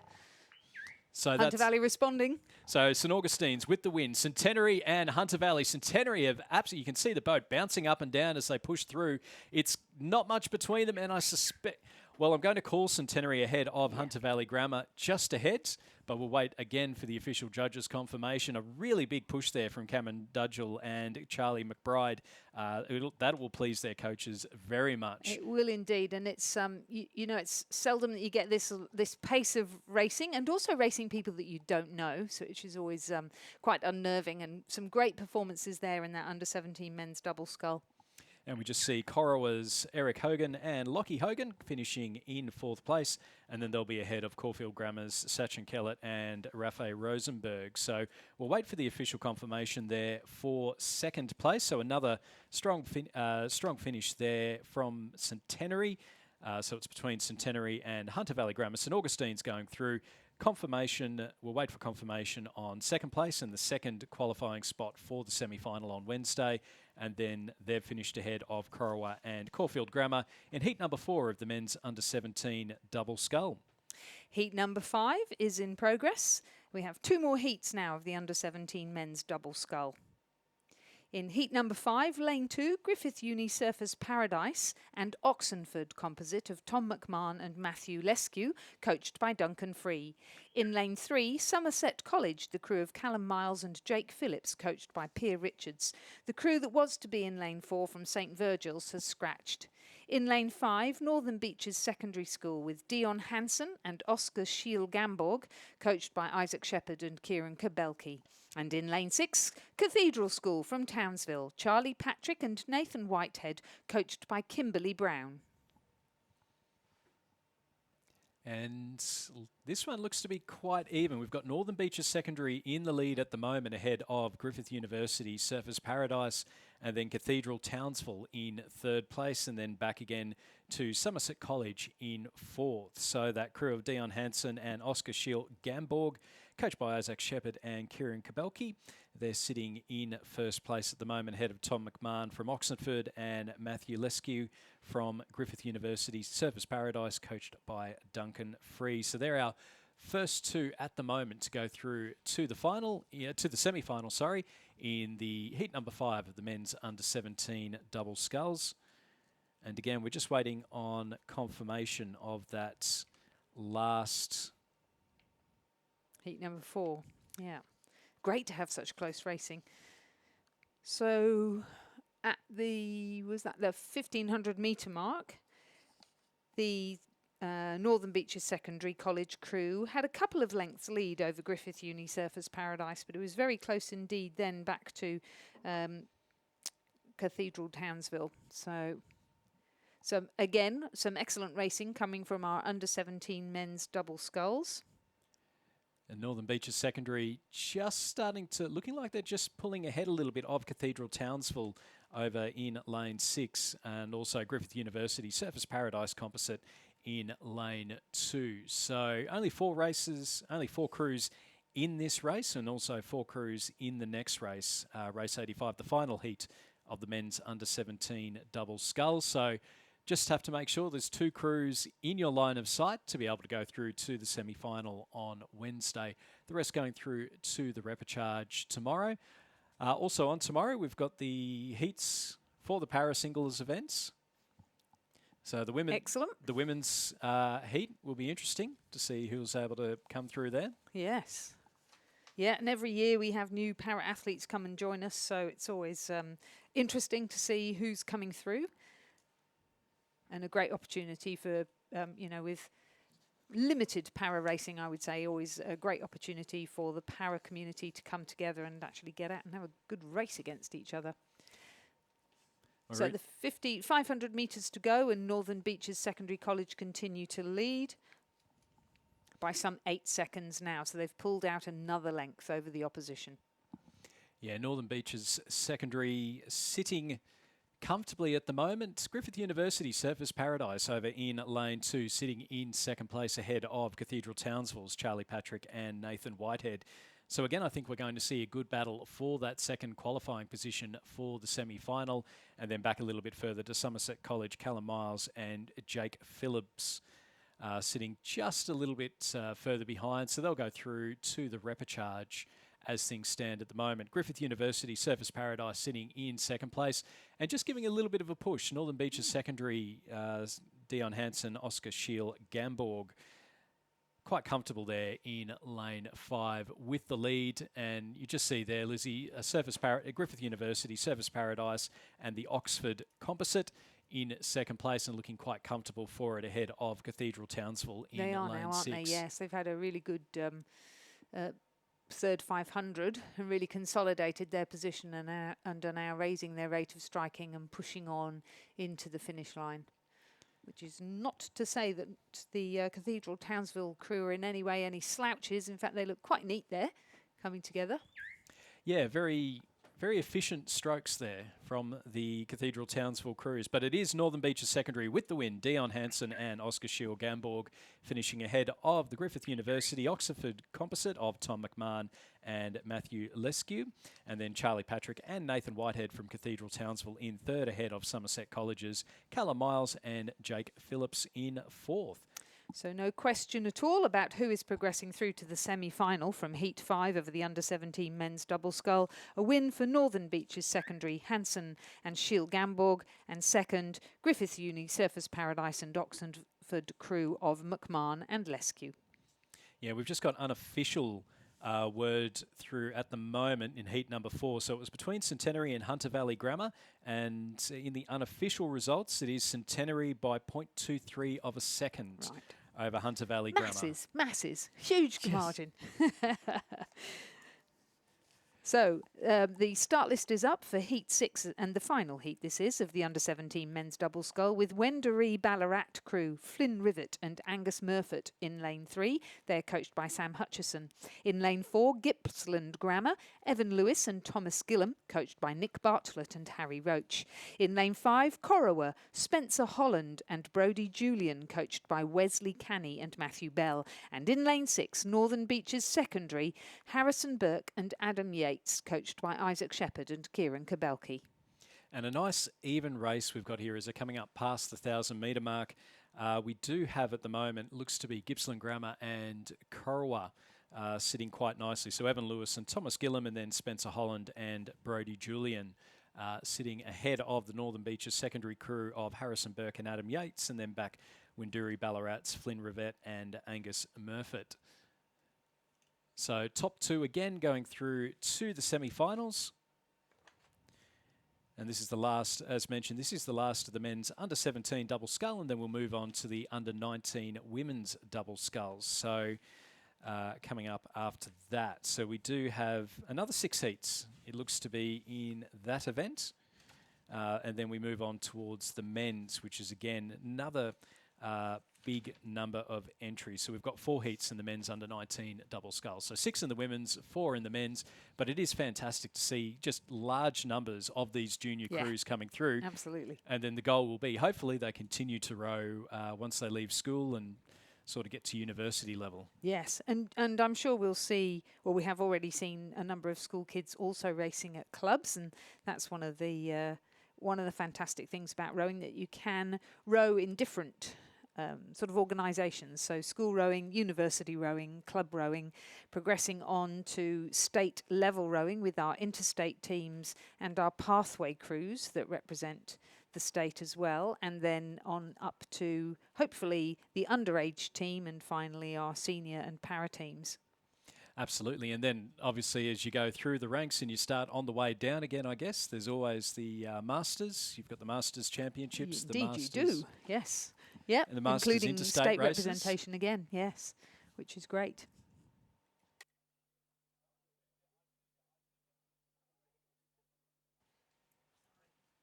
So into the final 500 metres now in heat number 6 of the men's under-17 double sculls. And it is Gippsland Grammar, Evan Lewis and Thomas Gillam, coached by Nick Bartlett and Harry Roach. They have the lead ahead of Wendouree Ballarat's Flynn Rivet and Angus Murphy. And then not too much between second and third, only 2 seconds between Wendouree Ballarat and Corowa. Looks like it's winding up to be yet another good finish. Look, you just can't get enough of those good finishes though, really. Exactly. And it's so fantastic for the athletes, you know, to have this close racing against people they don't know. Well, you push yourself. You just push yourself that little bit harder to try and finish ahead of them, qualify ahead. So battle between Corowa and Wendouree Ballarat, and then Northern Beaches Secondary sitting in 4th place at the moment. We're up now to the final 250 metres. It's Gippsland Grammar in the lead, heat number 6 of the men's under-17 double scull. Wendouree Ballarat, Flynn Rivet and Angus Murphy sitting in 2nd place at the moment. Have Corowa got any tickets left? It's humid, it's muggy. What have you got left? Yeah, let's hope they've got plenty left on the first day of racing, but you never quite know, do you? I must say, though, that Gippsland Grammar crew of Evan Lewis and Thomas Gillam, lovely rhythm there. You can see really swinging back together as they drive their legs down, getting their hands away, and then a really nice rock over again together. really letting that boat run underneath them, looking quite effortless, really. I'm sure it's not. And then a really plucky effort coming from Wendouree Ballarat, Flynn Rivet and Angus Murfitt, who have now managed to pull out plenty of clear water over the crew from Corowa. Corowa just starting to fade a little, but still battling along gallantly. Spencer Holland and Brodie Julian. And our final crew is the Northern Beaches secondary crew of Harrison Burke and Adam Yates. It's confirmation there. First for Gippsland Grammar, second for Wendouree Ballarat, third for Corowa, and fourth for the Northern Beaches secondary. So Gippsland Grammar and Wendouree Ballarat going through to Wednesday's semi-final. As we move on to race number 86, it's the first heat of the women's under-19 double scull. Again, first and second through to the semi-finals. The rest going through to a repechage. In lane 2, we have a composite from Bundaberg and Torrens. Louisa Wagoner from Torrens in South Australia and Asia Heaps from Bundaberg in Queensland. They're coached by Isabel Day and Rodney Dick. In lane 3, a composite between Josephine Armstrong of Newcastle Grammar School, New South Wales, and Ellie Clifford of Trinity Lutheran College, coached by Eric Rowan and Brad Smith. In lane 4, another composite, Sophie Butcher from Torrens in South Australia and Ella Horn from the Australian National University in Canberra, coached by Dave Romano and Isabel Day. A fourth composite, or is it fifth? No, fourth, Redlands sculler Elizabeth Holter with Alexandra O'Brien from Loretto Normanhurst. And in lane 6, Pymble Ladies College, Eleanor Aurid and Alice Dunn, coached by Eliza Johnson. And we've got some real geographic...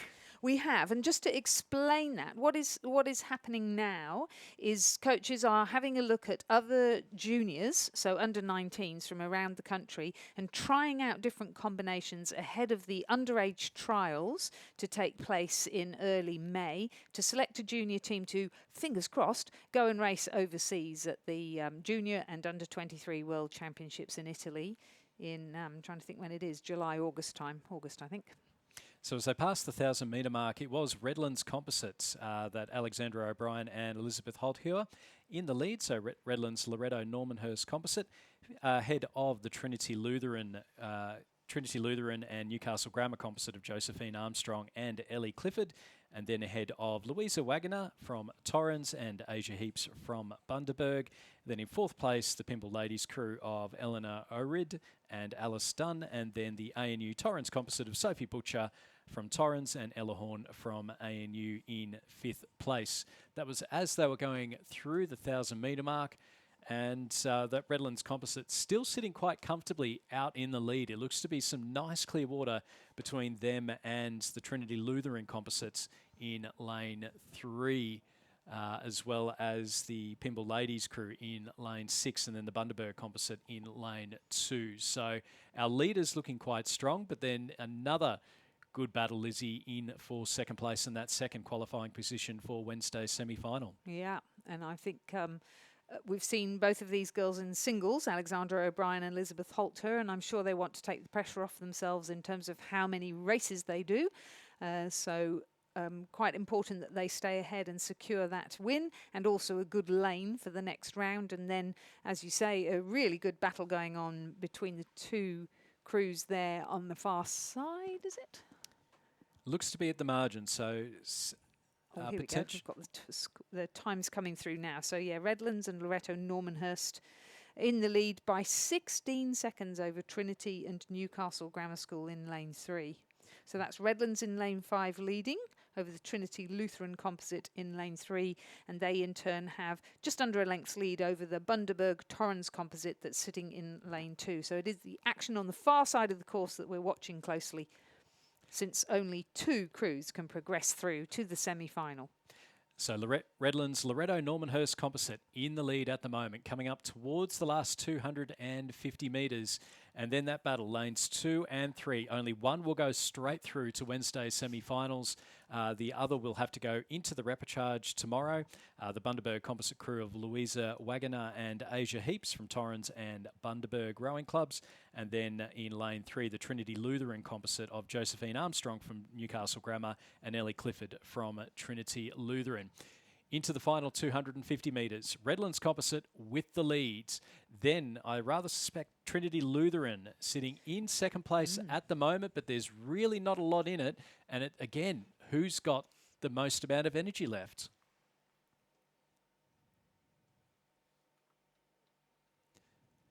We see now into the final 150 metres. Alexandra O'Brien and Elizabeth Holt-Hewer looking very, very comfortable.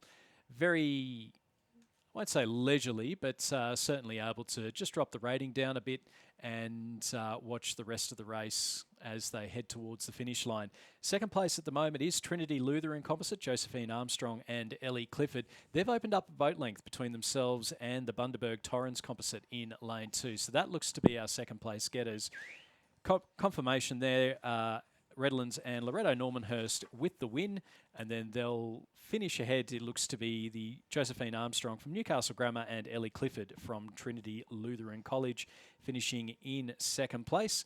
And then they'll finish about 2 boat lengths ahead of the Bundaberg Torrens Composite of Louisa Wagner and Asia Heaps. And then back a little bit further to the Pymble Ladies crew of Eleanor Orid and Alice Dunn in 4th.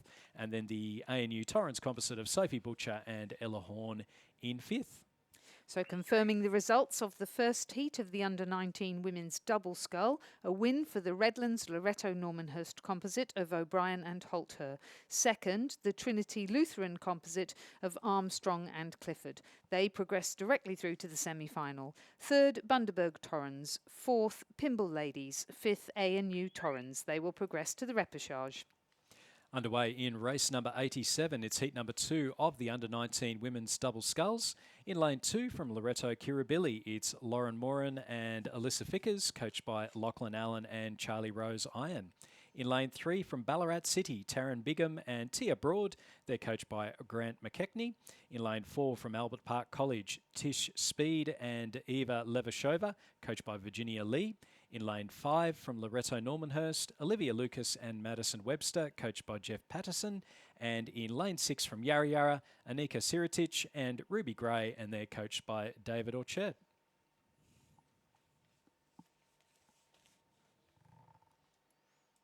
So that wind has dropped again. We've got some lovely conditions here for our final few races. It would be lovely if this was the case the entire week, but I fear that might be slightly optimistic. A little bit, yes, exactly.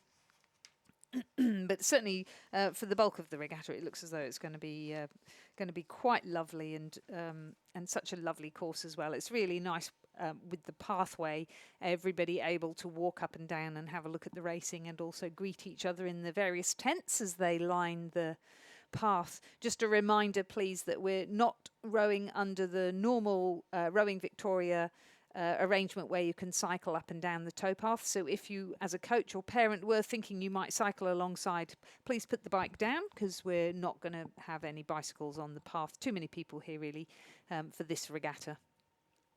Into the final 500 metres of heat number 2 of the women's under-19 double scull. And Loretto Kirribilli, Lauren Moran and Alyssa Fickers in the lead at the moment. And then not too far behind them, a couple of boat lengths back to, it would appear to be the Loretto Normanhurst crew of Olivia Lucas and Madison Webster. And then just behind them, Albert Park College's Tish Speed and Eva Levashova. And then again to Ballarat City's Taryn Bigham, Tia Broad, and Yarra Yarra's Anika Siritich and Ruby Gray. So 10 seconds between first and second between Loretto Kirribilli and Loretto Normanhurst, and then another 6 seconds back to Albert Park College. So it looks like we'll have a pair of Lorettos going through to the semi-final for the women's under-19 double scull. The rest going through to the repechage. As they're coming up towards the final 250 metres, it's still Loretto Kirribilli in lane 2 in the lead ahead of Loretto Normanhurst. And in third position, Albert Park College, coached by Olympian Virginia Lee, bronze medalist from the 1996 Olympics, where she was in the lightweight double scull with Rebecca Joyce, and also with Sally Newmarch, I think it was, at the Sydney 2000 Olympics. Great to see her join the ranks of the coaches and to team up with her lightweight colleague of former years, Minnie Cade, running that Albert Park program and gradually having more and more success. particularly the girls. I think that they secured some medals at the head of the river, and it's great to see them performing so strongly here. They're having a good battle to hang on to that third place with the improving crew from Yarra Yarra in lane 6, but they look as though they're going to have a great race when they get through to the repechage. No doubt at all about the leaders in this second heat of the under-19 women's double scull, though. It's Loreto Kirribilli, Lauren Moran and Alyssa Fickers. They've featured very strongly over the last few years in the junior ranks, coached by Lachlan Allen, the head coach of that programme, and Charlie Rose Iron, the coordinator. They take out heat number 2 in fine style to secure a place in the semi-final. And they will be joined in that semi-final by Loreto Normanhurst, also from Sydney, the crew of Olivia Lucas and Madison Webster, coached by Jeff Patterson. Third place will go to that Albert Park College crew of Tish Speed and Eva Levashova. They'll finish ahead of, well, I think we're just seeing I don't know what happened what a there. shame. I think Ballarat City might have thought they'd reached the finish before they did, and they stopped rowing before the horn. So yes, that's... I think Yarra Yarra might just have pinched that at the I line. think they might have done. What a shame, but there we go. That's a lesson that you learn, don't you? And Anika you only do it once, hopefully. Absolutely. Anika Siritic and Ruby Gray from Yarra Yarra ahead of Ballarat City's Taryn Bigham and Tia Broad in heat number 2 of the women's under-19 double scull. And we could say that it doesn't matter, but what will matter is if the weather turns rather inclement and then they have to change the seeding or have to seed the lanes in order to give the faster finishing crews a better position in the finals or repechage. So always important to do your best race and secure yourself the best possible lane. Absolutely. Race number 88, heat number 3 is underway in lane 2 from Cathedral Townsville, Abigail Cox and Scarlett Woodbury, coached by Kimberly Brown. In lane 3, it's a Sydney Kinross composite of Hannah Richardson from Kinross and Lucy Searle from Sydney Rowing Club. They're coached by Andrew Gannon. In lane 4 from Centenary, Hannah Drysdale and Caitlin Brooks, coached by Cody Elam Allen.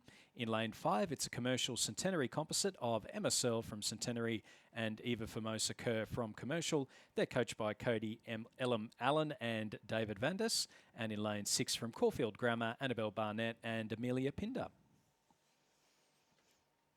First and second to go through to the semi-final. And it does look to be that Sydney composite, Kinross composite of Hannah Richardson and Lucy Searle, who have an early lead coming up toward going past the 1,000-metre mark. Yeah, so coached by Andrew Gannon, the coach, of course, and head of the programme there at Kinross Walleroy, that saw their first women's 8, I should say, because it is a mixed gender school, their first women's 8 take out the New South Wales Schoolgirl Head of the River race at the weekend. So a very exciting finish for them. That's second year in a row they've taken out the Head of the River and have performed strongly the entire season. And their young men's programme also performing really strongly. Lucy Searle, although listed here as Sydney Rowing Club, also a Kinross Walleroy school rower.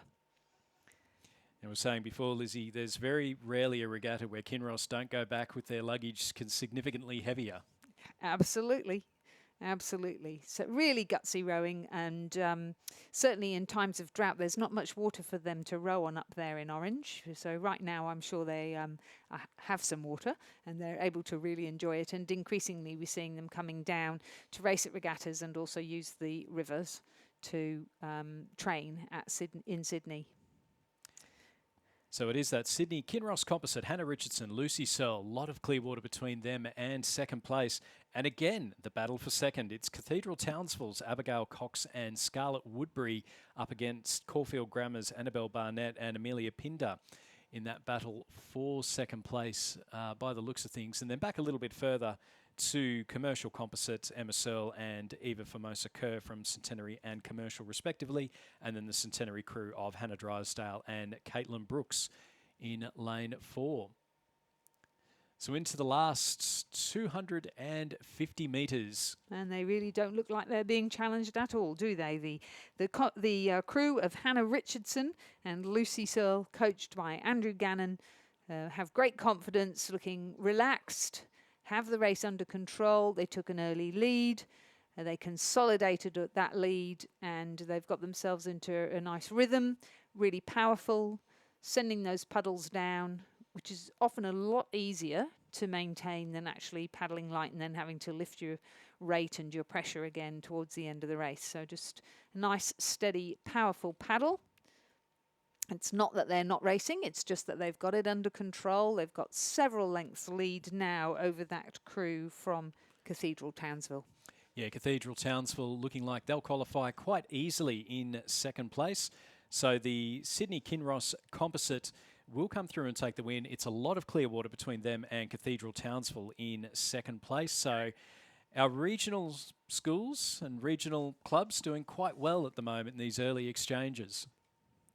So second place will go to Cathedral Townsville's Abigail Cox and Scarlett Woodbury, and then they'll finish ahead of Caulfield Grammar's Annabelle Barnett and Amelia Pinder, sitting in third place at the moment, ahead of the Commercial Centenary Composite of Emma Searle, Eva Formosa Kerr, and then Hannah Drysdale and Caitlin Brooks from Centenary in fifth place, making up the field there. So Sydney Kinross Composite and Cathedral Townsville through to the semi-final. The rest going through to the repechage. So our races are 5 minutes apart, so that makes sure that one race doesn't overtake the other. And as we see the last couple of crews come across the line in Heat 3 of the Under-19 Women's Double Scull, Heat number 4 has started. So in lane number 2 from Sacred Heart Geelong, it's Evie Timms Honor and Eliza Ahern. In lane 3, it's a North-esque Kentish composite of Jessica Welch from Kentish and Leela Hucker from North-esque, coached by Trevor Barrett and Graham Scattergood. In lane 4 from Ballarat Grammar, Amber McClure and Kayla Walker, coached by Sam Pullen. In lane 5 from North-esque, Emily Hepburn and Morgan Brown. And in lane 6 from Ballarat City, Lucia Clark and Annie Sullivan.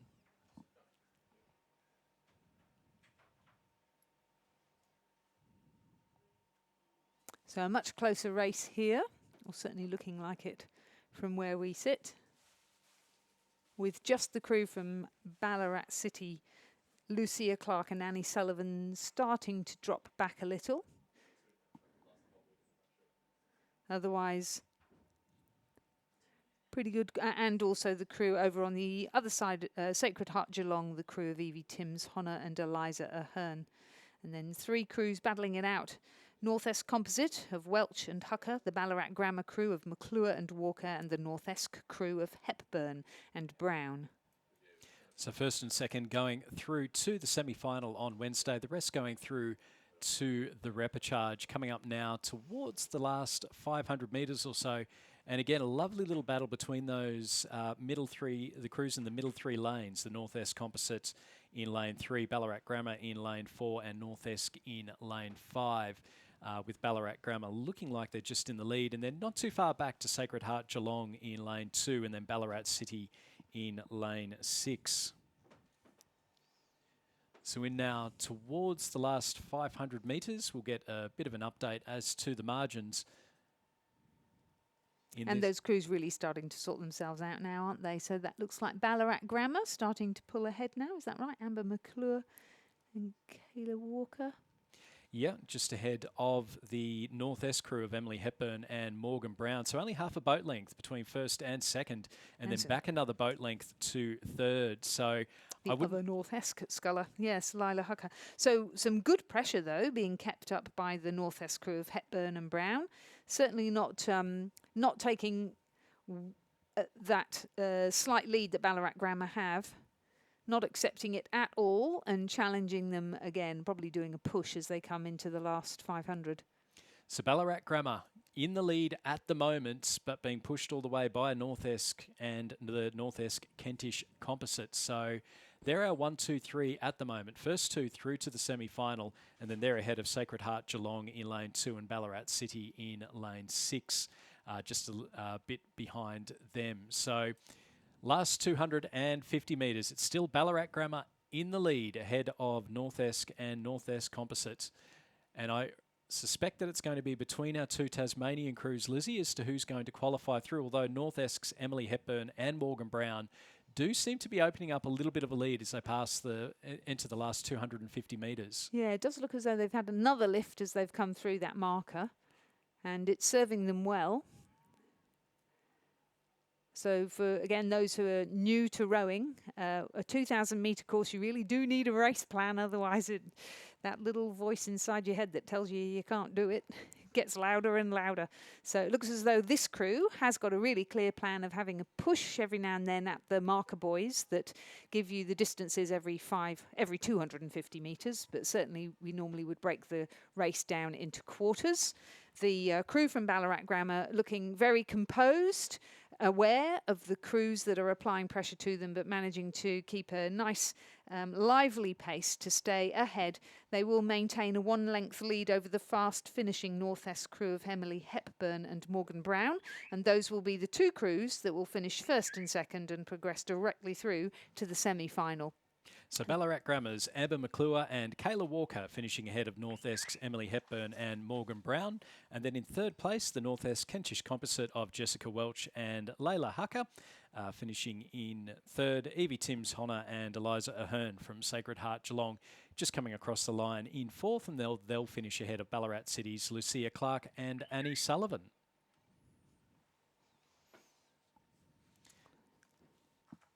As we get, they're underway in race number 90. It's the fifth heat of the women's under-19 double scull. Again, first and second through to the semi-final.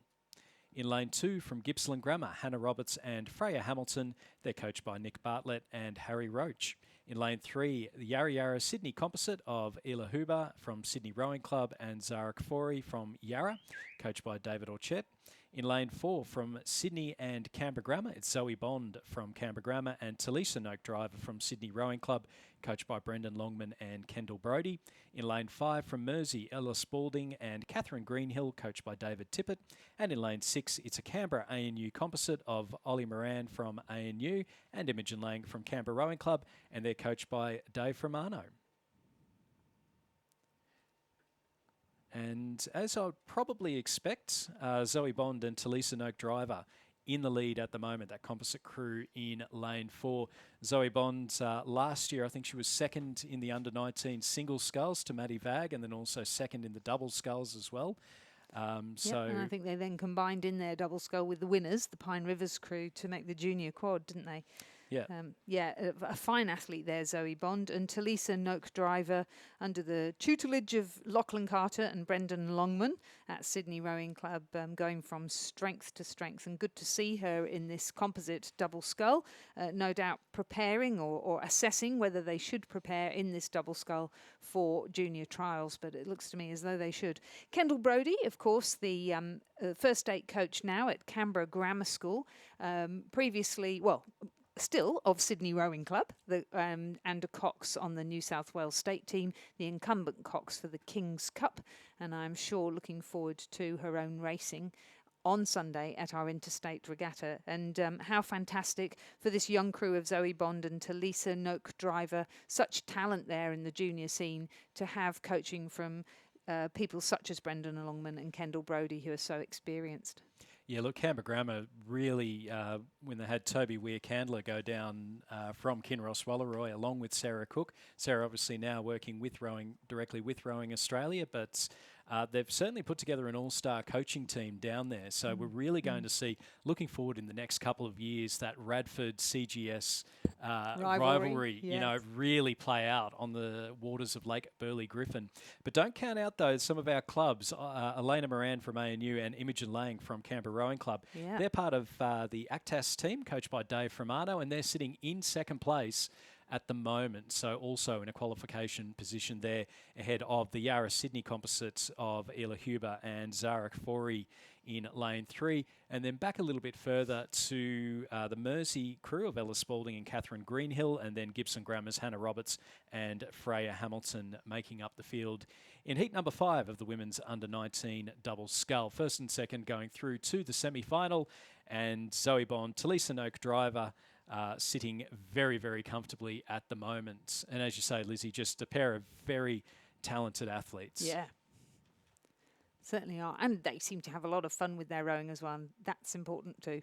Well, look, I think if you're going to get up at very early o'clock every morning to go and combine it with your schoolwork, I'm in awe of what they managed to do. I think you have to be extremely well organised in order to row at this sort of level whilst you're still at school, and I think that's one of the real attractions for high-performing people in a sport like this, that it is a sport that really challenges you. It challenges your time management, your teamwork skills, and your ability to manage your life, really, to set goals and achieve them. And these girls have certainly done that. Zoe Bond from Canberra Grammar School, Talisa Noak Driver from Sydney Rowing Club, taking out Heat 5 of the Under-19 Women's Double Scull in fine form to progress directly through to the semi-final of the Under-19 Women's Double Scull. Second place will go to the Canberra ANU composite of Elena Moran and Imogen Lang, coached by Dave Romano as part of the ACTAS program. Third place will go to the Yarra Sydney composite of Ela Huber from Sydney Rowing Club and Zara Kafori from Yarra Yarra. And then they'll finish ahead of the Mersey crew of Ella Spalding and Catherine Greenhill in fourth. And then the Gippsland Grammar crew of Hannah Roberts and Freya Hamilton in fifth place. So confirming the results of Heat 5 of the Under-19 Women's Double Scull, a win for Sydney Canberra Grammar composite of Bond and Noak Driver. Second, Canberra ANU composite of Moran and Lang. They progressed directly through to the semi-final, the remainder to the repechage.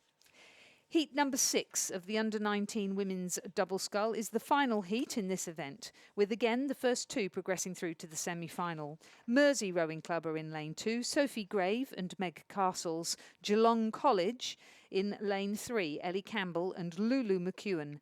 Mercantile Rowing Club in lane 4, Victoria Trentin and Bethany Smack. The composite of Olivia Yates from Mersey in Tasmania and Philippa Gray from ANU in Canberra are in lane 5. And Pine Rivers, Ella Smith and Jave Proberts, back in the double scull, are in lane 6. And they are in the lead, going past the 1,000-metre mark, that crew, Ella Smith and Jave Proberts. They're sitting nicely ahead of the ANU Mersey composite of Olivia Yates and Pip Gray from ANU. And then also, too, we've got the Mersey crew of Sophie Grave and Meg Castles also sitting quite nicely as well. So Pine Rivers in the lead in the double scull. Winners, of course, last year, and then they went on to form the quad, I think the junior quad. And this year they're also trying their hand at sweep, and we saw them win the heat of the Under-19 Women's Coxless pair earlier on in the day. What a talented duo. Absolutely, and I'm sure our co-commentator, Ray Ebbett, will be very, very pleased. Very, very pleased to see Pine Rivers go down the course. And I think, well, they have a little bit of an advantage, I think, Pine Rivers. It's got to be the quietest bit of water that people row on in Brisbane. Although I have heard, somebody was saying earlier that a number of the clubs have been travelling quite some way. Oh, no, it was a lady on the radio yesterday morning on Macca, across, what's it called? Australia all over. She rang in on her way here, as many of us were in the car listening, and mentioned that a number of the crews from Brisbane have actually been travelling up to, or in Queensland have been travelling up to Pine. Yeah, because it's closed. So the Brisbane River is closed to rowing, and they've been making the trek up there early in the morning before school and work in order to get a decent row in. So perhaps it's not been quite as calm as normal, but maybe that's a good thing, hey? Good stimulation, makes you feel really competitive before you even get here. Absolutely. Lake Corumba up near where my father lives. I've been trying to get him to go out and learn how to row. And he was resisting? He is very much resisting, unfortunately. It is Pine Rivers in the lead ahead of ANU Mersey in second place. Big lead. That's a bit rude. Nearly 11 seconds. Yes, it's over ahead of ANU Mersey, and then 4 seconds back to the Mersey crew in third place at the moment. So it is looking like Pine Rivers and ANU Mersey will go through, but we've still got 500 metres to go, and as we know, anything can happen. Yes. Well, we saw it during the Olympics, a number of events with the crabbing right at the very end of it. I think the lightweight women's double was an absolute cracker of a race. The Dutch crew were leading with only a few 50 metres to go when they crab, and then they end up finishing third. I think there were quite a few events when there was the men's quad. There was some shipwrecks there. I really thought some of the crews were going to go in.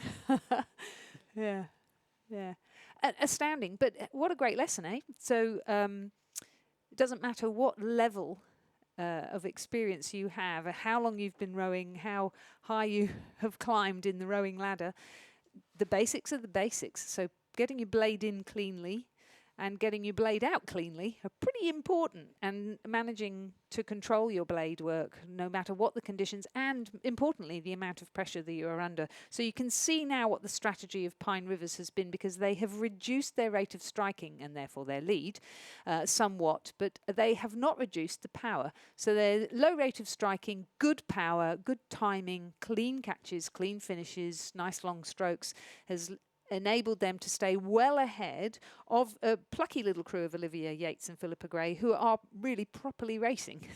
Yeah, look, they're being pushed. Quite impressive. They're being pushed by that Mersey crew of Sophie Grave and Meg Castles, and they're just making sure they're staying ahead. So, as mentioned, it will be Ella Smith and Jave Probitz from Pine Rivers with the win in heat number 6 of the women's under-19 double sculls. Second place will be Olivia Yates from Mersey and Pip Gray from ANU. They'll go through to the semi-final. Third place will be the Mersey crew of Sophie Grave and Meg Castles, finishing ahead of it looks to be that Mercantile crew in lane 4, Victoria Trenton and Bethany Smack.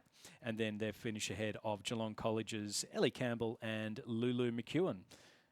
So confirming the results of Heat 6 of the Under-19 Women's Double Scull, a win for Pine Rivers, second ANU Mersey composite of Yates and Gray. They progress directly through to the semi-final, the remainder to the repechage. And we're underway now in heat number 1 of the men's under-19 double sculls. Only the first place getter to go through to the semi-final, the rest to go through to the repechage. In lane 1 from Northern Beaches Secondary, it's Sam Merry and Zane McGregor. They're coached by Isaac Shepherd and Kieran Kabelke.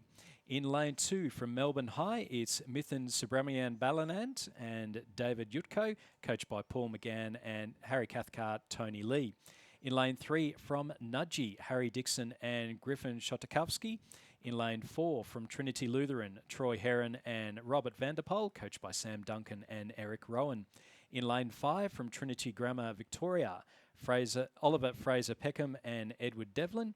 In lane 6 from the Southport School, Costa Karathanosopoulos and Benjamin Shuttleworth, coached by Cameron Kennedy. And in lane 7 from Rockhampton Grammar, Fletcher Hewitt and Jed Napper, coached by Robin Fay, Angus Lillicrap and Caitlin Hawkins. There's some great names in there.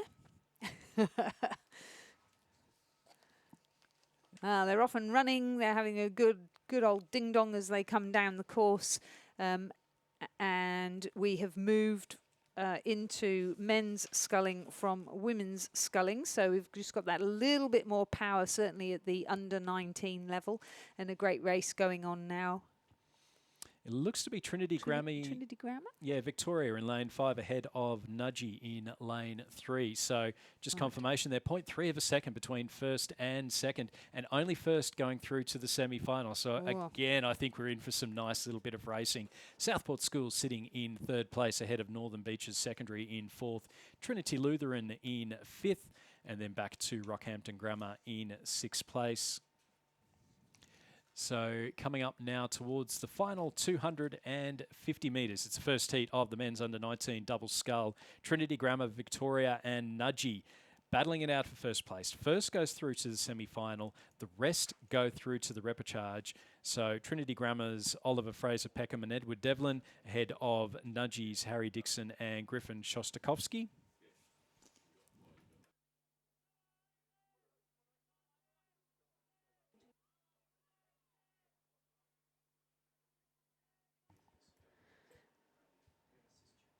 So the battle's certainly on, isn't it, between Nudgee and Trinity Grammar of Victoria, with Nudgee looking very strong now that they come into the final stages of the race, really taking the race to the Trinity Grammar Victoria crew.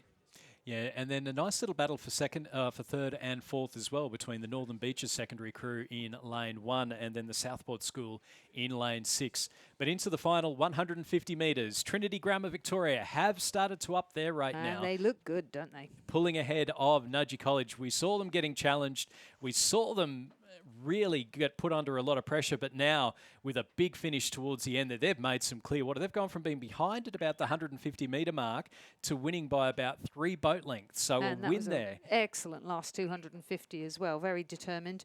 Good performance, though, from Nudgee College Harry Dixon and Griffin Shostakovsky. They will unfortunately have to progress to the semi-final through the repechage, though, so they get a chance to practice that all over again.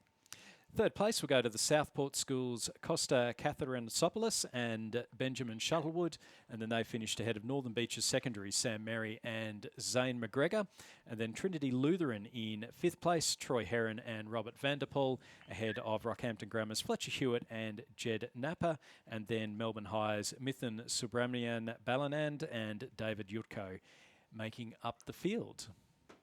So confirming the results of Heat 1 of the Under-19 men's double scull, a win for Trinity Grammar, Victoria, Oliver Fraser-Peckham and Edward Devlin. They progressed directly through to the semi-final, with the remainder of the crews progressing now to the repechage. Heat number 2 of the men's under-19 double scull is in progress. The crew in Lane 1, St Joseph's, New South Wales, has withdrawn. Northern Beaches Secondary College is in Lane 2. Owen Balharry and Dane Ferguson, coached by Isaac Shepherd and Kieran Kabelke. Radford College is in Lane 3. Oliver Fox and Hunter Jolly, coached by Craig Muller and Michael McCormack. Melbourne High are in Lane 4. Haruku Nishikawa and Gugu, coached by Paul McGann, Guy Vellick and Tony Lee. St Augustine's College, New South Wales are in Lane 5. Dougal Mackenzie and Bo Nicholas, coached by Judith Ungemach. A composite in Lane 6 of Harry Salfinger from Swan River Rowing Club and Hugh Harold from Nepean Rowing Club, coached by Mark Beer and Renee Domichens. In Lane 7, another composite, this time Noah Lau from Ignatius Park College and Charles Clark from Marucci River Rowing Club. Ignatius Park College. Yes, Lizzie, in Townsville. Ah, thank you. Understand. So 2 Queensland crews. Yes, right. yes, the Queenslanders are everywhere. As you're surrounded by them on all sides now, as well as Ray steps back in behind you too. Watch out. I am But, indeed. nothing's safe. And thank you to Stuart John for his work over the past hour or so as well.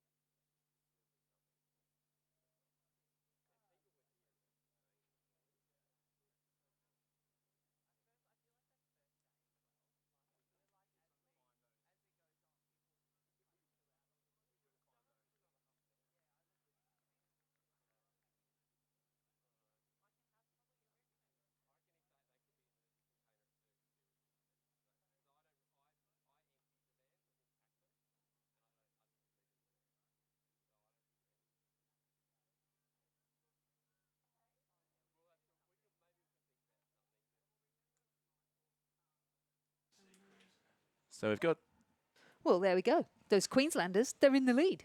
Marucci, Ignatius. But so it's a composite crew from both ends of Queensland. So Townsville and Maroochydore. But they are doing it pretty well. Noah Lau of Ignatius Park and Charles Clark of the Marucci River Rowing Club, which has also been a popular venue in recent weeks for Queensland crews training, Lizzie, because they, again, cannot use the Brisbane River. So some have gone to Kawangbar, but some have gone further north to the delightful waters of the Marucci River, where I spent many rowing camps at school, both as a rower and a coach. It's got some scary memories, that course. But, yeah, but a good place to train. So it is definitely still Lane 7, Marucci and Ignatius Park. Alongside them is Harry Selfinger of Swan River and Hugh Harold of Nepean.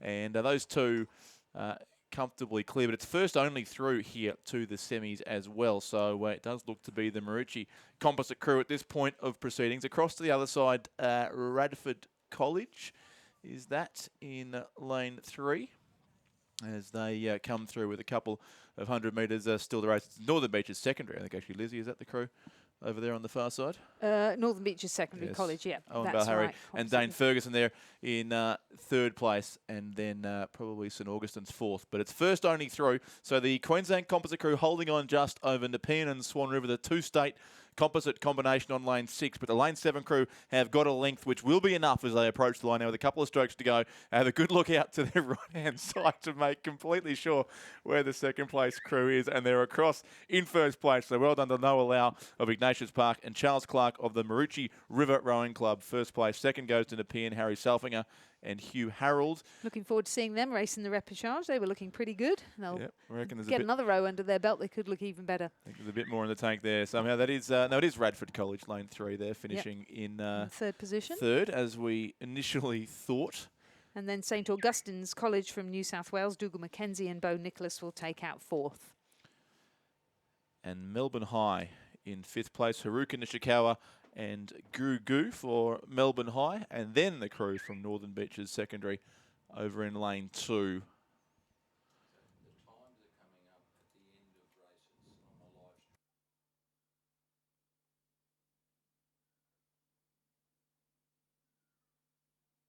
So confirming the results of the second heat of the under-19 men's double scull, the composite of Noah Lau from Ignatius Park College, Queensland, and Charles Clark from Maroochy River Rowing Club progresses directly through to the semi-final, and the remainder go to the repechage. The third heat of the men's under-19 double scull is now in progress. In lane 1, representing Nudgee College, Hamish Leddy and Jack Mitchell. In lane 2, representing St Joseph's College, New South Wales, Jackson Gersoy and Maxim Maloney. In lane 3, representing Wendouree Ballarat Rowing Club, Joshua Matheson and Alexander Weston. In lane 4, from Gippsland Grammar, Lindsay Hamilton and Billy Osborne. In lane 5, from Hawthorn Rowing Club, Archie Critchell and Max Curry. In lane 6 from the Geelong College, Christopher Bowker and Ben Gorell, and in lane 7 from Nudgee College, Jonah Nelson and Chad Willett. Yes, indeed. Lizzie, a good spread of crews, certainly from across Victoria here, from Melbourne, Geelong, Ballarat and Gippsland Grammar in Sale as well. 2 crews from Nudgee College bookend the course here in lanes 1 and 7, and St Joseph's of Sydney in lane 2 are the other crew in the race. So all 7 well and truly on their way, now approaching about the 1,250 metre mark now, it seems. And it does look to be the centre lane there from Gippsland Grammar, our race leaders. Lindsay Hamilton and Billy Osborne, coached by Nick Bartlett and Harry Roach. And it looks like a pretty handy lead too that they have opened up here. It does indeed. Probably Nudgee College closest to the Judges Tower side of the course might be in second, and also St Joseph's, the only New South Wales crew in this race, over on lane 2, would sit up in the top 3. But it is first only once through to the semi-finals here. First to the semi-finals, the remainder to the repechage. So 6 of these 7 crews will have to race again tomorrow, and you can see if you're watching on the live stream, we are now getting through some split times for a number of these races, and you can see it's a substantial lead, as we suspected, to the crew from Gippsland Grammar. They're through in 5:04.95, and they are just over 10 seconds ahead of Nudgee College. That's Nudgee College lane 7, who'll be there in second place. Jonah Nelson and Chad Willett. Chad Willett had a very big win in a single sculling race on this morning's program as well. St Joseph's third, Nudgee's second crew, at least in terms of race position, are in 4th place, Hamish Leddy and Jack Mitchell. Then Wendouree Ballarat, Hawthorn, and also the Geelong College combination in lane 6.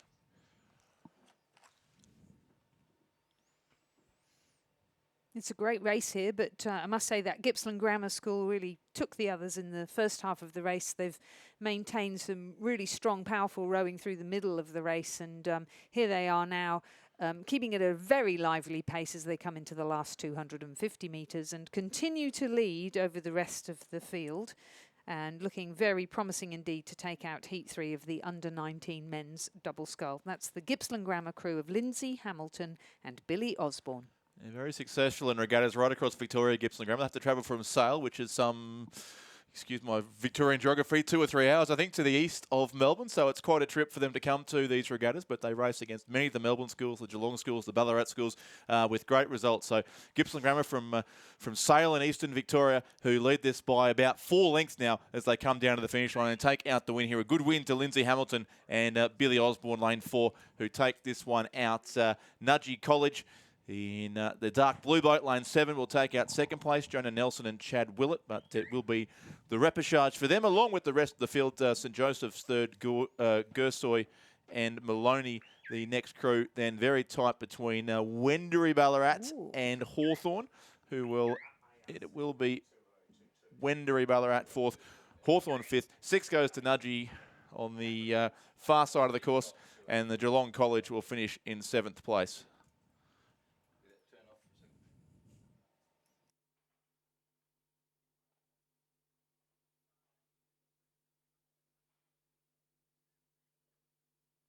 So just confirming the results of the third heat of the under-19 men's double scull. A win for Gippsland Grammar, Lindsay Hamilton and Billy Osborne.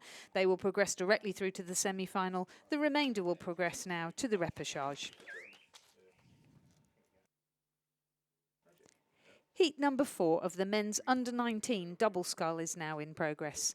In lane 1, Melbourne High, represented by Bo Hong Huang and Harshal Cherukuri, coached by Paul McGann, Guy Vellick and Tony Lee. In lane 2, Gippsland Grammar, Cameron Rule and Anthony Smith, coached by Nick Bartlett and Harry Roach. In lane 3, Newcastle Grammar School, New South Wales, Patrick Stanley and Alexander McDougall, coached by Amos Noon. In lane 4, St Peter's College of South Australia, Carl Miller and Faris Harb, coached by Angus Scanlon and Nathan Bowden. In lane 5, a composite from Queensland of Griffith Uni Surfers Paradise and commercial rowing clubs, Jack O'Toole and Callum McClure, coached by David Vandas and Lincoln Handley. In lane 6 from Melbourne High, Alex Kotenko and Callum McGregor, coached by Paul McGann, Harry Cathcart and Guy Vellick. And in lane 7, Radford College from the ACT, Hamish Roberts and Jake Skeeman Rogers, coached by Craig Muller and Michael McCormack.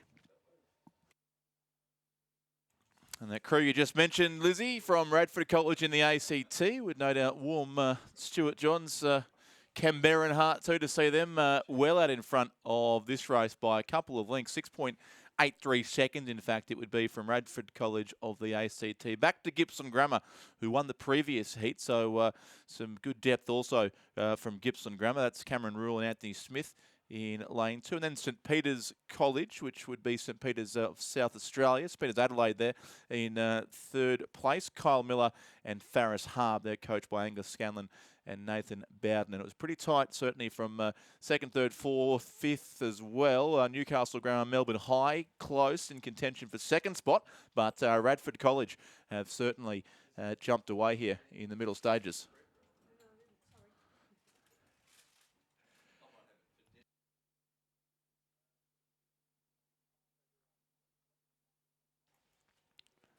So this is the 4th heat, the 4th and final heat, as it now is, of the under-19 men's double scull. This was one of the events that was redrawn earlier today with a couple of withdrawals. So we've gone from 6 heats down to 4, and the progression has changed to be first only through to the semi-finals, the remainder to the repechage. So the repechages will take place tomorrow afternoon in this event, and then the semi-finals will be on Wednesday before finals on Thursday. So we are moving ever so slowly towards the first medals being presented in the 2022 Australian Rowing Championships. And you'd keep one eye on this crew from Radford College when the medals are handed out in a few days' time, I think. Yeah, look at the lead. They have, over that last 500 metres, have pulled out another sort of 4 or 5 seconds, so they're really progressing well. They are racing, of course, for the Tim Hawkins Memorial Trophy. Then sitting in 3rd position, so we've got Radford College, Gippsland Grammar, Newcastle Grammar School, Stanley and McDougall, a crew that I think got together this year under the coaching of Amos Noon and their head coach Brad Smith, and they've looked better and better throughout the season, and they look as though they're having a good solid pull here. They are just under a length behind the Gippsland Grammar School, sticking to them like glue, and it'll do them a great deal of good to go through a repechage and get themselves another race under their belts. A really good race between those four crews there on the southern side of the course, Lizzie. Radford College on this side have the race pretty much to themselves and should be the ones to go through. But the other four crews across from lanes 1 to 4 are having a great race for what will in the end be second place and still a trip, it seems, to the repechage, barring a great change here in the closing stages of the race. But Radford College continue to lead comfortably now inside the final 100 metres of the race. That's Hamish Roberts and Jack Sheeman-Rogers there for Radford College. Craig Muller and Michael McCormack, the coaches there. I assume that's not the former Deputy Prime Minister, Michael McCormack, coaching at Radford College, but you never know. He's got more time in his hands now. But in any case, they go across and take the win there. Radford College, lane 7, Roberts and Sheeman-Rogers, the winners through to the semi-final. Second will be Gippsland Grammar over there in lane 2. Third looked to be lane 3, Newcastle Grammar, ahead of Melbourne High, and then St Peter's Adelaide, just dropping back a few places late in the race, but in the end they'll all go through to the repechage, and then it's Griffith University, Surfers Paradise and Commercial Composite Crew, lane 5, ahead of Melbourne High in lane 6. Great to see so many Melbourne High crews here with Paul McGann, and great to see that Melbourne High crew have such a good finish of their race and move their way into 4th position. So well done to them, and good on you, Paul McGann. Clearly inducting quite a few new rowers into this fine sport. Good to see. I mean, I'm sure he'll work his magic as he always does. And we'll see more of them. They've got numbers to start with, which is the first step, yes, and then so I'm true. sure they will build from there. But they've been appearing exposure to high quality exactly, racing. and they've raced a lot throughout the season, all across the length of Victoria. Yeah. As they do, and exciting. starting to see some results from that work off, no doubt. So that is the race, yes, for the Tim Hawkins Memorial Trophy that will take place on Thursday. Yeah.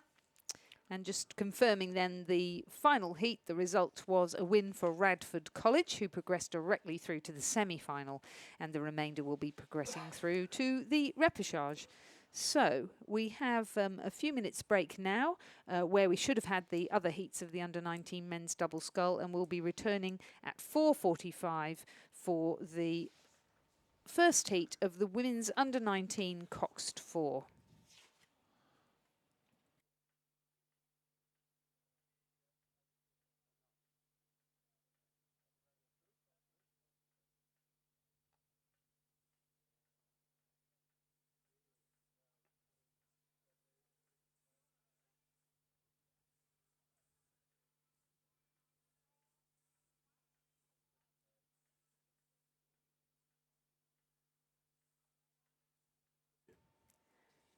A special exhibition at this year's Australian Rowing Championships will celebrate the achievements of our Tokyo Olympians and Paralympians, as well as reliving the highlights of the Tokyo 2020 rowing regattas, including the famous 4-medal Hall Hour of Power, and the moment Eric Horry OAM clinched his 3rd Paralympic silver medal. The exhibition will document the experiences of Australia's rowing athletes as they navigated a 12-month Games delay. Rowing Victoria is hosting the 2022 Australian Masters Rowing Championship from the 19th to the 22nd of May 2022 at Lake Wendouree in Ballarat. Visit rowingaustralia.com for more information. Rowing Australia are also excited to welcome back the 500-metre sprint events, a fast, fun and exciting racing format in excellent viewing for spectators. These will be run here on Saturday afternoon, so please stick around to catch these races. This year, for the first time, Rowing Australia is hosting a coaching and officiating conference. It is at the Mantra on View Hotel in Surfers Paradise from Friday evening the 22nd to the 24th of April. Come along to hear from those involved in the Olympics and Paralympics, as well as Professor Jean Cote, one of the world's foremost coach educators, who will be talking about effective coaching. Buy your tickets today at rowingaustralia.com.au.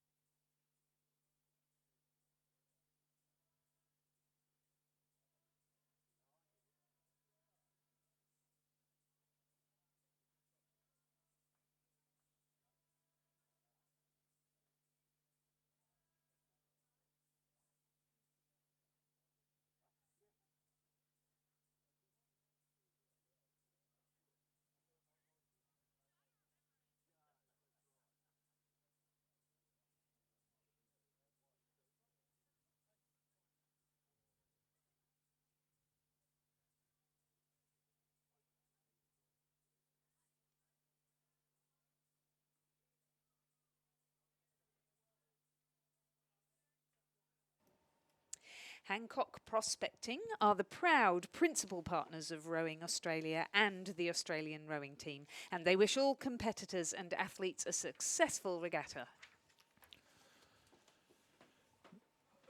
The AIS is the principal sponsor and partner of Rowing Australia. The AIS provides Rowing Australia with funding to ensure they have the capacity to create a sustainable sport through best practice governance and administration, intellectual property ownership, athlete management and support structures, and general accountabilities. Importantly, the winning partnership highlights the commitment to ensuring Australian athletes excel in the international sporting arena and increasing Australians' participation in rowing. What a lovely shot there on the screen and on your live stream. Again, taken from the starter's hut, you can see that we have now an event called the Coxed Four. So if you're new to rowing, just to explain, this is 4 rowers, each of them holding 1 oar, so what we call sweep discipline within rowing.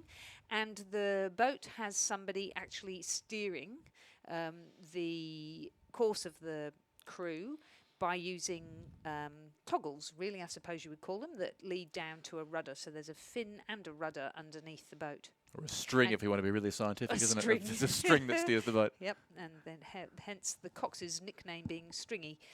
Some of these coxed boats have the cox sitting what the punter would call in front of the crew, so sitting at the stern end of the crew, and others have them lying down in the bows of the crew, and we can see both types of these boats here in race number 98, which is the first heat of the under-19 women's Coxed Four.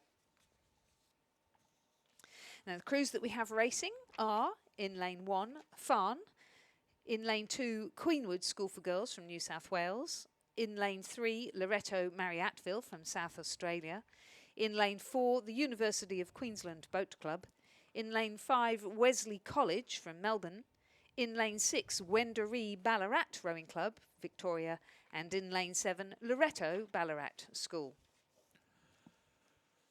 Yeah, great view there from the start line still, Lizzie, as these 6 or 7 Cox Fours, in fact it is, are on their way down the course here, just into the first minute or so of the race. And still, we've said it that many times today, but perfectly calm conditions to greet these under-19 Cox Fours. A number of school crews, of course, in fact, almost exclusively school crews, I think, with the exception of University of Queensland in the centre of the course. Possibly Wesley College lane 5 may have got just the best of the start, but pretty close racing through the opening 500 metres as they make their way along the very flat conditions here at Lake Ngambie. So under 19 is the age group that would represent at the Junior World Rowing Championships, and a number of these girls may be looking at putting themselves forward for Australian selection, which makes this particular race particularly interesting to watch. So over in lane 1 we have Farn. In lane 2, and I think that's the crew that might have taken the lead. Narrowly in front, yep. Queenwood. So that Queenwood crew is the crew of Heidi Boyd in the bow seat, Imogen Gray in the 2 seat, Madeline Nicol in the 3 seat, and Chloe Driver in the stroke seat. Their cox is Lucy Anderson, and they are coached by Tess Dixon, Kieran Glynn and Ray Boyle. Wesley College currently sitting in 2nd position, just a second behind them in time. Saskia Blackburn in the bow seat, Kesem Shahak in the 2 seat, Thea Cool in the 3 seat, and Lucy Thompson in the stroke seat, with Fiona Dow coxing them. 3rd position is lane 1's crew Farn, with Annabelle Fry in the 3 seat, Molly Crosby in 2, Hannah Riches in 3, and Laura Cooper at stroke, with Sophie Rolls coxing them. Their coaches are Sam Manson and Chris Parnham. Loreto Ballarat across on completely the other side of the crew. They are sitting in 4th position, and that is the crew of Zali Clark, Talia Whittle, Lana Dodd and Bridget Bales, being coxed by Sophie Boyd. Wendouree Ballarat in lane 6 are currently in 5th position. The crew of Tess Squire, Bridie Kennedy, Hayley Griffin and Daisy Simpson-Kerr. India Black is their cox, and they are coached by Brad Butel and Paul Blanchard. And then we have the crews from University of Queensland and Loreto Marriattville to the rear of the race. The University of Queensland crew is Minea Bishop, Eliza Bridgefoot, Tyler Hutton and Alice Reedy, coxed by Polly Gascoigne and coached by Augustin Rodero. And the crew from Loreto Marriattville in South Australia is Hallie Anderson, Hilary Longstaff, Francesca Lennon and Erin Munger, coxed by Charlotte Lang and coached by Tom Durenbos.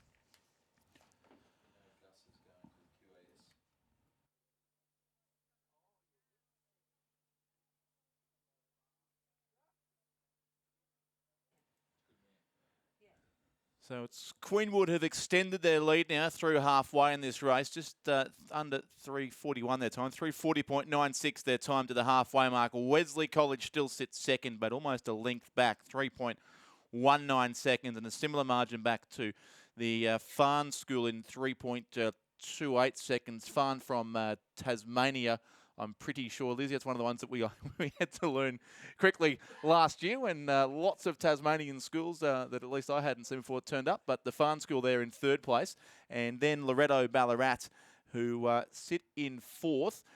That'd be Loreto Ballarat with a crew that finished second in the head of the schoolgirls just last week in Geelong, beaten by a very, very good crew that we'll see in the next race from Ballarat Clarendon College, who I think will be pretty impressive here in the waters of Lake Ngambie. But it is Loreto Ballarat back in about fourth place at this stage. Then the University of Queensland, Wendouree Ballarat, and also Loreto Marriattville from Adelaide racing there in lane 3. So they come through now with just past the 1250 metre mark, so about 700 metres to go still for these 7 crews. And Queenwood are our leaders by a length.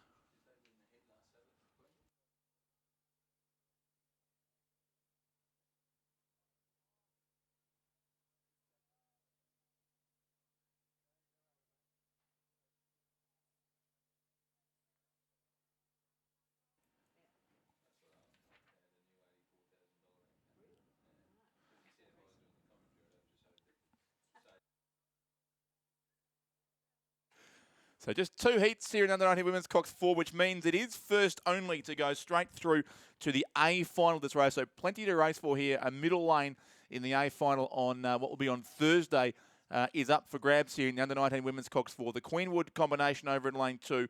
Wesley College of Melbourne in lane 5, which may well be half of the Wesley College winning Open First 8 from the head of the river just here at Ngambie only 2 days ago. I think it's Monday today, isn't it, Lisa? That was back on Saturday. They all start to... It's only the first day too. What's going on? We've got only 98 races in, but that is Wesley College lane 5. Loreto Ballarat moving up pretty strongly in lane 7 as well, and also the Farn School from Tasmania, that red boat over on the southern side of the course. And the other crew to watch out for, I think, is the University of Queensland, still thereabouts in lane 4, just ahead of Wendouree Ballarat. Yeah, they've moved their way up from 6th to 5th to 4th, haven't they? So they're doing well, that University of Queensland crew of Minea Bishop, Eliza Bridgefoot, Tyler Hutton and Alice Reedy, or is it Ready, with Polly Gascoigne in the steering seat. And Gus Rodero, who we hear congratulations are in order too, because he will shortly be moving on from UQBC to join the Queensland Academy of Sport. That's great progression for him in his coaching career and very well deserved. And Wesley College moving up the challenge. Queenwood 2 now in the closing stages of this race. It looks a lot closer than the 1.44 seconds it was with 500 metres to row, and really good for third too. Probably Farn still over on the southern side ahead of UQ, Loreto Ballarat and Wendouree Ballarat. The 2 Ballarat schools racing side by side in lanes 6 and 7, but it'll be the repechage for them. But it is tight here with Wesley College, Saskia Blackburn, Kasim Shahak, Thea Cool, Lucy Thompson and Fiona Dow ever so slightly now ahead of the early race leaders from Queenwood, who led the race through the first 1,500 metres. But it is Wesley College from Melbourne who've come home late and will take the heat out by 2/3 of a length. Wesley College first. They are straight through to the A final of the under-19 women's Cox 4. Second place will go to the crew from Queenwood. Then Farn will finish third. Fourth place will be tight between Loreto Ballarat and or the University of Queensland and maybe UQ, but yeah, let's wait and see. University of Queensland or Loreto Ballarat, they'll both race in the repechage in any event. Next home, Wendouree Ballarat will finish 6th and 7th place will go to Loretto Marriotteville from Adelaide. So just confirming, the winners of Heat 1 of the Under-19 Women's Cox 4 on the line were Wesley College, who pipped Queenwood to the post by 2 seconds in a time of 7 minutes 33 provisional time, 7 minutes 33.09.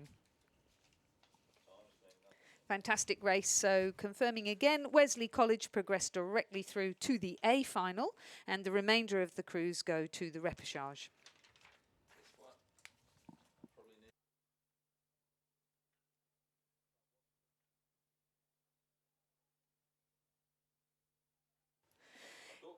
The second and final heat of the Under-19 Women's Cox 4 is now in progress, with a composite over in lane 1 between Arana School and Canberra Girls Grammar School. In lane 2, Ballarat Clarendon. In lane 3, Canberra Girls Grammar School. In lane 4, Kinross Walleroy. In lane 5, Coalfield Grammar. In lane 6, the Geelong College. And in lane 7, Wilderness School from South Australia.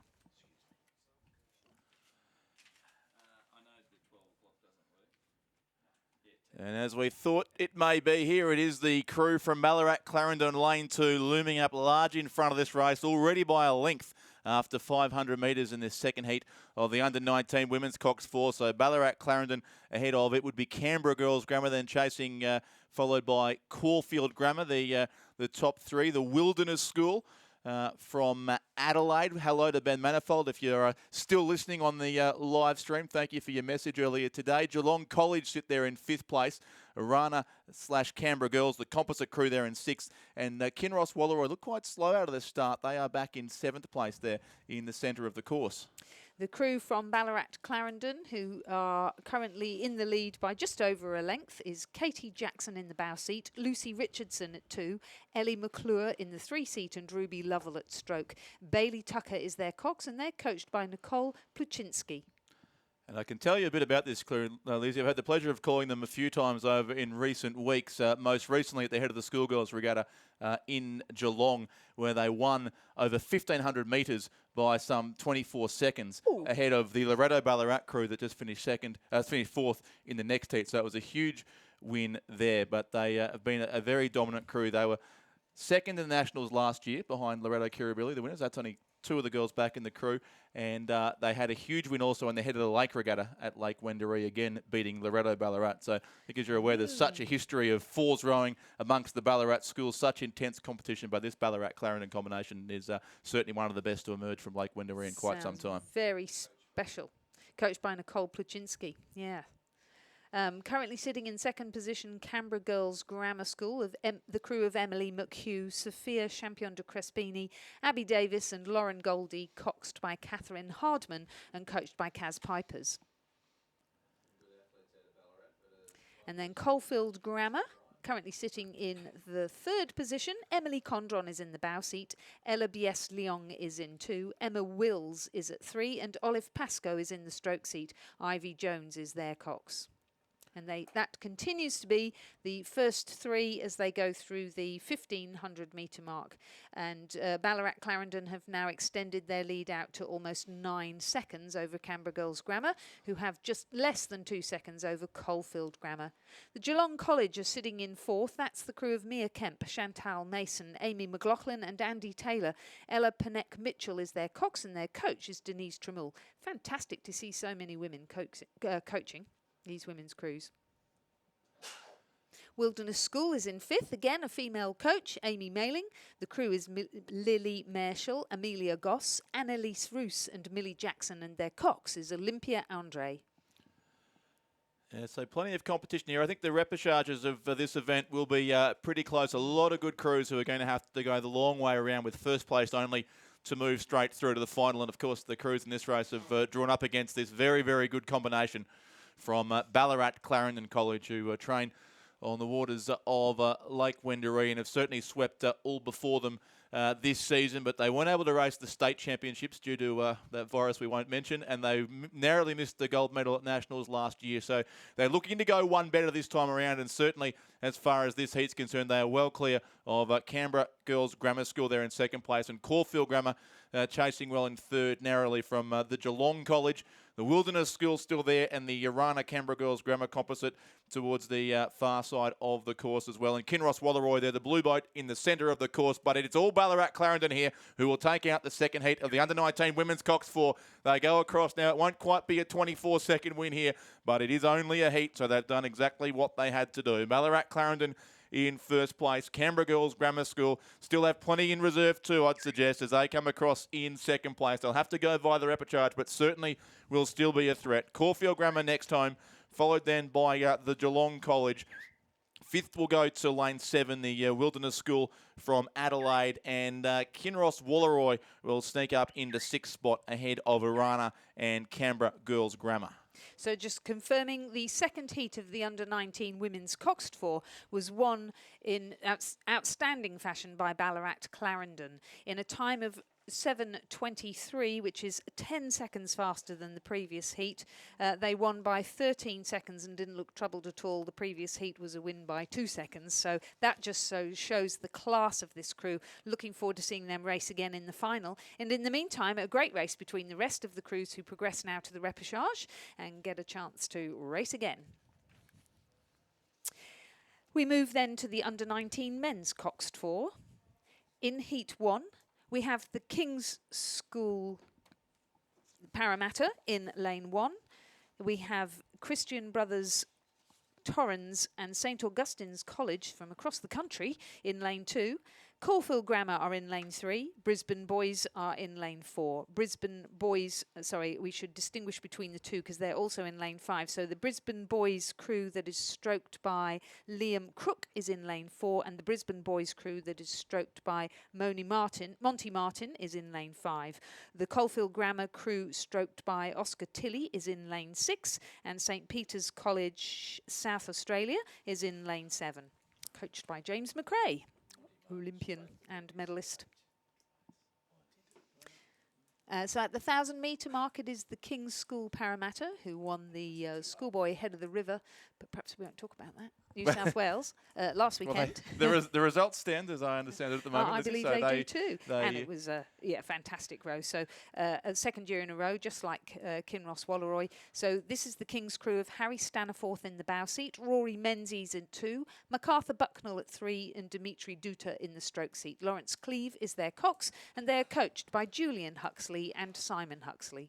We've also got, Lizzie, the two Brisbane Boys College crews in this race, so the two halves, it looks like, of the BBC First Eight, who also went back-to-back this year at the Queensland Head of the River on exactly the same day as the slightly more controversial race took place on Iron Cove, but there was no doubt about the winners there. It was BBC beating home the Southport School and Nudgee College in that race, so 2 wins in a row for BBC after a long drought. The crews coached here by, Randall Martin and Scott Laidler, Randall Martin's son, Monty Martin, stroking the 8 and stroking the lane 5 crew here too for Brisbane Boys College. So a pretty good combination here. But the King's School were the leaders at halfway. The two BBC crews sitting 2nd and 3rd. But it is first only to go through to the final here. And also St Peter's Adelaide, the James McRae coached crew there. So again, more than likely half of the St Peter's College 8, which took out the South Australian Head of the River recently as well. So, yep, that Brisbane Boys crew that is in lane 5 that's currently sitting in 2nd position is the crew of Daniel Cashman, Robert Atkinson, Robbo Robertson and Monty Martin. Their cox is Lachlan McLean, coached by Randall Martin and Scott Laidler, as you said. And sitting in 3rd position, the Brisbane Boys crew from lane 4 of Xavier Rubens, Joseph Tyne, Mitchell Owen and Liam Crook, coxed by Beau Palmer and coached by John Pettigrew and Zoltan Shepherd.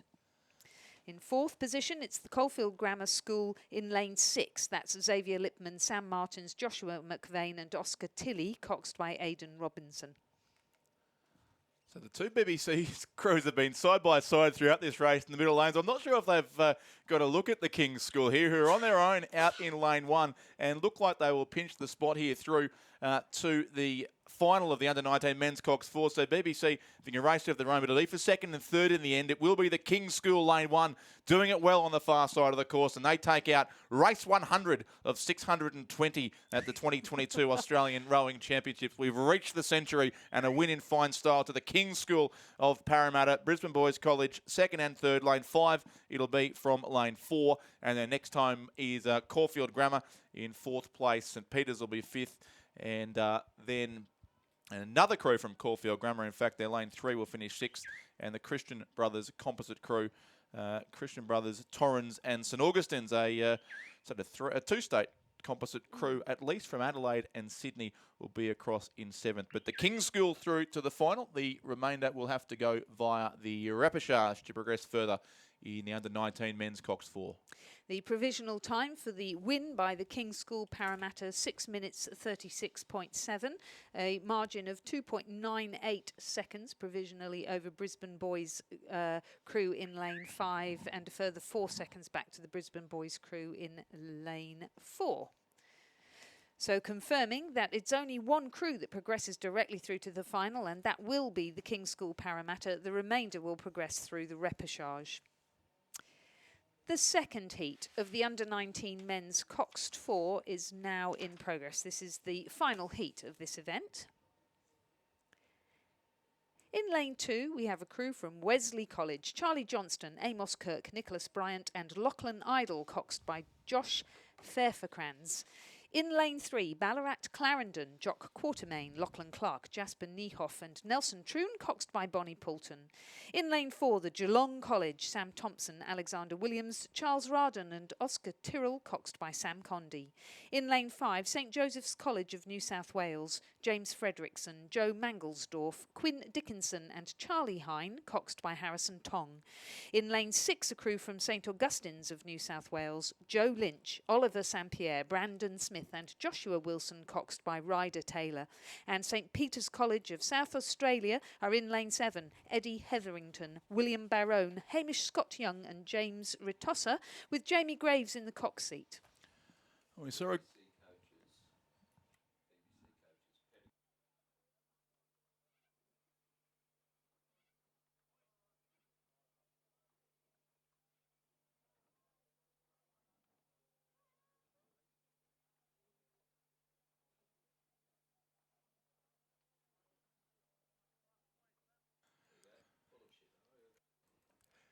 We saw a good win to Wesley College in the heats of the under-19 women's Cox 4 not long ago, and they are well placed here in the men's event, although their lead is shrinking over St Augustine's from Sydney in lane 6. So it is Wesley College lane 2, who are the farthest from the camera, or on the southern bank of the course if you're watching from here at Lake Ngambie, and St Augustine's is the crew in lane 6, who are closest to the finish tower side. They look to be the two with a chance to go through in top spot here. Then back to St Joseph's of Sydney, Ballarat Clarendon thereabouts as well, probably in 4th place, then Geelong College and St Peters of Adelaide, which may well be the other half of the crew that raced, the 8 at least, that raced in the previous heat. But it is first only to go through in this under-19 men's Cox 4 second heat, second of just 2. So the winner to the final on Thursday, the remainder to tomorrow's repechage, and the St Augustine's crew from Sydney lane 6, Joe Lynch, Oliver St Pierre, Brandon Smith, Joshua Wilson and Ryder Taylor, coached by Matthias Ungermark and Judas Ungermark, really in the Wesley College crew lane 2. Charlie Johnson, Amos Kirk, Nicholas Bryant, Lachlan Idle and Josh Pfefferkrantz in the cox seat of the boat from Wesley College. But St Augustine's have taken a lead here late in this race and look to be extending it as they power down towards the finish line. A pretty strong finish coming up here from this St Augustine's combination, and they've gone out by clear water, in fact, so a big win indeed to the crew on lane 6. They take it out by a length and a half. St Augustine's finish in 1st place. Wesley College will have to be content with 2nd and a trip to the repechage. 3rd will go to St Joseph's lane 5. 4th then the crew from Ballarat Clarendon College. 5th looks like it will be St Peters of Adelaide, and 6th place the crew from the Geelong College, who are racing on lane 4 in that second of 2 heats in the under-19 men's Cox 4. And exciting news, they took out that heat in a time of 6 minutes 34, which is some 2 or 3 seconds faster than the previous heat. So, and they won by a margin of 4.6. So well done, St Augustine's, progressing through from the second heat of the under-19 men's Coxed 4 directly to the final, with the remainder of the competitors progressing through the repechage. And now we've...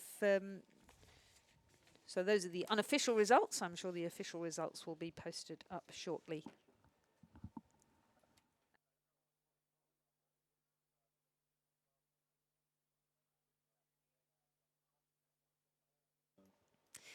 Our next race is number 102 on the programme. It is the first heat of the under-21 women's double scull.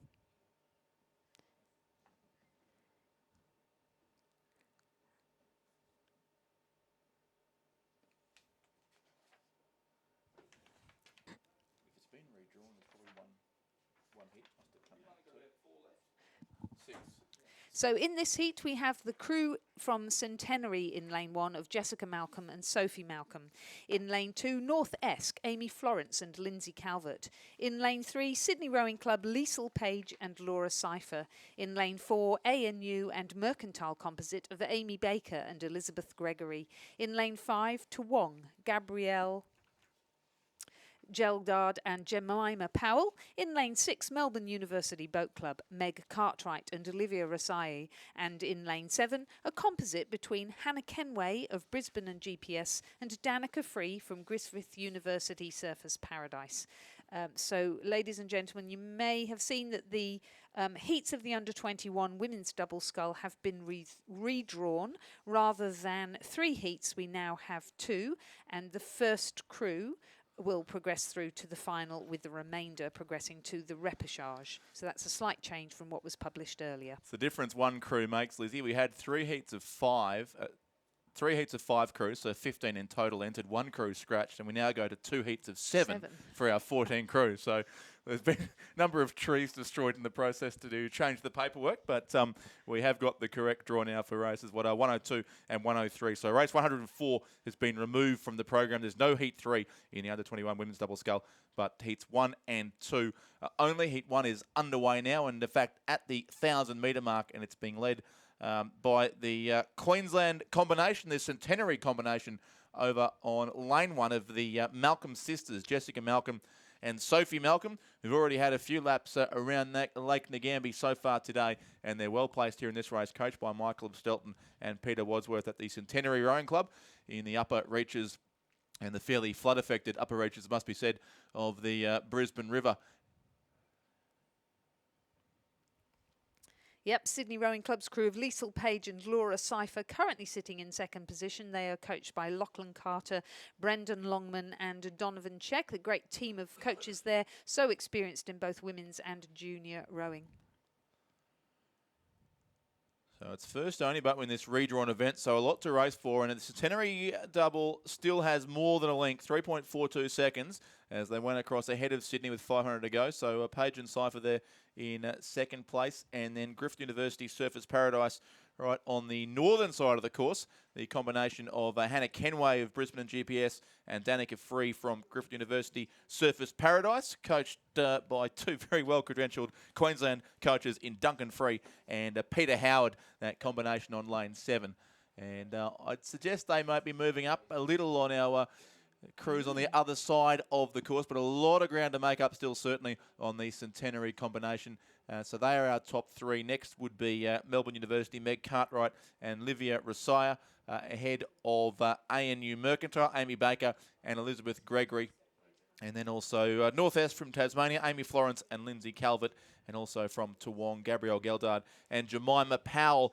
The field of 7 here with only about 200 metres to go for our race leaders. So Jessica and Sophie Malcolm have asked all the questions in the opening stages, but the challengers certainly coming here late from Sydney, Liesl Page and Laura Cypher, and also lane 7, Griffith University, Brisbane and GPS. That's Hannah Kenway and Danica Free there, but still it looks as if Jessica and Sophie Malcolm over on the southern side of perfect water here at Lake Ngambie late in the opening day. The first inside the red buoys of the final 100 metres, so it's 1 crew only through to the final of the under-21 women's double scull, and it continues to be the Centenary combination who does lead this race. They've got around about a boat length over a good battle for second place to Sydney Rowing Club and Griffith University, Brisbane and GPS Composite Crew, but it will be Jessica Malcolm and Sophie Malcolm of Centenary who take the win and take it by a length and a half in the first heat of the under-21 women's double scull. Centenary first, Sydney Rowing Club second, third will go to Griffith University, Surfers Paradise and Brisbane and GPS.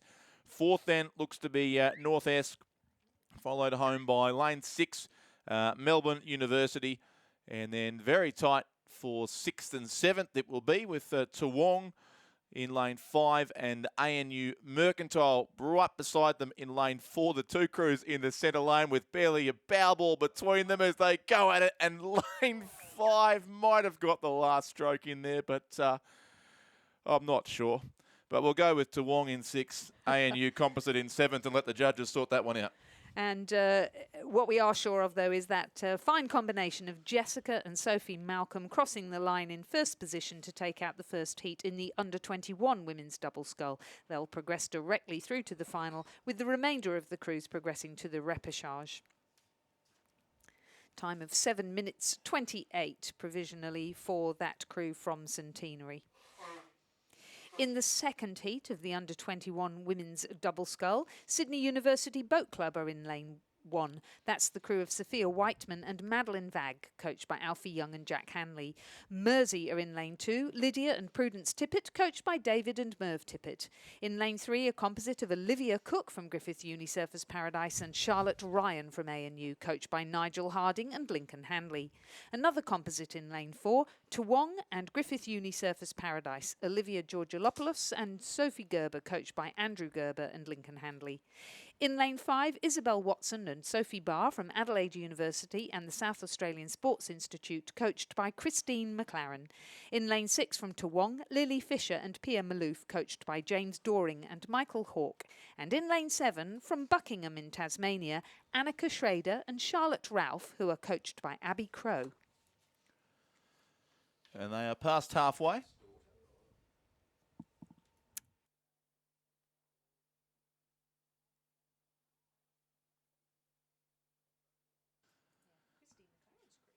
Well past halfway. In fact, now in race 103, the second heat of the under-21 women's double scull. And again, with that redrawn event, the winner here will go straight through to the final. So the other effect of losing one heat means the semi-finals are not required of this race. So the old progression with 3 heats would have required repechages, then semi-finals, but that change from 15 crews to 14 makes all the difference. And the winner now will go straight through to the final, and the remainder to the repechage.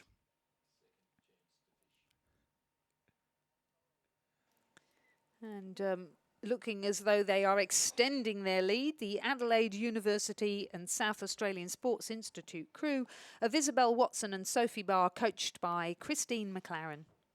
Leading over the Sydney University crew of Whiteman and Vagg by a length, and they in turn have a further length over the Toowong Griffith Uni Surfers Paradise composite.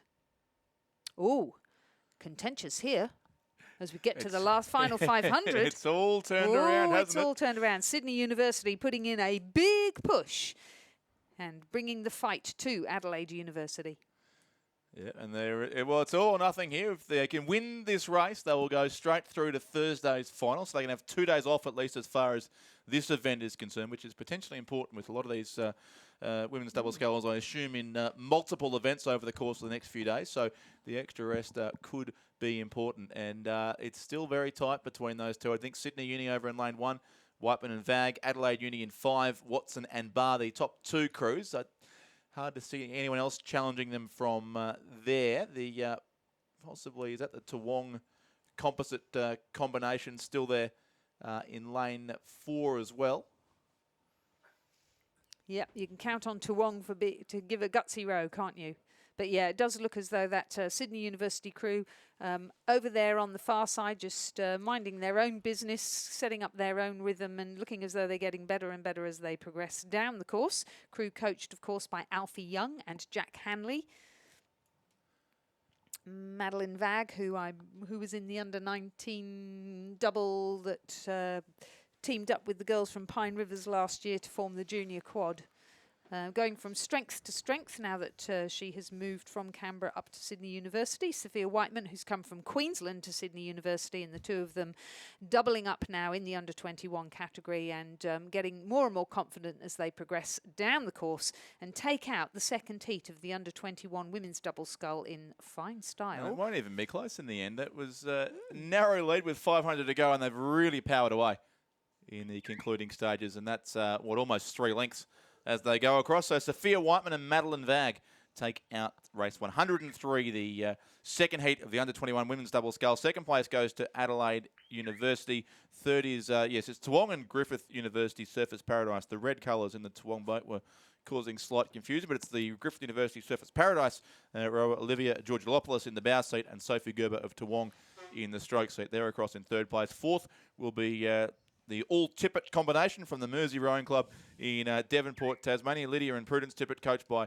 David and Merv Tippett. They'll finish fourth and move through to the repechage. Fifth will be Toowong on 6. Sixth will be Buckingham on lane 7. And the ANU Griffith University composite combination on lane 3 will complete the field in race 103. Confirming the results of that second heat of the under-21 women's double scull, a win for Sydney University Boat Club in a time of 7 minutes 35. They will progress directly through to the A final, with the remainder of the field progressing to the repechage. 7:35 compares with 7:28 in the previous heat. And as Richard had explained, race number 104, which was to be the third heat of the under-21 women's double scull, has been cancelled. So in a couple of minutes' time, we will move to the under-21 men's double scull, where we still do have 3 heats, and those will be the final 3 races of the day.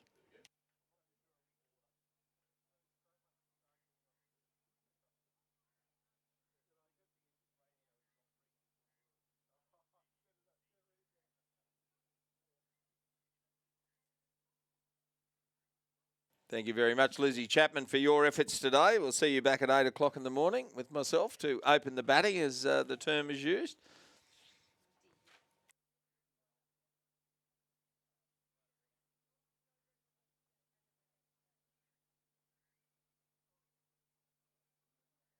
So race number 105, the under-21 men's double scull, heat 1 is underway in lane 1, Toowong, Moss, Murphy and Sam Parry. Lane 2, Mossman, Kyle Brown and Patrick Burke.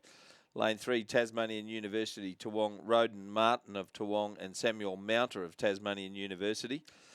Sydney Rowing Club is in lane 4, Gordon Applecrin and William Delaney. Lane 5, Sydney Rowing Club, Gabriel Carmody and William Bogue. Lane 6, New Norfolk, Aidan Midson and Thomas Morgan. And lane 7 is Ballarat City, William Gilbert and William McKechnie.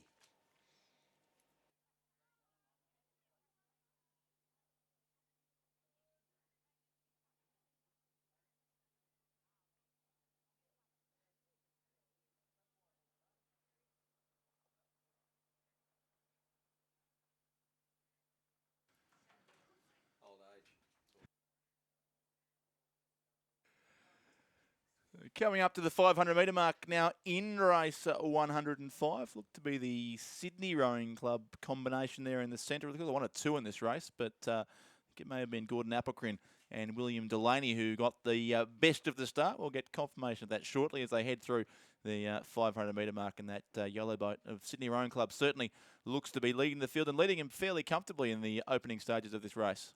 Gordon Applecrin's been racing for a number of years for a guy that's still under 21.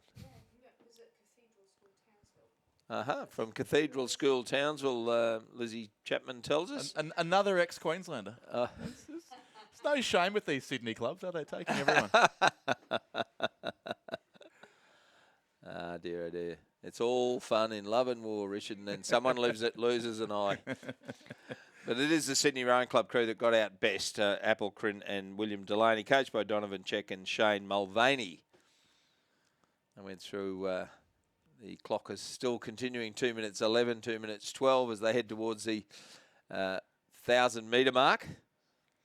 So Queensland crew, Sydney crew, composite Tasmania and Toowong from Brisbane, 2 Sydney Rowing Club crews, another Tasmanian crew and a crew from Ballarat, of course, in Victoria.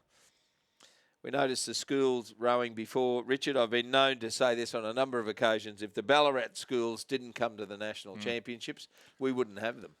No, it is incredible, and like I've mentioned this to you before, I spent a bit of time in Ballarat this year at a few regattas, and it's remarkable the facilities that they've got there with the 6 rowing schools, all with their boat sheds on the waters on the edge of Lake Wendouree, their own 2,000-metre course in the centre of town, and such intense competition between them too. The head of the lake is just the Ballarat schools at their own regatta, and then they go to the state championships, the head of the schoolgirls, and here to the nationals. It's just fantastic to see.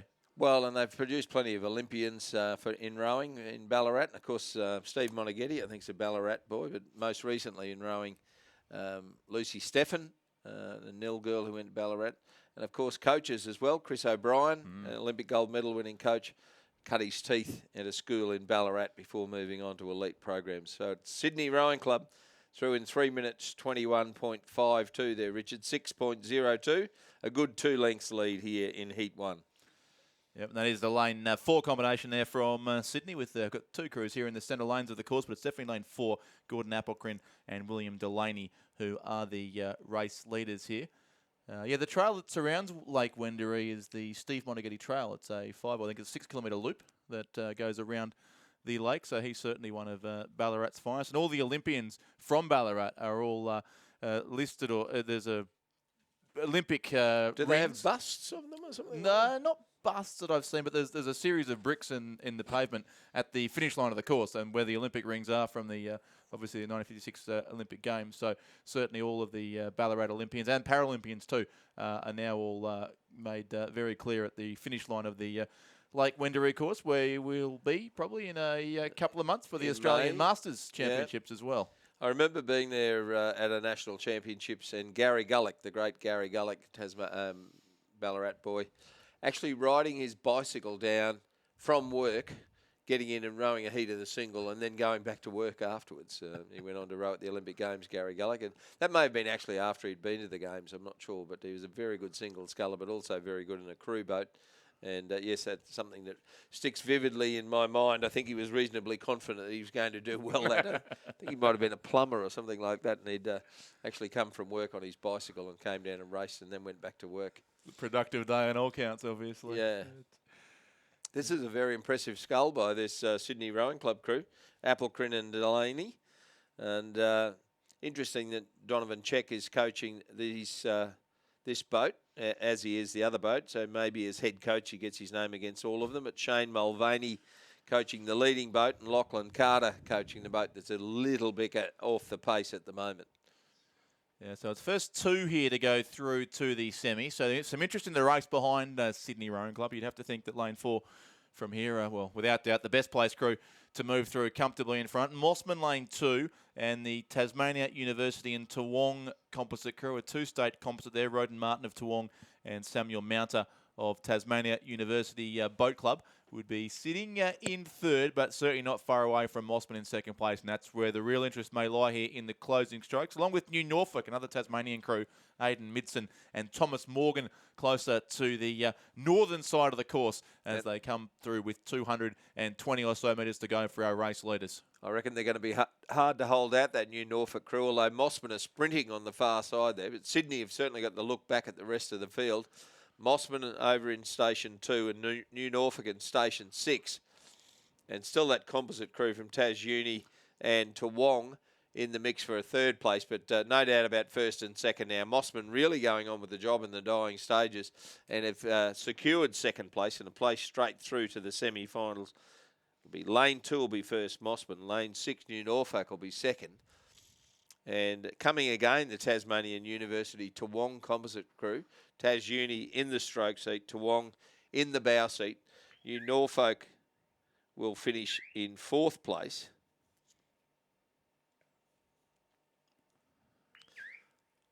Fifth then will be Lane 7, Ballarat City. Sixth will be the far side, Toowong. And seventh will be the crew from Sydney Rowing Club in Station 5. Yeah, so Sydney Rowing Club first and seventh there in the first heat of the under-21 men's double scull, but comfortably going through to the semi-finals was the lane 4 combination, Gordon Applecrin and William Delaney. Second place from Mossman, Kyle Brown and Patrick Burke. The top 2 that have qualified here straight through to the semi-finals of the under-21 men's double scull. Third place was Tasmania University and Toowong. Fourth, New Norfolk. Fifth, Ballarat City. Sixth, Toowong, lane 1. And seventh was Sydney Rowing Club, lane 5.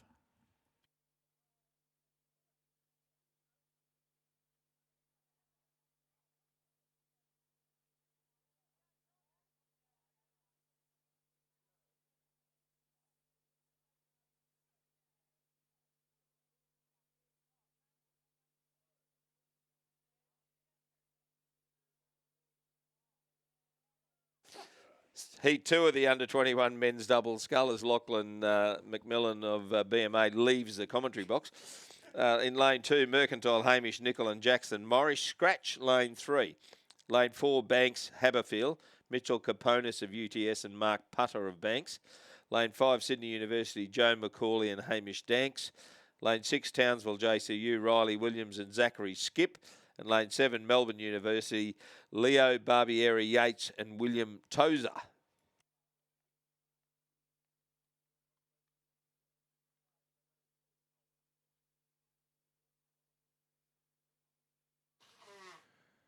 So they're past the halfway mark now of this race. It was Sydney Uni narrowly at halfway. That's lane 5, Joe McCauley and Hamish Danks by just under half a second ahead of Banks and UTS Haberfield. That's Mitchell Caponis and Mark Putter there in the the Sydney-Melbourne composite crew in lane 4, who sit, narrowly second. But 2 will go through in this race, and then quite the margin back it was to Mercantile in third, Hamish Nicol and Jackson Morris over a little bit on their own there on the southern side of the course with lane 3 vacant.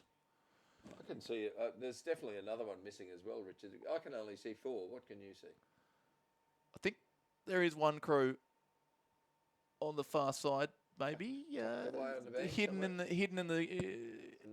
shadows of the trees. We've gone from having too much sunlight to not enough all of a sudden. No, I still think there's only 4, but I've been known before to be wrong. I think it was July 2005. You thought you were wrong once, but you were mistaken. That's correct, yeah. So You've heard that before, obviously. Never, but it's the missing crew in fact has to be on the other side. I think it's the lane 7 crew from Melbourne Uni who may not be in the race, or else are well back if they are. But the other 4 certainly there. Banks, Sydney Uni, Banks Composite, and they're the first 2 through. And it is a change in the lead here with Mitchell Caponis and Mark Putter now assuming the advantage over the Sydney Uni crew of Joe McCauley and Hamish Danks. And I think you've pulled the right rein there. It looks like Melbourne University has not started. Leo Barbieri Yates had an asterisk beside his name, and which would indicate that he was a late inclusion or a crew change in that boat anyhow. So they may well not have started. So Banks Composite, Mitchell Caponis of University of Technology, Sydney, Haberfield, Mark Putter of Banks Rowing Club. So a 2-state, as you said, Alex Field and Thomas Krieber coaching that crew in front of Sydney University Boat Club, Joe McCauley and Hamish Danks, coached by Chris Holliday and big Tommy Lorridge. Those 2 look as though they're going to go through. Hopefully Tom will be at the regatta and we might be able to catch up for a quiet lemonade later in the week.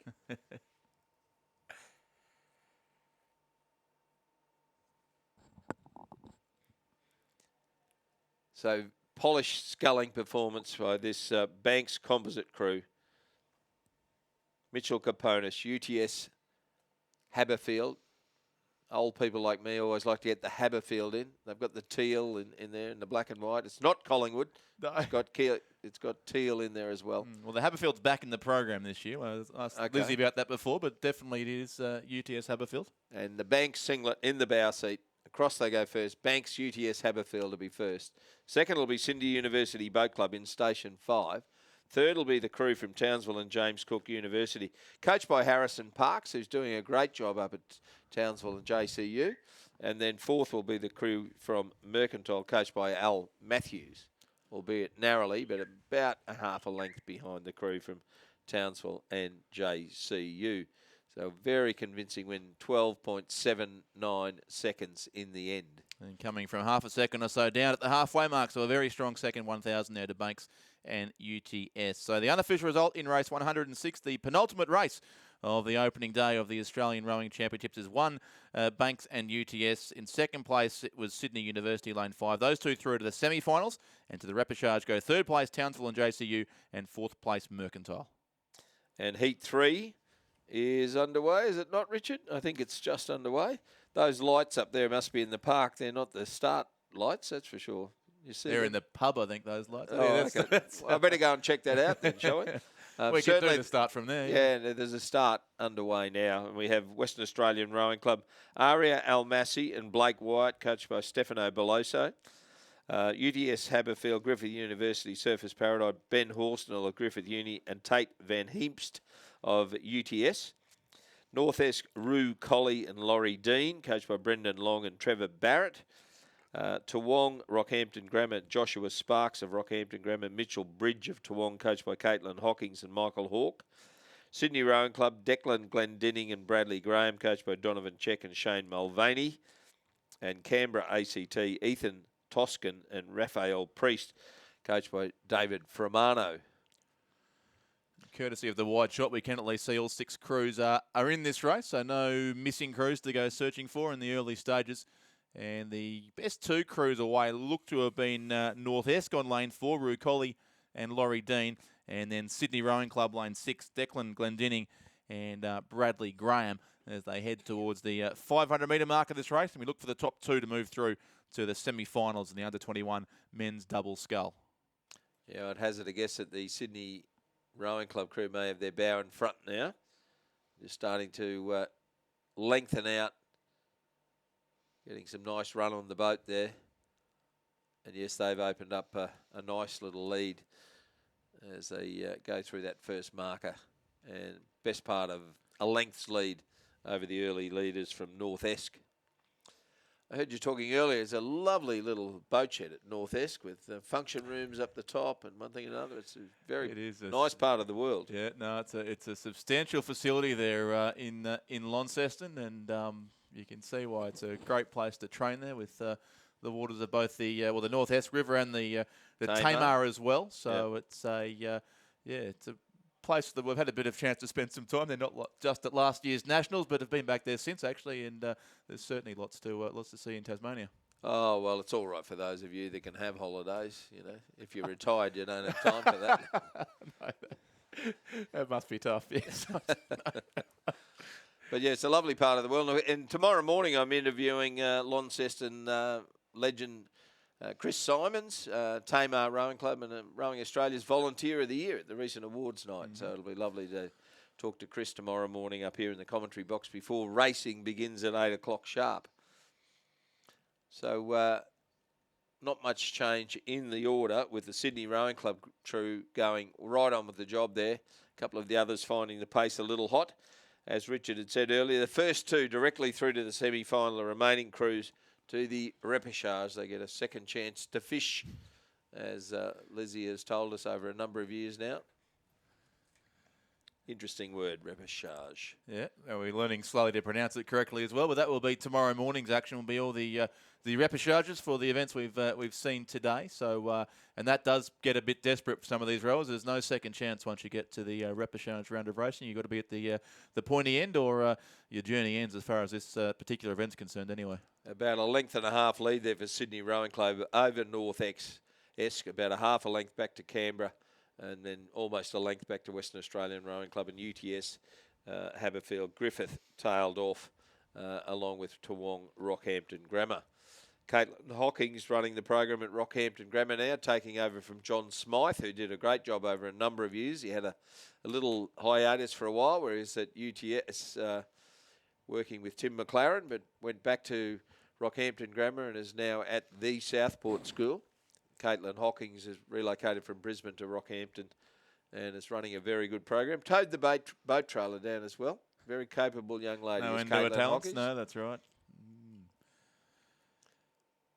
So Rue Colley in this North Esk crew turned up at the Victorian State Championships a few weeks ago and won one of the single sculling events, much to the surprise of myself and Roger Wilson, who had to quickly check who he was and where he'd come from. But he came from Launceston and took home the Victorian title as well.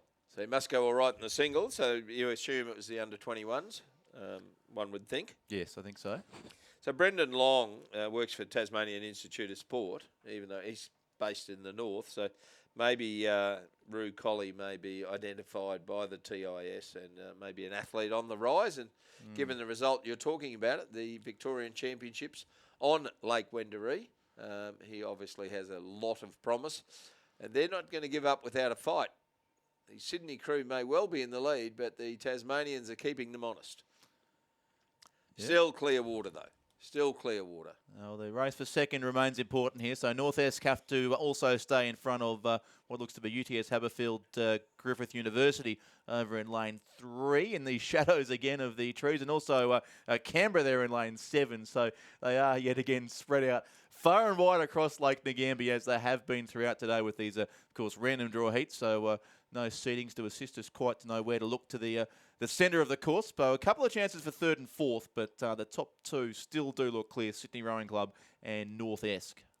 Yes, it'll only be later in the week when the crews in the middle lane should be getting the medals, but doesn't always work that way. I was only recounting this morning with Richard Powell, or later today with Richard Powell, about 1992 single scull championships at Carrum, and the great Peter Anthony running third on purpose in the semi-final so that he could draw lane 1 or lane 6, and of course winning the gold medal. He got the best side, Peter did, and won the gold medal. Yeah. Have to know the system. They don't always come from 3 and 4. No. Good charge coming there from the Western Australian Rowing Club crew, Richard, on the far side. Yeah, it's getting interesting for second all of a sudden with only 2 to go through. And they're moving up on Sydney Rowing Club as well. Their Clearwater lead has shrunk to barely a length now. And yes, the West Australia, it's UTS and Griffith University, is it? No, it is West Australia. West The red colour, Australian Rowing Club, yeah. over there in lane 2, who are chasing hard and might yet be able to snatch second spot from North Esk, who are having to race hard, and Sydney as well. And They've all North- got to charge home. Yeah, it's on for young and old. It's bow ball to bow ball in the shadows of the post as they go to the line. Oh, Maybe North Esk have snatched that one after all. maybe. It's whoever's got the bob in right on the line. Western Australian Rowing Club's run third, albeit no less than a metre away from the winners. And it's yet to be determined who the winners are. Fourth will be lane 7. That's Canberra ACT. Fifth will then be UTS Haberfield Composite. Sixth will be Toowong Rockhampton Grammar. So we just need to work out whether it's North Esk or Sydney. Computer's given up here. They've gone one place too many, but it's a photo for first, definitely. So ignore those numbers on screen. I had been requested to get you can bet London to a brick on, but I don't want to lose London on the first day. For those of you who are horse racing enthusiasts, the late Ken Howard, it was one of his great calls that in a photo finish like that, he'd put his nose out and say, and you can bet London to a brick on that North Esk have won.